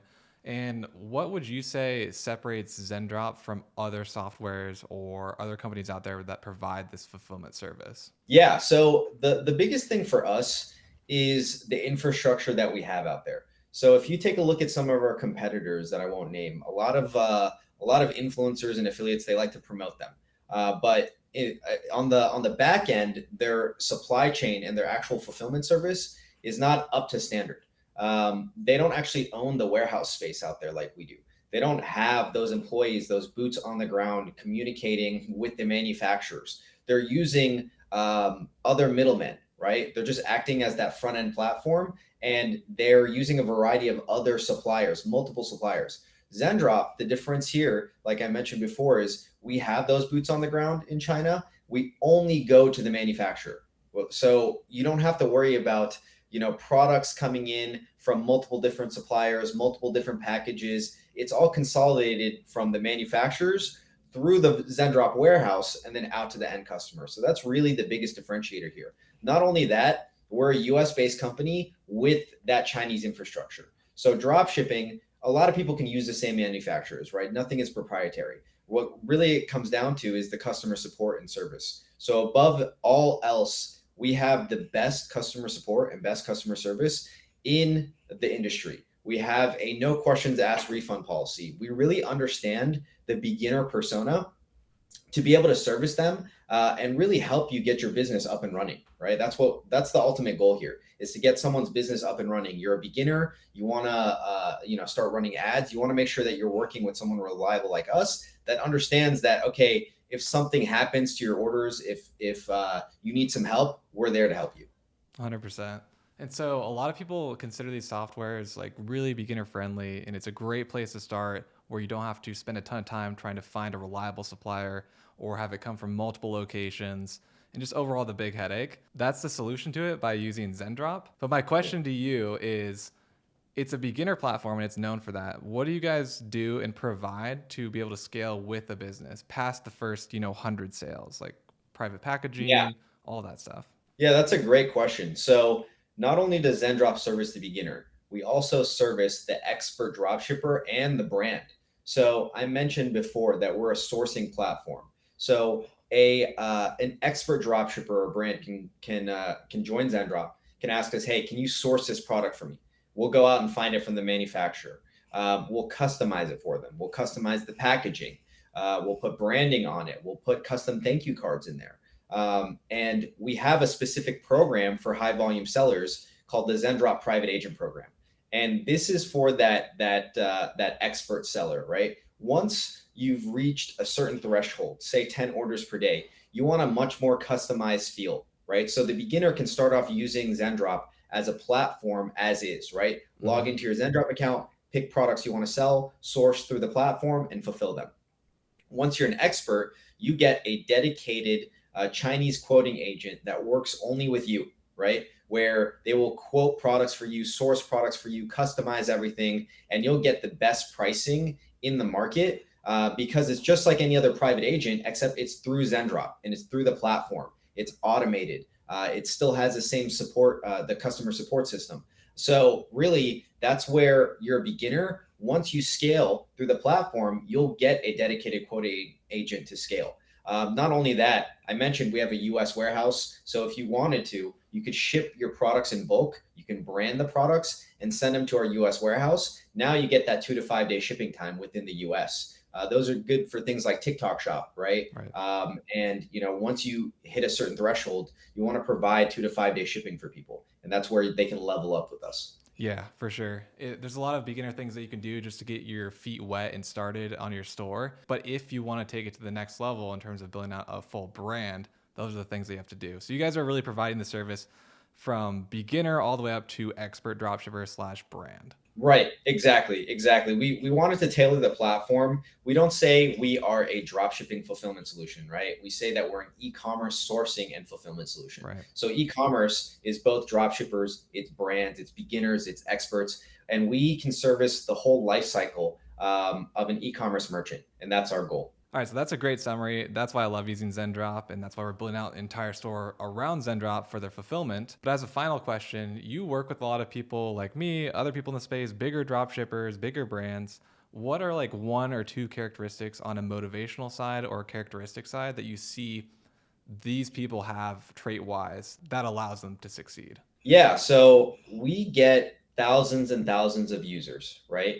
And a lot of them can be successful because of two main traits that I see. I would say that consistency is the main one. So consistently testing products, consistently testing ads and creatives. There is there is data points that we have. The more products people test, the more likely they are to generate success in this industry, right? So you can't just say, okay, I'm going to test 1 to 2 products. It didn't work. I'm going to give up, right?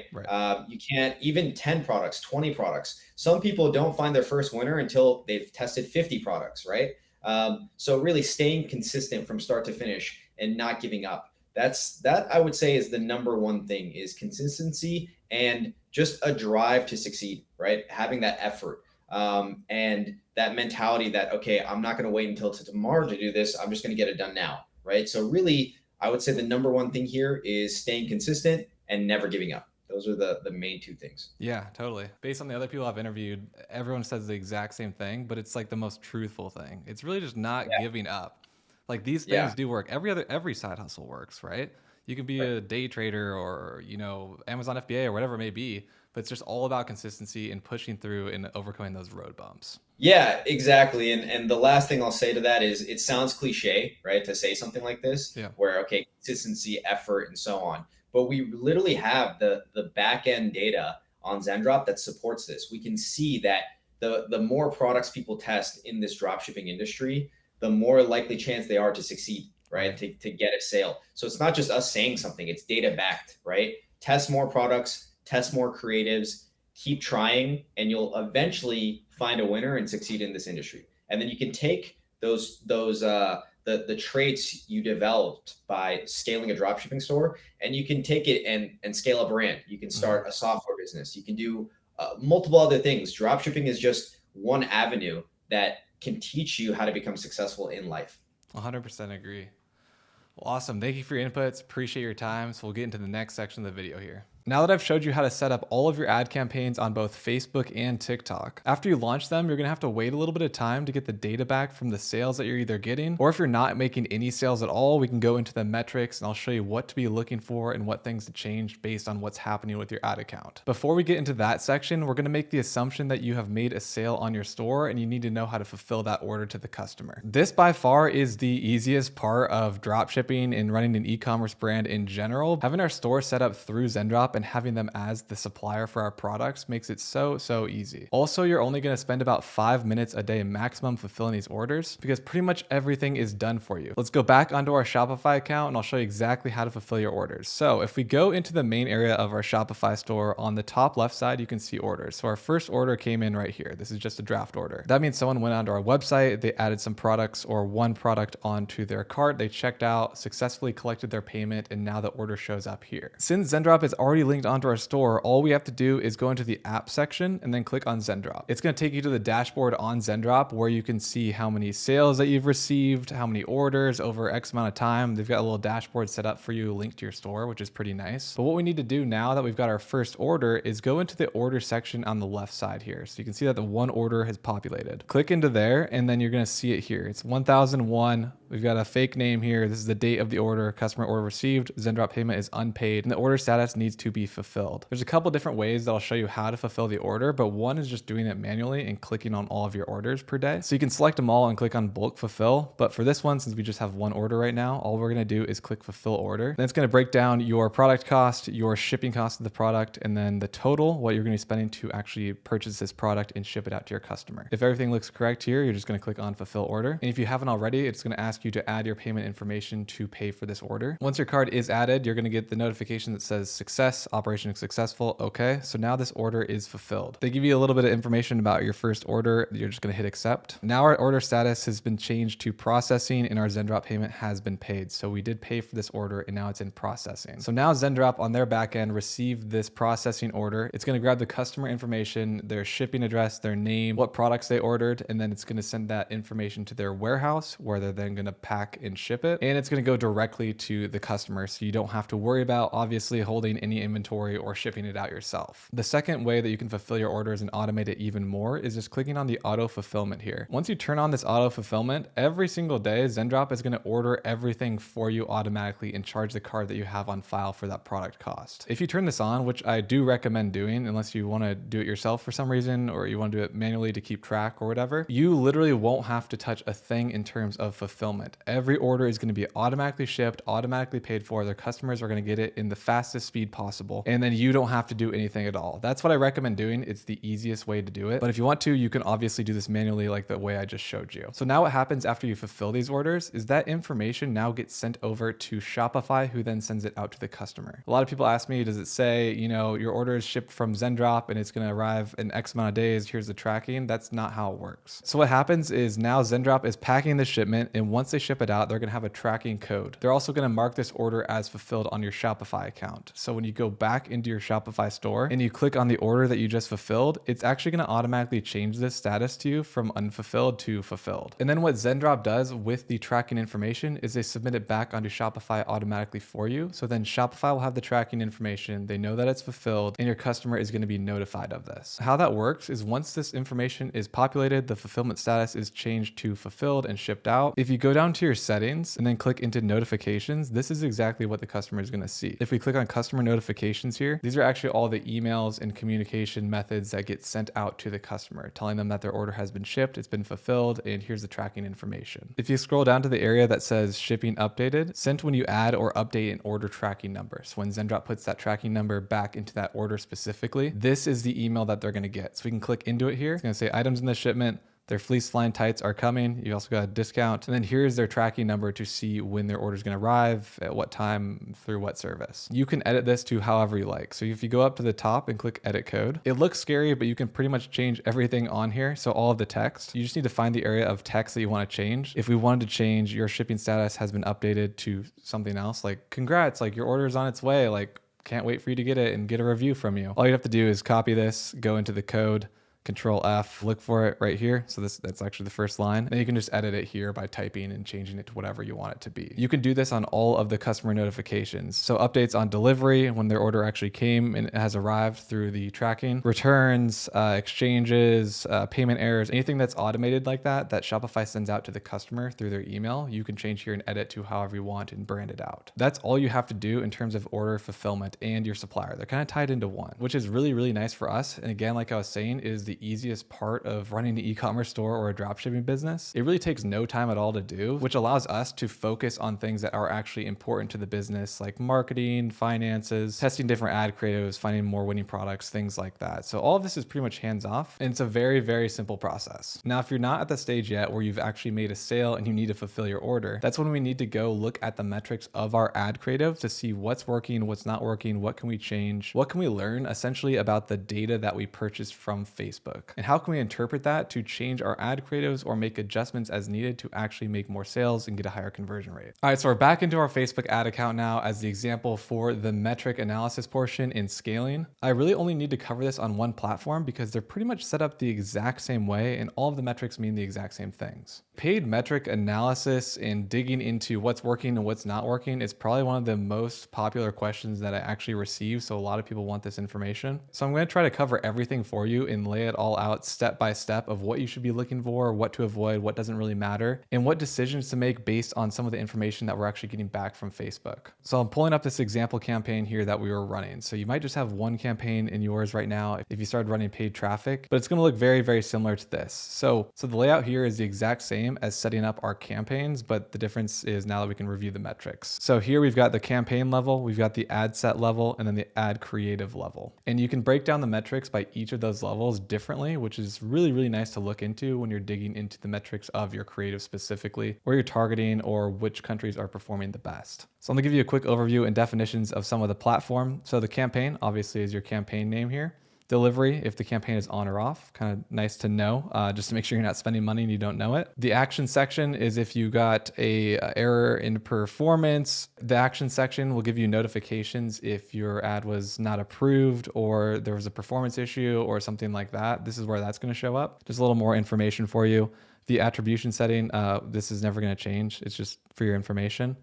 The results are whatever that you optimized your campaign for and what your pixel was actually looking for the most. So if you remember when we set up our Facebook ad campaigns and our TikTok campaigns, we chose sales and then we had the optimization to be purchase. So this is where your results are going to be because that's what we want, purchases. Here you can see how many purchases that you have or whatever your result is. If you're running add to carts, it'll tell you your add to carts here. But of course we want to do conversions. So this campaign has 3 purchases on it. And then we've got our reach, which is the total number of ad center accounts that saw your ads at least once. So it's basically impressions, I would say. Every time someone sees your ad, this counts towards the reach number. So 2,428 people have seen this. The frequency is the average number of times that each person has seen your ad that it's been shown to. This campaign shows a 1.11 frequency, which means on average, everyone that's seen this campaign has seen it 1.11 times. If this number crept up to a 2, that means everyone that you showed it to, your entire reach, they've actually all seen the ad twice. And this is important to note because ad frequency can come into play here. So if your ad frequency is really, really high, if it's like a 3, 4, or 5, that means you're showing it to the exact same people over and over again, and they're probably not clicking anymore because they've seen your ad 5 times. This is definitely something to keep an eye on. Once you start passing the 2 to 3 mark, then you see ad fatigue and your ads are not performing as well as they used to. And most likely people have seen the ad too many times, they weren't clicking, they weren't purchasing, and it's just kind of wasting your money. This is something that you really want to keep an eye on, and this is also why it's so important to always be adding new ad creatives because it lowers that frequency. They see a new ad of yours. Maybe they didn't like the first one and scrolled past, but they like the second one. The frequency won't matter if you're continuously testing ad creatives. Moving on to the cost per result. This is how much it costs per purchase or whatever your result goal was set to. Obviously ours is purchases. So this campaign resulted in a $23.62 cost per purchase. So to show the ad, get someone to click on it and purchase from our website, it costs us $23.62. Budget, which just shows you if you're using a campaign budget optimization or an ad set budget. There's nothing to even look at or change here. Total amount spent shows up here. This is by day as well. Ends if the campaign was scheduled to end at a certain time or it's ongoing.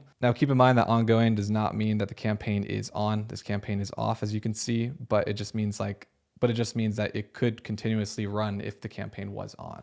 Impressions is very, very similar to reach. It's the number of times that your ad was shown on a screen. And then CPM stands for cost per 1,000 impressions. So a lot of people look at this metric. I personally think it's a vanity metric. I'll cover some of those a little bit later. So it's the average cost for 1,000 impressions. So at $26.37, what that means is to show our ad on platform 1,000 times, it costs us $26.37. Link clicks is the total number of people that clicked on your ad's link. Then it'll also break down your cost per link click. So this was a cost per link click of $1.54. So breaking this down, it costs us $26 to share our ad to 1,000 people and show it to them. And out of those 1,000 people, to get someone to click, it costs $1.54 on average. And combining the two is where you get your CTR or your click-through rate specifically for link clicks here. So we have a 1.71% click-through rate. That is the percentage of impressions that resulted in a link click. Then we've got clicks all. So there's a difference between link clicks and clicks all. So you can see that we have 51 here and 46. Clicks all represents anywhere that they clicked on the ad. That can mean your Facebook profile, your Instagram profile if they want to check out your page, or a link click as well are added in there. And they'll also give you the click-through rate of all clicks and then your cost per click for all clicks. Now these are the metrics that you can see on the campaign level, and what you can actually do is change the layout of this. If you want to see video engagement at the campaign level, you would go into your tables and columns and metrics. You can customize this however you want if you want to see see a bunch of different stuff on here or whatever layout that you kind of like to see to monitor your ads. The most commonly used is performance and clicks, to be honest with you. But if you want to look at the video plays at a certain percent, it'll tell you that here. It'll add different columns and metrics. So since we're on video engagement, it'll say how many people played the video at least 25% into the video. So 642, then 50%, 75, 95, and 100. So 127 people watched the video all the way through. Let's switch it back over to performance and clicks. Again, you can add whatever metrics that you want, but the most commonly used that you're going to need to look at your ad creative metrics is just performance and clicks. Now if we're highlighting this campaign and then we click into the ad set level, it's going to give us pretty much the same metrics, but at the ad set level. So for this campaign, I had 3 different angles that I was running. So there's handicap, short game, and starting line. Here you can see the breakdown per each angle or per each ad set. Depends how you separated your campaign and how many ad sets you had. What's good about looking at this level and the one below it, which I'll cover in a second, is that the campaign only shows the overall. Is that the campaign only shows the summary of all ad sets and ad creatives underneath it and their metrics and sums it up on average. But when you get really into the nitty gritty and you're testing multiple angles and multiple creatives, you can break these down even further. In terms of the definitions, they're pretty much all the same. It's going to give you the cost per link click, the clicks total, click-through rate, all of that stuff per ad set though now. So if you're testing 3 different ad sets, and for this example, I have them labeled by marketing angle, you can see how much each one spent. So they all spent around $23, but where you see a difference is in the CPMs and link clicks. So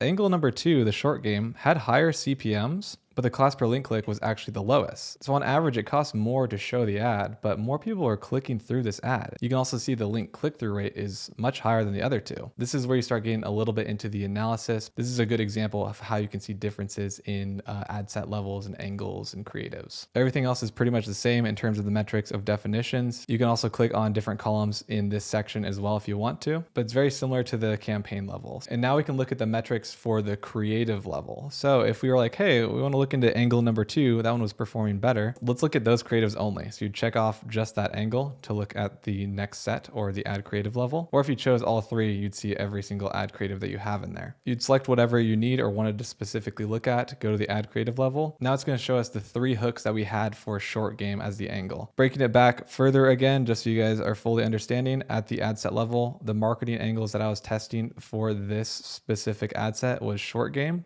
improving your short game. It's a golf product. And then going into the ad creative level, you can see there's hook 1, hook 2, and hook 3. So there's 3 videos in here, and it's going to give you the exact same metrics that you would see at the ad set level and the campaign level. You can see how many link clicks it had per creative. So hook number 3 had the most here at 13 link clicks. But the difference here is that you can see Facebook decided to spend most of its money on this hook number 3. It thought it performed the best. It did get a sale as well at $16.87, which is a great indicator. You can see the specific ad creative metrics, how much the CPMs would cost per creative, the cost per link click, basically everything the same at the ad set level as well as the campaign level. Now that we have the definition of what metrics you can look at and break down on your campaigns, let's actually do a case study on this specific campaign, walk you through it. I'll give you guys my opinions, what to look for, what to ignore, what I would be doing next in this specific campaign based on the metrics that we're reading. This is where the analysis portion comes in. So going back to the campaign level, overall as a campaign, it spent $70. The cost per purchase, $23.62, looking pretty good. That was profitable. Everything is looking pretty good here. Link clicks, cost per link click is a little high. I'd like to get that a little bit lower, specifically around the $1 range. But during a testing campaign versus scaling, we really want to look at the ad set level and the ad creative level. This is where we're going to get some indication which angle is working the best and which creative style or hook is working the best. I'll break this down for you and analyze it. This campaign was running for $70 on this day. What's actually pretty interesting is that each angle got 1 sale. So 1 website purchase across 3 angles, not really giving me an indication that one angle is performing better. Let's say angle number 2 had 3 purchases and this one had 0 and this one had 0. I'd be like, okay, probably angle 2 is the one that people are resonating with the most. But after just 1 day of spend, we really can't tell, especially because it's 1, 1, and 1. If this was going for much longer, we'd be able to tell. Actually, just to show you guys, I'm going to open it up a couple more days. So letting it spend over time does help. The more time that runs, the more spend, you start to see which ones are actually performing better versus others. And if you have such little spend, you really can't make a good decision. Opening it up just 2 more days overall, you can see that angle 1 actually took off and was the leading angle. This angle / ad ad set had 5 purchases, short game had 2, and starting line had 1. Now, after a couple of days of data, it's starting to be the front runner, and now I'm thinking this angle is performing a lot better. Maybe more people are taking interest in this one. It's got 5 purchases compared to 1 at the starting line angle. That's giving me a good indication that I should make more creatives around this type of angle. Now, looking at the cost per result, it's $14.85, so that one is super profitable, and obviously the one at $74 cost per purchase is unprofitable. So many people ask me about analysis and what they should be looking for, what kind of link click cost should they get, what their CPM should be. And I'm here to tell you that really in the beginning, none of that matters at all. The only thing that actually matters about your campaign is what is your cost per purchase. I could care less if your CPMs are $5,000, but your cost per purchase is $15. I don't care. I could care less. $23, not a big deal. It's pretty decent. If this was $5,000 with the same cost per purchase result, I don't care at all. It's a vanity metric. It does not matter at all. Whatever is getting the lowest cost per purchase and you are profitable with that cost per purchase is what you should be caring about the most. Not to say that you need to completely ignore the CPMs, but that is the only metric that is going to make you money or lose you money. So keep that in mind. You need to know your cost per purchase. You need to know your break-even ROAS, which is your return on ad spend. You need to make sure that you are profitable or you're at least getting there. Otherwise, you're just going to be spending a lot of money and losing it. Analyzing this even further, this is the best performing angle. At this point, I'd be considering turning off the other two,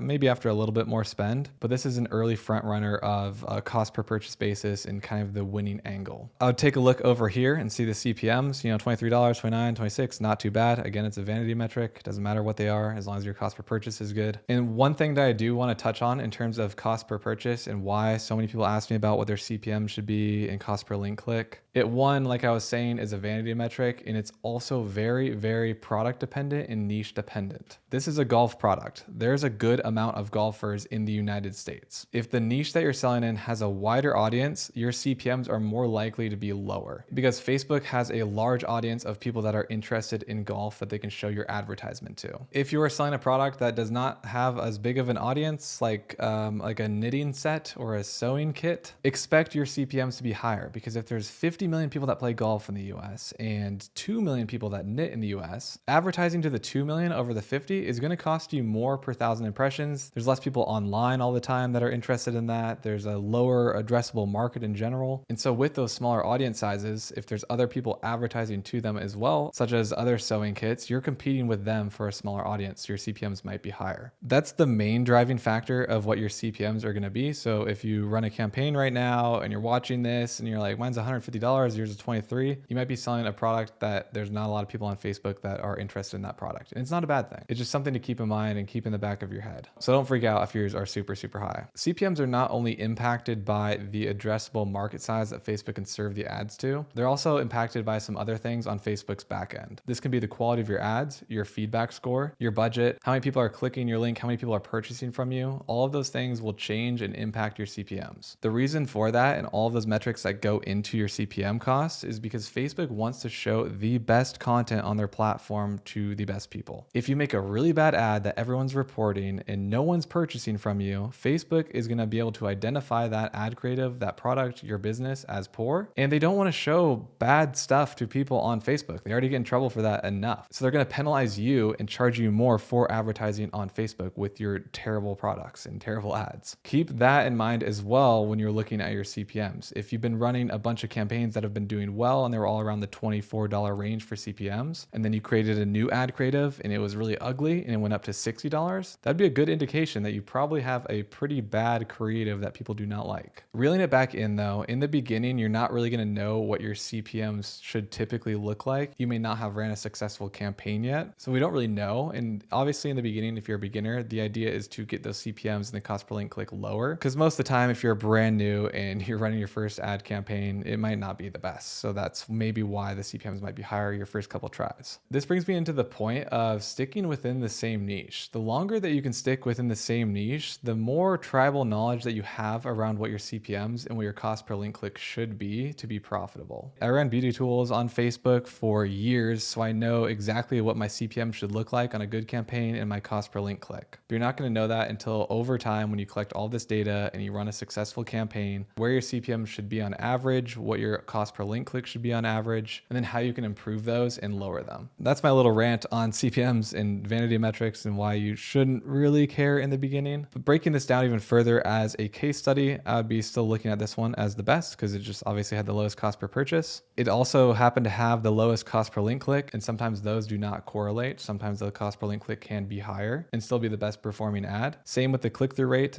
This is actually in middle of the pack. It's 1.84, but it's still performing the best. So that's why it's like, these don't really necessarily matter too much. You always want to improve these metrics, of course, but as long as it's profitable and it's looking good, this would indicate that it's the best angle to advertise. Now, something I really like to do, depending on what your placements are and what countries that you're targeting, you can actually do breakdowns by age, country targeting as well. So if we wanted to look at these three angles even further, maybe on the surface level, this one's $14 and it's looking like it's performing the best, but is there maybe some sort of indication that it's performing the best based on where it's being shown rather than the actual angle itself? So if we go into this chart button right here, we can click on age, placement, country, day, platform, a bunch of different demographics and markets here. So if we click on age, it's going to break it down now. It's going to give you all the same metrics that you see, your CPM by age now. So 18 to 24, all these different cohorts up until 65 plus. This can be interesting to do when you're wanting to scale and narrow down, because you could look at this and say,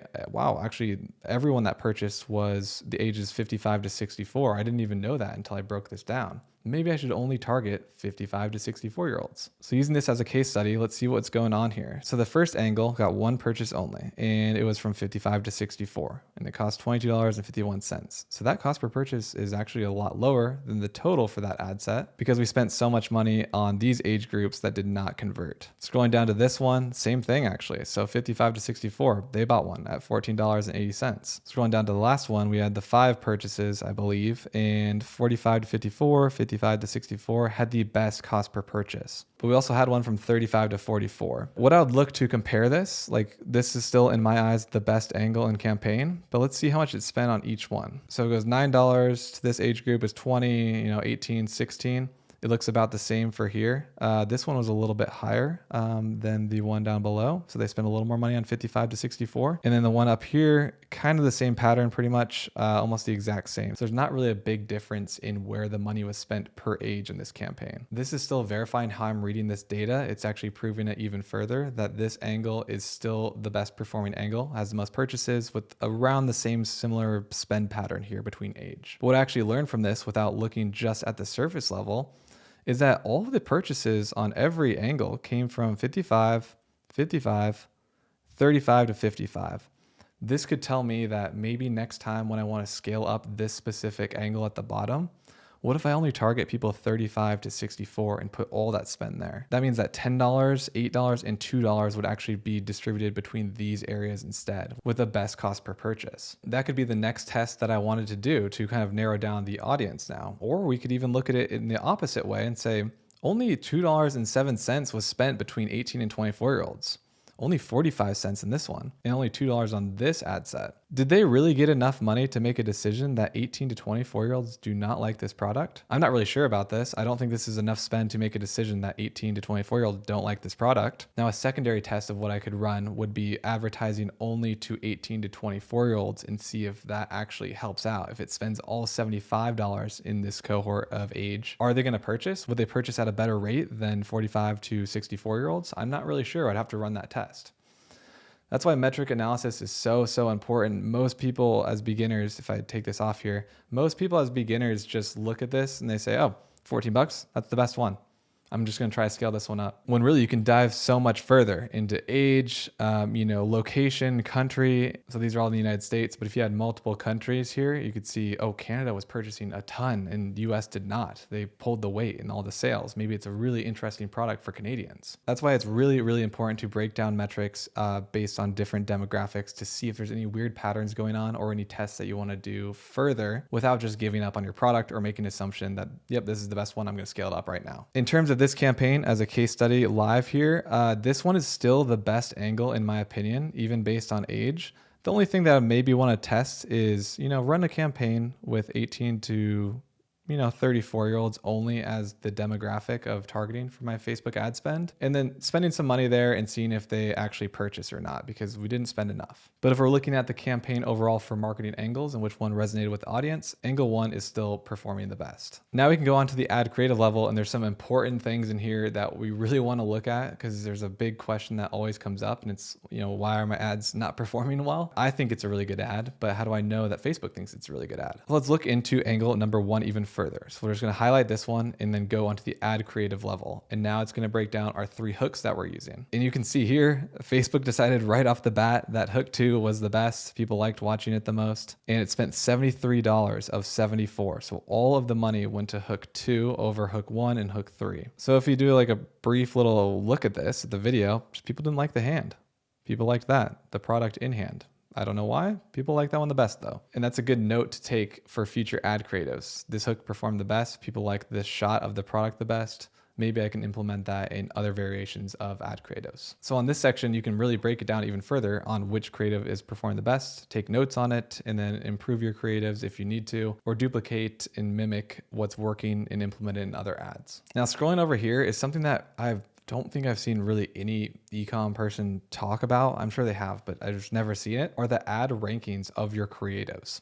So there's quality ranking, engagement, and conversion rate ranking. And I mentioned this earlier with the cost of CPMs, how it pulls from a bunch of different metrics and variables to give you your CPM costs and what they're going to charge you on Facebook. How these rankings work and why they're so important is Facebook gets feedback from people watching it, interacting with it, reporting it, and then clicking through and converting on the ad. And again, Facebook's goal, even if you're paying them to show your advertisements, they want to show the best quality ads to their customers. That way they're still providing a good service on Facebook without spamming it with a bunch of junk ads that everyone hates, because then they're going to hate their platform. So for the first one, which is quality ranking, it's a ranking of your ads' perceived quality. The quality is measured using feedback on your ads and the post-click experience. And your ad gets ranked against ads that compete for the same audience. There are a bunch of different sub-metrics that go into this ranking, and we don't have any actual rankings official now. It usually takes about a week or so of running the same creative to get these rankings back. But the rankings that you can get are below average, average, and above average. Above average as a quality ranking means that yours is performing a lot better than other people that are advertising to the exact same audience and what their quality is versus yours. And also what's interesting is that they take the post-click experience into account. So when someone clicks on your ad, does the website take forever to load and they just bounce off your page and exit out? Were they having trouble on your page? Was it not formatted correctly? Facebook checks all of that out. And then they put this all together and give you your quality ranking. The next one is engagement rate ranking. It's a ranking of your ad's expected engagement rate, including clicks, likes, comments, and shares. So how many people are engaging with your ad compared to other ads being served to the same people that like golf? Are you getting a lot of link clicks? Are people going to your profile? Are they following you? Are they adding comments? Are they sharing the post? Do they like it? Basically overall just how much they're engaging with your ad creative. The same rankings you can get here would be below average, average, and above average. And then there's a conversion rate ranking. So a ranking of your ad's expected conversion rate. Again, it's ranked against people serving the same customers on Facebook. So for this example, golfers. How well is your ad converting? So this one's a $14.61 cost per purchase. This would probably end up being above average if the ranking came in. And I would believe that engagement would probably be average, and then quality would probably be above average if people are watching it through all the way and interacting with it. But why these are really, really important to look at is because I get a question all the time, like, why did my CPMs randomly start doubling or go really, really high? Or why is my cost per link click $15 on a $5 product? That's not even impossible to make money on. The first thing I have people look at is go to your quality rankings. What'd you get? So if this is below average, and below average, Facebook now thinks that your ad is absolutely garbage and terrible, and they're going to charge you a ton more money to run your advertisements. It is something really, really important to look at. Even if you've been running this campaign for a long time and it's been doing well, but all of a sudden it stopped doing well, I would say, hey, did the quality rankings start coming in poorly? Did people stop liking the ad for some reason? Have they seen it too many times? Is the frequency too high? Let's take a look at those things first, because that's usually the answer to it. And if you started running ads and you don't have any conversions and everything costs so much, the price of the cost per link click, the CPMs are really high, come take a look here and see what your rankings are. And if this is below average, then that's probably the reason. And then people want to know what to do next, right? Because it's like, all right, that's what's hurting me, but how do I actually fix this? So if your quality ranking is bad, then the perception of your quality of of your ad is terrible. So maybe your ad is in like 240p. It's like blocky. It didn't upload or render correctly. It's ugly. People don't want to see that. Your quality ranking could go down. Maybe you should fix that. Maybe your post-click experience is bad. So click on the ad yourself, and you can do that by just going into edit and then go into the share button here and then share it to your Facebook account or Instagram account, or just share the link, and then you can look at the ad yourself and click the link. Is that post-click experience bad? Does the website not load, or is it all messed up for some reason? Check that out and make sure that everything is working properly. Are people reporting your ad? Is it scammy looking? They're like, I don't want to see this anymore, and they click the little 3 dots at the right and they say report ad. That's going to hurt your quality ranking. That's not a quality ad if people are reporting it. Those are some of the things that you need to be checking out. Also, watch time of the ads in the first 3 seconds are just people skipping right away, which again, to remind you, you can check out here with video engagement. You can see how many plays are at what percentage and how many people played the video at 100% versus 25%, and just kind of gauge it on that. For the engagement ranking, if this is below average, people are not clicking links, your cost per link click is probably really high. No one's commented, no one shared your ad. People are just not engaging with it. They don't like your ad. That's pretty straightforward, honestly. If it's a bad ad, people aren't going to click. People are not going to share it. People are not going to comment. They might comment if it's really bad just to make fun of you. That's where it's going to pull from your engagement rate ranking. And to fix that, the simplest answer is probably just make a better ad. Make an ad that people want to watch, want to talk about, want to share with their friends.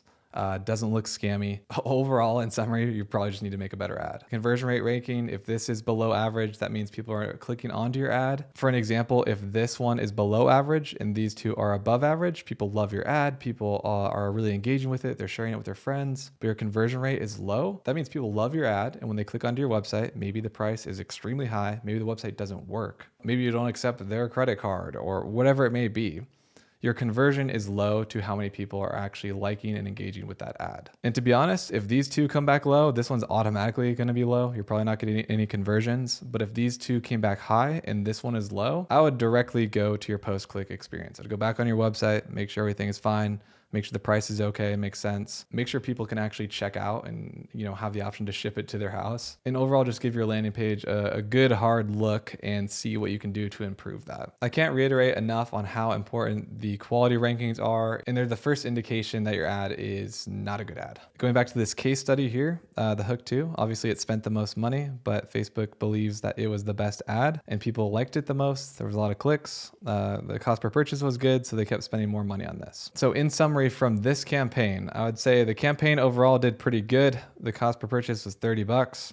Angle 1 was the best performing one. This would give me an indication that this angle of improving your handicap score in golf is a great angle to run. And then within that, Hook 2 was the one that people liked the most. So now what do I do with that information? 1, we want to scale our ads, and 2, we want to improve on the ads that are actually working. And forget all the little minor tests. You can do that, later on your own if you want to just test 18 to 24-year-olds, like I was saying earlier, or certain countries or whatever, that you've got an indication that maybe you should give that a test as well. But right now on the surface level, this is an ad that is working. We are making money technically on this ad. Now, what I do with this information now that we got our data back and it's working, this is the angle that I want to scale. So I want to scale the handicap angle. And what would I do now with that information is I'd take it back over to my website and redesign the landing page to focus on the handicap angle. That's the one that people resonate with the most. That's the thing that they want to improve. Now with that information, let's optimize our landing page. Let's go back into our Shopify store, change all of the copy, maybe add different statistics and videos on how this can help your handicap in golf, and make that entire landing page centered around lowering your handicap. So now when they click on the ad that we want to scale and it's about lowering your handicap, they're going to go on a page that talks about lowering your handicap versus just a general product page. It's going to make them feel even more confident that this is going to do what they want it to do and solve their problem. And then you're going to start seeing your conversion rates go even higher. If I change that all centered around handicap, but I'm still advertising the angle of starting line, people are going to click on the starting line ad and then go on my landing page that is everything about lowering your handicap, and they just don't align. You really want to identify a good marketing angle early on and then relay that information into your landing page, and your conversion rates are going to be a lot better. Now, if I was going to scale up this specific angle here, I'd optimize that landing page and send all of the traffic with my ad creative centered around lowering your handicap to that landing page. And this does not mean that I still could not test other angles to see if there's one that's even better than this one. All you'd have to do is go back onto your Shopify store if you wanted to test a new angle. You'd go into your online store, you'd go back to customize, and we duplicate that landing page. Go onto your product page, and what we do is duplicate it. So we've got this product one here.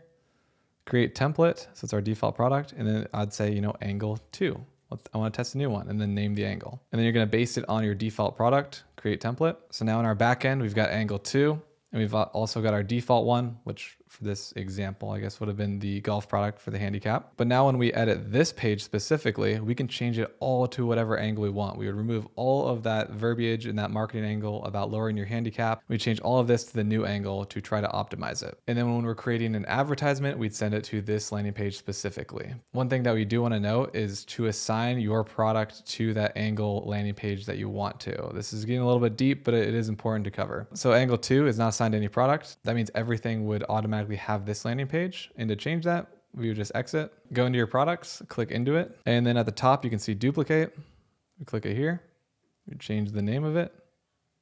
Something that you could remember, maybe like slightly change it differently if you need to, just remember. Click on duplicate. And then what you do on the right side would scroll down and assign it to that landing page that you just created. So now you can sell the same product, but test a different angle on a specific optimized landing page to this product. So I'd click there, I'd click on angle 2, hit save. And then my link would be ready.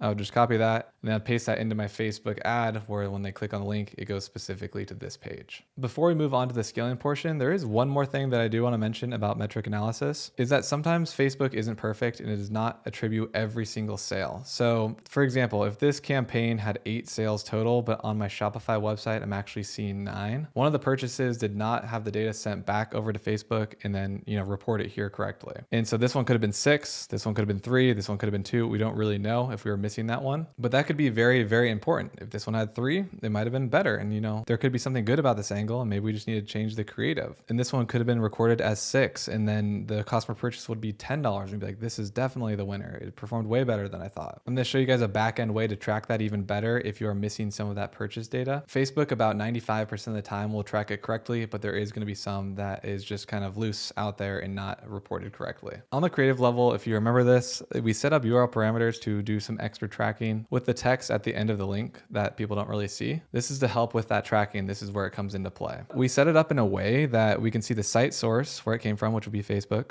The medium, which is the placement, could be reels, stories, the campaign name, so the overall campaign name right here, and then the content, which would be the ad name. So there'd be this one specifically. This is where this UTM tracking actually helps us and comes into place if we're missing that information. If you were missing some purchases or some information, what you can do is go back onto your Shopify store, and it's good to do this anyway to double check. Before you make any decisions about cutting your ads or scaling them, you want to make sure all the data is correct. So you can go into analytics, then you can go into reports. And from here, you can find one called sessions by landing page. Here you can choose the filtering for the correct date. If you're running it on the 17th, you would apply it there. And then you can match up the reported spend and the purchases on Facebook versus what you saw on Shopify. So the metrics that you can add are sessions, and then we can add another one. Then you could add sessions that completed checkout. Then you could add things like completed checkout rate, the conversion rate, sessions that completed their checkout. You can add that metric there. And then under dimensions, you'd click on the plus.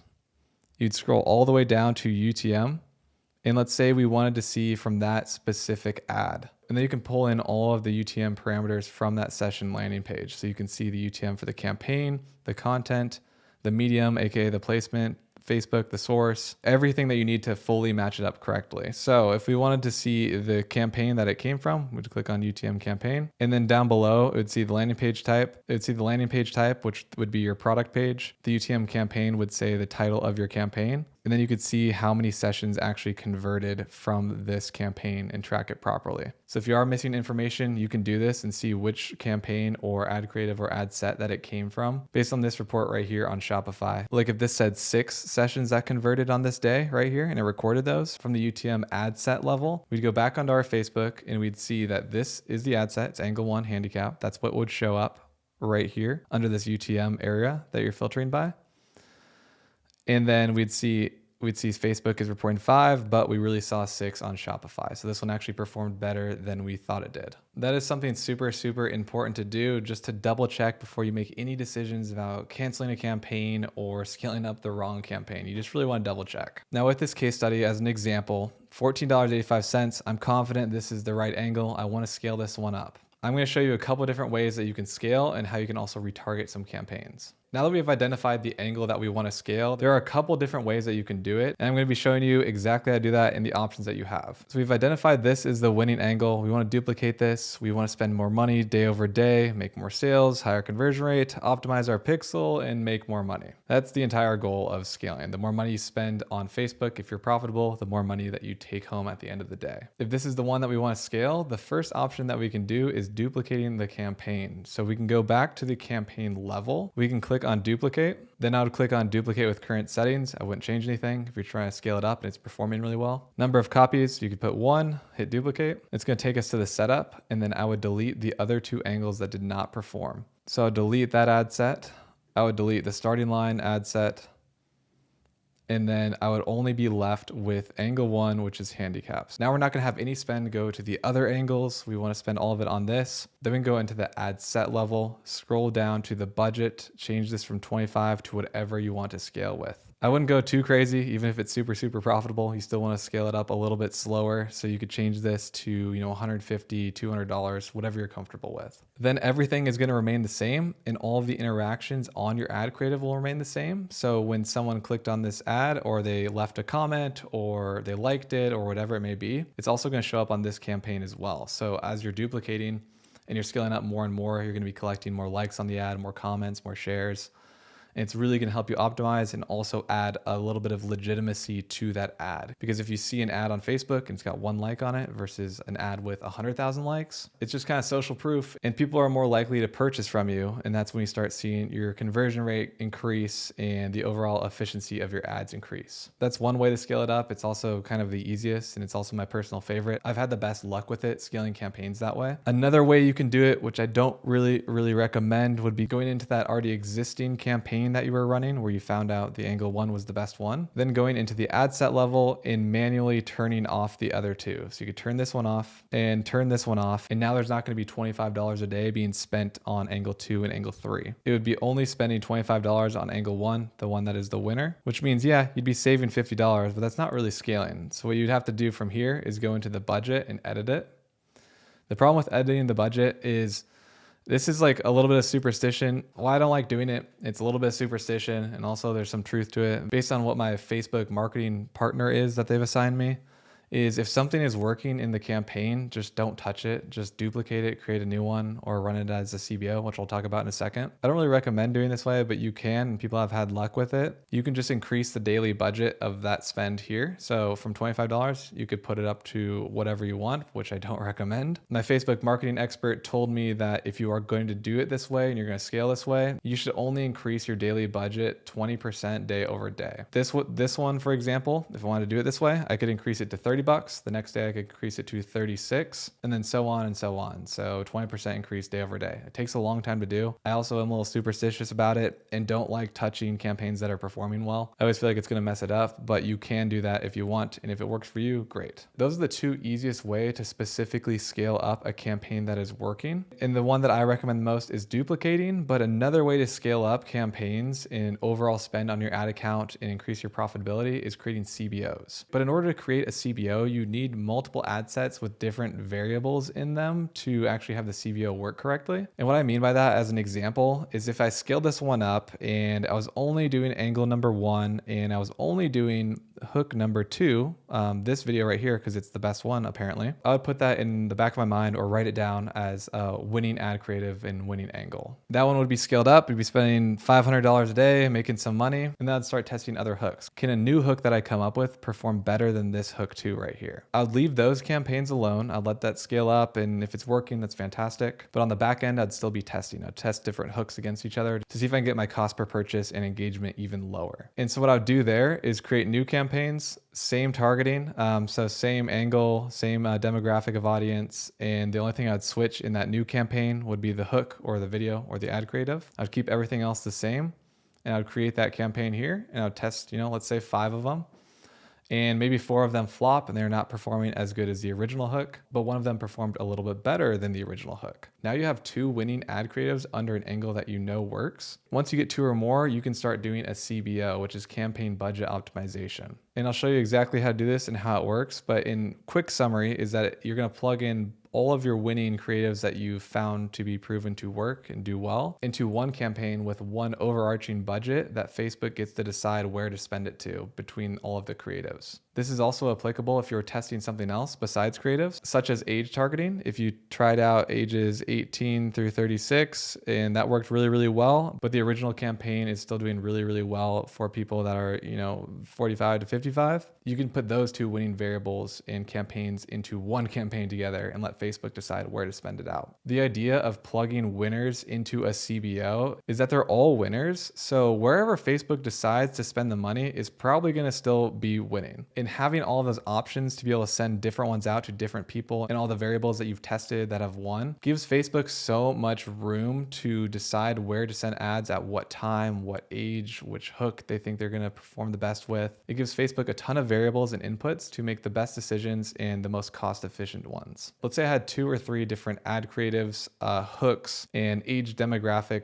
campaigns that have worked together. What I'd do is take those and put them into the CBO. So I'd click on create new campaign, go back into sales, manual sales campaign, hit continue. Now I'd call this one CBO of the 3 winners, and then maybe, handicap angle. 18 to 24 was a winner, and like hook 4 that I tested. Those were the winning ones, just to, name it correctly. And then I'd scroll down to Advantage Campaign Budget Plus, which is CBO. They just changed the name because they like to do that all the time. And I'll turn that on. And so now I'm going to set my budget for everything underneath it rather than being at the ad set level. So if I want to scale up all of those winners, and I'm confident that those are all winning variables, and let's say I want to scale it up heavily, put in $500, and then I'd copy and paste all the information from those ad sets and creatives that were winning. So this one could be handicap angle, and then we duplicate it. Yep. Duplicate again, and then plug in the second winning variable, which is, 18 to 24-year-olds, all the same settings as that campaign that you're running to prove it was a winner. And then you change the last one, which was hook 4, that happened to be a winner. And you'd copy and paste everything from that campaign of hook 4 into here and match it the exact same because it's winning. And now you notice on the ad set level, the budget and schedule, there's no option for budget because we're not spending on the ad set level anymore. This one's not going to get a dedicated $25 in this targeting ad set level. It's all coming from up top. So this $500 now is going to be distributed however Facebook sees fit and has the best options and thinks it's going to send it out to the right people at the right time based on the differences between each of these variable tests. So this one could get $100, $100, and $300. You get $150, $150, and $200. It's up to Facebook to decide, but you're confident because all of these have been proven winners in the past, and now you're just plugging them in all together. Then this type of scaling can be really, really good because, again, they're all winners. So whatever Facebook decides to spend on, it's probably going to be good. It's going to allow Facebook to optimize quicker. It's going to build your pixel quicker. You're going to get a lot of good data, and your cost per purchase overall would hopefully drop, and you'd be more profitable. Once you have those set up, you'd hit publish, and then it would do its thing and optimize for you. Now the strategy here is to let your CBOs run as long as possible and then cut things within them as needed. What's really cool about running a CBO, if you have multiple, winning variables, you can just plug stuff into that CBO directly. So if I have this CBO running, it's doing well, I've got my 3 winning variables in there, we're scaling it up, and I get an itch to test something else, and I'm like, I want to test a new hook. I think this one's going to do really, really good. I just had an idea. Then I create that separate campaign, I test it, and it turns out to be a winner. The cost per purchase is really good. You can go into that new campaign that you just tested, and it's a winner now. What you can do is duplicate it into that CBO that's already existing. It's basically saying, I tested another variable, this one's also a winner, plug it back into the CBO and optimize even more. That's really what you're doing. If this was the winning angle that you just tested, you'd click duplicate with current settings, hit continue. And then under the existing campaign, you'd switch this and then you click on that CBO that you named and then you duplicate it in there. And now it gets plugged into that CBO. And now you've got 4 winning variable tests that you've done all working together now to optimize. It's a really great strategy if you can keep your CBO running with all of your winners and keep plugging in new ones every time you test something that also turns out to be a winner. And then pretty soon you've got this big stack of CBOs, multiple winners in them. You can duplicate that again and scale up the budget that way. So you've got like these 2 massive CBOs running, spending $5,000 a day. That's a really, really efficient way to scale. In summary of the entire strategy on paid advertising. My proven strategy is the first step is create that testing campaign. So I like to test different angles against each other, figure out which one is a winner, duplicate that one up, run some other side tests with different hooks, demographics, things like that. Find a couple more winners, plug them back into these CBOs, scale them up as needed, and then just keep repeating that process and keep testing, keep adding them into CBOs, start testing new products in the same niche, maybe branch out and test some more angles as well. Just because you found a winner doesn't mean you should stick with it forever. Things will fatigue. Trends will move on if it's not an evergreen product. The moral of the story in this strategy is to continuously test and you will continuously make money. The moral of the story in this strategy is to continuously test, plug things in. There's always some variables that you should be trying out. Do this over and over again, and you hopefully will continue to make money over and over again. Those are the easiest options and ways to scale, but I'm going to break down a couple more settings that you can play around with to both get your testing even more diversified. And also one of the settings that I'm showing you can get you returning customers and build your brand out even further. Once you scaled up your campaigns, they're running at X amount of dollars a day, you're making X amount in profit. Now you want to start building out a brand. You want to reach out to customers that have purchased and maybe offer them a new product or test out new audiences that look like your audience. After you scale up and spend a ton of money on Facebook, your pixel is going to be very, very well fed, essentially with great data. And you can create audiences out of this pixel data that you've collected over X amount of time. Let me show you how to do this. On the left side, you can go into audiences and it's going to take you to this section here where you can create custom audiences, lookalike audiences, and your saved audiences. With all that information we've collected, how far we scaled up, maybe we have 1,000 purchases on our website, we can go into create a custom audience here. And on your sources, you're going to click on website, which is attached to your pixel, hit next. Your source is going to be the pixel. So whatever you named your pixel would show up here. For events, the options are all website visitors. So everyone that's visited your website. People have visited a specific web page or by time spent on your website. I like to just usually do all website visitors. And then from those events, click on like purchases because that's mainly the thing that we care about. And then your audience retention, you can put the last 180 days. And now what you're doing is creating an audience out of the people that have purchased and your pixel has recorded information on them within the last 180 days. This is very, very valuable information. People literally buy pixels in their data off of people. It's crazy. What this is saying is everyone that's purchased in the last 180 days on my website, group them up right now. And we're going to name that audience. Let's say last 180 days. Purchased. You can add a description if you want, or you can just click on create audience. And now it's going to pull all of those people and pool them up into this little query that you did. Now, what can we do this? So it's populating. It's available for use right now, but it populates the amount of people that are in there, but we can still use it. Now there's two things that we can do with this. One, we have a list of everyone that's purchased in the last 180 days and Facebook knows exactly who they are. And we can run a retargeting campaign and only target them on Facebook. So Facebook will directly show the advertisements that you want to this audience. You could have your ad creative say, hey, you've purchased from us. We hope you love your product. And you can have that ad say, hey, you've purchased from us. We hope you love your product. We just introduced a new one that people are loving. You should check it out. Or you can just straight advertise them the new product and they're already familiar with your brand. That is very, very valuable. And you start building brand loyalty with your customers and also increasing the lifetime value of your customers. If you can manage to get people back onto your website and purchasing, increasing your customer return rate, you are building out a very, very strong brand that is going to be very sustainable and able to sell for millions, if not tens of millions of dollars. Depends how much revenue you're doing. That's use case one for this. You can also create a list of people doing the exact same thing by creating an audience and people that have viewed your website but didn't purchase. So what you do is click create custom, all website visitors that viewed the page in the last 180 days, and then exclude people who have purchased. So you'd go in here, click on purchase, 180 days. So now Facebook knows who those people are. It's going to send the advertisements to the people that have viewed your website but did not purchase from you. That's also a great strategy for people that have shown interest. So you could change this view to add to cart instead, or you could even change it to initiated checkout but didn't complete the purchase. And it's another way to retarget them and say, hey, you forgot about this product. It's in your cart. You didn't purchase from me, but I know you wanted it. You almost did. Come back. You remember now. Maybe you have your card with you now and please purchase. Those are great campaigns to run to recapture that already warm audience. So let's say you created this list of people that purchased and you want to offer them a new product. All you'd have to do is go back into your ad manager and under the ad set level, you'd scroll down, make sure your data set's in there, purchase event. We want them to purchase. Scroll down to Advantage Plus audience. I know we kept this off before, but now we're using a custom one. Search in your custom audiences, the last 180 day purchased,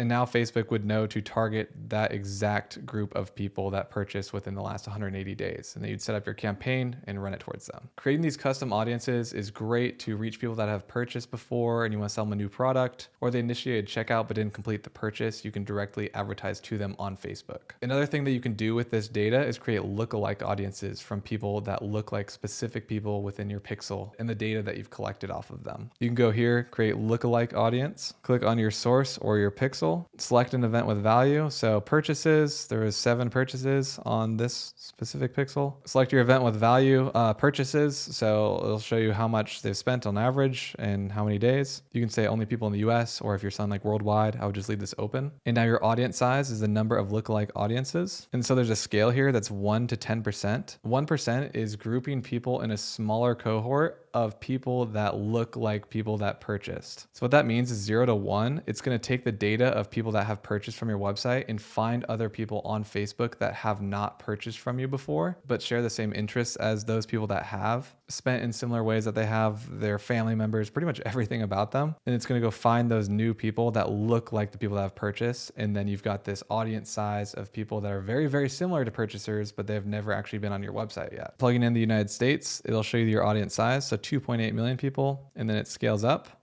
with the percentage of least lookalike. So this will identify the top 1% of people that look like people that purchase, and this will include up to 10% of similarities. It'll obviously increase your audience size, which can be good at times. So 10% is usually pretty good. Then you just click create the audience. You'd name it as a lookalike, 1 to 10% of people that purchase, and then you have that audience as well. Then you could take that lookalike audience and go back in here and then click on custom audiences, and you click on lookalike and select it and then advertise to those specific people. Those are some great ways to scale your campaigns that are already working, test new things, test new audiences, retarget people, and really just put a lot of time, thought, and effort into your brand by using these powerful tools. If you are using all of these together successfully, you are building a very, very strong brand. But the moral of the story here, after everything I've showed you on the metric analysis, scaling, creating lookalike audiences, retargeting campaigns, it may seem like a lot, but one thing that we have in common here is that we're always continuously testing. It is so important to test new audiences, new hooks, new angles, new landing pages, lookalike audiences, retargeting campaigns. You should be essentially testing nonstop to really, really scale up your brand, build that brand equity, make more money, and then have that brand value and that exit value of your company to be able to sell it later on down the road. I know for most of you, this is advanced, and the majority of you are just gonna be testing some hooks and some angles right now, but please don't just stop at one angle test or one creative test and spend $100 and you didn't get a sale, so you quit, you give up, you move on to the next product, or you just quit dropshipping in general. That's not how the game works. It's testing over and over and over again, fitting the puzzle pieces together, viewing the data, seeing what people do on your website, massaging it till it all works together, and then you finally turn profitable. You guys have probably heard this before, but for me, I broke even for 3.5 months before turning profitable. I was testing so many different variables nonstop until it finally worked. And if I would have given up after my first test and said, this didn't really work, I spent $100, I would not be here today, and I definitely wouldn't have gone on to build multiple 7-figure online businesses. If you're discouraged after your first test, just know that it takes time. There's a learning curve. The more you test, the more you fix things, the more you optimize, you're gonna learn more and more. You're gonna be able to scale. Eventually something's gonna work, and you're gonna thank yourself later on down the road. All right, guys, if you've made it this far, I am extremely proud of you. You just completed the entire full A to Z step-by-step guide, setting up every single element of your first online store, and I hope that you enjoyed this process. I know it was such a long video, but there really is so much to cover and so many topics that need to be covered in depth for you guys to succeed. And by now, if you've gone through everything, you are pretty much ready to go. But once you start running advertisements, you're gonna have a ton more questions. Things are gonna pop up, roadblocks, errors and issues, different ways that you wanna scale and get your questions answered. With that being said, it's pretty impossible to cover that in one long video, to cover every single question. There's just unlimited essentially, because everyone's store is different. And so if you want to get that and need that extra additional help, make sure to join our free mentorship program. We do 3 live coaching calls a week. We will be able to walk you through the rest of the steps in your journey and help you guys scale up and actually profit off of your stores. Again, it's completely free to join. And if you use the store builder to build out your store, you already had the access to the Discord group at the end of that. The biggest thing that you need to take away from this extremely long video and detailed guide is that all good things that happen in terms of business and success take time time to actually achieve. And if you've watched this entire video and you're on the outro right now, you've already done this, but I just want to remind you to keep pushing forward, keep testing new variables, testing new products, testing new landing pages, stores, offers, everything. I know it's a lot to ask, but trust me when I say this, if you can put your head down and actually focus on this, put some time and effort into it, you will succeed, and this can completely change your life. Again, I'm living proof of this. If I didn't start dropshipping 6 years ago, break even for 3.5 months and just quit, I would not be in the position that I am today. Just want to say that I'm proud of you guys for completing this video. Let's keep pushing forward. Let me know how your guys' stores go and join the mentorship. Ask all of the questions that you possibly could need, and let's get your store up and running, making you some money and changing your life. Thank you guys so much for watching this. Thank you so much for supporting all these years. I love making these really long videos, even though it takes a ton of my time, but the feedback that I get is fantastic, and the amount of people that I'm able to help is incredible. Thank you guys so much for watching, and as always, have a great rest of your day, and I'll see you guys next time.